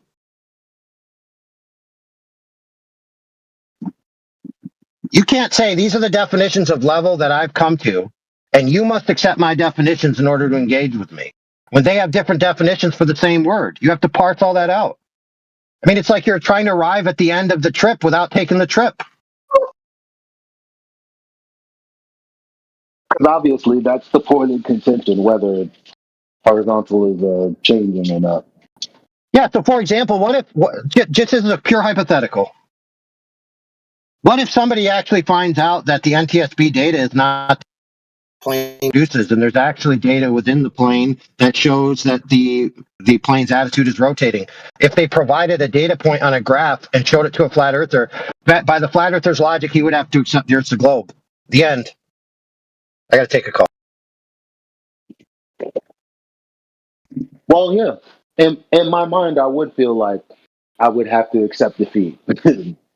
and I would only be accepting defeat off of, just fair is fair, not off of reality. Like if I've arrived at a false I'll give you a perfect example. I used to think all of the stars circled around Polaris. So when it was being pointed out to me that that was not the case, and I was like, well, holy shit. Okay, I know Nathan was trying to tell me about reification and all of that, but I dead ass really did still think it was like the AE map. When that was taken away from me, what was I going to do? Naturally, I would have felt like, well, shit. If this was my only thing, if this is what I was hitching all of my, if I was putting all my eggs in this basket, then I really don't have any justifiable reason to be a flat earther. That's what that does to your mind. Taking a position that may have been fallacious, and then when someone bests it or defeats it, it gives you cognitive dissonance, fucks with your mind. Not that you were wrong about reality. So it's like, what's more important is just not arguing fallaciously. Take it to the end zone. You know, don't just use buzzwords like globe earthers do, like when they use gravity, this, refraction. Don't just use words like level, horizontal. Like we literally can do better than them. We can do better. We have so many things. Like when I talk about the plane flight and the trigonometry and all of that. Like that's me doing something other than saying, "Oh, we live on a plane." Obviously, there are planes. Yeah, but Planes fly pilots. over planes. As true as it is, I mean, Yeah, hang on. Pilots do say they fly straight and level, though. The pilots themselves say that. That's their terminology. Remember that. That's their terminology when they describe their flight, straight and level. Even though the nose is pointed up 3 degrees. some people believe straight and level is somehow a level rotation around the ball. That's bullshit. That shit, I don't understand that. Yeah, that's bullshit. As I said earlier on, that is bullshit. Bullshit. Bullshit. Yeah. Thank you. Yeah. Thank you very much, Chris. That's what that is. That's a them problem. I'll always be standing my ground. That's a them problem. Because you have to like. It's not silly when we say you have to dip your nose down, like because they say that happens automatically. They're not saying that it doesn't have to dip down. They're saying you automatically dip. Now that shit is not in the NTNSB. Because if it was going around the ball, they would have to be correcting to maintain 3 degrees. Right. And they've deviated from the horizontal straight line. They've gone away from there. I wonder what AI thinks about that point. Because you have to dip your nose down if you're going around a ball. You have to. Yeah, you have to. You've got to increments. Right? Now AI says you fix yourself. Okay, so this is what I was saying. No one's saying that it's not a necessity. They're just saying it does it on its own because of the center of gravity and all that. Yes or no? Well, yeah. Much like a broom balanced on your finger. If you shift your finger, the broom rotates about your finger. I mean, like that's just obvious, right? Right. So if the plane as a necessity has to dip down to maintain 3 degrees, how is that not in the data? Well, maybe it's the case that they don't include it. So, for example, this set of data is arbitrary. They chose which data to publish in this form. There could be other datas in the subsystems that are superfluous because the net result of those datas are the final reading. So if you don't know how the subsystems are creating the final reading output, all that you have is the end user output. Now, the instruments, the gyros that exist are capable of measuring at least by the Glober's own admission, 15 degrees over a period of an hour, right? Because we hear it all the time that thanks Bob, he measured 15 degrees per hour. So the Globers already believe you can measure this, right? So its absence in the data, right, is a point of contention. Now they're claiming, oh, the Earth's still a ball because I don't have the data. Think about that. I don't have the data to show you the plane's rotating, but trust me, it is. Now, by the way, I want to set the record straight here. We've been talking about this attitudinal rotation versus the pitch for 8 years now, and all the way back to Wolfie 6020 and before him. Okay, the pitch data and the attitudinal orientation of the plane as it's traveling over an arc was a point of contention for almost the entire time over this past decade. Right? It's not new. Brian bringing it up isn't new. Flat Earth debate talking about it more readily since Buck Sod gave Brian the data chart isn't new. None of this is new. We've been talking about it for years. Right. That's true. And keep in mind, Bucksod gave the data because he believed this stupid idea, which was the same stupid idea that Wolfie 6020 believed because he didn't know at the time. And the same thing that this moron, me and Elijah were talking to the other night, said. When we said the plane must be rotating, where's the evidence? He said it's in the telemetry data, in the flight data. I said, okay, where on the chart is it? Where is it? Because Wolfie promised us. He said, I'm an air pilot. I'm a globe air pilot. I know the Earth's a globe because my plane accounts for the globe as I fly, and I can prove it with data from the black box, from the telemetry, from the way the plane is traveling through free space. I can prove the plane is rotating around an arc. He never produced that data. And the only data that's ever been produced doesn't show any rotational orientation change at all, except for the pitch. And the pitch in itself is not proof of a base attitudinal orientation change. In other words, the Globers need horizontal reference base to be constantly rotating. That's what they have to prove. I do feel like that is pitch.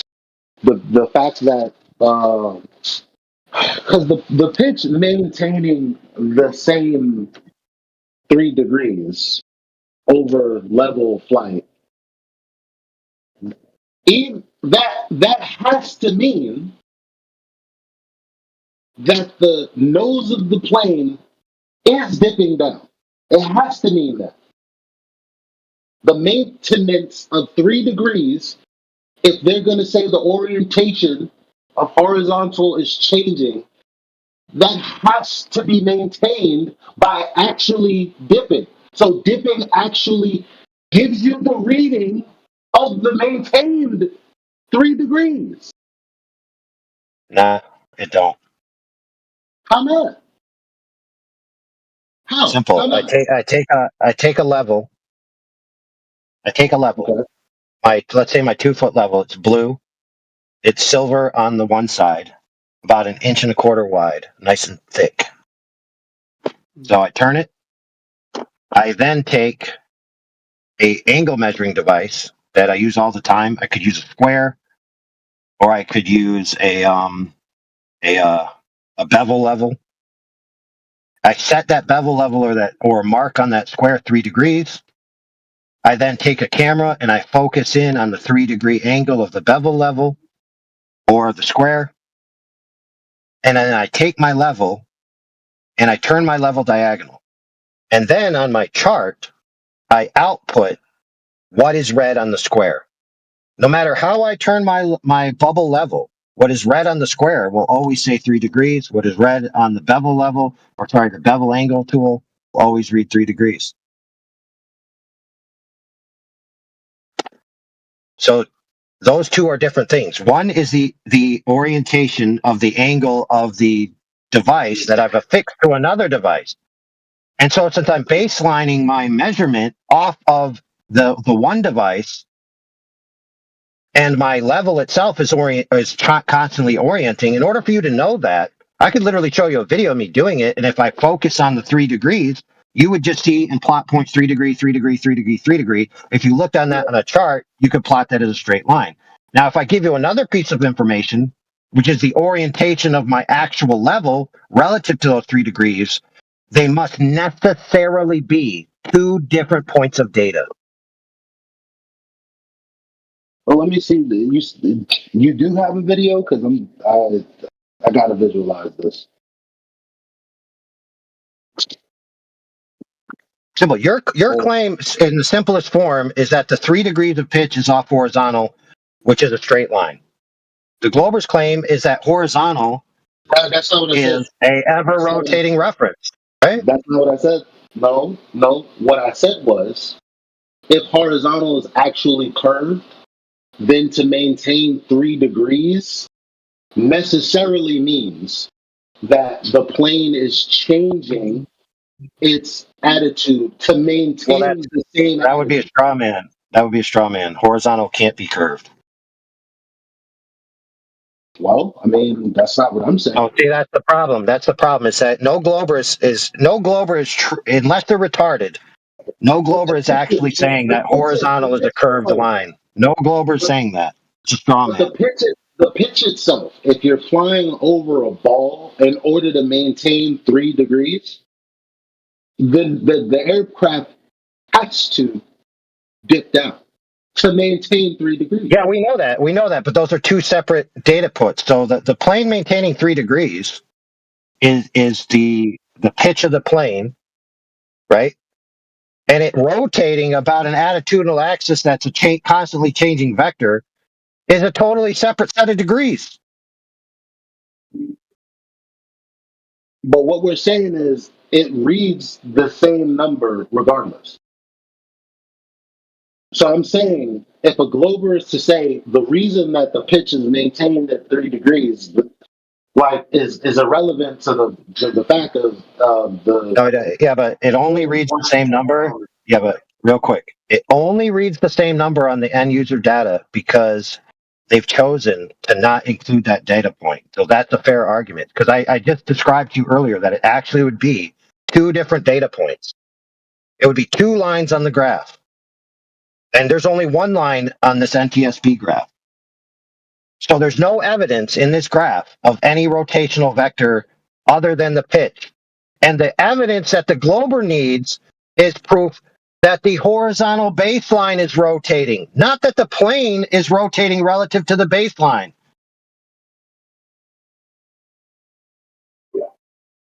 Yeah, I agree with that. I'm trying to look at it, but I agree with that.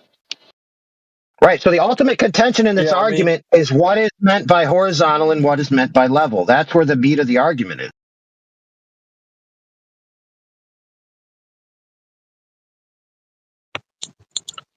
Yeah, and ultimately the graph doesn't really demonstrate anything in terms of defining curved or flat because it's just a graph with those 2 data points.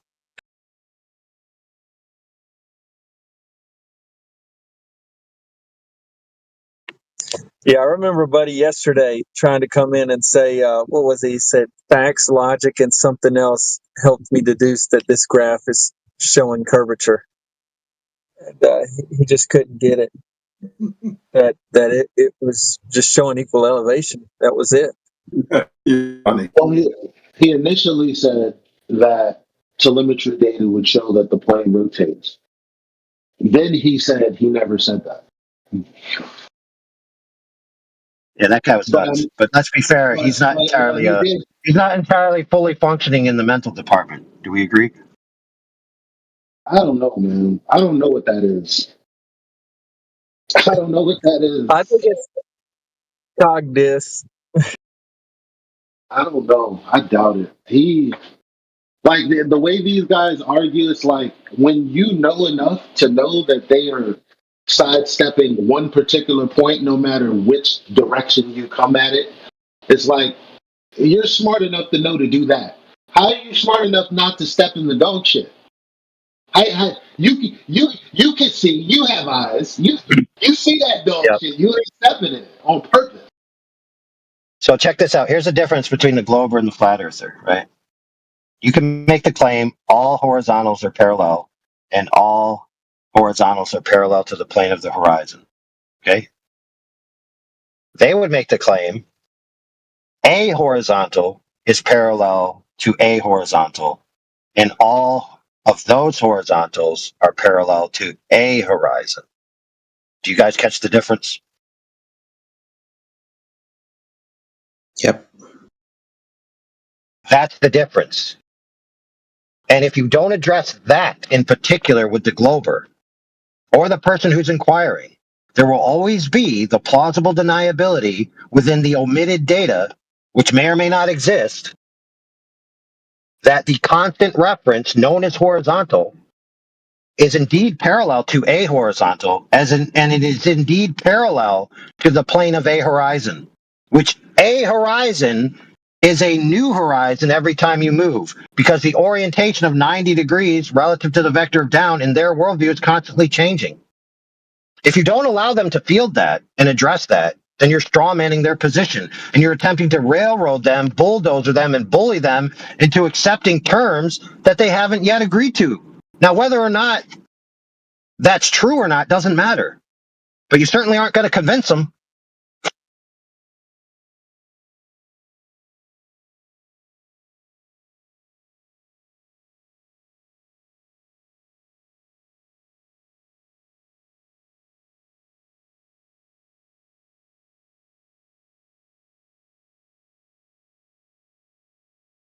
And I have it on record in the live streams from years ago, pressing people about the difference between attitude and pitch, and how pitch and attitude are interchangeable in some contexts, but not interchangeable in all contexts, meaning they're not equivalent. They're not functionally equivalent across the board.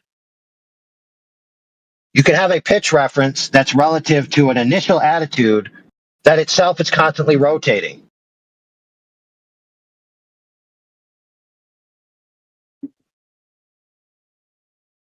In fact, I think I have a clip where back when we were talking about this, I was mentioning that to someone who I was arguing with, and they replied in the chat, "What is he talking about teenage girls getting upset?"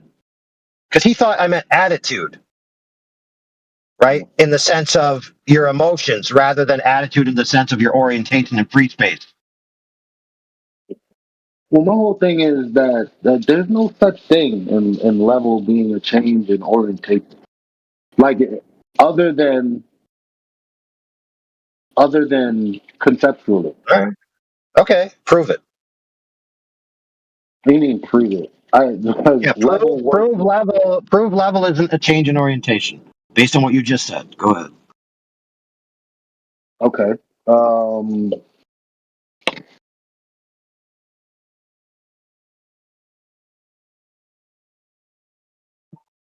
I'm trying to see how absurd you can take this, and if it would still be absurdly valid. I don't need to take it anyway. You made the claim. It's now your time to tell everyone who's listening how you can prove it.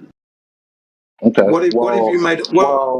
I'm doing it. You made a foundation. I'm doing it, Jen, because in flight during takeoff or landing, they treat the Earth at least 80 miles of it is level and horizontal. That's with the same orientation. So there's a baseline of at least 80 miles. So what I'm saying is, for all practical purposes, for all times we've used level, it's only under those terms. To imagine it in any other way has only been imaginary. Okay, fair enough. But your language that you used is they treat it as if it's level. So you didn't actually prove anything. You proved that they're treating it as if it's level. So like it's level, not that it is level. And I'm not saying that might not work, but your language is flawed. No. It is level. The triangle, the line that represents the ground distance and the ground, that's level. Because if it wasn't, What about it? What about it being level is from what you just said? Trigonometry, the right triangle. So Okay, so when they're flying the plane, did they get out and measure the ground? No, Do they what get I'm out and saying measure the is ground? no. What I'm saying is they have a horizontal baseline for either Yep, calculation perfect. for the altitude of the plane, some distance away from the airport, or at the Fair. airport. Okay, perfect. So let me use your same analogy and apply it to physical construction.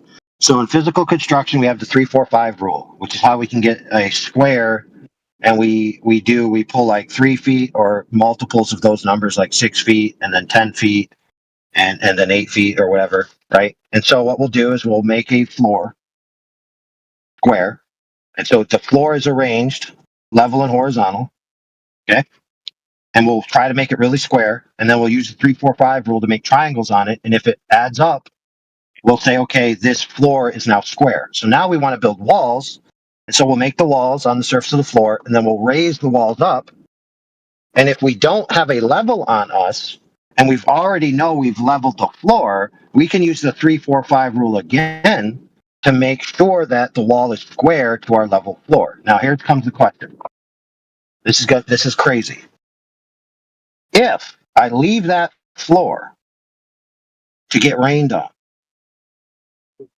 okay, the plywood in the center of the floor will bow, and it will have an arc in it. Even though I initially leveled it, even though my measurement is 3-4-5 trigonometry, there's actually a curve to the floor. And I could go out and measure again the 3-4-5 on the edges of the floor, but it wouldn't actually inform me of whether or not the center of the floor was actually curved or not, because the tolerances of that swell are irrelevant to what I'm doing. And so they're practically ignored. So I treat that floor as if it's perfectly level. I understand that. I understand what you're saying. So if I can do that in reality, and I've witnessed that with my own 2 eyes by directly measuring the surface, and you tell me as a flat earther and I'm a glober that that floor cannot possibly be curved, I'm going to tell you, you are crazy. All right. Fair enough, because I did say the ground. What I didn't mean is that the ground is flat.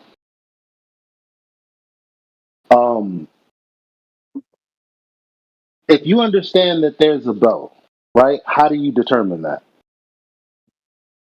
What? A bell? A bow in the floor. Yeah. Well, you're going to use your leveling instruments. It's going to tell you that, isn't it? When you check it for its integrity. You're going to check it. Yeah, and it's going to come up. Or I could just use a straight edge. I actually don't need to level anything. I could just put a straight edge on the floor, and what you do is you tap one end or the other, and the straight edge will tip. And then what you do is you find the balance point, and then you get the quote unquote hump difference between the two lengths. And if that's within acceptable tolerances, check it out. If that's within acceptable tolerances, especially of the flooring you're going to put in, you change nothing. If it's outside of acceptable tolerances, you have to get that hump lower. So you're either going to hit it with a sledgehammer, you're going to go underneath and pull one of the joists down, et cetera, et cetera. So you have to alter it to then be against a straight rule. I guess my point is the horizontality didn't change. Like, horizontality is in question for some, not you, but like in the world. Like, it being an orientation and a shared orientation, like a shared baseline, is in question. I don't. There you go. That's the crux of the issue, isn't it? Yeah, I know, but we use it. It's so stupid because in actuality, like, there's no way for me to actually practically prove that the the ground is not level.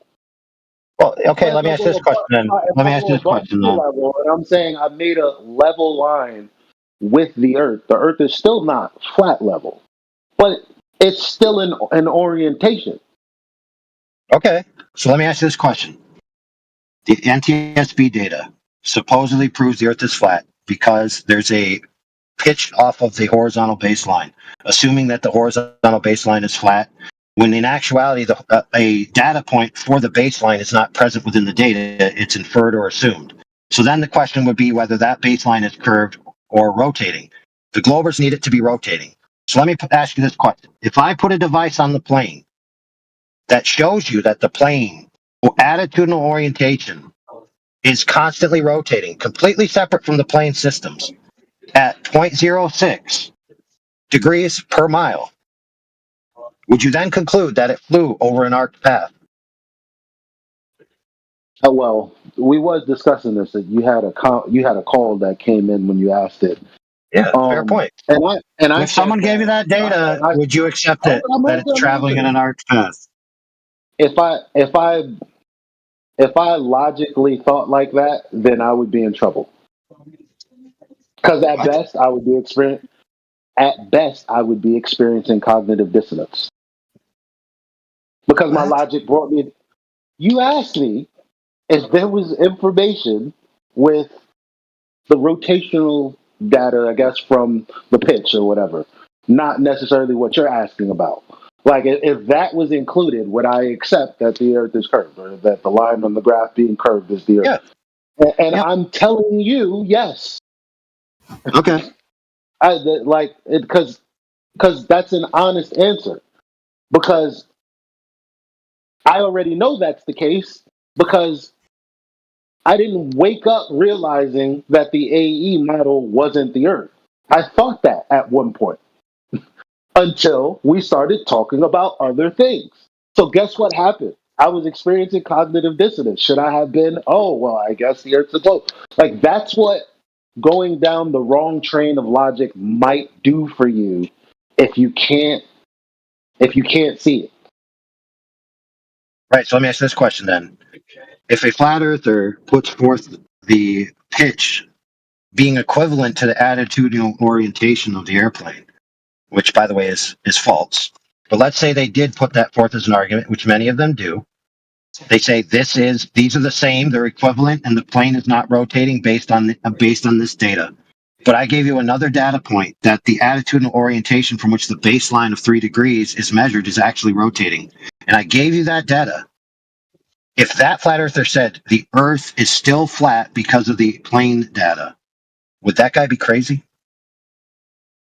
No, he would be crazy. Or at least logically flawed. Because ultimately, like, at the end of the day, if we're saying, well, these are measurements being taken, I wouldn't go against that. What kind of device is this thing? That's what I'm asking. If in the device it's measuring something, what is it measuring? If it's actually measuring what you're saying it's measuring, well, it's measuring a change in it's measuring a change in degrees from its initial attitude. I think Callan's rubbing off on you. What's the device do? What? No, what kind of... Hold on a second, friend. I'm going to give you a chance to rephrase that without accusing Callan of rubbing off on me. Go ahead. Okay, maybe I know you're playing. Dare I say, devil's advocate to some extent, but what is this instrument that you're saying? What if existed? No, I mean the instruments already exist. They're called gyros. It would be the application that's unique. So, for example, you spin up a gyro in a specific attitude, which, by the way, just so everybody knows, gyros can be spun up in any initial orientation, completely arbitrary. They don't have to be perfectly level. They don't have to be perfectly vertical. They don't have to be perfectly diagonal. You could just pick any orientation when you throw it on the ground and it just bounces around, and then you say, okay, spin it up right now. So now you spin it up. It's set its baseline. It's set its attitude. Now, if you move the frame around it, it's going to be measuring against the initial attitude. And you can tell whether it's rotating or not from that. Doesn't require any flat baseline. It doesn't require any assumptions at all, except just knowing that it's maintaining its original attitude. You then get the rotational differentials from the initial attitude to where you bring it to, or how you move it through free space.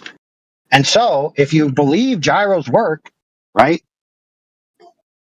and you believe that pitch and all this is from vectors, right, then it seems to me if you're putting forth that this airplane flight based on a 3-degree pitch proves the Earth is flat, then if somebody shows you a rotational vector of a gyro rotating on this very same plane, you would have to conclude that at least your conclusions about this data proving the Earth is flat is false, or concede the Earth was a globe, or at least concede the plane traveled in an arc path. One of those. I've thought about that. Not that I believe that they would come forth with any such thing, but I've thought about that in the same way I've thought about, what if I actually went to Santa Barbara and tried to do the Black Swan, and I got egg on my face, and it's actually the case that because no one's checked, that the horizon always appears in front of the oil rig. Like I've had that thought before. Now that was before I did my first Black Swan, but I had that thought, and that's the problem with this data. You don't fucking know shit. What do you know about what somebody else is really presenting to you? Right. Now, Elijah, pause for a second, please. For the love of God, pause. I want everybody listening to recognize what he just said. Sometimes arguments are correct, but you trying to repeat the argument don't actually know how to do it because you don't really know the particulars. And so you, even though the argument is correct, are ignorant of the actual validity of the argument because you're just repeating it like a parrot and haven't scrutinized it for yourself. Go ahead. Can I go back to something real quick before we? When you were talking about when you have a bend in your floor or a depression in your floor, and you were talking about how you would measure it, determine how big it was before you had to smash it up or build it up. Well, wouldn't you walk over it and notice it first, or see it?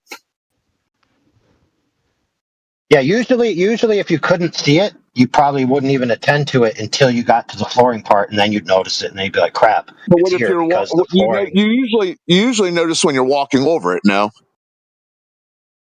Maybe, but usually you notice it when you're off the floor 10 feet away. Yeah, It's like you see walk it. off the floor, you turn around and look at it, you go like, "Dang, that's humped." I've noticed them where you notice the floor's rolling. Oh, the floor's rolling right here. See it? Yep. Come back here. See? Oh yeah. You know what's another way? When you're walking over it and you're walking perfectly fine, and then you feel yourself go down or up. Yeah, that's what I'm talking about. So I mean, where's the plane doing that? Well, I think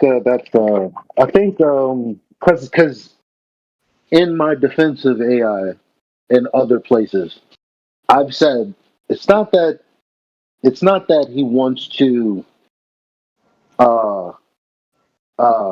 shit talk people to take away. It's that he challenges people to really consider what they're saying. And again, I must have hit the point on the head, because when talking about the Black Swan, even though I've seen the video over and over, I've heard repetitions of it over and over, have repeated it over and over. You don't, unless you yourself actually care enough to. If you don't know the argument, you don't know the argument. Like, if you don't, a matter of fact, no. If you don't know why the argument is relevant, I think that's the key difference. It's not knowing the argument and being able to repeat it. It's knowing why the argument is an argument in the first place. That's the shit that most people miss, I think. Because again, why would I say that when someone says, "Hey, when I go to the south, the stars move counterclockwise"? Why would I respond with all of the stars move east to west? If me saying that is actually saying the same thing, because in the south they still move east to west. Nobody's arguing that. So why would I be saying that? It's because I actually thought that all the stars, all of them, moved in a circle. And it wasn't until I actually started seeing more things that I realized, well, my argument has to be wrong. Because look at what I'm looking at. So, but again, I literally chanted something for maybe 2 years or so, and then started Right. seeing the problem with it. Right. So you can sympathize with people doing the exact same thing that you just criticized in yourself, right? You sympathize with them, but you also offer them the critique. They don't get to be immune from critique because they're victims of their own devices. Right.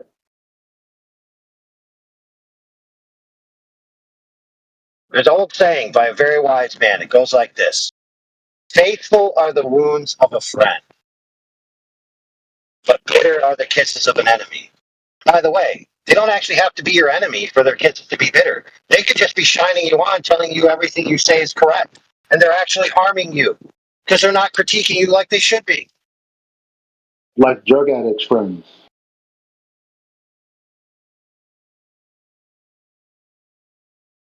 How much of the, I don't know if how much is the correct term to start a question with, but the prescripted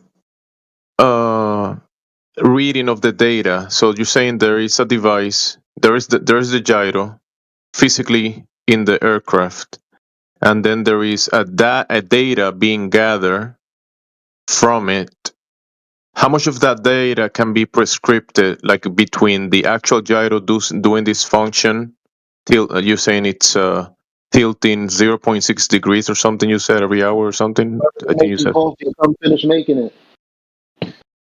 How much can it be in the software doing that prescription? Like when you're looking at the screen and you see the airplane is flying around a globe, and you are in an airplane and you see this cartoon of the airplane flying across the globe.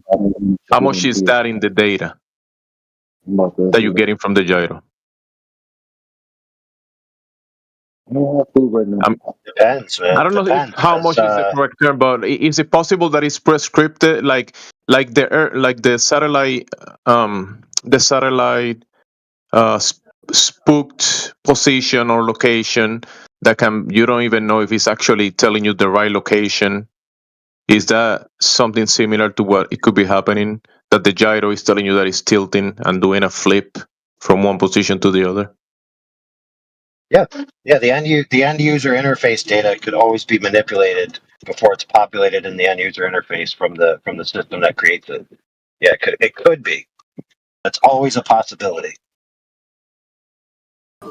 So I'll add in a good example in aviation where you are changing elevation and it actually displays more or less a flat line, and that is in what's called the glide slope. So as you're coming in for a landing, you dial into the localizers where you are, and it's presented to the pilot a straight line, and then if you deviate off of that path, then it shows a deviation, but otherwise the glide slope is recorded as a straight line. And the other key to keep in mind on the flight data being level is that we work on the shorthand that the Earth drops 8 inches every mile that you travel. So from 35,000 feet, if you lose 8 inches of elevation, more or less, and 8 inches of rotation, there's nowhere on that short little screen, or that short little graph that's going to show 8 inches every mile. Because remember, once you've traveled a mile, you have more or less dropped 8 inches, and then when you travel that second mile, then you drop another 8 inches.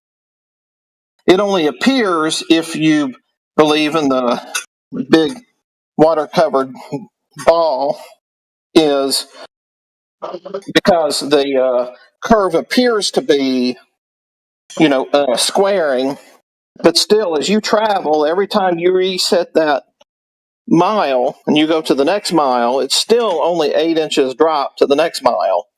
And so, if we actually lived on a big, bendy, water-covered ball, that graph would still look very similar to the same.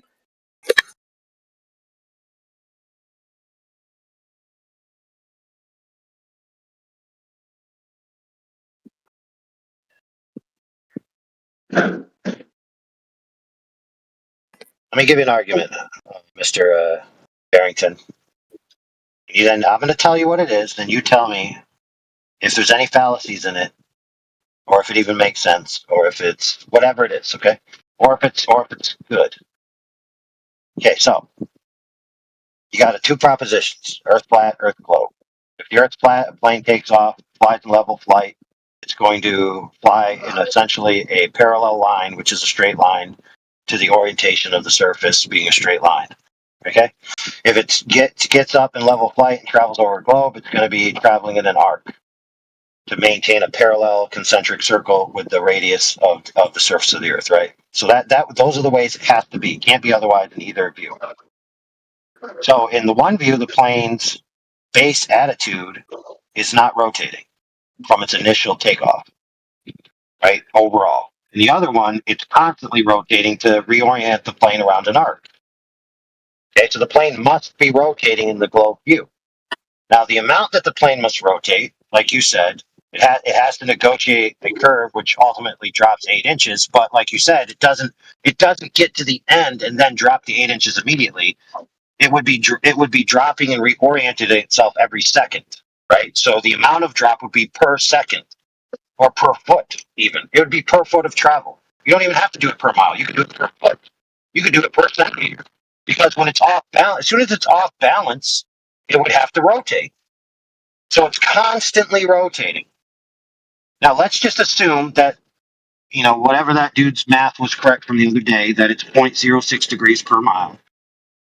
Okay, so 0.06 degrees per mile would be the change over a mile. Okay, so that all being said, here's the argument. If the plane was having to rotate around a curve, the aerodynamic control surfaces wouldn't work. The plane would lose lift and everybody would crash and they'd all be dead. Is that a good argument or a bad argument? That's an awful argument. Why? Why? Because the percentage difference of that, 0.06 degree per mile over 35,000 feet would be so small that it would be such a very small, minute change that there's no way that it would affect any of the controls. Okay. There's no way, Okay, because what happens is that they're built to a much higher tolerance than that very small correct. So for example, the plane might hit an air pocket and the plane might drop spontaneously 3 feet down and you'd experience that as turbulence. But that doesn't make the plane drop out of the sky and crash into the ground, because it then gets out of the air pocket and reassumes its altitude by, the pressure differentials of the air that it's in, right? And so the idea that a plane, if it was rotating, it would be impossible for it to maintain lift if the variable of the lift is based on the air pressure, and that air pressure itself is following a curvilinear path. Because that's the globe claim.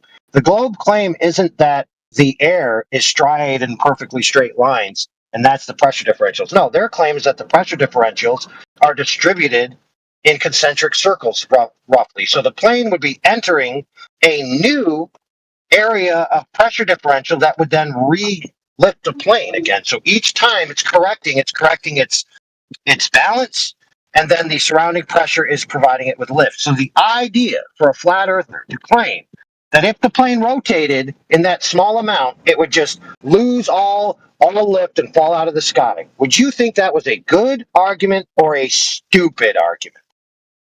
I'm thinking of a word that begins with R and ends with D. The argument. Okay, so retarded argument, right? Exactly. So why is it the case that flat earthers are capable of making such an argument, and everyone who's listening to them doesn't correct them on the stupidity of, one, it's a logical fallacy, appeal to utility, right, and a couple others, but two, it's absurd on its face. But the person can say it without getting critiqued. Why is it that he's not being critiqued? Is it the case that nobody knows what he's saying, nobody's thinking about it, or people are thinking about it and unwilling to critique? What's going on? I'm confused. Well, I think it's that they're unwilling to critique and cause a big argument, afraid of being muted, because some people are more into behavior earthing than actually whether it's flat or globe Earth. You know, there's this big side that are just behavior earthers, and it's side agnostic, and that's what I think. So they've set aside their responsibility to critique each other, which, by the way, it's a responsibility for sociological reasons. So they've set it aside for sociological reasons, right? Yeah, and So they're just getting along with the room at the moment because they know something's wrong with what that person just said, but they're unwilling to speak up for fear of reprisal, right? Absolutely. I wouldn't agree with that. Okay. What happens if someone gets over? Hey, DJ, hold on. Barrington, hold on, let Elijah get in. Yeah, go ahead, Elijah. You gave a number of reasons. One of those reasons being that they hadn't thought about it. That would be my reason. Okay. I mean, because at the end of the day, if I'm going to share this information, it's to come to the conclusion of if horizontal is rotating, where's the evidence of that? Because it's not in here. Right? So I don't know. I don't know if I would get down a thought corridor where someone's saying what they're saying, and then I disagree, while then committing the same fallacy to promote my argument. I don't know if I would be doing that though. Fair enough, but let's put it in a greater context. So the context would be, just real quick, the context would be that somebody just parsed out how planes achieve lift and explaining it all to you and the tolerances, etc., and then culminate it with, if the plane was rotating even a little bit, everyone would die. Like, how could a flat earther who is adept just let that slide? Well, didn't my point about if you had to dip, you would maintain 3 degrees, and like if that would be a necessity, dipping would bring you back to 3 degrees from increasing. So, in other words, flying around a ball in that sense, I guess, would make sense. It would mean you wouldn't be falling out of the sky. Correct. Now, what I wanted to share is perplexity. Hold on a second. Before you go on, for saying such a heretical statement, you're now killed. With me, we're both killed. Awesome. Gilly. No, you're not as good as me. Sorry. I can defend myself in that space. If you want to go crackhead and get kicked out, that's on you.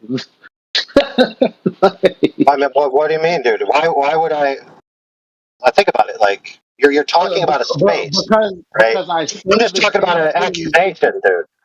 No, I'm saying I say the same things, do the same things, and in your stead, do the same stuff. But the outcome is not the same. Now, I'm not saying that this happens like on air. And a lot of times it doesn't. But what I'm saying is, say again. Apologize, I was buying something. Yeah. Yeah. I mean, look, because it's the same thing. The same thing I do over here is the same thing I do over at other places. There's always going to be somebody to critique for something, and you would use that critique to say, "See, isn't this person either ain't shit so or then if you're doing, or unreasonable or whatever?" And I'm like, I don't know, but hey, this is what was being said. Right. So then if we're saying the same thing, but I'm being categorized as a shill, then I'm being categorized as a shill for something different, correct? Sure. You know what, Elijah? It hurts to be right all the time. It literally hurts my body. I have to take Advil. I mean, unfortunately, you suffer the same thing QE does. That's the Which is what? unfortunate. Oh, a stubborn cunt. It doesn't matter how right you are, the way you do it gets you kicked out of places. Now, I'm not asking. Yeah, in that regard, sometimes that's happened. I'm not asking you to consider how right or wrong QE is in this moment. What I'm saying is, both of you have the same problem when you're right. Sometimes. I mean, I do find it amusing that they're left with, when a plane is obviously propelling itself forward, they're left with this idea that the plane is just constantly in a fall, and the pilot's only job is just control that fall. I find that amusing. 3 degrees turbulent. No, they say it does it on its own. You don't have to do anything. I don't know. But here, they say that as well. I wanted to put this to bed if we could. Guess what I asked Perplexity AI? Anybody want to take a guess?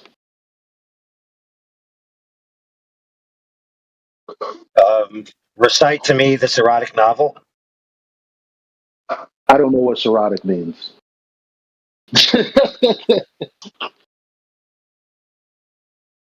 All right, fine. Nobody. Come on, Jedi. I just heard you. Come on, Jen. Guess. What do you think?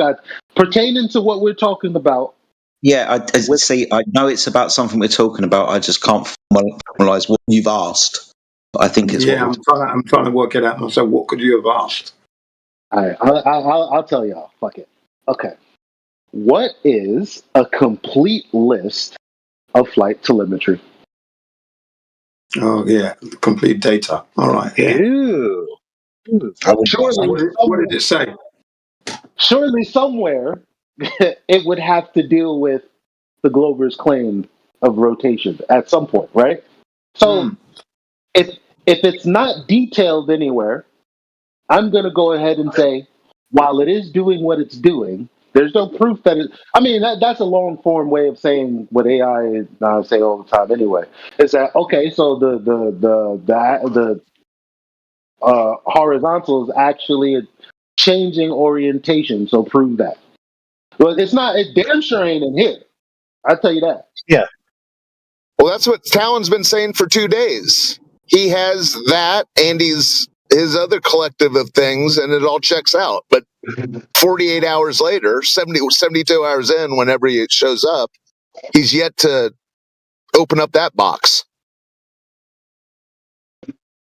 Hold on, let me post. Y'all want to go through it together?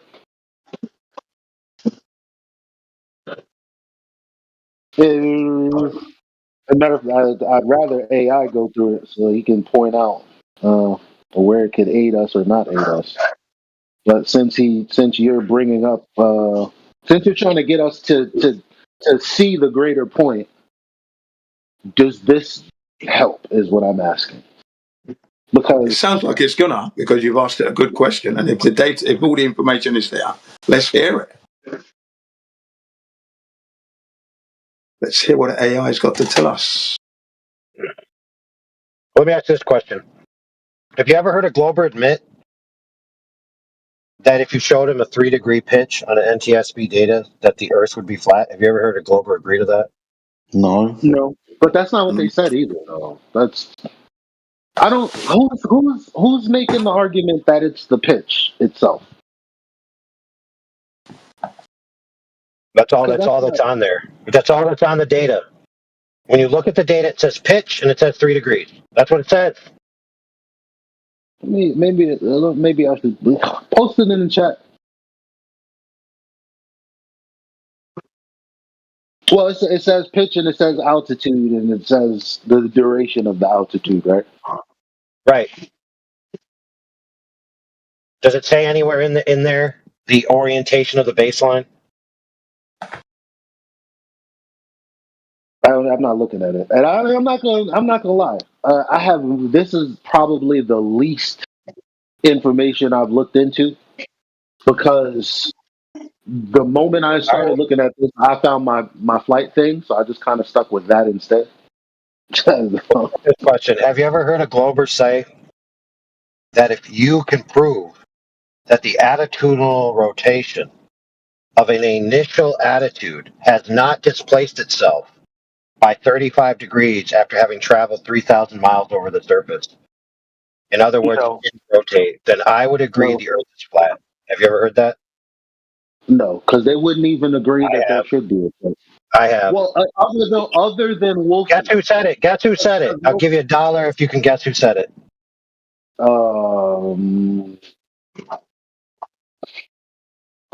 There's more than one person who said it, so there's plenty of options. Jake on the plane? Nope. Scott Mackey. Is it okay. See, he's one of the people that would. Like, they're all. I lump certain people. Well, why not? Like, What's wrong? What's wrong with him agreeing to that? Well, let me ask you this question. What would be wrong with him agreeing to what I just said? I'm not saying that. What I'm saying is, as far as their tactic belt, like Matthew Learn, Scott Mackey, like there's a certain. They're not all the same. You know what I'm saying? Like if we had like playing cards and I had to categorize, like Scott Mackey, like him. Anyway, I guess that doesn't matter. He basically said if I took a gyro and I baselined it in the east coast of the United States, and then I took it to the west coast, 3,500 miles removed, and the attitudinal orientation of the gyro didn't rotate, he would concede the Earth is flat.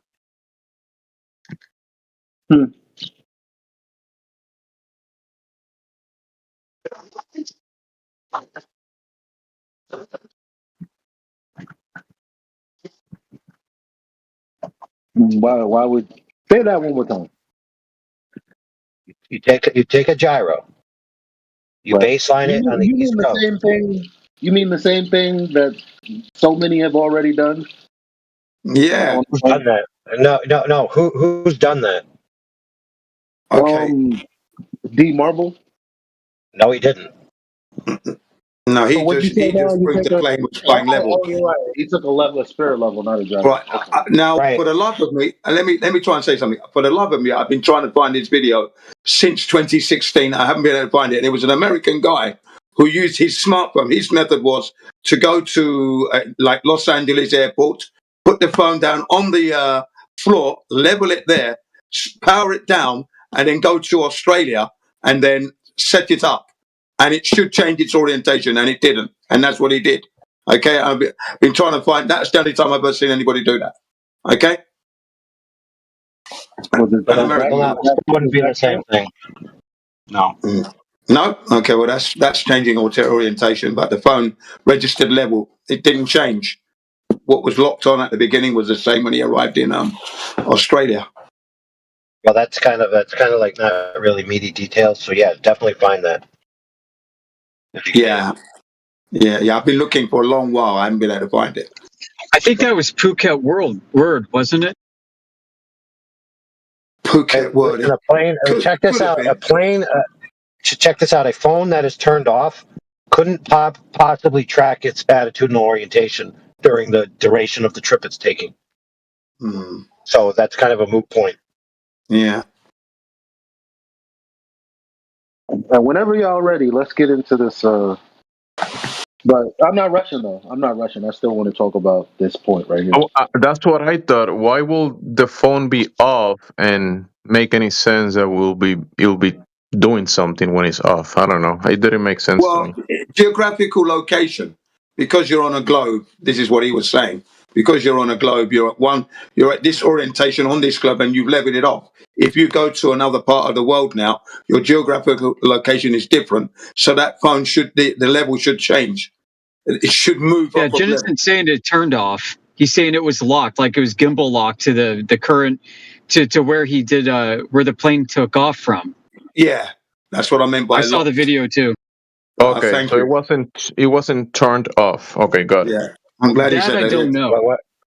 What's Yeah. a gimbal lock? I don't know of any phone that has a gimbal lock, so it'd be an extraneous device, right? Well, I mean, supposedly you can do it with software. You hit a lock, and then it fixes the orientation in place and allows you to rotate with respect to that fixed orientation.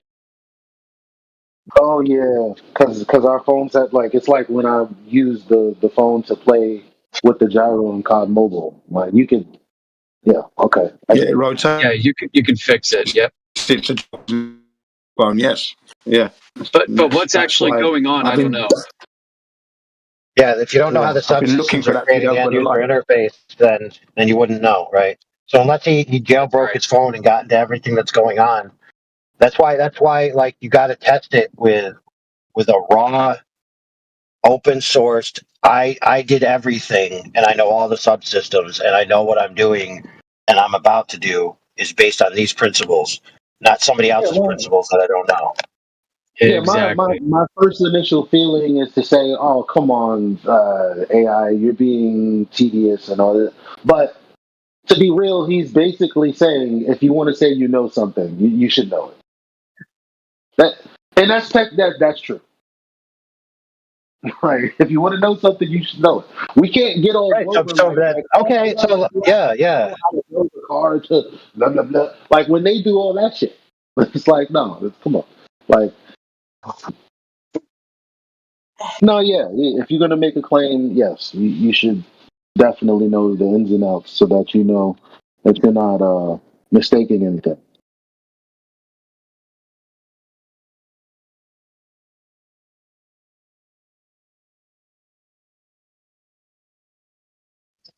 I mean, for all we know, there could be like some kind of software pendulous vein thing with the MEMS sensor. No. Did he turn off? Did he turn off the GPS? Yep. That I don't know either. Highly doubt it if it's an iPhone.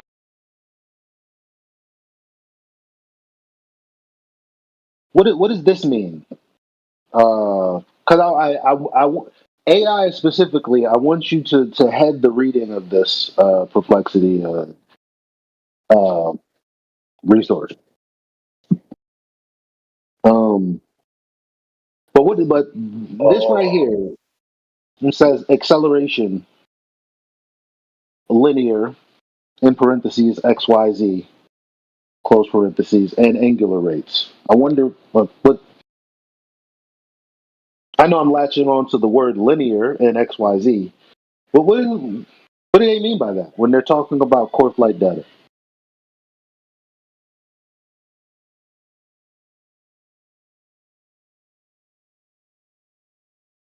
Linear and angular rates. What does that mean?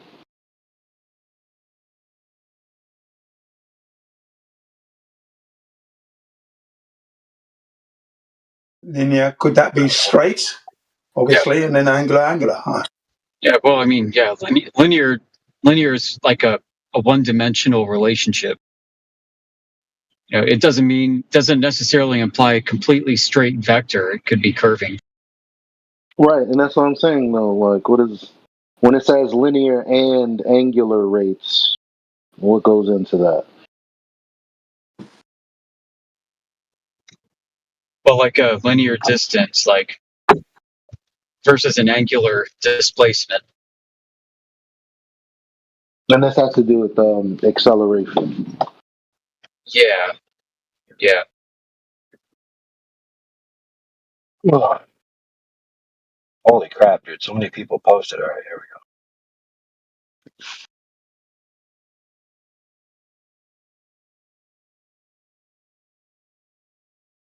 go. Right, core flight data, position, latitude, longitude, altitude, velocity, attitude, pitch, raw, yaw angle.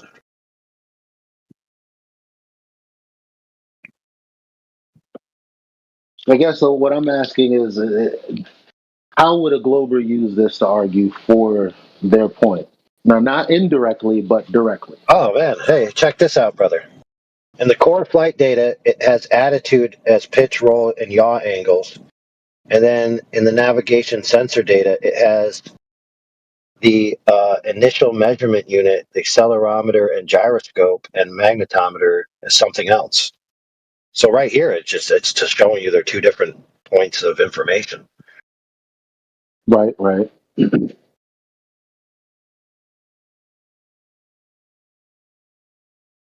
I guess so there it says gyroscope rate. Right. Mm-hmm. Yep.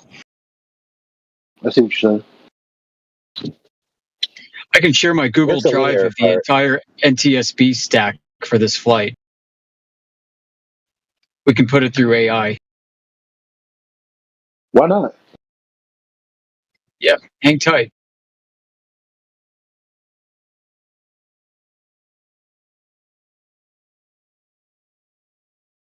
Where's the linear thing in here? What category? Under core flight data, under acceleration.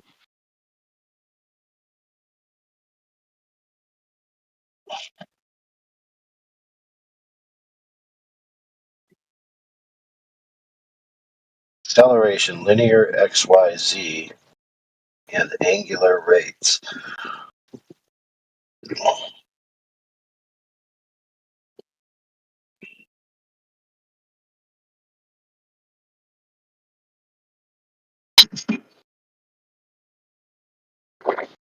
Weird that they put linear in it into an XYZ.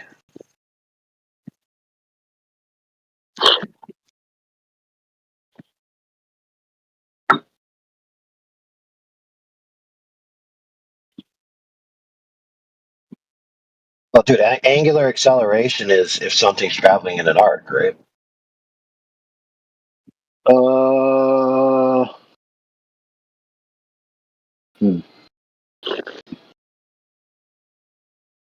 When it says angular rate, I guess I figured it meant change in level, but I guess I don't actually fucking know. Yeah, the fact that they put the linear acceleration into XYZ, it's kind of weird too. Because acceleration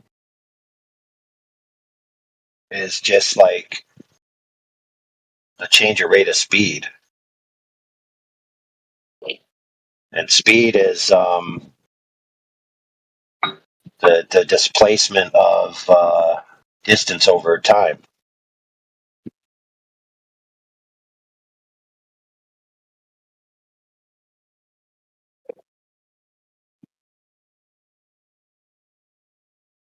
Like 1 mile, or 60 miles per hour.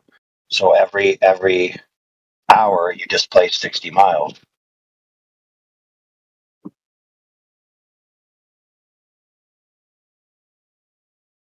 They got time of flight. You got radar. Okay, well, I more so time of flight. I'm looking at that. Short range, altitude, and obstacle distance data. Can you ask it from the same prompt that you created to continue on with asking it what it means by the angular rate of acceleration? Yeah, I could. I just once before I do that. It's just because the time of flight, when it says short range, altitude, and obstacle distance, I don't see how that could work with a changing base. Like, there's no baseline for that. How do you when we say level is changing? There can't be. How is there a baseline? Because the moment you move, everything is incorrect now, unless it's updating in real time.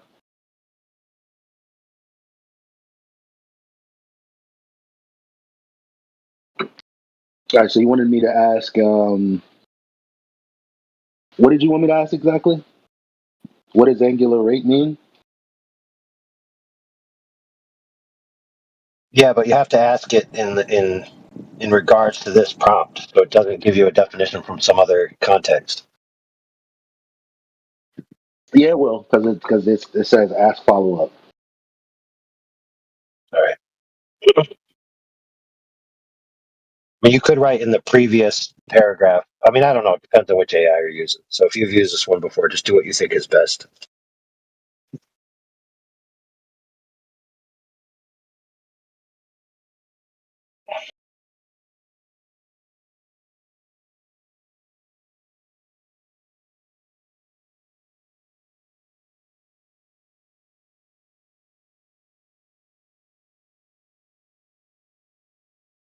Okay. Hey, man, you're good. It's exactly what you might have been looking for. In flight telemetry, angular rate refers to the rate of rotation of an aircraft or any body about one or more of its principal axes: pitch, lateral, roll, longitudinal, and yaw, vertical.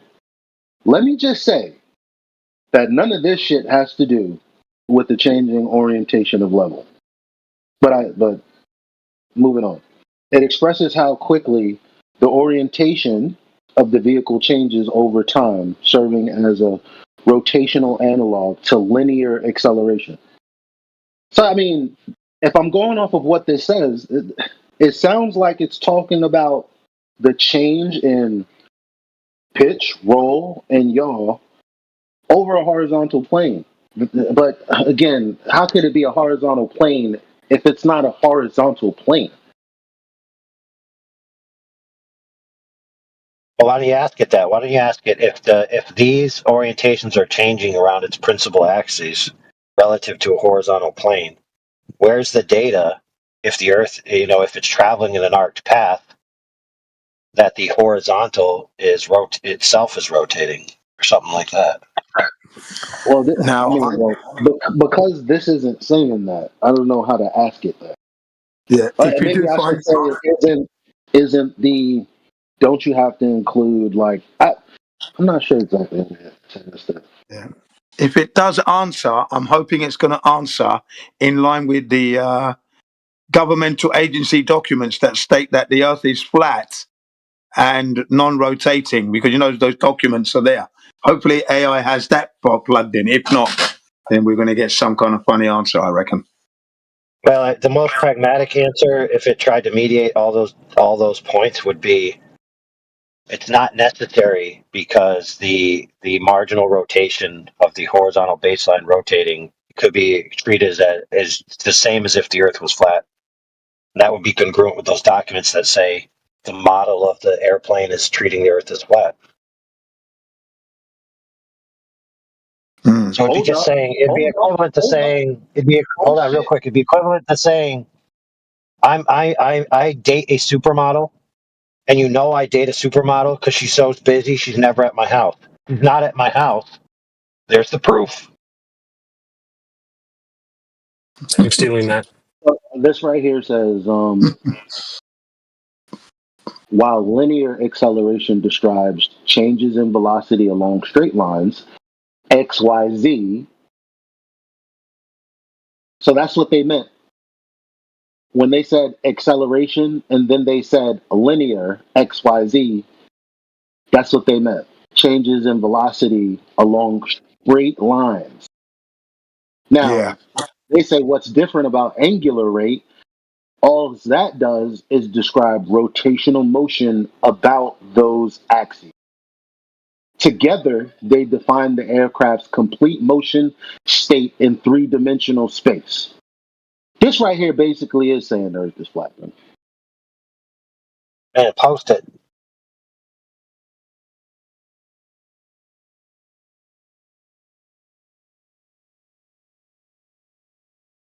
I still want to ask it what you were trying to ask it, though, to see what it says. I'm going to post this next. I don't know what it looks like for y'all because I'm posting directly from the app. So maybe I know they have a website, so maybe they just take y'all to the webpage. But let me know if y'all don't see. Just let me know what y'all seeing, so I know we're looking at the same thing.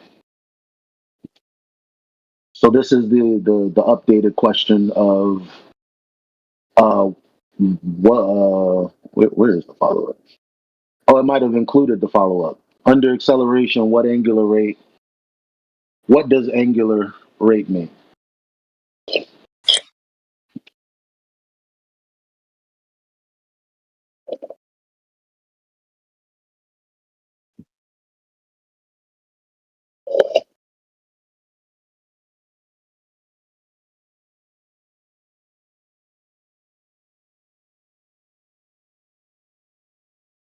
Let me see if this will work.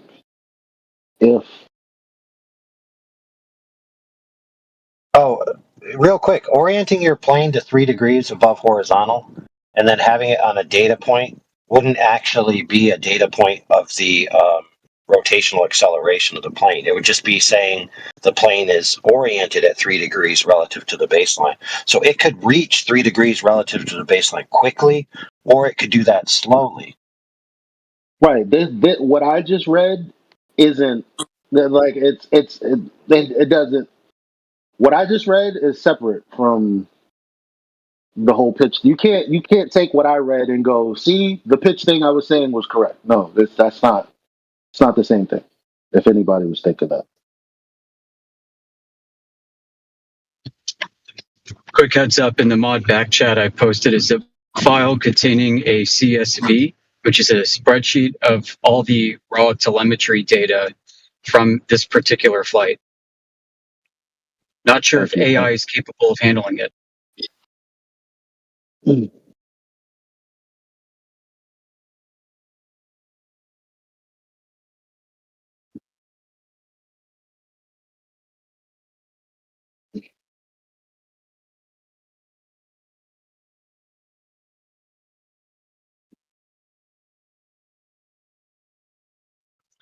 This is the data that those charts were produced from that people share.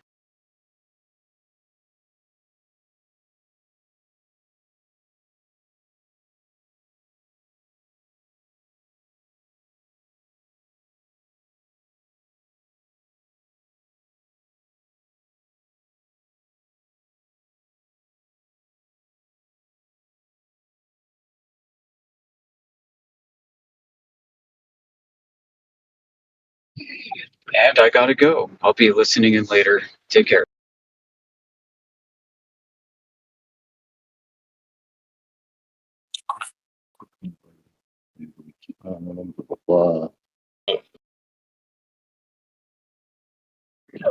Some W's in the chat for Amish. W's in the chat for Amish.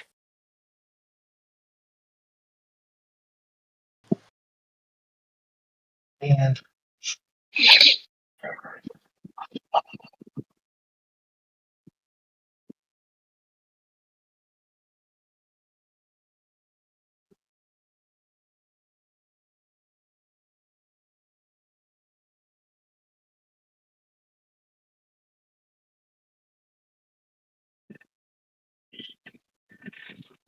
crap.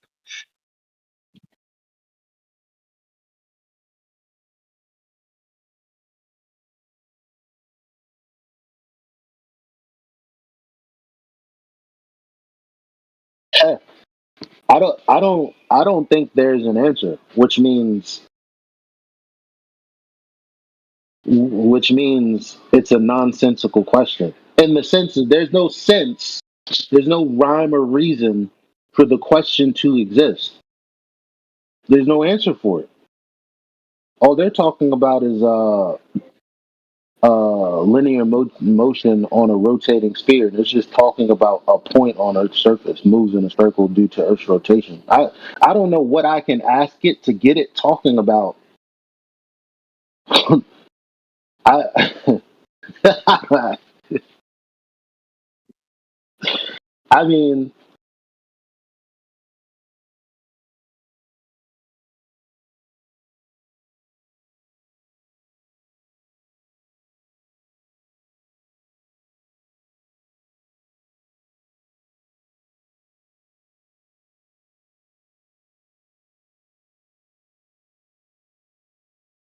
they just said while linear acceleration describes changes in velocity along straight lines. How does that work with linear acceleration? Works perfectly well on a spherical Earth because linear and curved surfaces describe different frames of reference. Well, no shit. But when do we use a curved frame of reference? We don't. There's nothing in this, there's nothing in any of this that's using a curved frame of reference. Why would it? Because right here, it just said, where is it at? Linear acceleration works perfectly well on a spherical Earth because linear and curved surface describe different frames of reference. So now when I move back up to where it says difference from linear acceleration, while linear acceleration describes changes in velocity along straight lines and how the angular rate describes rotational motion about those axes, together they define the aircraft's complete motion state in three-dimensional space. I don't understand how you can apply that to a curved surface. No, more specifically, a continuously curved surface, like a sphere would have. I don't get it. It's not explaining it here. It's just saying, well, you would need a different frame of reference. Okay, when do we ever use the curved frame of reference? It says it right here. It's describing different frames of reference. Okay, where's the curved frame of reference? Where is that?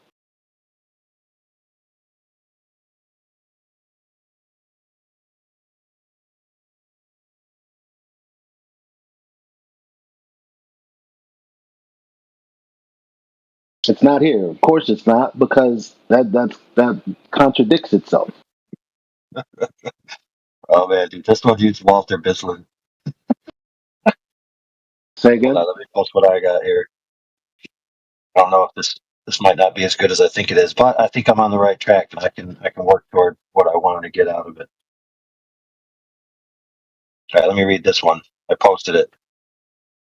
That's screenshot form. Okay, I wrote, how does the system, this is in a follow-up right off of your thread. So it knows that it's off of that thread. So how does the system differentiate rotational acceleration of pitch from the changing vector of down as the plane flies over a globe? Okay, that's a good way to ask it. Yeah. Right, because this is what a glober would ask, right? So aircraft navigation and attitude systems distinguish true pitch rotation from the slow change in the gravity vector over Earth's curvature by distinguishing between body frame dynamics, short-term motions measured by sensors. You in on that word there, brother? Right. And Earth frame changes. So slow, predictable geometric effects. Now, notice how it went from sensors to predictable effects. So then my question would be, well, which is it? Are you getting the data from actual sensors, or are you interpolating it from a prediction that may or may not even be true? So it says then this separation. Wait, before you go. Oh no, okay, all right, yeah, go ahead. I don't Right, know. so Go ahead. this separation is achieved through inertial reference systems and sensor fusion algorithms.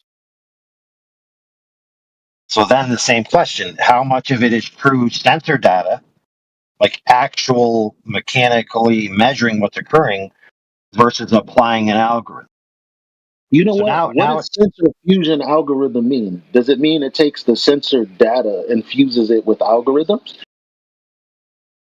Well, it's got multiple systems going on, and so it has to take all the readings from all the systems and then create a usable piece of data that it wants to do something with, right?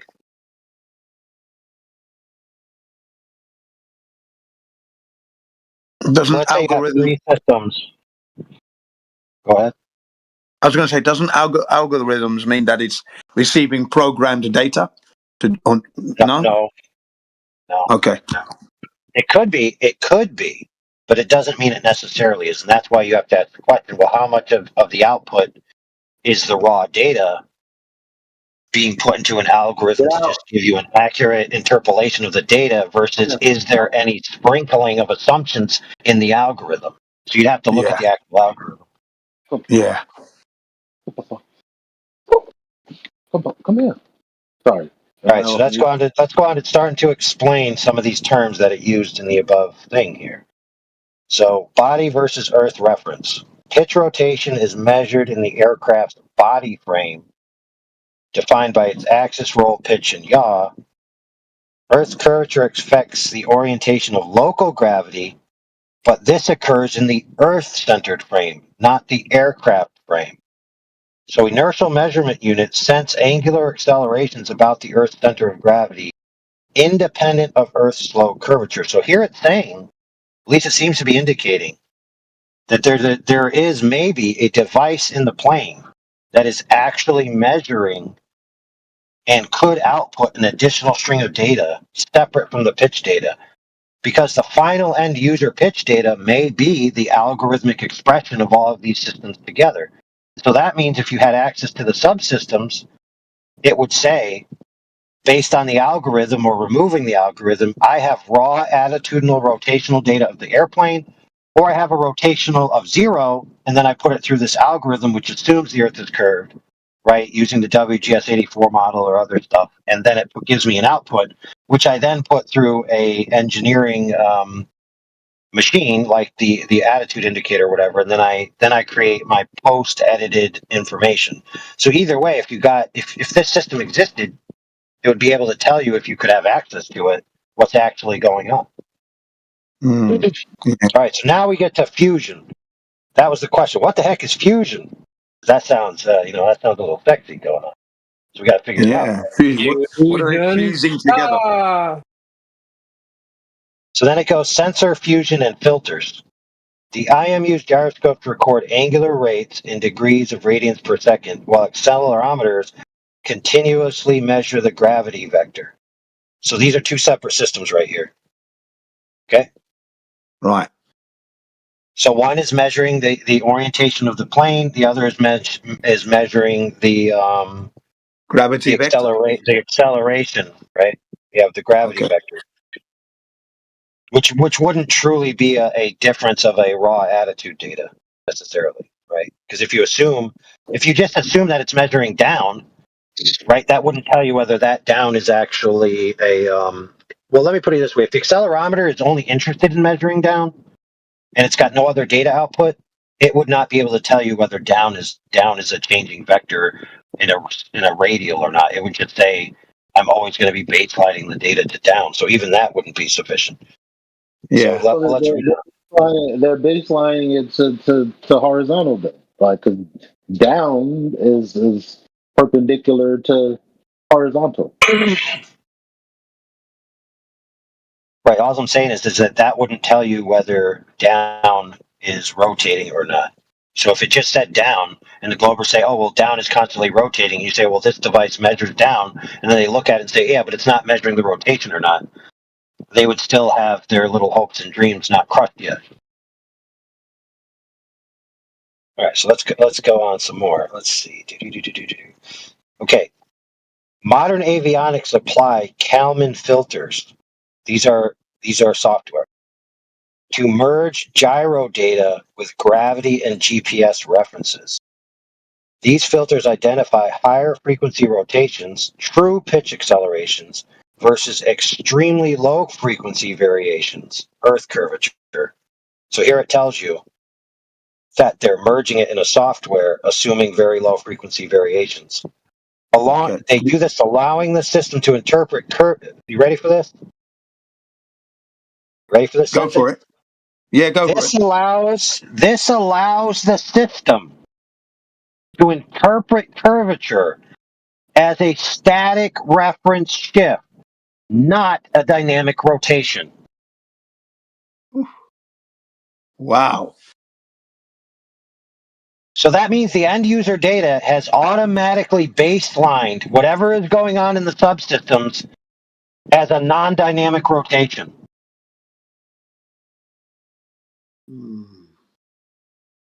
Wow. So in other words, a static reference shift is it's just shifting left or right along a graph. Like if you imagined a graph superseded orthographically on the airplane, like the system is just imagining the airplane traveling in a straight line on the x-axis, maintaining 10,000 feet on the y-axis. That's how it's interpreting all the data. So let me ask you this way. Friend. If it's going to have an end result of assuming it's a static reference shift anyway, right? Then they don't need to do any of those micro measurements in the first place. They could just have it assume a static reference shift, which is like Jen said, of these other documents which say we just treat it like it's flat and level. Right. So that means that the proof that the thing's orienting wouldn't be past this process. It couldn't be past this. It has to be before this. Explain it again. Even though I heard what you said, I was Googling it at the same time. I don't know what a static reference shift is. Like static means take a graph. It says right here, a static reference shift, not a dynamic rotation. So take a piece of graph paper, take a pencil, move it along any line on the x-axis, and that's a static reference shift. Take the graph paper, and as you're moving it, rotate the graph paper simultaneously. That's a dynamic rotation. Right. I get it. So what it said here that the difference is in the curvature rate of the Earth relative to the other greater systems is so negligible and irrelevant that it can be assumed that there's no dynamic rotation relative to the vector of gravity at all. Which is what we already all knew, right? Yeah, so we already all knew that, right? Yeah, that was explained earlier. So I guess we say all this not to say that now that you understand something that you may have never read before, don't go out there and cut the corner and still go, yeah, this data proves it's. Well, if I read this, brother, check this out. If I was a Glober and I read this, I would hone in on the pre-user output data subsystem that has the algorithm applied to it, that before the algorithm is applied, from this what I read, is actually measuring a rotational vector of the Earth's gravity. It's just so negligible that it doesn't go any further in the process. And I would just point to that and I'd say, here it is, right here. Here's the rotational vector. Now let's go on. Point number 3. This is the last point, I think. Gravity orientation changes are very slow. A plane traveling around Earth completes one rotation of the local down direction every 48 hours of continuous circumnavigation, equivalent to 1 full degree of pitch every 8 minutes at cruise speeds. This rate, check this out, is thousands of times slower than any typical pitch maneuver, takeoff, climb, or turbulent response. Keep in mind, I said before that a turbulent response to the frame of the airplane would supersede any alleged curve of the Earth by orders of magnitude, right? And therefore, the plane isn't going to fly out of the sky and people are going to die. So whoever made that claim was clearly retarded, as our friend Barrington assessed. All right, so let's go on. So this rate is thousands of times slower than any typical pitch maneuver, takeoff, climb, or turbulent response along the system. To easily index it as a change in geographic orientation, not pitch acceleration. So what this is saying is that because it's so different, the system should be able to tell the difference. So right here it's saying, if the Earth was truly curved and the plane was going around a curve and the vector of down was constantly changing, it says here, the system should be able to differentiate the two. So that means, at least in principle, it's possible to have 2 points of data in the end user data. Interesting, yeah. So here it goes. The local, so it's something, it changes its vector with the local vertical to maintain level flight. Even though the gravity vector slowly rotates towards Earth center during global flight, the gyros remain fixed to instantaneous attitude changes. So the aircraft naturally follows the curvature without misidentifying it as a pitch movement. So here. So the plane does not log the attitudinal orientation change of the vector of down as a pitch data point. And therefore, there would be no reason that it would be on the end user data. So here it's saying that the plane is capable of sensing that it is sensing that, and that it's doing it pre-algorithm, but then the end user doesn't get to see it, which would be congruent with the pitch data based on a Glober arguing for it that the pitch data doesn't prove the Earth is flat. So if a Glober comes at it from this angle, you could scream at them till they're blue in the face. Till you're blue in the face. But if they read this, they would say, you're wrong. So how would you convince them? You just repeat it again and again and again and again and hope that they just give up and concede? Kind of like a girlfriend you ask out, but she hates you? Don't do that, chat. Don't do that. Well, so in summary, pitch acceleration is recognized. Hold on. In summary, then we'll move. Then we'll open it. Pitch acceleration is recognized as rapid angular motion of the aircraft, while the down vector slow shift is treated as a reference frame adjustment, not a rotational acceleration. Go ahead. Now for anyone who may not like AI's line of questioning as far as we're gonna say Brian's pitch data, right? All AI has been saying is just showing them the graph in itself is not proving anything. They need to prove that horizontal changes in orientation. Now, literally in the summary, it says pitch acceleration is recognized as a rapid angular motion of the aircraft, while the down vector's slow shift due to Earth's curvature is treated as a reference frame adjustment. Reference frame, horizontal, adjustment, change. Yeah. Where's the evidence that that's the case? Yeah. Well, I'm not. Yeah, it's true. I don't. Which as we read above, it said that not only is what you just said correct, but the type of reference frame shift that it's assuming is a static shift, not a dynamic rotation. So it's interpreting that data as a straight line from which they're then getting the pitch data from, and which is why when they do the output data, they output it as one value, not two. So if a Glober read what I just read, and he heard the argument about this is a horizontal baseline, he could literally agree that it's a horizontal static reference shift baseline. It's like the AI told me, brother. Yeah, they could say this. They could say this. I get what you're saying. So if it's true that this AI is referencing subsystems that are pre-algorithm, and those subsystems actually exist, it is entirely reasonable for the Glober to say that these subsystems are indeed measuring a rotational reference shift of the attitudinal orientation of the plane that is a different reference than the pitch. They could argue that, and from this, they'd be correct. Even though, let's take that D Marble incident where you had that spirit level fixed, and the plane didn't follow. It didn't follow a curved trajectory, though, did it? Which it would do. It would have to, wouldn't it? You missed Jen. If the constant reference frame is experienced locally as a static shift, then the Glober would say the vector of down is changing so slightly that every time D Marble looks at that level, it's going to appear as if it hasn't shifted. So we're back where we started.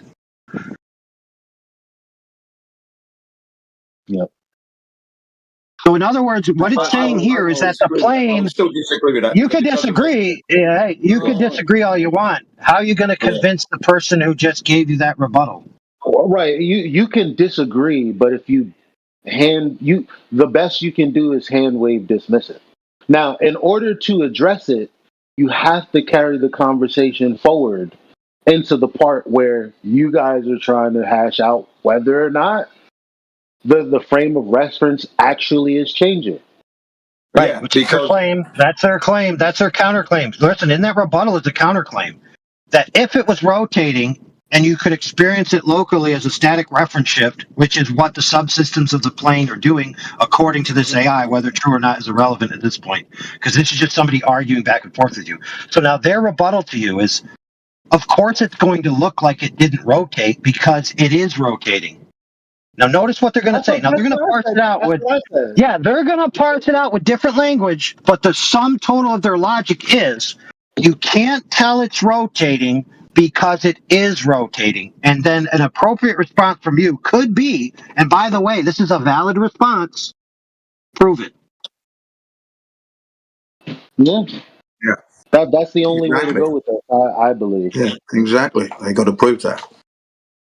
And then what about doing the loop whilst they're doing supposedly following a globe, and then you're doing your the loops that they do in these aircrafts, these jet fighters and stunt planes and stuff. Well, that's what I'm saying. You're correct. Jen pointed out a very, very precise and acute problem in the flat Earth, and that is this. What you just described, Jen, would make that level go all around, up and down, a super double gainer, triple backflip. Nobody's contending that. But to tell the Glober that if the Earth was curved and D. Marble takes his level onto a plane, that D. Marble from his reference frame should witness that level rotating is a straw man. Not only is it a straw man, but it is functionally retarded. So here's the thing, because I don't want anyone else to misunderstand AI, and I don't want to misunderstand AI. It's the same thing as if I came up to you and I said, "Hey, I have an invisible imaginary friend," and then you go, "Well, no, he's not invisible because he can't be invisible." That's not really a rebuttal. I mean, technically, no one can be invisible, just like level is level. However, these people are sick in the mind. So just telling them, no, it's not. No, he's not invisible. You're retarded. It's not really servicing anyone. It's not servicing the person whose mind is delusion. Like, you could just walk away like, whatever, okay. You believe in the globe, who gives a shit? But if you're going to argue with them, then the best way to be charitable is to try to pull them out of that delusion. Or don't do it. Or don't do it at all. But don't act like you are doing it, but you're really like, kicking the shit out of somebody for being delusional. Hey, check this out, Elijah. You bring up a good point. There's plenty of flat earthers who have admitted that the reason they like to argue with Globers is because they like to have someone to abuse. They get off on abusing them because now I'm smarter than you and I have the truth and you're a delusional retard. Now I can pick on you and that makes me happy. We have other people who say, I don't care. I don't care about the person I'm talking to as a person. I don't care if they believe in flat earth. I don't care at all. I just want to tell them that I'm right and walk away. That we have that in the flat earth. We've had people publicly say that. Figureheads in the flat earth publicly admit that multiple times. No, that's not my way at all. No, when I go to Gem Pandas, I go there because they lie so much and bring some reality to it, and I enjoy doing that. Yeah, but it's when people come into the 24/7, you want them to understand that they've made a mistake, and there you go. That's it. It's not. I'm not out to. I don't think I'm better than anybody else. That's not the way I carry my lifestyle. That's only going to end me into lots of trouble, and I don't want that, really.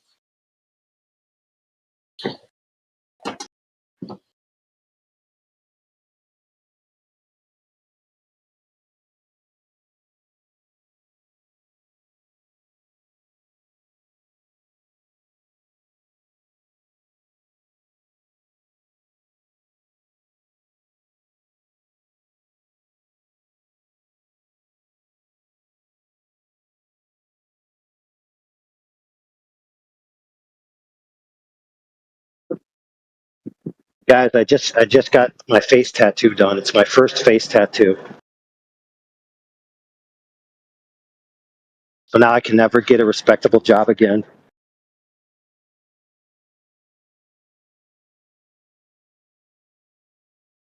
I'm waiting for a dad joke. So, see, the problem is I was going to get King of the Hill tattooed, but they accidentally added an S, so now it says King of the Chill. Wait, King of the Chill? That's not such a bad thing. I'm still looking through all of this data, and it's like, or all of this information. It's dead ass saying all of this is flat Earth stuff. However, yeah, it's interesting. here's how you interpret it. Well, check this out, Elijah. What I gathered, like, here's how you interpret it. Well, what I gathered is they admitted that all of the subsystems that would be measuring the Earth's frame rotation relative to the plane, or the plane frame rotation relative to the Earth, is pre-algorithm. So that means that it's all dithered away. Even if it existed, it would be dithered away in the software or irrelevant. Right? So they're at least admitting that in this AI post. Which we already know. It's like, we already know that, though. It's like the Globers always say that. They say you can tell it's rotating because it's not rotating. But see, they can't really. How could they? Because it's saying that this is slow. I understand dipping your nose or lifting the nose of the plane immediately versus a slow arcing. I get that. But how are you going to tell me, therefore, we're going to do all that in the beginning and it's irrelevant anyway? For a flight that's over 2 hours, like, get the fuck out of here. 9.5 So let me ask you this question. If I read this AI after listening to some presentations about flight, or some flat earthers who just are talking about it, you hear all the time, well, you'd have to negotiate downwards for thousands of feet of curvature per minute, right? Yeah. So if I read this AI and then I heard the flat earther say that, in my mind, I would be imagining that the flat earther is imagining the plane navigating a hill where the reference of down is maintaining a vertical relative to an X that's horizontal, not rotating. So in other words, the same as if you're taking a sled down a hill. But then it says here that the reference is actually shifting and rotating with the plane as the plane is moving. And then I would listen to what the flat earther said. I said, wow, that flat earther is a fucking retard. Yep. There has to be, for me, there has to be a curved trajectory. If you've got a curvature, the plane must follow that. And you would experience that. It will register, you'd see it through your senses. Definitely. There's no two ways about it. Really? Okay, let's quantify that. Let's quantify that claim. Hold on. Because I want to sympathize with you. Seatbelts. Like, I get what you're saying. Like, practically, when you imagine it, it's like it doesn't make sense. But if someone was playing chess and they told you specifically what they meant, then they're saying that your experience, not of flying over a hill, but of just flying level, is the experience of flying over a globe. Like that's yeah, that would be wrong. Them, no, it'd be something else. That would be wrong. Doesn't matter. It don't matter, Jen. I'm going to ask you one question. You said if the plane was traveling in an arced path consistent with a globe, you would be able to tell with your senses. Prove it. Well, because I'm going to explain. You've said it twice. Now let me bloody well prove it. When you do the loop on a roller coaster ride, you know you've done it. Not the same, not even close. If I was a globe earther listening to you right now, if I was a globe earther listening to you right now, I'd be embarrassed for you. Okay, well, don't be embarrassed for me because I'm not embarrassed myself. The point is this: it's on a smaller scale, yes, admittedly. But if you're talking about a globe now, it's much bigger, isn't it? Obviously, because you're talking about Correct. 24,901 You're defeating miles. your own argument. You're defeating yourself, whether you realize it or not. Well, yeah, because I'm not going to change it at this point. That's why I'm still repeating it. No. Okay. Let's quantify it. Okay, this is the fires of scrutiny, Jin. What is the arc radius? What is the arc radius and the forces on the body in a loop-to-loop of any particular roller coaster? Pick any roller coaster, get one of the arcs, and tell me what the forces are on that arc. Then tell me what the forces would be on an arc of a radius of the globe Earth. And then tell me if the sensory system of the human is capable of detecting that. I need at least those 3 points before your claim makes any sense. Yeah, I would say to you, well, I mean, obviously I'm not going to give you the number because I haven't got the numbers to hand, but the experience... How can you make the claim then? Well, I'm making the claim because I'm assuming that people I'm talking to have ridden a roller coaster. If they haven't, then I'm going to be in trouble. Yeah. Of course. Yeah, I have. Loop to loops. Anybody else see the problem? Yeah, I do. So loop to loops, that's the inside of a curve. We're on the outside of a curve going round. Also, when you're traveling on a roller coaster, that's on the Earth and the gravity vector is always down. You're moving around on a roller coaster to that static reference system, so the forces aren't going to be the same as you being on the exterior of a sphere where gravity is always inwards towards your rotation. Yeah, I'm talking about the loop where you're on the outside of it, not the inside, because I know the inside one. Because you're on a globe here, so I'm trying to keep it the same as the globe one. Yeah, right. Yeah, that's so you have those ones. Yeah, that's so you fine, but you still have the gravitational. Okay, I agree with you. But then you still have the roller coaster on the Earth, as opposed to traveling around the Earth, where the gravitational vector is towards the center of the Earth. So it's different forces, dude. Yeah, I'm not really concerned about too much about the forces as such. You're going to feel it more on a That's tighter. That's what I asked. Yeah, we know you're not concerned with the particulars. I understood that. No, I understood that, and I did say that the forces are going to be different because the size of the loop is smaller, obviously, compared to the Earth. What I'm trying to say is this. I'm not talking about size. If you're talking about, if you're talking about a distance from Japan to London or vice versa, that when you look at it on the globe, that's like almost a quarter of the globe. That's a 90-degree curve there. Yes. Right. During that flight, I will have to notice that curvature. It cannot be that I've flown horizontal. Why? That'd be impossible. You just keep saying you'd notice it, but you're not explaining why. Well, because it's 90 degrees of curvature there. That's curved of 90 degrees. There's no way. I don't repeat it. Just keep repeating the curve. Can I please explain? Just keep repeating it. Yeah, I'm no, because you're just repeating yourself. So I'm going to press you to get out of the rut of repeating yourself. Well, this is my argument, and it's this: that if you repetition ad infinitum is your argument. I agree. Yeah, this is my argument. Point A, I start. We're now moving across the Earth. The pitch angle has to change in increments until I get to my destination because we're taking a curved trajectory. I cannot be flying for 9 hours horizontally. That'd be impossible. No. But if you're flying over a curve and you're at 3 degrees, so if you pitch down, how could you possibly listen? All I'm saying is that you take a curved trajectory. If you're following a curved path, then the pitch would stay the same. No, it wouldn't. It would. Well, yeah, it would.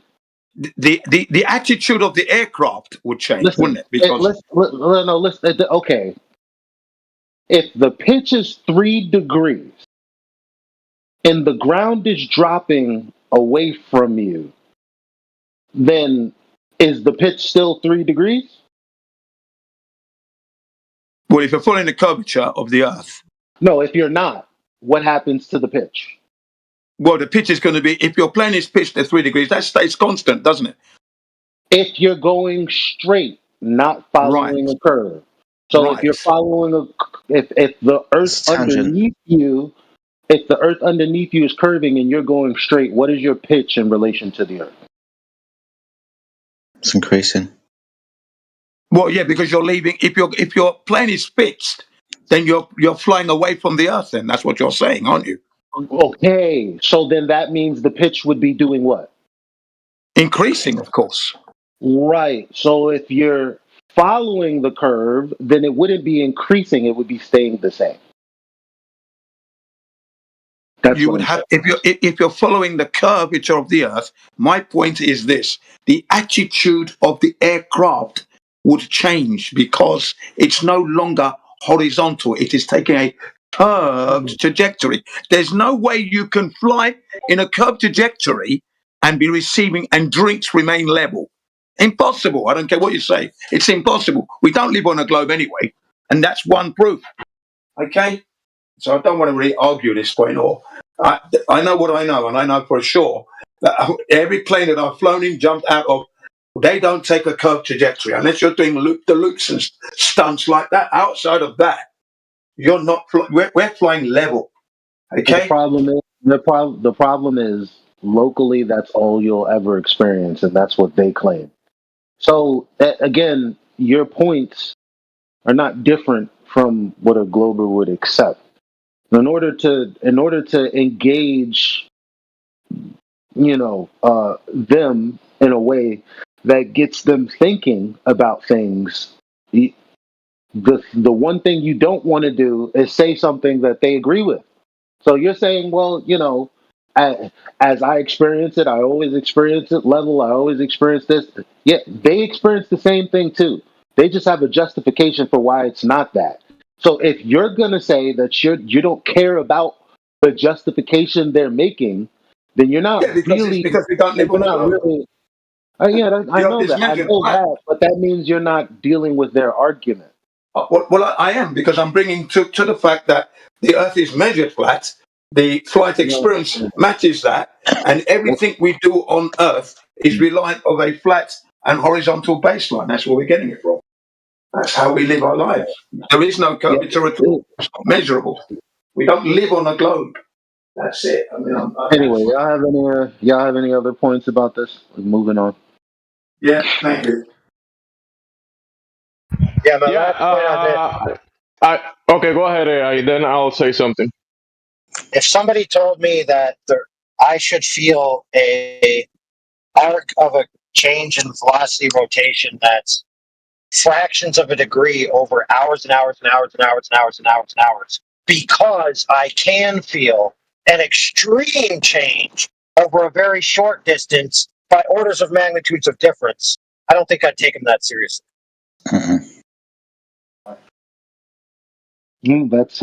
That's people's prerogative.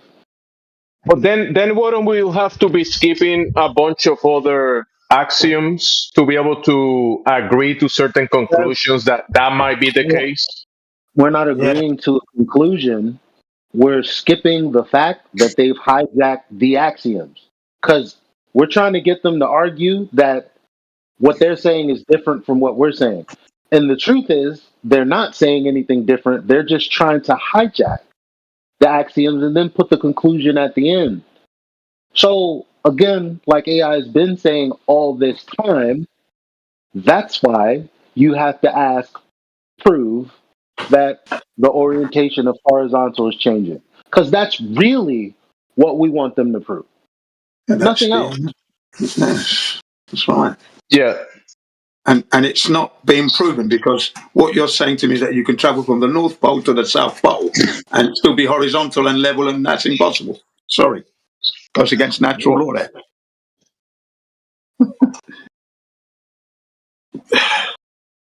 It's just ridiculous, especially if I can have a ball in my hand and watch my hand changing its orientation. Now my hand is antipodal to where it started from. Yeah, we understand that. Right. It's That's reality. I know it's the measurement of it within the aircraft or the subsystem or technology that's said to do micro adjustments over time because of a predicted change of slope. Yeah, but you're going to physically experience it, just like I said. I likened it to the roller coaster Jim. ride. So How? Well, I just said to you, the roller coaster ride. I'm going to feel sick on that, and I'm going to change my orientation But the gravity vector is, I'm going to change reference. When I'm flying over the Earth, the gravity vector is always down. So locally, like Eli just said, my experience is going to be flying over a horizontal stationary plane either way. Not on a globe, you're not. Did you know? Check this out. Did you know that there is a device that exists right now? It's made of Legos. Okay, it's Legos. It's a child's toy. The guy constructed it. He put a gear, one gear on one end. He put a motor on that gear, and that gear spins one rotation per minute. He then attached multiple gears to it until he got a gear ratio of a Googleplex. That means that the final gear will not spin for like 10 million years. You can put your finger on that gear and you will not feel it moving. But rest assured, in the future, it will have rotated some. So what Jin is saying is that because I can tell a rotation on a roller coaster, I should be able to watch that gear move right now. As far as I'm concerned, the plane should be upside down if I left the North Pole. Definitely. If I'm following the surface of the globe, from the starting position. From the starting position. Right. But at the end point at the South Pole, down is still going to be looking like where it was at the North. I'm going to be upside down. That's how I from know. Your Jin. All right, mate. No worries. Dude, that deserves nothing but ridicule. That statement right there deserves to be ridiculed. But I want to continue. I don't want to get stuck. Look, I don't care. I hate when we get stuck because of reasons. I don't want to get stuck.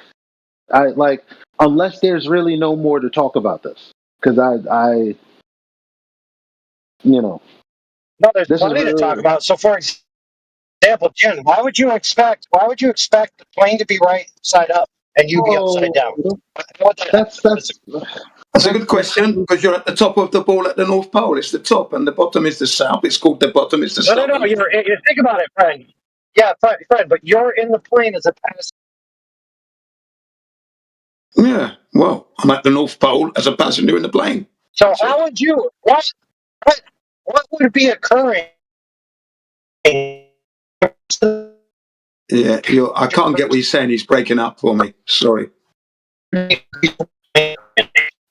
Yeah, he's breaking up. Sorry about that. He's breaking up.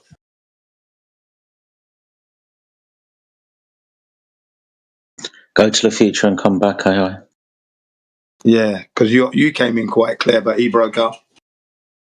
Basically, yeah, as far as I'm concerned, if I'm on that plane and we're on the in that plane and we're following the curvature of the Earth, I'm going to be upside down. That's how I feel. As simple as that. But what's the experience going to be on the flight? The flight's going to be, I'm going to need to have a proper seatbelt harness like you have in a jet fighter, because I could fall out of my seat with that little one that's just around my stomach there. You know what I mean? No, man, the plane is going to go upside down. Going to. No doubt about it. So would you. And if you're on the plane, so would you. Yeah. I'm going to be, of course I am. So then from your reference frame, how would you be able to tell the plane's upside down from its initial position? Because my body weight's going to shift. How? The vector's always the same. You're going to be upside. Well, that means you've got to buy into gravity. You're buying into this talk is happening. This talk is happening in a globe universe. This is not happening in the flat Earth. This is happening in a fantasy setup. That's what you guys are saying. It's happening in a fantasy setup. Yeah, I don't do fantasy. Anyway, now, Jen, you said a word. Gravity, because there's a couple of things that are assumptions, but again, we've already read that when they're saying down, at least in this doc, when they're saying gravity, they just mean down. Yeah, well, that's Dude, I don't even care what they mean by that. Jin is claiming that his bodily senses are able to detect this type of attitudinal orientation change And so I'm just asking if he has any quantification for that at all. Now, only from the experiences I've had here on Earth, that would be like None of which are analogous. None of which are analogous. Well, I mean, they go some way to prove that when I'm upside down, I feel my weight change. Oh, yeah, but that's you upside down with your head replacing where your feet were. Right. When that's you're in exactly the South what's Pole, going to happen on the globe, isn't it? Jen, I respect you enough to let you finish, dude. Please. So when you're at the South Pole, your feet are still in the same orientation as they were at the North. You're not actually upside down as when you're on a roller coaster where you are physically upside down. No, I'm still waiting for the lived-in experience for going to tell me what you're trying to say, dude.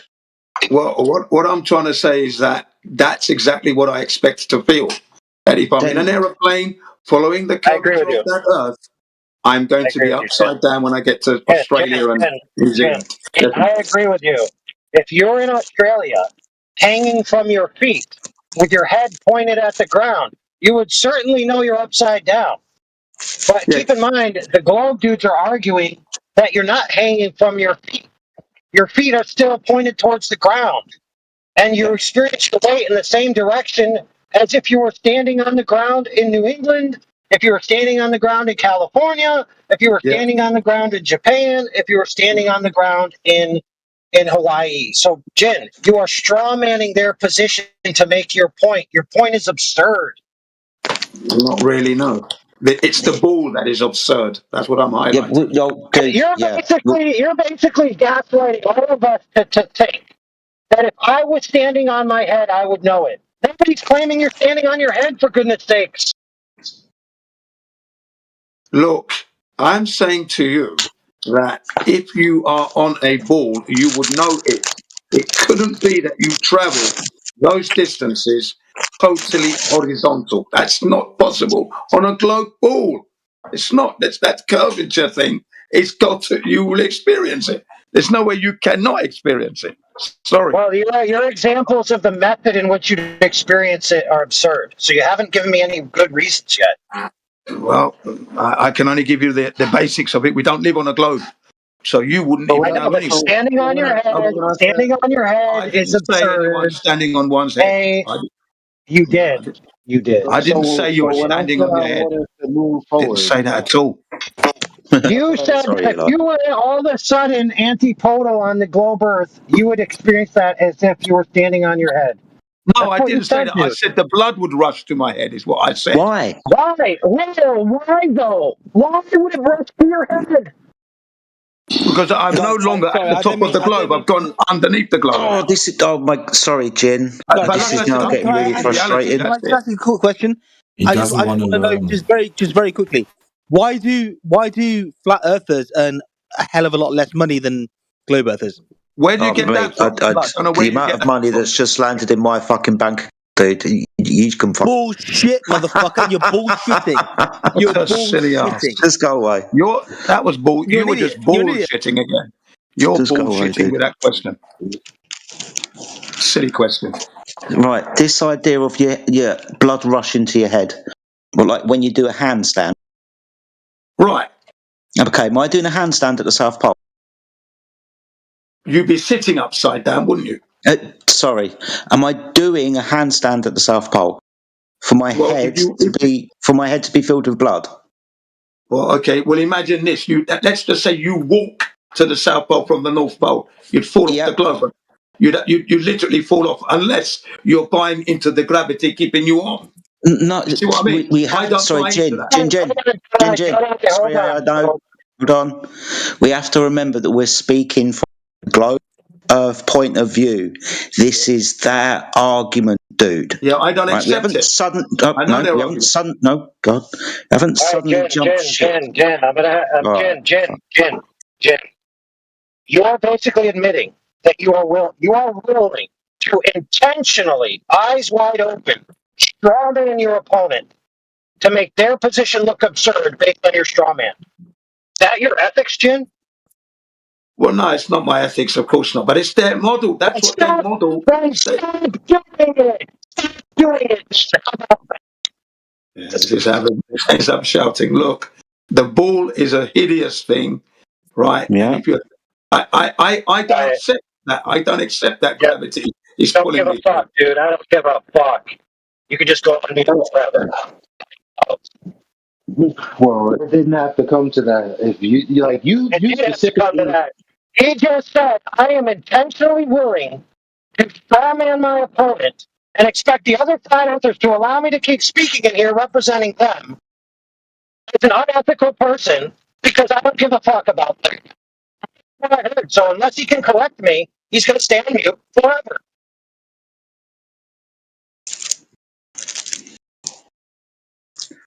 Wish he wasn't roboting so much. Got about 95% of that.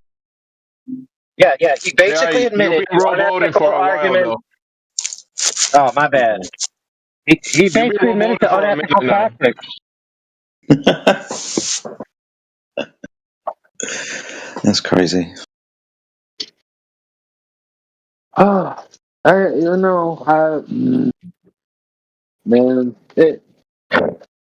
I feel like I do the most flat earther shit talking and flat earther lawyering ever. Like, I could be like, yo, fuck the flat earther.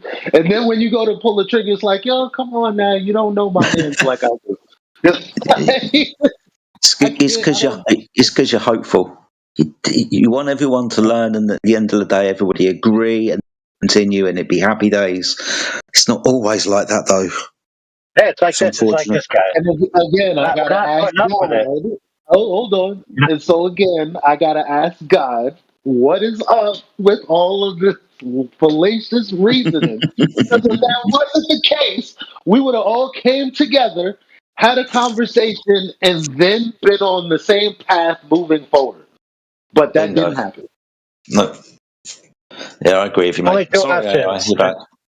Yeah, there's only two options. Either Jin is not intelligent enough to know the error he's making, and that's no fault to him. He's just, for whatever reason, he's not getting it.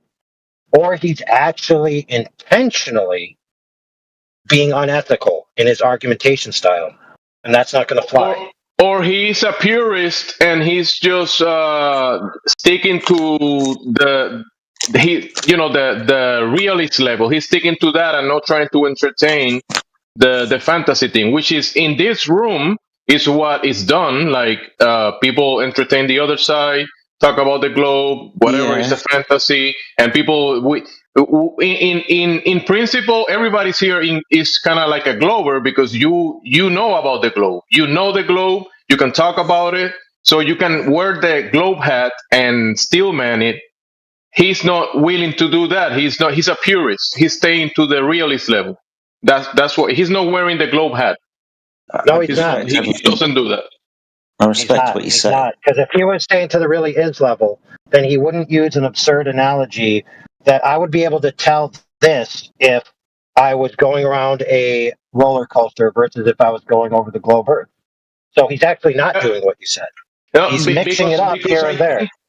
I think that he's thinking about it like in a circus. When the dog is walking on top of the ball, the dog is not gonna do the same tricks on the side of the ball or under the ball. It's gonna have to stick on top of it. And he's saying, if I'm the guy doing the tricks on top of the ball and I go to the side of it, I'm gonna fall from it. That's the way he's thinking.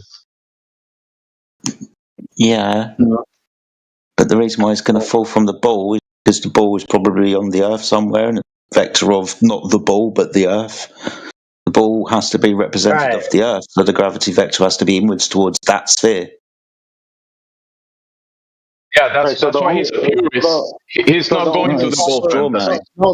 So the only proper thing to do would disengage and not be a part of the conversation at all. Not a part of. I mean this particular one. Not flat Earth in general. Like if you're not going to actually engage, because he's like, I'm not going to do the gravity thing. So why are you doing the ball thing? Because you're doing the ball thing to make an absurd claim about what you would experience on the bottom of the ball. Why are you doing that then? Don't do any of it. All right, fair enough. Let's hear Jin because we're talking about Jin. Jin should obviously be able to respond. Go ahead. Yeah, I think Jemsy got it right there. That I am being a purist in that, and I don't really want to entertain the gravity thing because it hasn't been proven. So I don't really like to play the Glober's game and enter Narnia. And I've said that to every Glober that I meet. I don't do Narnia. I don't do fantasy. Right? That's why I see your model as hideous, and I shout at the top of my voice that that's what I think it should be happening if you're on a ball. Because when I put my hand on a normal ball, when I see a basketball, beach ball, whatever, and I put my hand and follow the curvature, my hand orientates differently. If you want me to accept what you say, I have to be in Narnia. I can't do that. That's denying reality. I can't do that. So Jemsy got it bang on. That's been my position from the outset. So you can't entertain a story about this. No, because it's not real, is it? It's silly. It's like literally what we do here 24/7, dude. Well, yeah, you entertain them when they come in and you try to explain to them the errors of their position. That's what you do here, generally. And that's what I try. Yeah, that's what I try. Of their position. Yeah, that's what I try to do. That's what we're trying to point out. So from inside their position, they're not going to be having their head filled with blood at the South Pole. Well, I mean, this is how hideous their model is in my eyes. Okay, that's all it is. It's that when you look at this ball thing, right, and there's no horizontality there. Okay, and in order for me to accept the globe the way they have it, I have the hideous world of Narnia, which is not real, is it? So I understand their model, I understand their position. I just obviously clearly cannot accept it, and that's why I hold the position I hold. And when they try to ridicule me, I try to ridicule them. Simple as that. I don't accept liberalism, but I understand it. Argue about it. It's like understanding the ball, right? I understand it, so I can argue about it. Doesn't mean I have to accept it to be true. I understand that it isn't. Yeah, that's my point, and then that's always been my position. I understand what they're saying, but I do not want to accept it at all. So when they argue with me, they're arguing with somebody who knows that the Earth isn't a globe. So no matter whatever they say, they have to try and prove that, and they're not able to do that. I'm not going to change my position ever. So, at what point can we go? Third attempt. Go ahead, Elijah. So, is there a way to move forward and talk about what I wanted to talk about? Yeah, you go ahead. Yeah. So I was asking, is there any more about this and flight telemetry?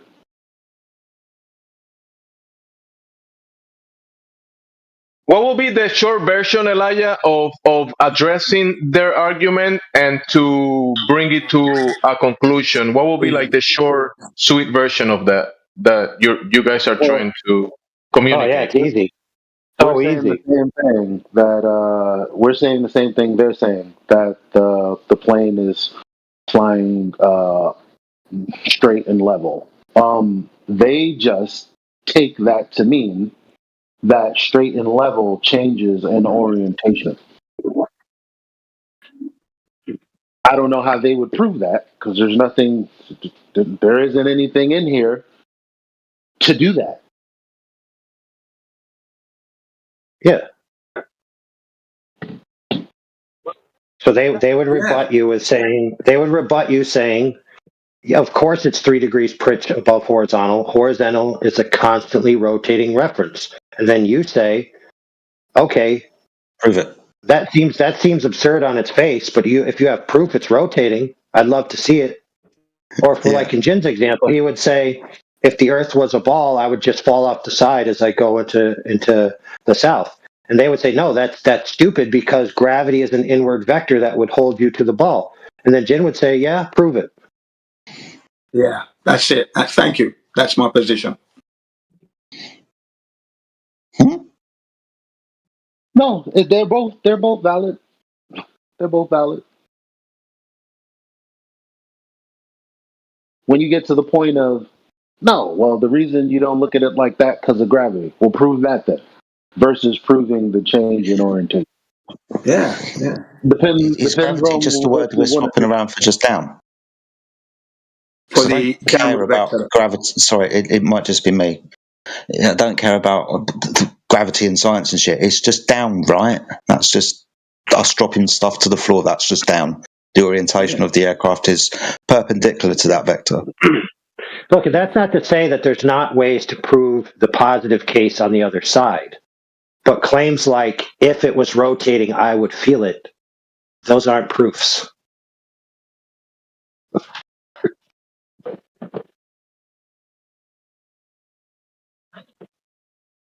So a rotation of 1.5 times the speed of sound, almost, let's say at the equator, you wouldn't, the forces that would be generated, you wouldn't feel it because what, gravity is keeping you to the Earth. Is that right?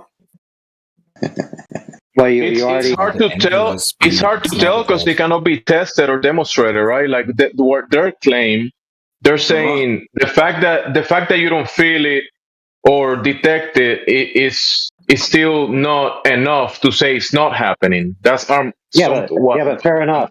Fair enough, but we already screwed up because Jin miscategorized the type of speed versus rotation.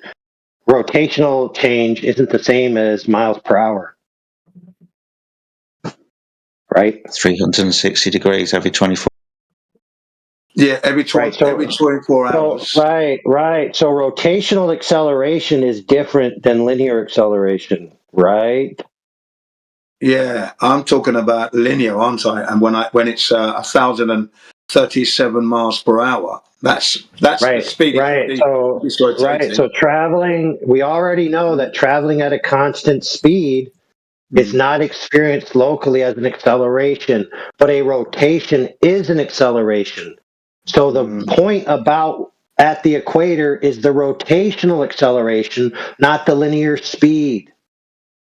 Yeah, okay, that's what I'm referring to. The rotational speed at the equator, you would be generating what I would have thought some centrifugal force that would throw you off the globe, right? For example, fair enough. Globe. They say the gravity is keeping you on. Yep, we agree. Fair enough, Jen. Fair enough, Jen. What are those quantities? Sorry? What are the quantities of those forces? Yeah, I can't give you that straight off the top of my head. Okay, so if you don't know what the quantities are, then how can you possibly make the claim that I would feel them?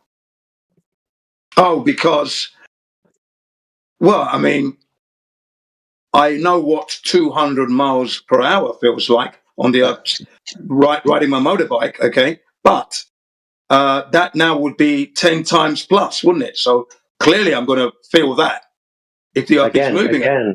Again, cruising at 200 miles per hour, okay, in a linear speed is not an acceleration, okay? So again, you're mixing apples and oranges. So you actually don't know the particulars to be able to make that claim that you would or should feel it. And so why are you making a claim that you can't bear the burden of proof for? Well, I wouldn't be able to prove. Of course, I wouldn't be able to prove it. But the numbers that are given is what I'm homing in on at this point. Yeah, and you don't even know what they are. You don't, Jen. You don't know what they are. No, no. Of course, I don't know what they are. Then how can you make the claim which requires the values that you don't know? You're not allowing me to actually get what I think I do know out. Let me get that out first. What I think I do know is this: that the Earth is meant to be rotating at 1,037 miles per hour on a rotation, as you clearly explained to me. Yeah, on a rotation. Now, I am thinking now that rotation is going to generate a force. Now, if I on an ordinary kiddies roundabout, you feel the force on the kiddies roundabout, so that's going to be personified in magnitude. So I'm thinking I'm not going to be able to stand on the Earth. Sure it is. Okay. Prove it. How do we spin back into every time I want to go forward, we go backwards and in a circle with just like I'm asking nicely if there's any more for any more. Just tell me no. So I could go do something else versus thinking we're going to get somewhere else. Yes. Just tell me no. Yes. Yeah. Elijah, it's entirely okay to make the decision to leave the conversation without it going the way you want it to go or reaching a conclusion. I give you permission to leave. You tell me no when I ask you the question instead of lying to my face. No hey. No means yes. No means yes, and yes means no. And if you don't know when no means yes, I don't know what to tell you. I guess technically that is a thing. You're right. That is a thing. So. Yeah, Elijah, we have to comprehend what's happening in fantasy and make it and talk about it in the realist level. Make sense out of the nonsense. That's not what's happening. That's not what's happening here. That is not what's happening here, Jamesy. That's what I'm telling him. No, what we're all missing right now is that Jin is being pressed, that he's making claims that his ass can't cash when he doesn't need to be doing that. No, if he doesn't want to argue the fantasy, he shouldn't be doing it at all. Of course. Yes, why is he making the claim, if the earth is spinning, I would feel it, when he has no way to quantify that claim or prove that? Why even make that sentence at all? Why even say it? Okay, I got another one. How about the flat earthers that say South could be a rotating cog around North? Why say that? That this is the when we say, listen, you could believe what you want, but you just can't say this thing as fact, because what basis are you saying it for? It can't be because it makes sense or because that's what I want to do. It's because that's my prerogative. That's bullshit. So in this case, all Jin has to say is, well, obviously, if I don't have, the values, that I can't put my foot on that claim.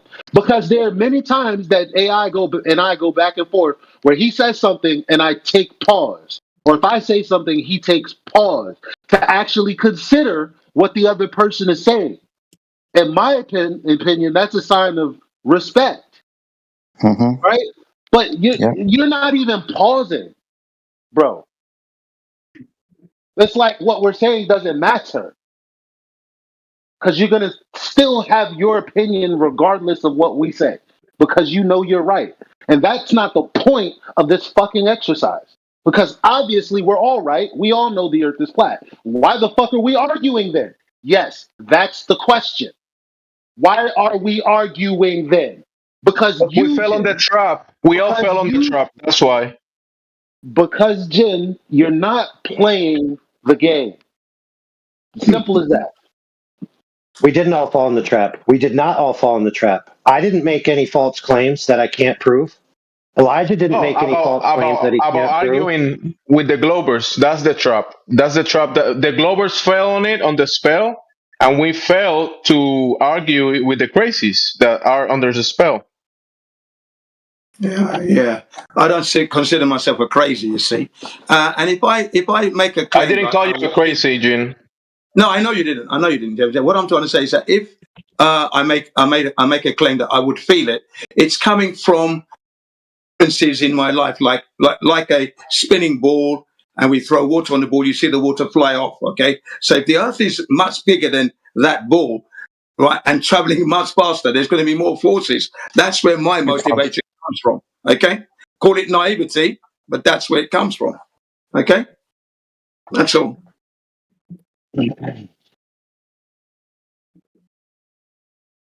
Okay, that's fine, but that's fine, but I don't think we were even arguing about that for me to even give a rebuttal. Does anybody disagree that on a spinning ball the water would fly off? No. You see, you see, unless you believe in gravity again, keeps it up. No, even with that, I don't know. I would take that. But then the Globers are giving you a Super Bowl.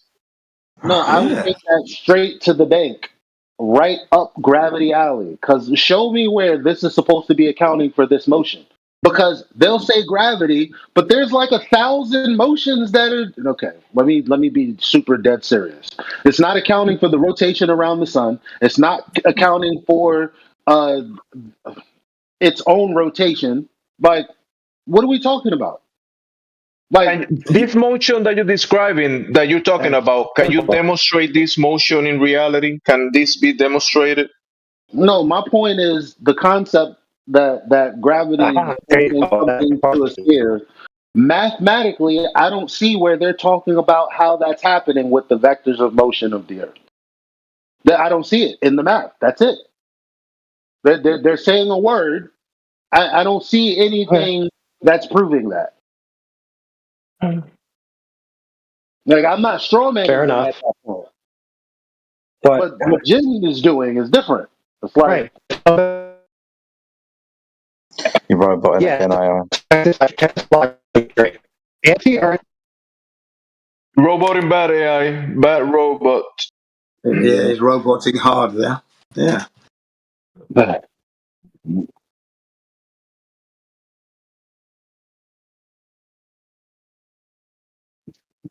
No, Jin, just keep it whenever you having this conversation and you want to keep it real, just keep it real. But if they asking you to entertain that idea, you don't want to do it, just don't do it. That's it. It's pretty simple. No, yeah, and I don't. I say no, I can't accept that because it goes against the reality that I live, and I've said that millions of times in the 10 years to these Globers, yeah, in different servers. Right. So you say if the Earth was doing this, I would feel it. They then get the math for what the claim is of what the Earth is doing. They quantify it. They find out that the human body would not be able to detect it. You've now given them a logic string that goes like this. If the Earth was a globe, I would feel it. I can't feel it, therefore the Earth is not a globe. That is in affirming the consequent. So now they reject your claim on affirming the consequent. They then continue the logic string like this. If the Earth was a globe, I would feel this. Turns out, if the Earth was a globe, I wouldn't feel it. Therefore, what do you think they're going to conclude? The Earth is still a globe. AI, you miss a caveat. It's a supernatural fantasy globe. It's not a real one that we can demonstrate in reality. Who cares? Who cares? Who cares? According to Jin's argument, the Earth's still a globe. Mm-hmm. Because he posited it. He posited it. If the Earth was a globe, he opened it. That's the kind of like when people said if the Earth was flat, the horizon would always be at eye level. Right? Mm-hmm. Same type of argument. Yes, Earth is rotating at 1,037 miles per hour, and they say that's at 15 degrees, and at 24 hours. I say, well, no, because you would notice that. I said, how? Because that's a constant speed or constant rotational speed, right? So, I'm thinking of the forces that would be generated. No, Jin, you're missing the point. You cannot feel fantasy. You cannot feel it. You can only of course think not. about it. Yeah, right. But that's not the point. That's not actually the point, Gemsy. Yeah. The point I'm trying to say is that from my own experience of kiddies roundabouts, balls spinning, water flying off. Now the Earth is the bigger, massive. So that spin, I'm imagining that you would be thrown off because that's such a fast speed, isn't it? 1.5 times the speed of sound. It's not slow, is it? I get you, but if that roundabout took a day to revolve, would you really notice?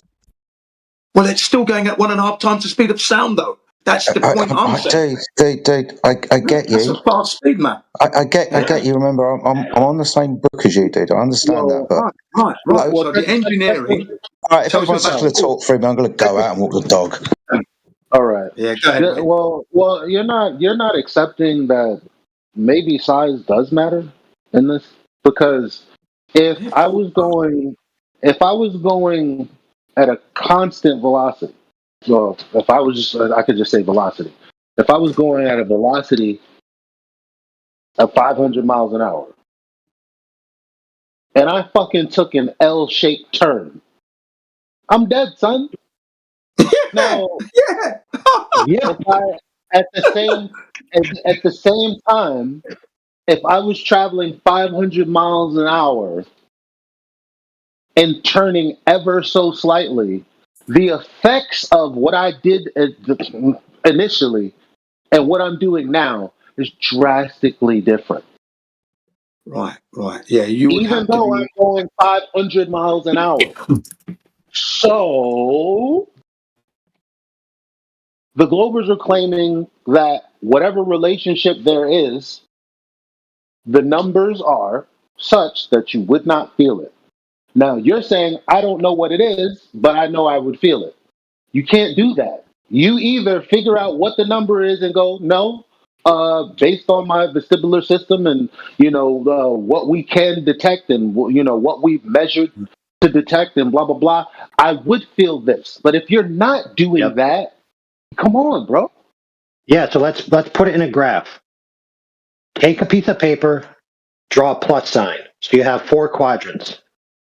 On the top, you put I don't feel it on the left, and then on the top right, you put I don't feel it. So on both sides of the top part of the equation, the Glober admits they don't feel it. The flat earther admits they don't feel it. They have a point of agreement now. You then go to the bottom and put if it was a globe, I would feel it. And on the other side, you put if it was a globe, I wouldn't feel it.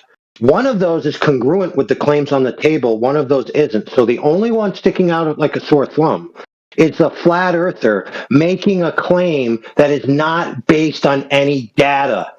So in that scenario, when I look at that rubric as a teacher scoring a test, I would give the flat earther a failing grade.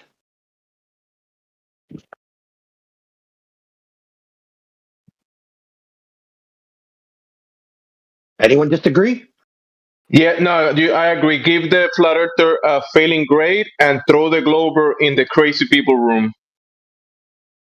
If a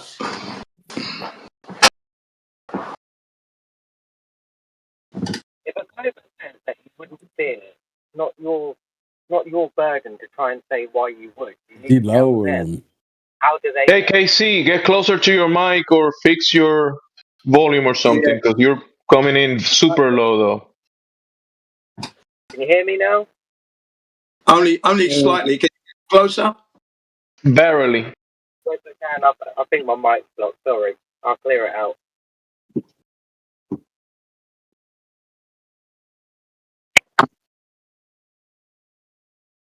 Hey, I won't pass the test, but I'm gonna stay in freedom outside, not going to the crazy room.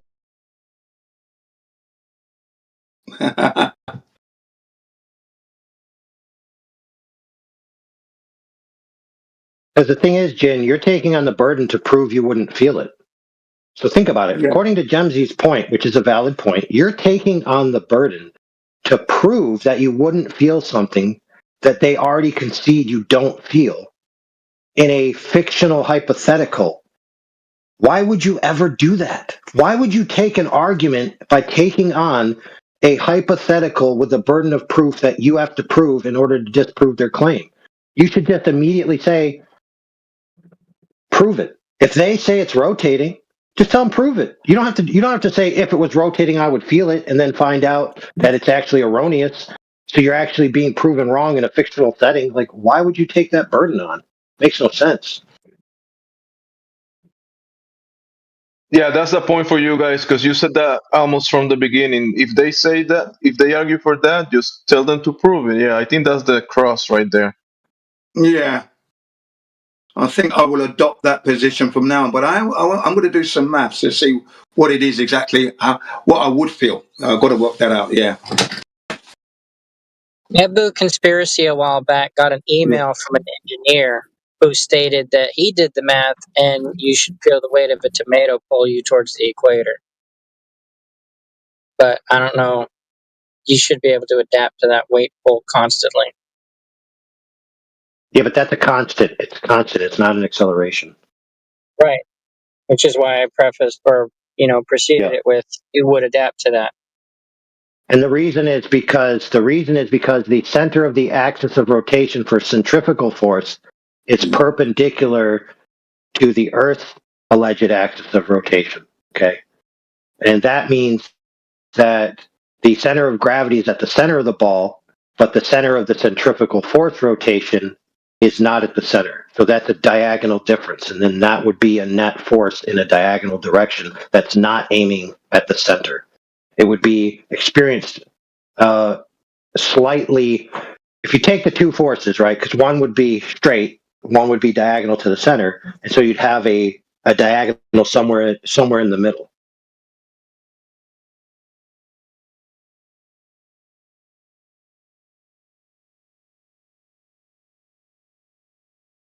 So yeah, if you're going to enter into their hypothetical, for the love of God, actually engage with the particulars of the actual quantities. Don't just make specious claims of imaginary quantities. Like, why? Yeah, well, their ball is imaginary, isn't it? Anyway, but I get your point. I get your point. That may be the case, but the quantities that they've assigned to it aren't imaginary. They exist on paper, at least. And so to just completely dismiss them when they can appeal to them, because you're giving them the chance to appeal to them. So you say, if the Earth was this ball you claim, I would feel it spinning. They then go to the math, and let's say they find out that your claim is wrong. So then you just made a claim that was false. Then my last word would be, okay, then prove it. You proved it with your maths. Now prove it in reality. Thank you. Yeah, but that's not possible. You only have one outcome in reality. So once they've mathematically, I guess, given you a sound reason within their conceptual framework, right? There's no way for you to do anything. What are you going to do? Ask them to test something that from where? That's their problem. It's theirs, isn't it? Not mine. Yeah, but they're proving to you that nothing will happen. But that's the whole point of them getting the math. So then you go prove I wouldn't feel it. You're already not feeling anything. Yeah, but they say it's rotating. They said they've got to prove that it's rotating. It's just solidified in their mind that you wouldn't feel it, and it makes sense. Right, you should have said prove it's rotating in the first place. You should have never engaged with anything else. Yeah, remember they say the Earth is rotating under a bullet that's traveling to its target. They make that claim, haven't they, the Globers? Well, imagine this. I'm a flat earther because I'm making the claim that I wouldn't feel a quantity that biologically, technically, I would feel. If you basically give that impression to the globe you're interacting with, the only rational conclusion they could come away with is you're stupid, and the reason why you believe the Earth is flat is also stupid.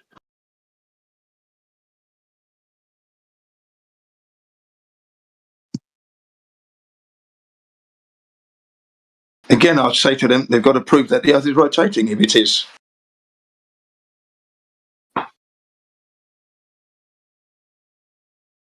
Well, I mean, if I was the Glober, I would rebut with, look, you couldn't even understand how the quantities that you're claiming you couldn't feel would be felt or not felt. So I don't think I could prove anything to you. And then I would just go eat a sandwich. Yeah, and then I'd say, well, then you're a coward and you're a yellow belly because you're giving up. You don't have a globe. You can't prove shit. I mean, well, they already won the first match at that point. Not really. Yeah, they retired undefeated. They retired undefeated with a glorious sandwich. Yeah, they haven't won anything yet because the Earth is still meant to be rotating. They haven't proven that it is. So if they won the first match, what will be the comeback? How will you win the second match? Go ahead.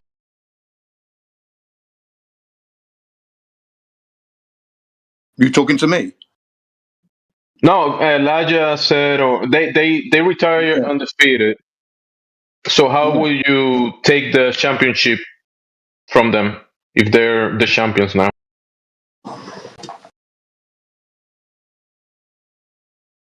Well, that's not how it works. See, if the champion doesn't want to fight you, you don't get to take the belt.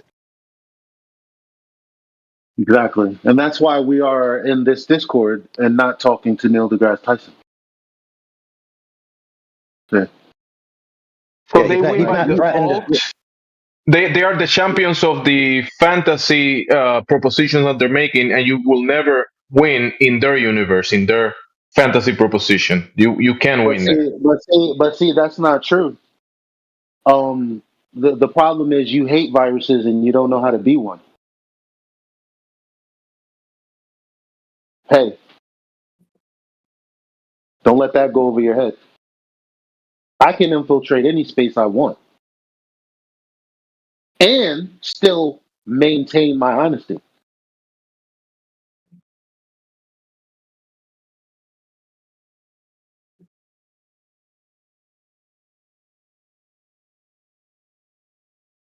Now, it requires work to be able to get into certain spaces. The question is, are you going to do the work? Probably not.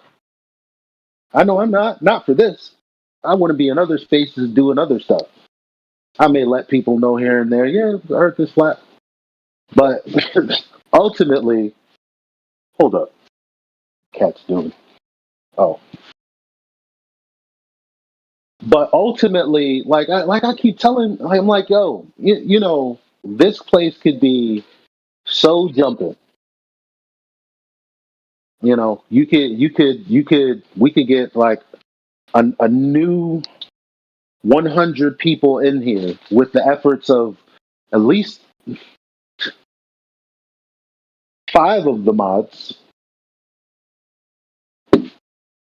But anyway, my point is like, you know, flat earthers look at Professor, not Professor Dave, Dave Weiss or Witsit or any of these people who have, you know, went on to have a bigger audience or speak to a greater audience. It's not because they're better. It's because of what they chose to do. And what I'm saying is, it's not because they chose to. For example, people would say Dave Weiss is more into the Feast of Nonsense. Feast of Nonsense being, you know, ice walls and, you know, all that other stuff that doesn't have anything to do with, like, you know, measurements and, you know, particulars like that. Like that, it's not about that though. It's about the actual work he put in to email people and continuously end up on podcasts. Because maybe he saw a lane. It's like, okay, podcasting is opening up. There's going to be a gang of new podcasters and old ones. I'm going to try to get on as many as possible.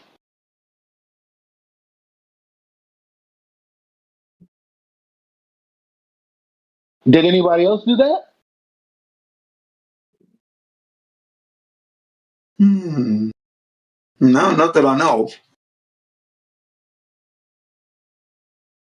You know, so I'm just saying, I mean, if you want to do something other than know that the earth is flat, you kind of got to be able to get into different spaces, which requires a certain amount of work.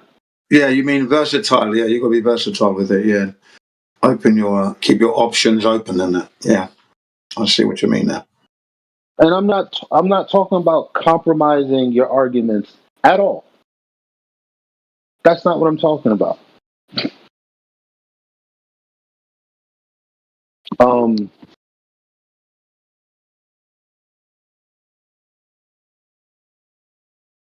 You got to become a virus that's undetectable, because You got to be stealthy.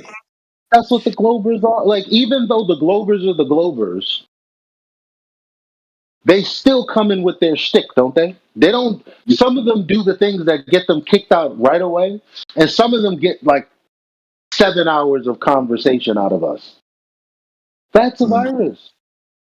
Yeah, stealthy. You got to be stealthy yourself. Yeah, cunning. That's all I'm saying.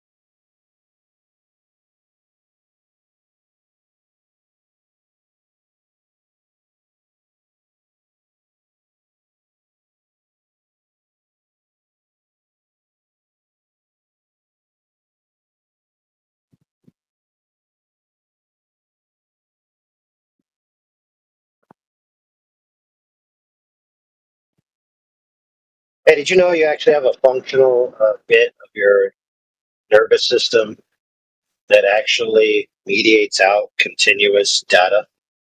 Did you know that? So eventually you get numb to being aware of continuous repetition data that your brain decides is relevant. That's why you got to have more than one woman.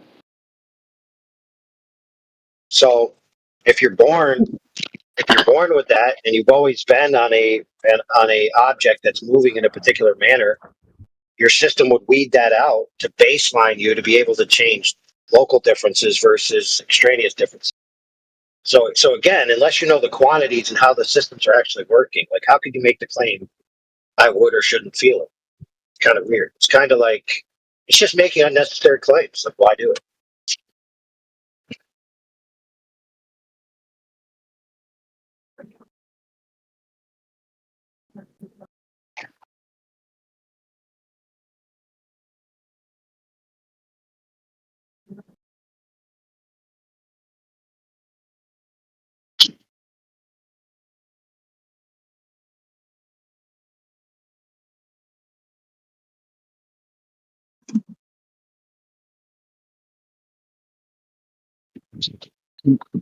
I'll tell you one that I do like to one claim I do like to make. If the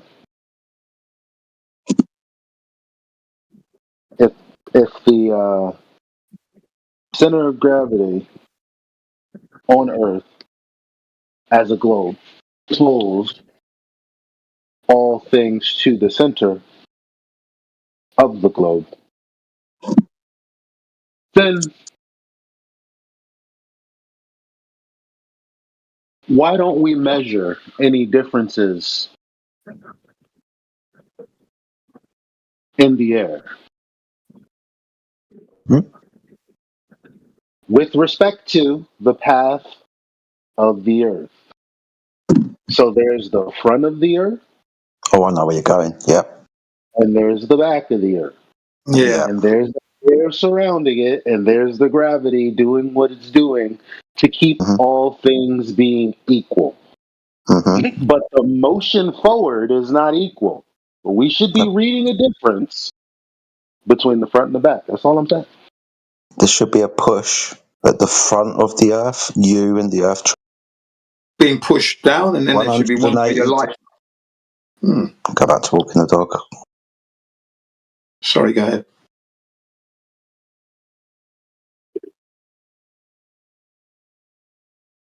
What was that? God damn it, Jedi? Or did he just now leave to walk the dog? No, it's fine.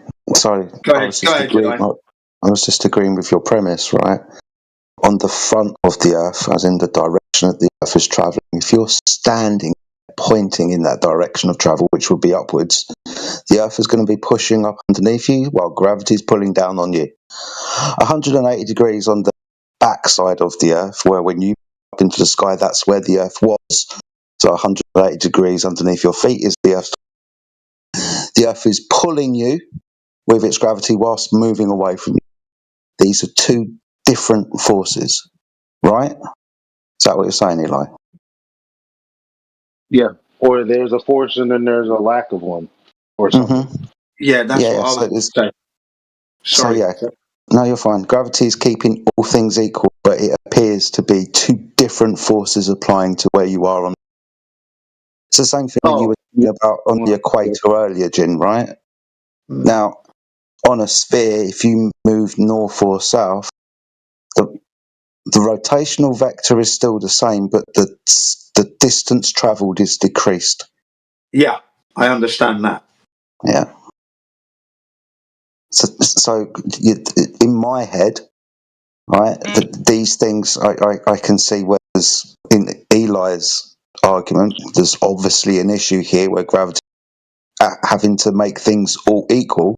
So I'd assume having to act differently to make all things equal. And the same with the argument of north or south.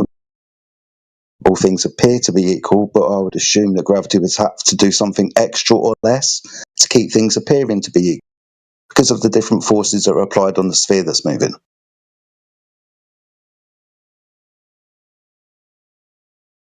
Yep. Then what about, let's say, like the ISS when it's orbiting the supposed globe? There'll be a point where it's going to lag behind, wouldn't it? It'd be left behind by the globe. No? Honestly. So this is something that I was speaking of 6 years ago. Something in orbit around a object, the Earth, that is in motion going in a direction. I'm thinking you're going to have to catch up with it in one direction. That would be, I would assume, between the Earth and the Sun. Maybe, I don't know. But you're going in the opposite direction. When you go around the front of the Earth, I don't know, is the distance decreasing? When you go around the back of the Earth, is the distance increasing? Because the Earth is moving away. Right. So, I wonder about this. Yeah, and then you end up in gradually you end up in this elliptic orbit in the end somehow, with all that going on, and you might end up crashing into the Earth. I guess when we sit down and we think about all these ridiculous claims, it's really just comes upon us to ask the question: is this to be true? Because we get the fanciful claims and the reasons and X, Y, and Z, we wouldn't feel it or wouldn't measure it, or whatever the argument is, the question still remains: can they demonstrate the story to be true? Right. Yes. Can you prove it? Right. They literally, like, Einstein's whole shtick was to come out and talk about how you wouldn't be able to prove shit as a human being. That's basically what all they've done is tell us, actually, if this were the case, you wouldn't actually know. Mm-hmm. Whole relativity thing, and you wouldn't be able to tell if the sky was moving, the Earth was moving. Ballistic You wouldn't be position. able to tell if it was actually a ball because it looks flat. Yeah. Like, I mean, yeah. And we really, and my thing against humanity is that we all ate that up with our reasoning. Because we should have said, hold on now, cowboy. Because as children, we were able. We just grew up dumb. Well, when I was a kid, I didn't really question the story they told me. I thought it was real. It was the truth. So my position was I was indoctrinated, didn't realize it, and it was reinforced all throughout my life. And because I didn't actually check it, I carried the information as it was the truth. That was the error I made for 48 years. Until I actually I was stopped in my tracks by these flat earth videos. And even though I ignored them, I eventually checked 1, 2, 3, 4, 5, and oh, bloody hell. I've been in error for 48 years. There you are. I feel like the never defending it, right? Like, yeah, I believed, but I never defended it. You know what I mean? Like, I was never that deep of a... Like, I never held it that deep where I had to come in here and be like, no, it is a ball. Like, even if I thought it, I was just like, oh, well, What? Well. However, I literally left church the day that I saw Zeitgeist. Was the day that I was like, hold up, somebody's questioning. This could be questioned, like, for real, for real. I didn't even know it was a thing. I knew there were different religions and stuff, but it's like I didn't know that it could be questioned though. Still, somehow in my mind, right? And then I saw Zeitgeist because I didn't know what it was gonna be. My cousin was just like, "Yo, you gotta watch this shit." Then he gave me like a chocolate mushroom, and I was super high. And I'm watching the TV move as I'm with the music and fucking what fucking the comedian it starts with and the Sky Daddy reference. I fucking just was locked in. When I say locked in, I was like, what? The whole time I was like, what? And I've never checked.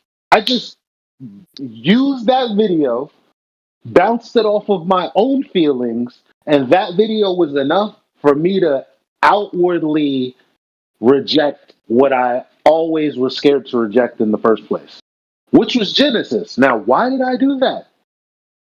Because I fucking thought evolution was a thing. So when my friend came up to me all like, religious and shit, I'm like, bitch, don't you know science? Like there's planets and, the time frames and all that just doesn't jive with, like two human beings creating the whole earth and shit. That's what? Like, that's where I was at. So even if I wasn't defending the globe, I kind of in an indirect way like I never was challenging whether it was a globe or not, but you always challenged like the entire religion. Like, if that makes sense. Yeah, 100%. I was in a similar position.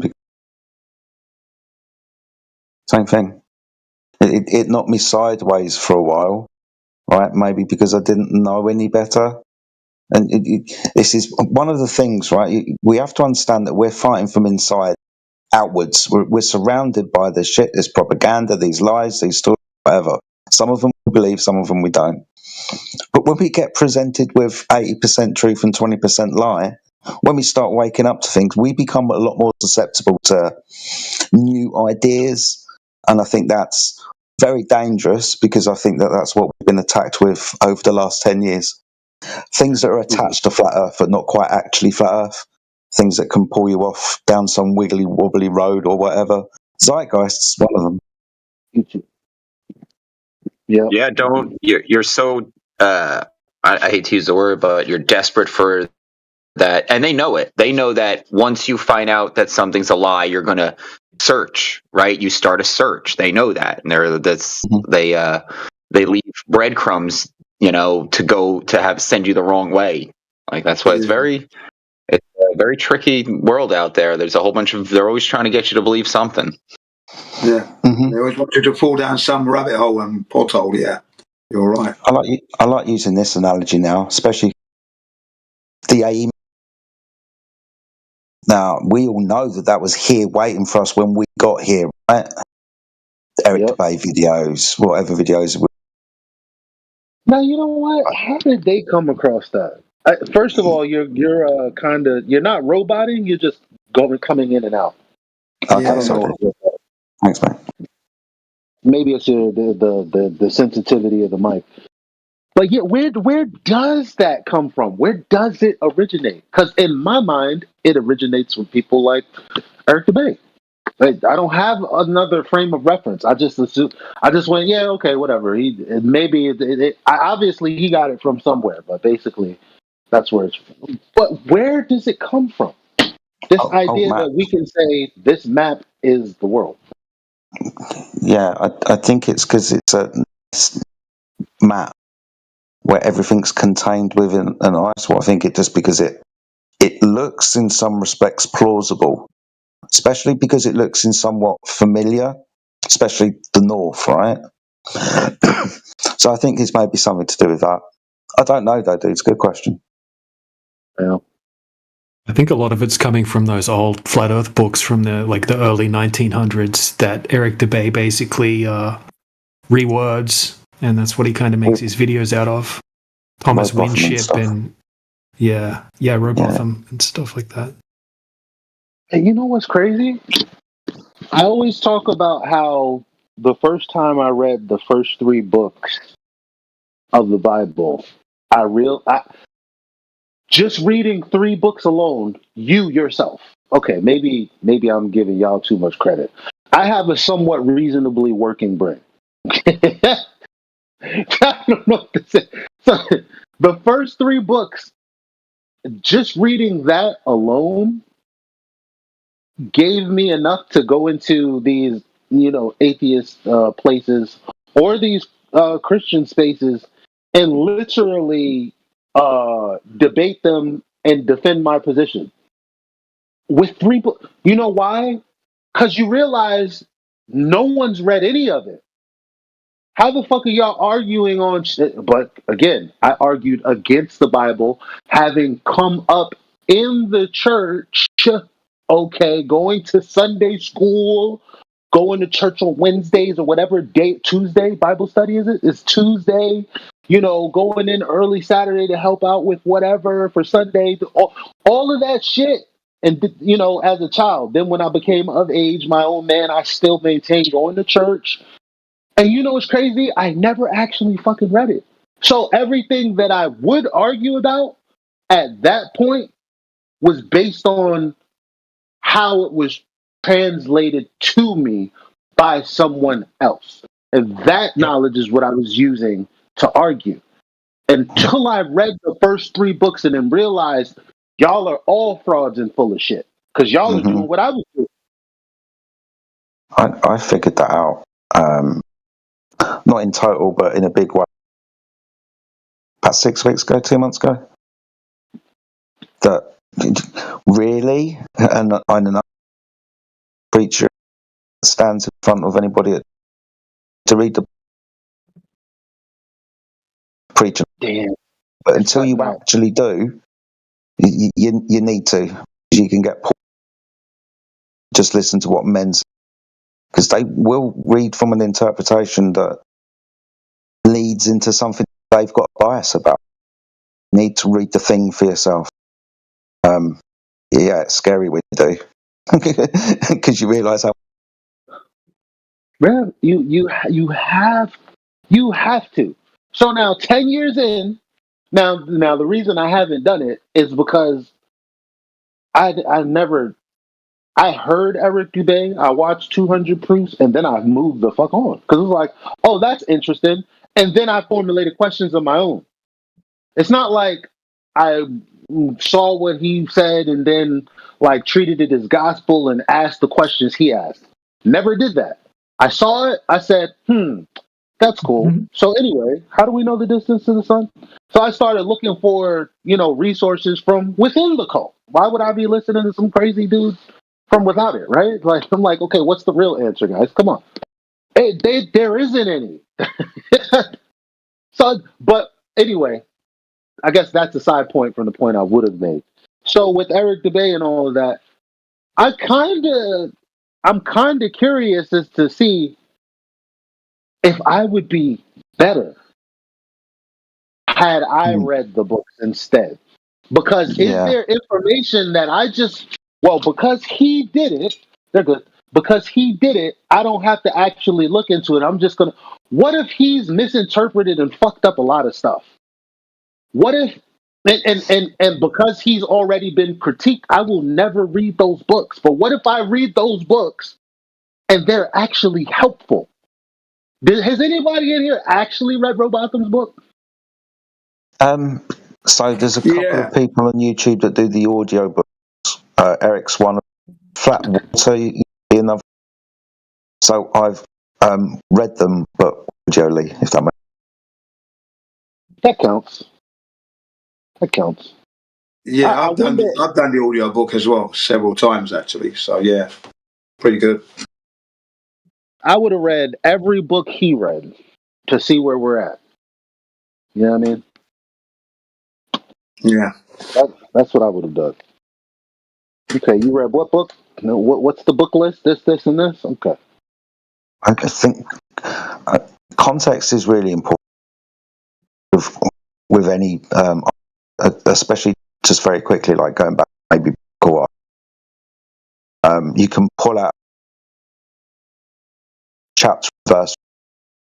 It will say something, and you can interpret it a certain way. Sometimes, though, it's important to read chapters before. I'm sorry, Jedi. Yeah, Bro, no come worries, on, dude. tell him, Thank you. guys. Please tell him. Yeah, you're choppy and stopping, and you're intermittent at the moment. I'm trying to get what he's saying, but it's not. It's not gonna work like that. Yeah, I was actually in the rhythm of that. I was in the rhythm of his intermittent, so I was following it. Yeah, I got used to it. I was like, fuck it. Yeah. Because I really wanted to hear what he had to say.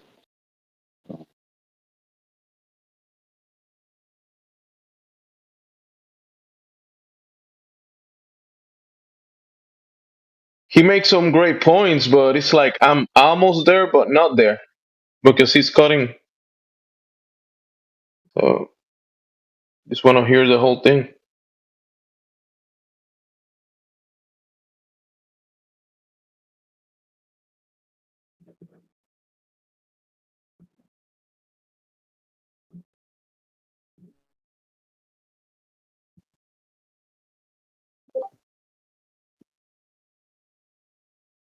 I didn't mean Jetta to leave. Damn. Just want him to fix his connection. I think that's what he's doing. I think he's That's why he left. he's getting his screwdrivers out now.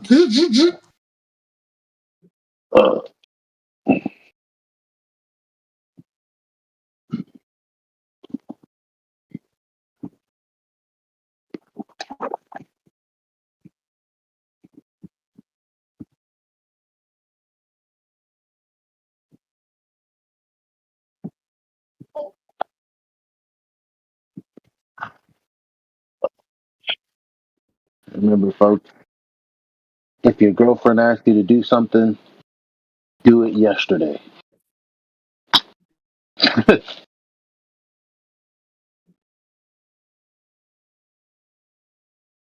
My word of the day. Oh, you gotta get it done. You don't want to be arguing about it. Just get it done. That's it. Let's get it done.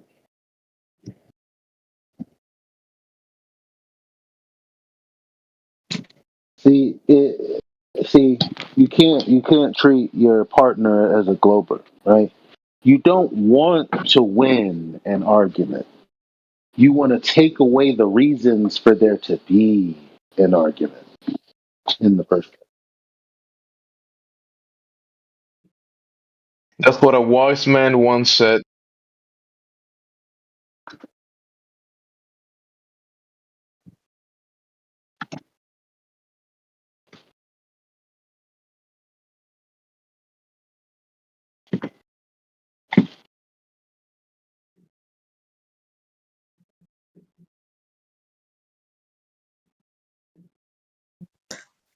Is my mic any better now, or is it still shit?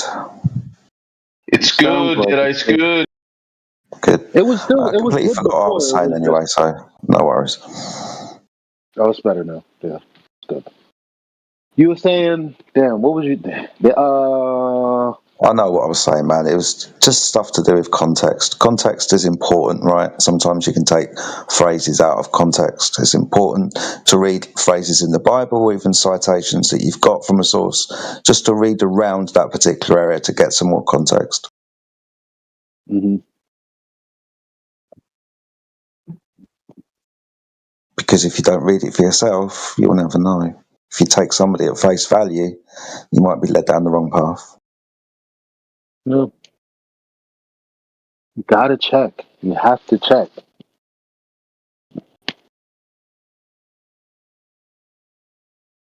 Yeah, like Jen said, have you checked?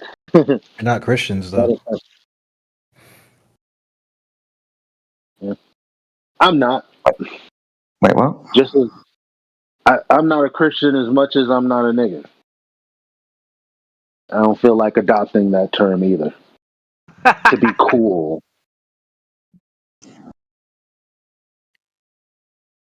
That's some advanced knowledge for you.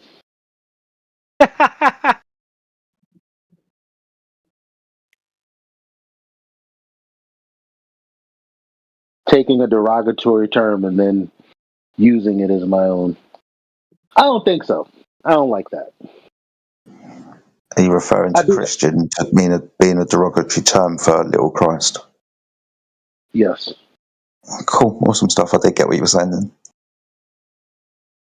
It's damn near the same thing. It's like, because, followers of... Never mind. We won't get... The bottom line is you got it.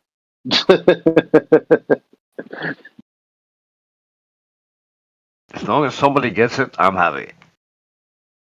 Hey, P-Back, what's up, man? But why do you deny that the Earth is flat? What's wrong with you? Why do we deny that the Earth is flat? Well, no, see, look, here's a 5-year-old coming in. How exactly are we going to respond? I don't know. Because we know that what he said right there. right there off its face is ridiculous. So some random comes into a room and says something ridiculous.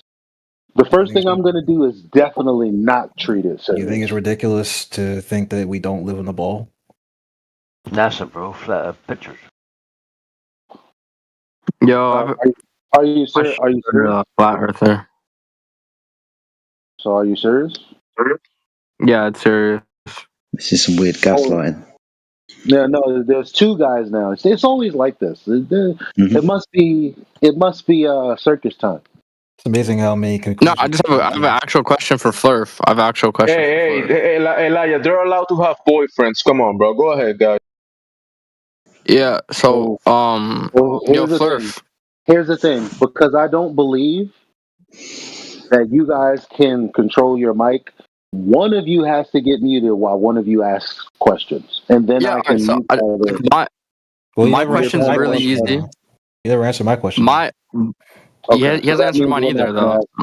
So that means you're going on mute then. Sorry, he responded better than you did. He actually engaged with what I said by saying he asked the question first.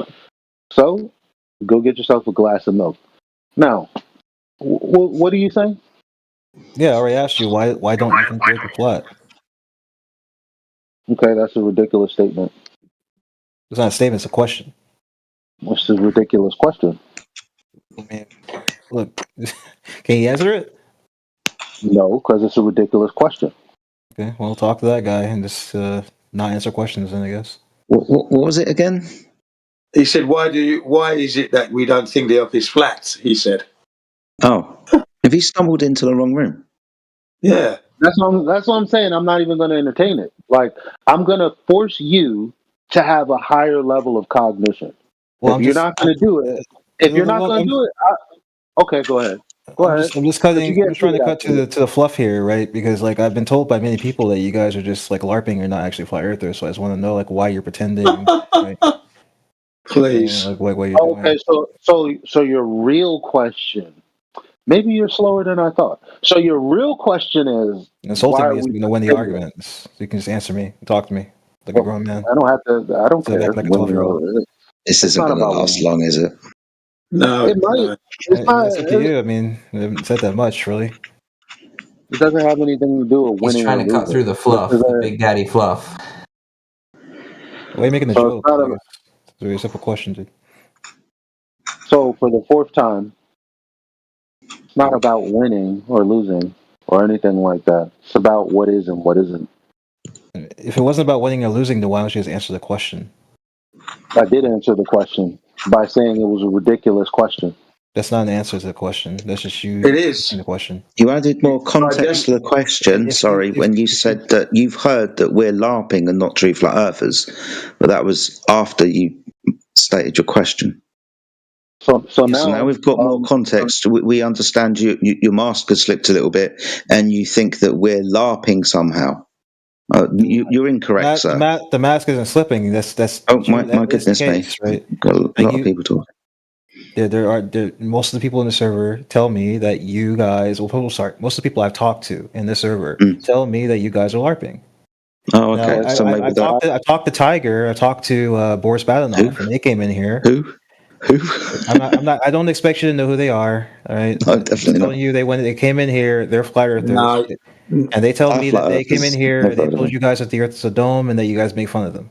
So now you've been misinformed, or you're just pulling our leg here, mate. Because what you're saying is just not adding up at all. Okay. So you want to try again? You don't have. I mean, we don't need to get a pen board out. It's just I only made like 2-3 simple statements. It's not a forensics test, dude. Well, actually, it is actually. Can I play with him or no? Yeah, go ahead. You play with him. Go ahead. Proving them right, honestly. How do you know we're LARPing? So they said what, and it proves what?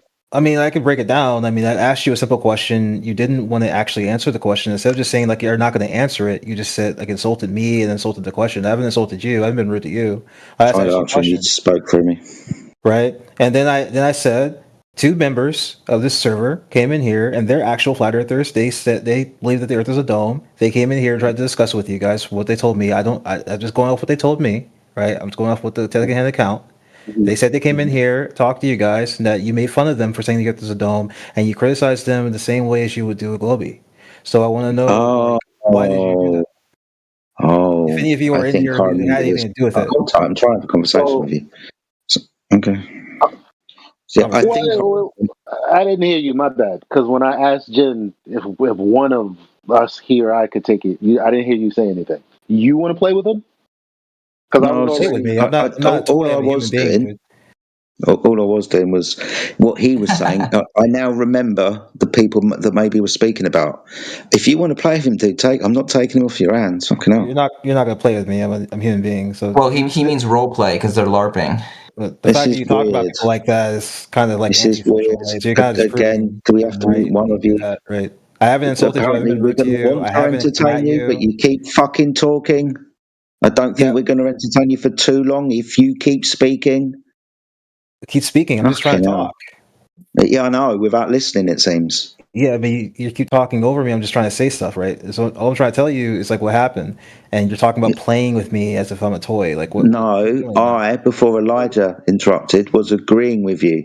I literally said, "Oh, I think I know who you're talking about," as in reference to the conversation that took place. Okay. It's literally it. So, can you explain? I think so. Go ahead. Why would you criticize someone who believes that there's a dome and what if they agree with you that's Sorry, flat? are you misrepresenting their argument? You're saying that they said the Earth, that's the floor, is a dome. That would be the sky. It's Yeah, that's probably what they gone mean along when they say something there's a like dome. that. That's Yeah, what it's they mean probably when they gone say on there's a something. dome. It's probably gone along the lines of something like that, where we've pressed upon somebody's use of language within their argument, and they haven't liked it, so they've gone around being butthurt. But Eli, if you want to take this, dude, I don't mind.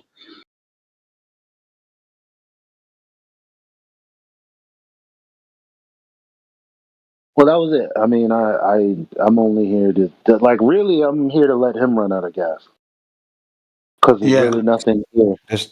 So, So do you have any real questions to ask? Oh my, I haven't really said a lot. no, So. Jen. He said he's gonna feel a way about what I just said, and then he's gonna take 2 minutes to restate what he already said, which I already know. So if 2 you minutes. guys What? jump in, it's gonna restart the process.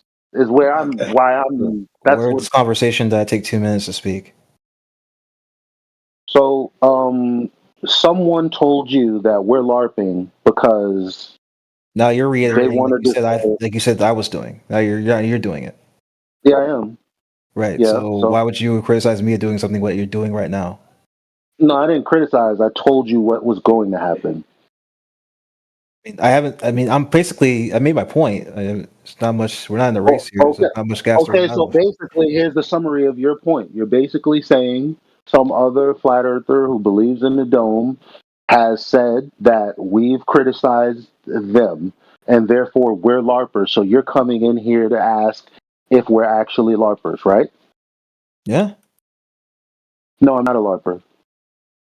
I just want to add a little bit of detail, add a bit of granularity to it. They said that you guys. So sorry. They believe that You are going to do what I told you. Go ahead. Go ahead. Well, I'm not going to go over 2 minutes like you said, like you just Go ahead. did. Right. So All right, go on. So what they said was that you guys don't actually believe in the flat Earth because if you did, you would commit to a model of how the actual system works, like they do, and like most flat Earthers do. And so, since you guys don't do that, you guys are basically just trolling and trying to make people angry because you don't want to be pinned down on anything. Because if you were, then the room would lose its purpose because you're getting paid for it. That's what they think. Now, I don't know because I'm not one of you and I haven't met you, right? So I'm just asking if that's the case. Right. So I'll tell you again. No, I'm not a LARPer. Okay. Well, I'll take your word for it then. Well, you don't have to, because I know you understand that that's a logical fallacy. Because someone doesn't Offering have you an a olive model. branch, you don't have to continue. Did you be antagonistic? Did you hear what I said? I just told you like, okay, I believe. Do I have to mute you? Do I have to mute you to? All right. Do I have to mute you in order to respond, or what? Yes or no? There isn't much more to say. I already said I agree with you. I believe you. Right. That's it. So then you're going on mute then, or you wanted to talk about something else? Why you want to mute me for? Well, I'm asking you if you're going on mute or if you had something else before we continue with our conversation, me and the other guys. I mean, Did you have anything else? It's your room, dude. Let me do what you want. Okay, so goodbye, or do something else. Anyway, see how quickly that was over. Are you guys LARPing? No, about 3 seconds. Yeah, that's the end of it. There you go. Yeah. Now, if I was another debater, we'd be 2 hours into this thing. Yeah, I'd be bored. Are we? I'd be chewing you up like my dinner. Yeah, swinging you around by your bollocks. Yeah, you're right. Yeah. Yeah, someone in queue that wants to ask another question is the one that Elijah muted. If you like to check if there's any questions, maybe to continue the combo. Was that unless the other guy, got more questions or whatever. I already asked him. He said he was good. Cool. Yo, what's going on, man? Hi. What's up? So first, I just have a question, but can we not be quick to mute? You know, and abuse our power. And yeah, my question is gonna be: do you use like the Bible to prove the Earth is flat, or do you use like some other method? No, we measure the Earth to see if I just want to speak to the. I want to speak to Flurf. Oh, okay. Do apologise. Yeah. No. No, you don't. No.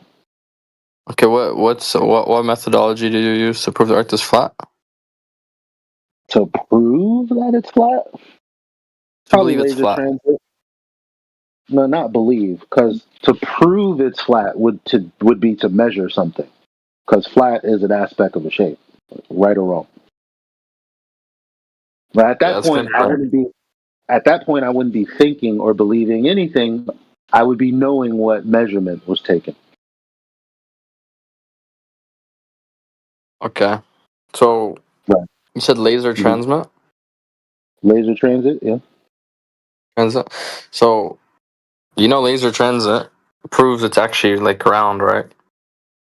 Okay, so you asked me how to measure it being flat. So if you're going to tell me that a laser is measuring curvature, then maybe you should have just led with a positive claim rather than just dismissing mine. No. Yeah, so I'll just tell you the gist of why I asked the question is because I wanted to know your methodology of why it's flat. Some flat earthers, they appeal to the Bible, right? And if you would appeal to the Bible, I'd just refuted you right there about the Bible. If you give me a different methodology like you just did with laser transit, then I'm just gonna refute you with that. You know, because laser transit proves it's round. You're not refuting it by saying the contrapositive. So either you're going to make a claim, which it sounds like you're doing, or you're going to force me to provide evidence for my claim. You're not going to say, well, what you just said, that's incorrect because I happen to know the opposite without actually doing anything. You're not going to do that. You're not going to leave it that where it's at. Either you're going to allow me to present my case, or you're going to go ahead and just make a claim about lasers that proves your case. Yeah, so I'll just summarize. Yeah, I got you. Don't worry. So I'll just make a case, and then you can correct me if I'm wrong, which I'm not wrong. But right. So if the Earth, when they do the laser transit test, right, if the Earth was flat, like you guys claim it is, the laser beam, it would be in the laser beam and the surface would stay parallel. You agree? Mm-hmm. Yeah, but what we actually see happens is the laser beam, it rises above the surface over distance. So therefore, the surface curves away, and the Earth is round. And what demonstration do you have to support this? Yeah, I mean, a group of people, they did it. They recorded it. They did it many times. Yeah. I can bring you. I can send you. But if I was, I can send you clips. if I was saying there were many people that done this, that you'd be like, okay, give me the data. You're saying it exists because people somewhere did it. They have the data. Now you bring it to me. Yeah, it's out there, buddy. It's out there. So go ahead. If you Is it want in the the side link, chat? So give me an example. Did you post it in the side do chat? you want the link? Yeah, you want me to put it in side chat for you? Yeah, of a laser transit. Sure.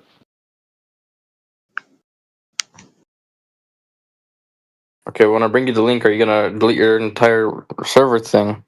No, we're going to question you about it if that's okay, being as it's your evidence.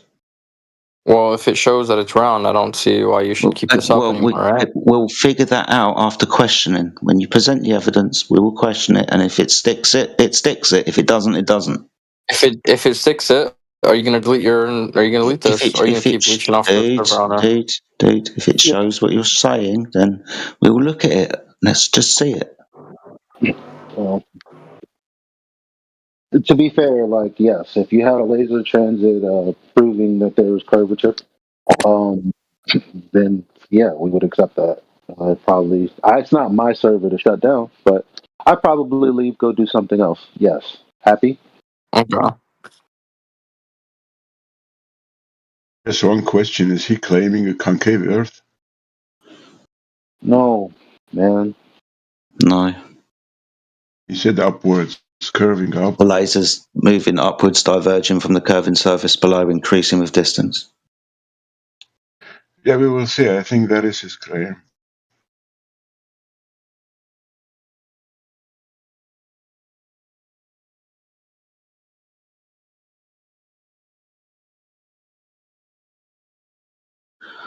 I'd love the silence in these moments whilst we wait. It's like Christmas. No, don't need to be like No, that's like seriously, dude. It's always exciting when we anticipate what's going to appear in the side chat. I'm genuinely excited to see what you're going to show. Yep. Maybe it's Earth curve this time in all of our 8 to 10 years of being here. Woohoo! 10 years. Mm-hmm. Sounds like a waste. What's interesting is Glover's. They never want any information, but all we do is ask for it. We love it. We love the stuff. So. What's this, Ray? Sorry, it hasn't got a thumbnail next to it. I'll have a look. It's alright. You know Bob the Science Guy is? Yeah, we're well acquainted with Bob the Science Guy. Apparently, it can't. There's an error has occurred. Playback ID, KNF, and blah blah blah. Can't do it, dude. I'll retry. Suck, dude. Your internet. Oh, no, it's fine. Proving flat Earth with lasers. Yeah. So anybody with a brain who is I feel like genuine when they watch this video. Can we watch this? Can we watch it? Yeah. Can I just make my point really quick? Do you know what poisoning the well is? Because we rather just watch it. I mean, we heard you already. We want to know what we're trying to get to this. And it's 14 minutes long. So, honestly.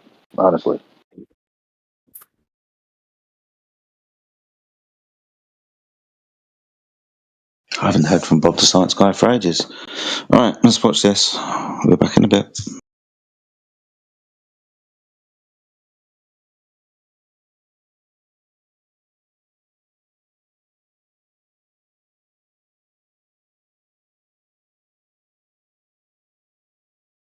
Oh no. Please don't leave, Ray.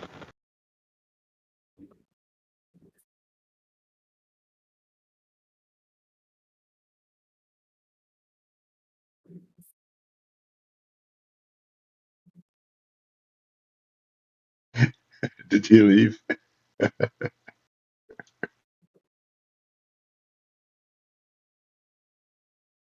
What are we going to do? Hold on a minute, is he gone? Yeah, here, I know. Oh, for fuck's sake. I won't continue watching this shit then.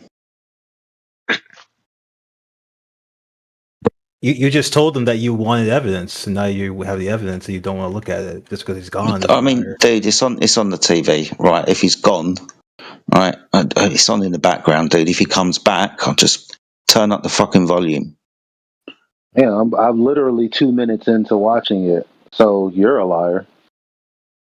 Well, not a liar. I'm just saying, like, if you want to You're fucking learn saying about things it, that you don't actually know. You're a lot. liar. That's what you're doing. You people are I'm upstate. actually. I was literally watching it when you interrupted me with the stupid shit you just said, which was a Stupid shit lie. I just Because said.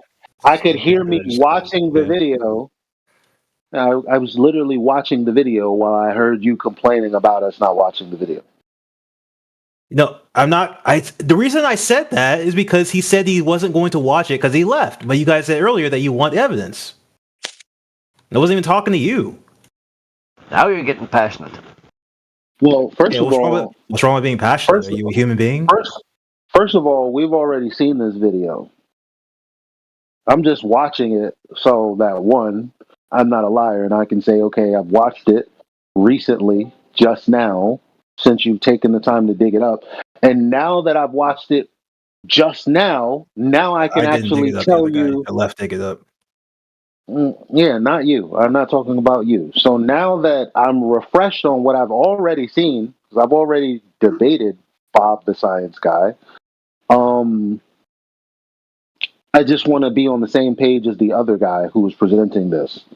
Because he said he would be proving that a laser actually, the distance between the ground and the laser would increase. Now, upon watching the first 2 minutes, we're already talking about the laser bending downwards. So I'm failing to understand how his premise is proven, at least in the first portion of this video. But he's not here, so. No, he's not. So unfortunately, like just out the gate, he's wrong. Earth is flat. What is the purpose of your exercise? What are you talking about? I mean, because axiomatically, it is flat. Like, you don't prove an axiom, but because people want proof, we have to actually do something that demonstrates to them that horizontal is more than just a local orientation.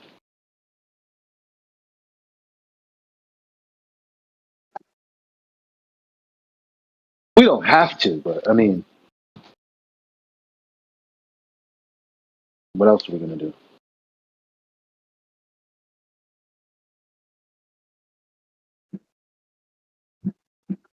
We can keep looking for the curve.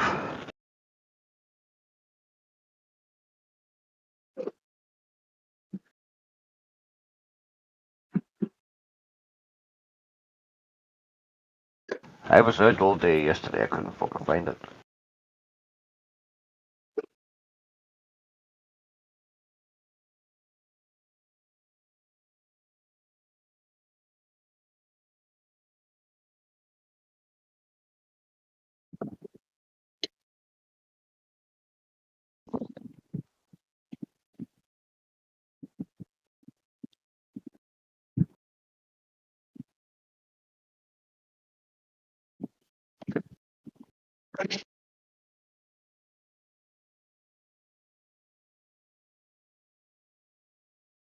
He didn't really.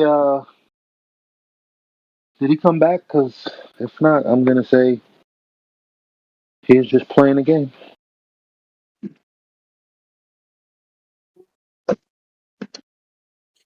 He couldn't even wait two minutes into watching this video. You dipped. So did he really? He didn't plan to prove anything because he thought that this video would validate what he was saying. Using the most retarded Glober there is, who doesn't know what triangles are. It's interesting, the title of the video as well. It looks, I mean, I hate saying this type of thing about people's intentions, but it looks like this type of thing that you type into a search on YouTube and find out the first thing that you got, and then just post that when you figure out that somebody wants a laser test to prove that the Earth is flat or whatever. It just looks really simple to come up with that straight away, especially as it's Bob the Science Guy, the anti-flat earther. I might actually try it. You might want to look at Dave McKeegan instead. That's probably what you want to look at. Dave McKeegan's another interesting character. So spends most of his time on, was it TikTok or something? All he does is debunk flat Earth. So what do you have to say about him? What does he say? Triangles McKeegan? Dave Triangles Yeah, what does he say? Huh? What does he say? Dave Triangles. Oh, go ahead. Well, you said you knew who he was, so I'm assuming you watched his videos, right? He watched. No, not anymore, because he's an idiot. I know who he is. Yeah, what why does he is he an say? idiot, though? Because he says stupid shit. Like what? All right, so you know what? Not All right, going so to you know what? Antarctica is going to prove whether the Earth is a sphere because you observe a 24-hour sun. Okay, kind of a good point, honestly. Really? No, that's actually. Well, you can explain why it isn't a good point then, right? Yeah, because it's strawmanning flat earthers like myself. I don't really think this guy is like one of you.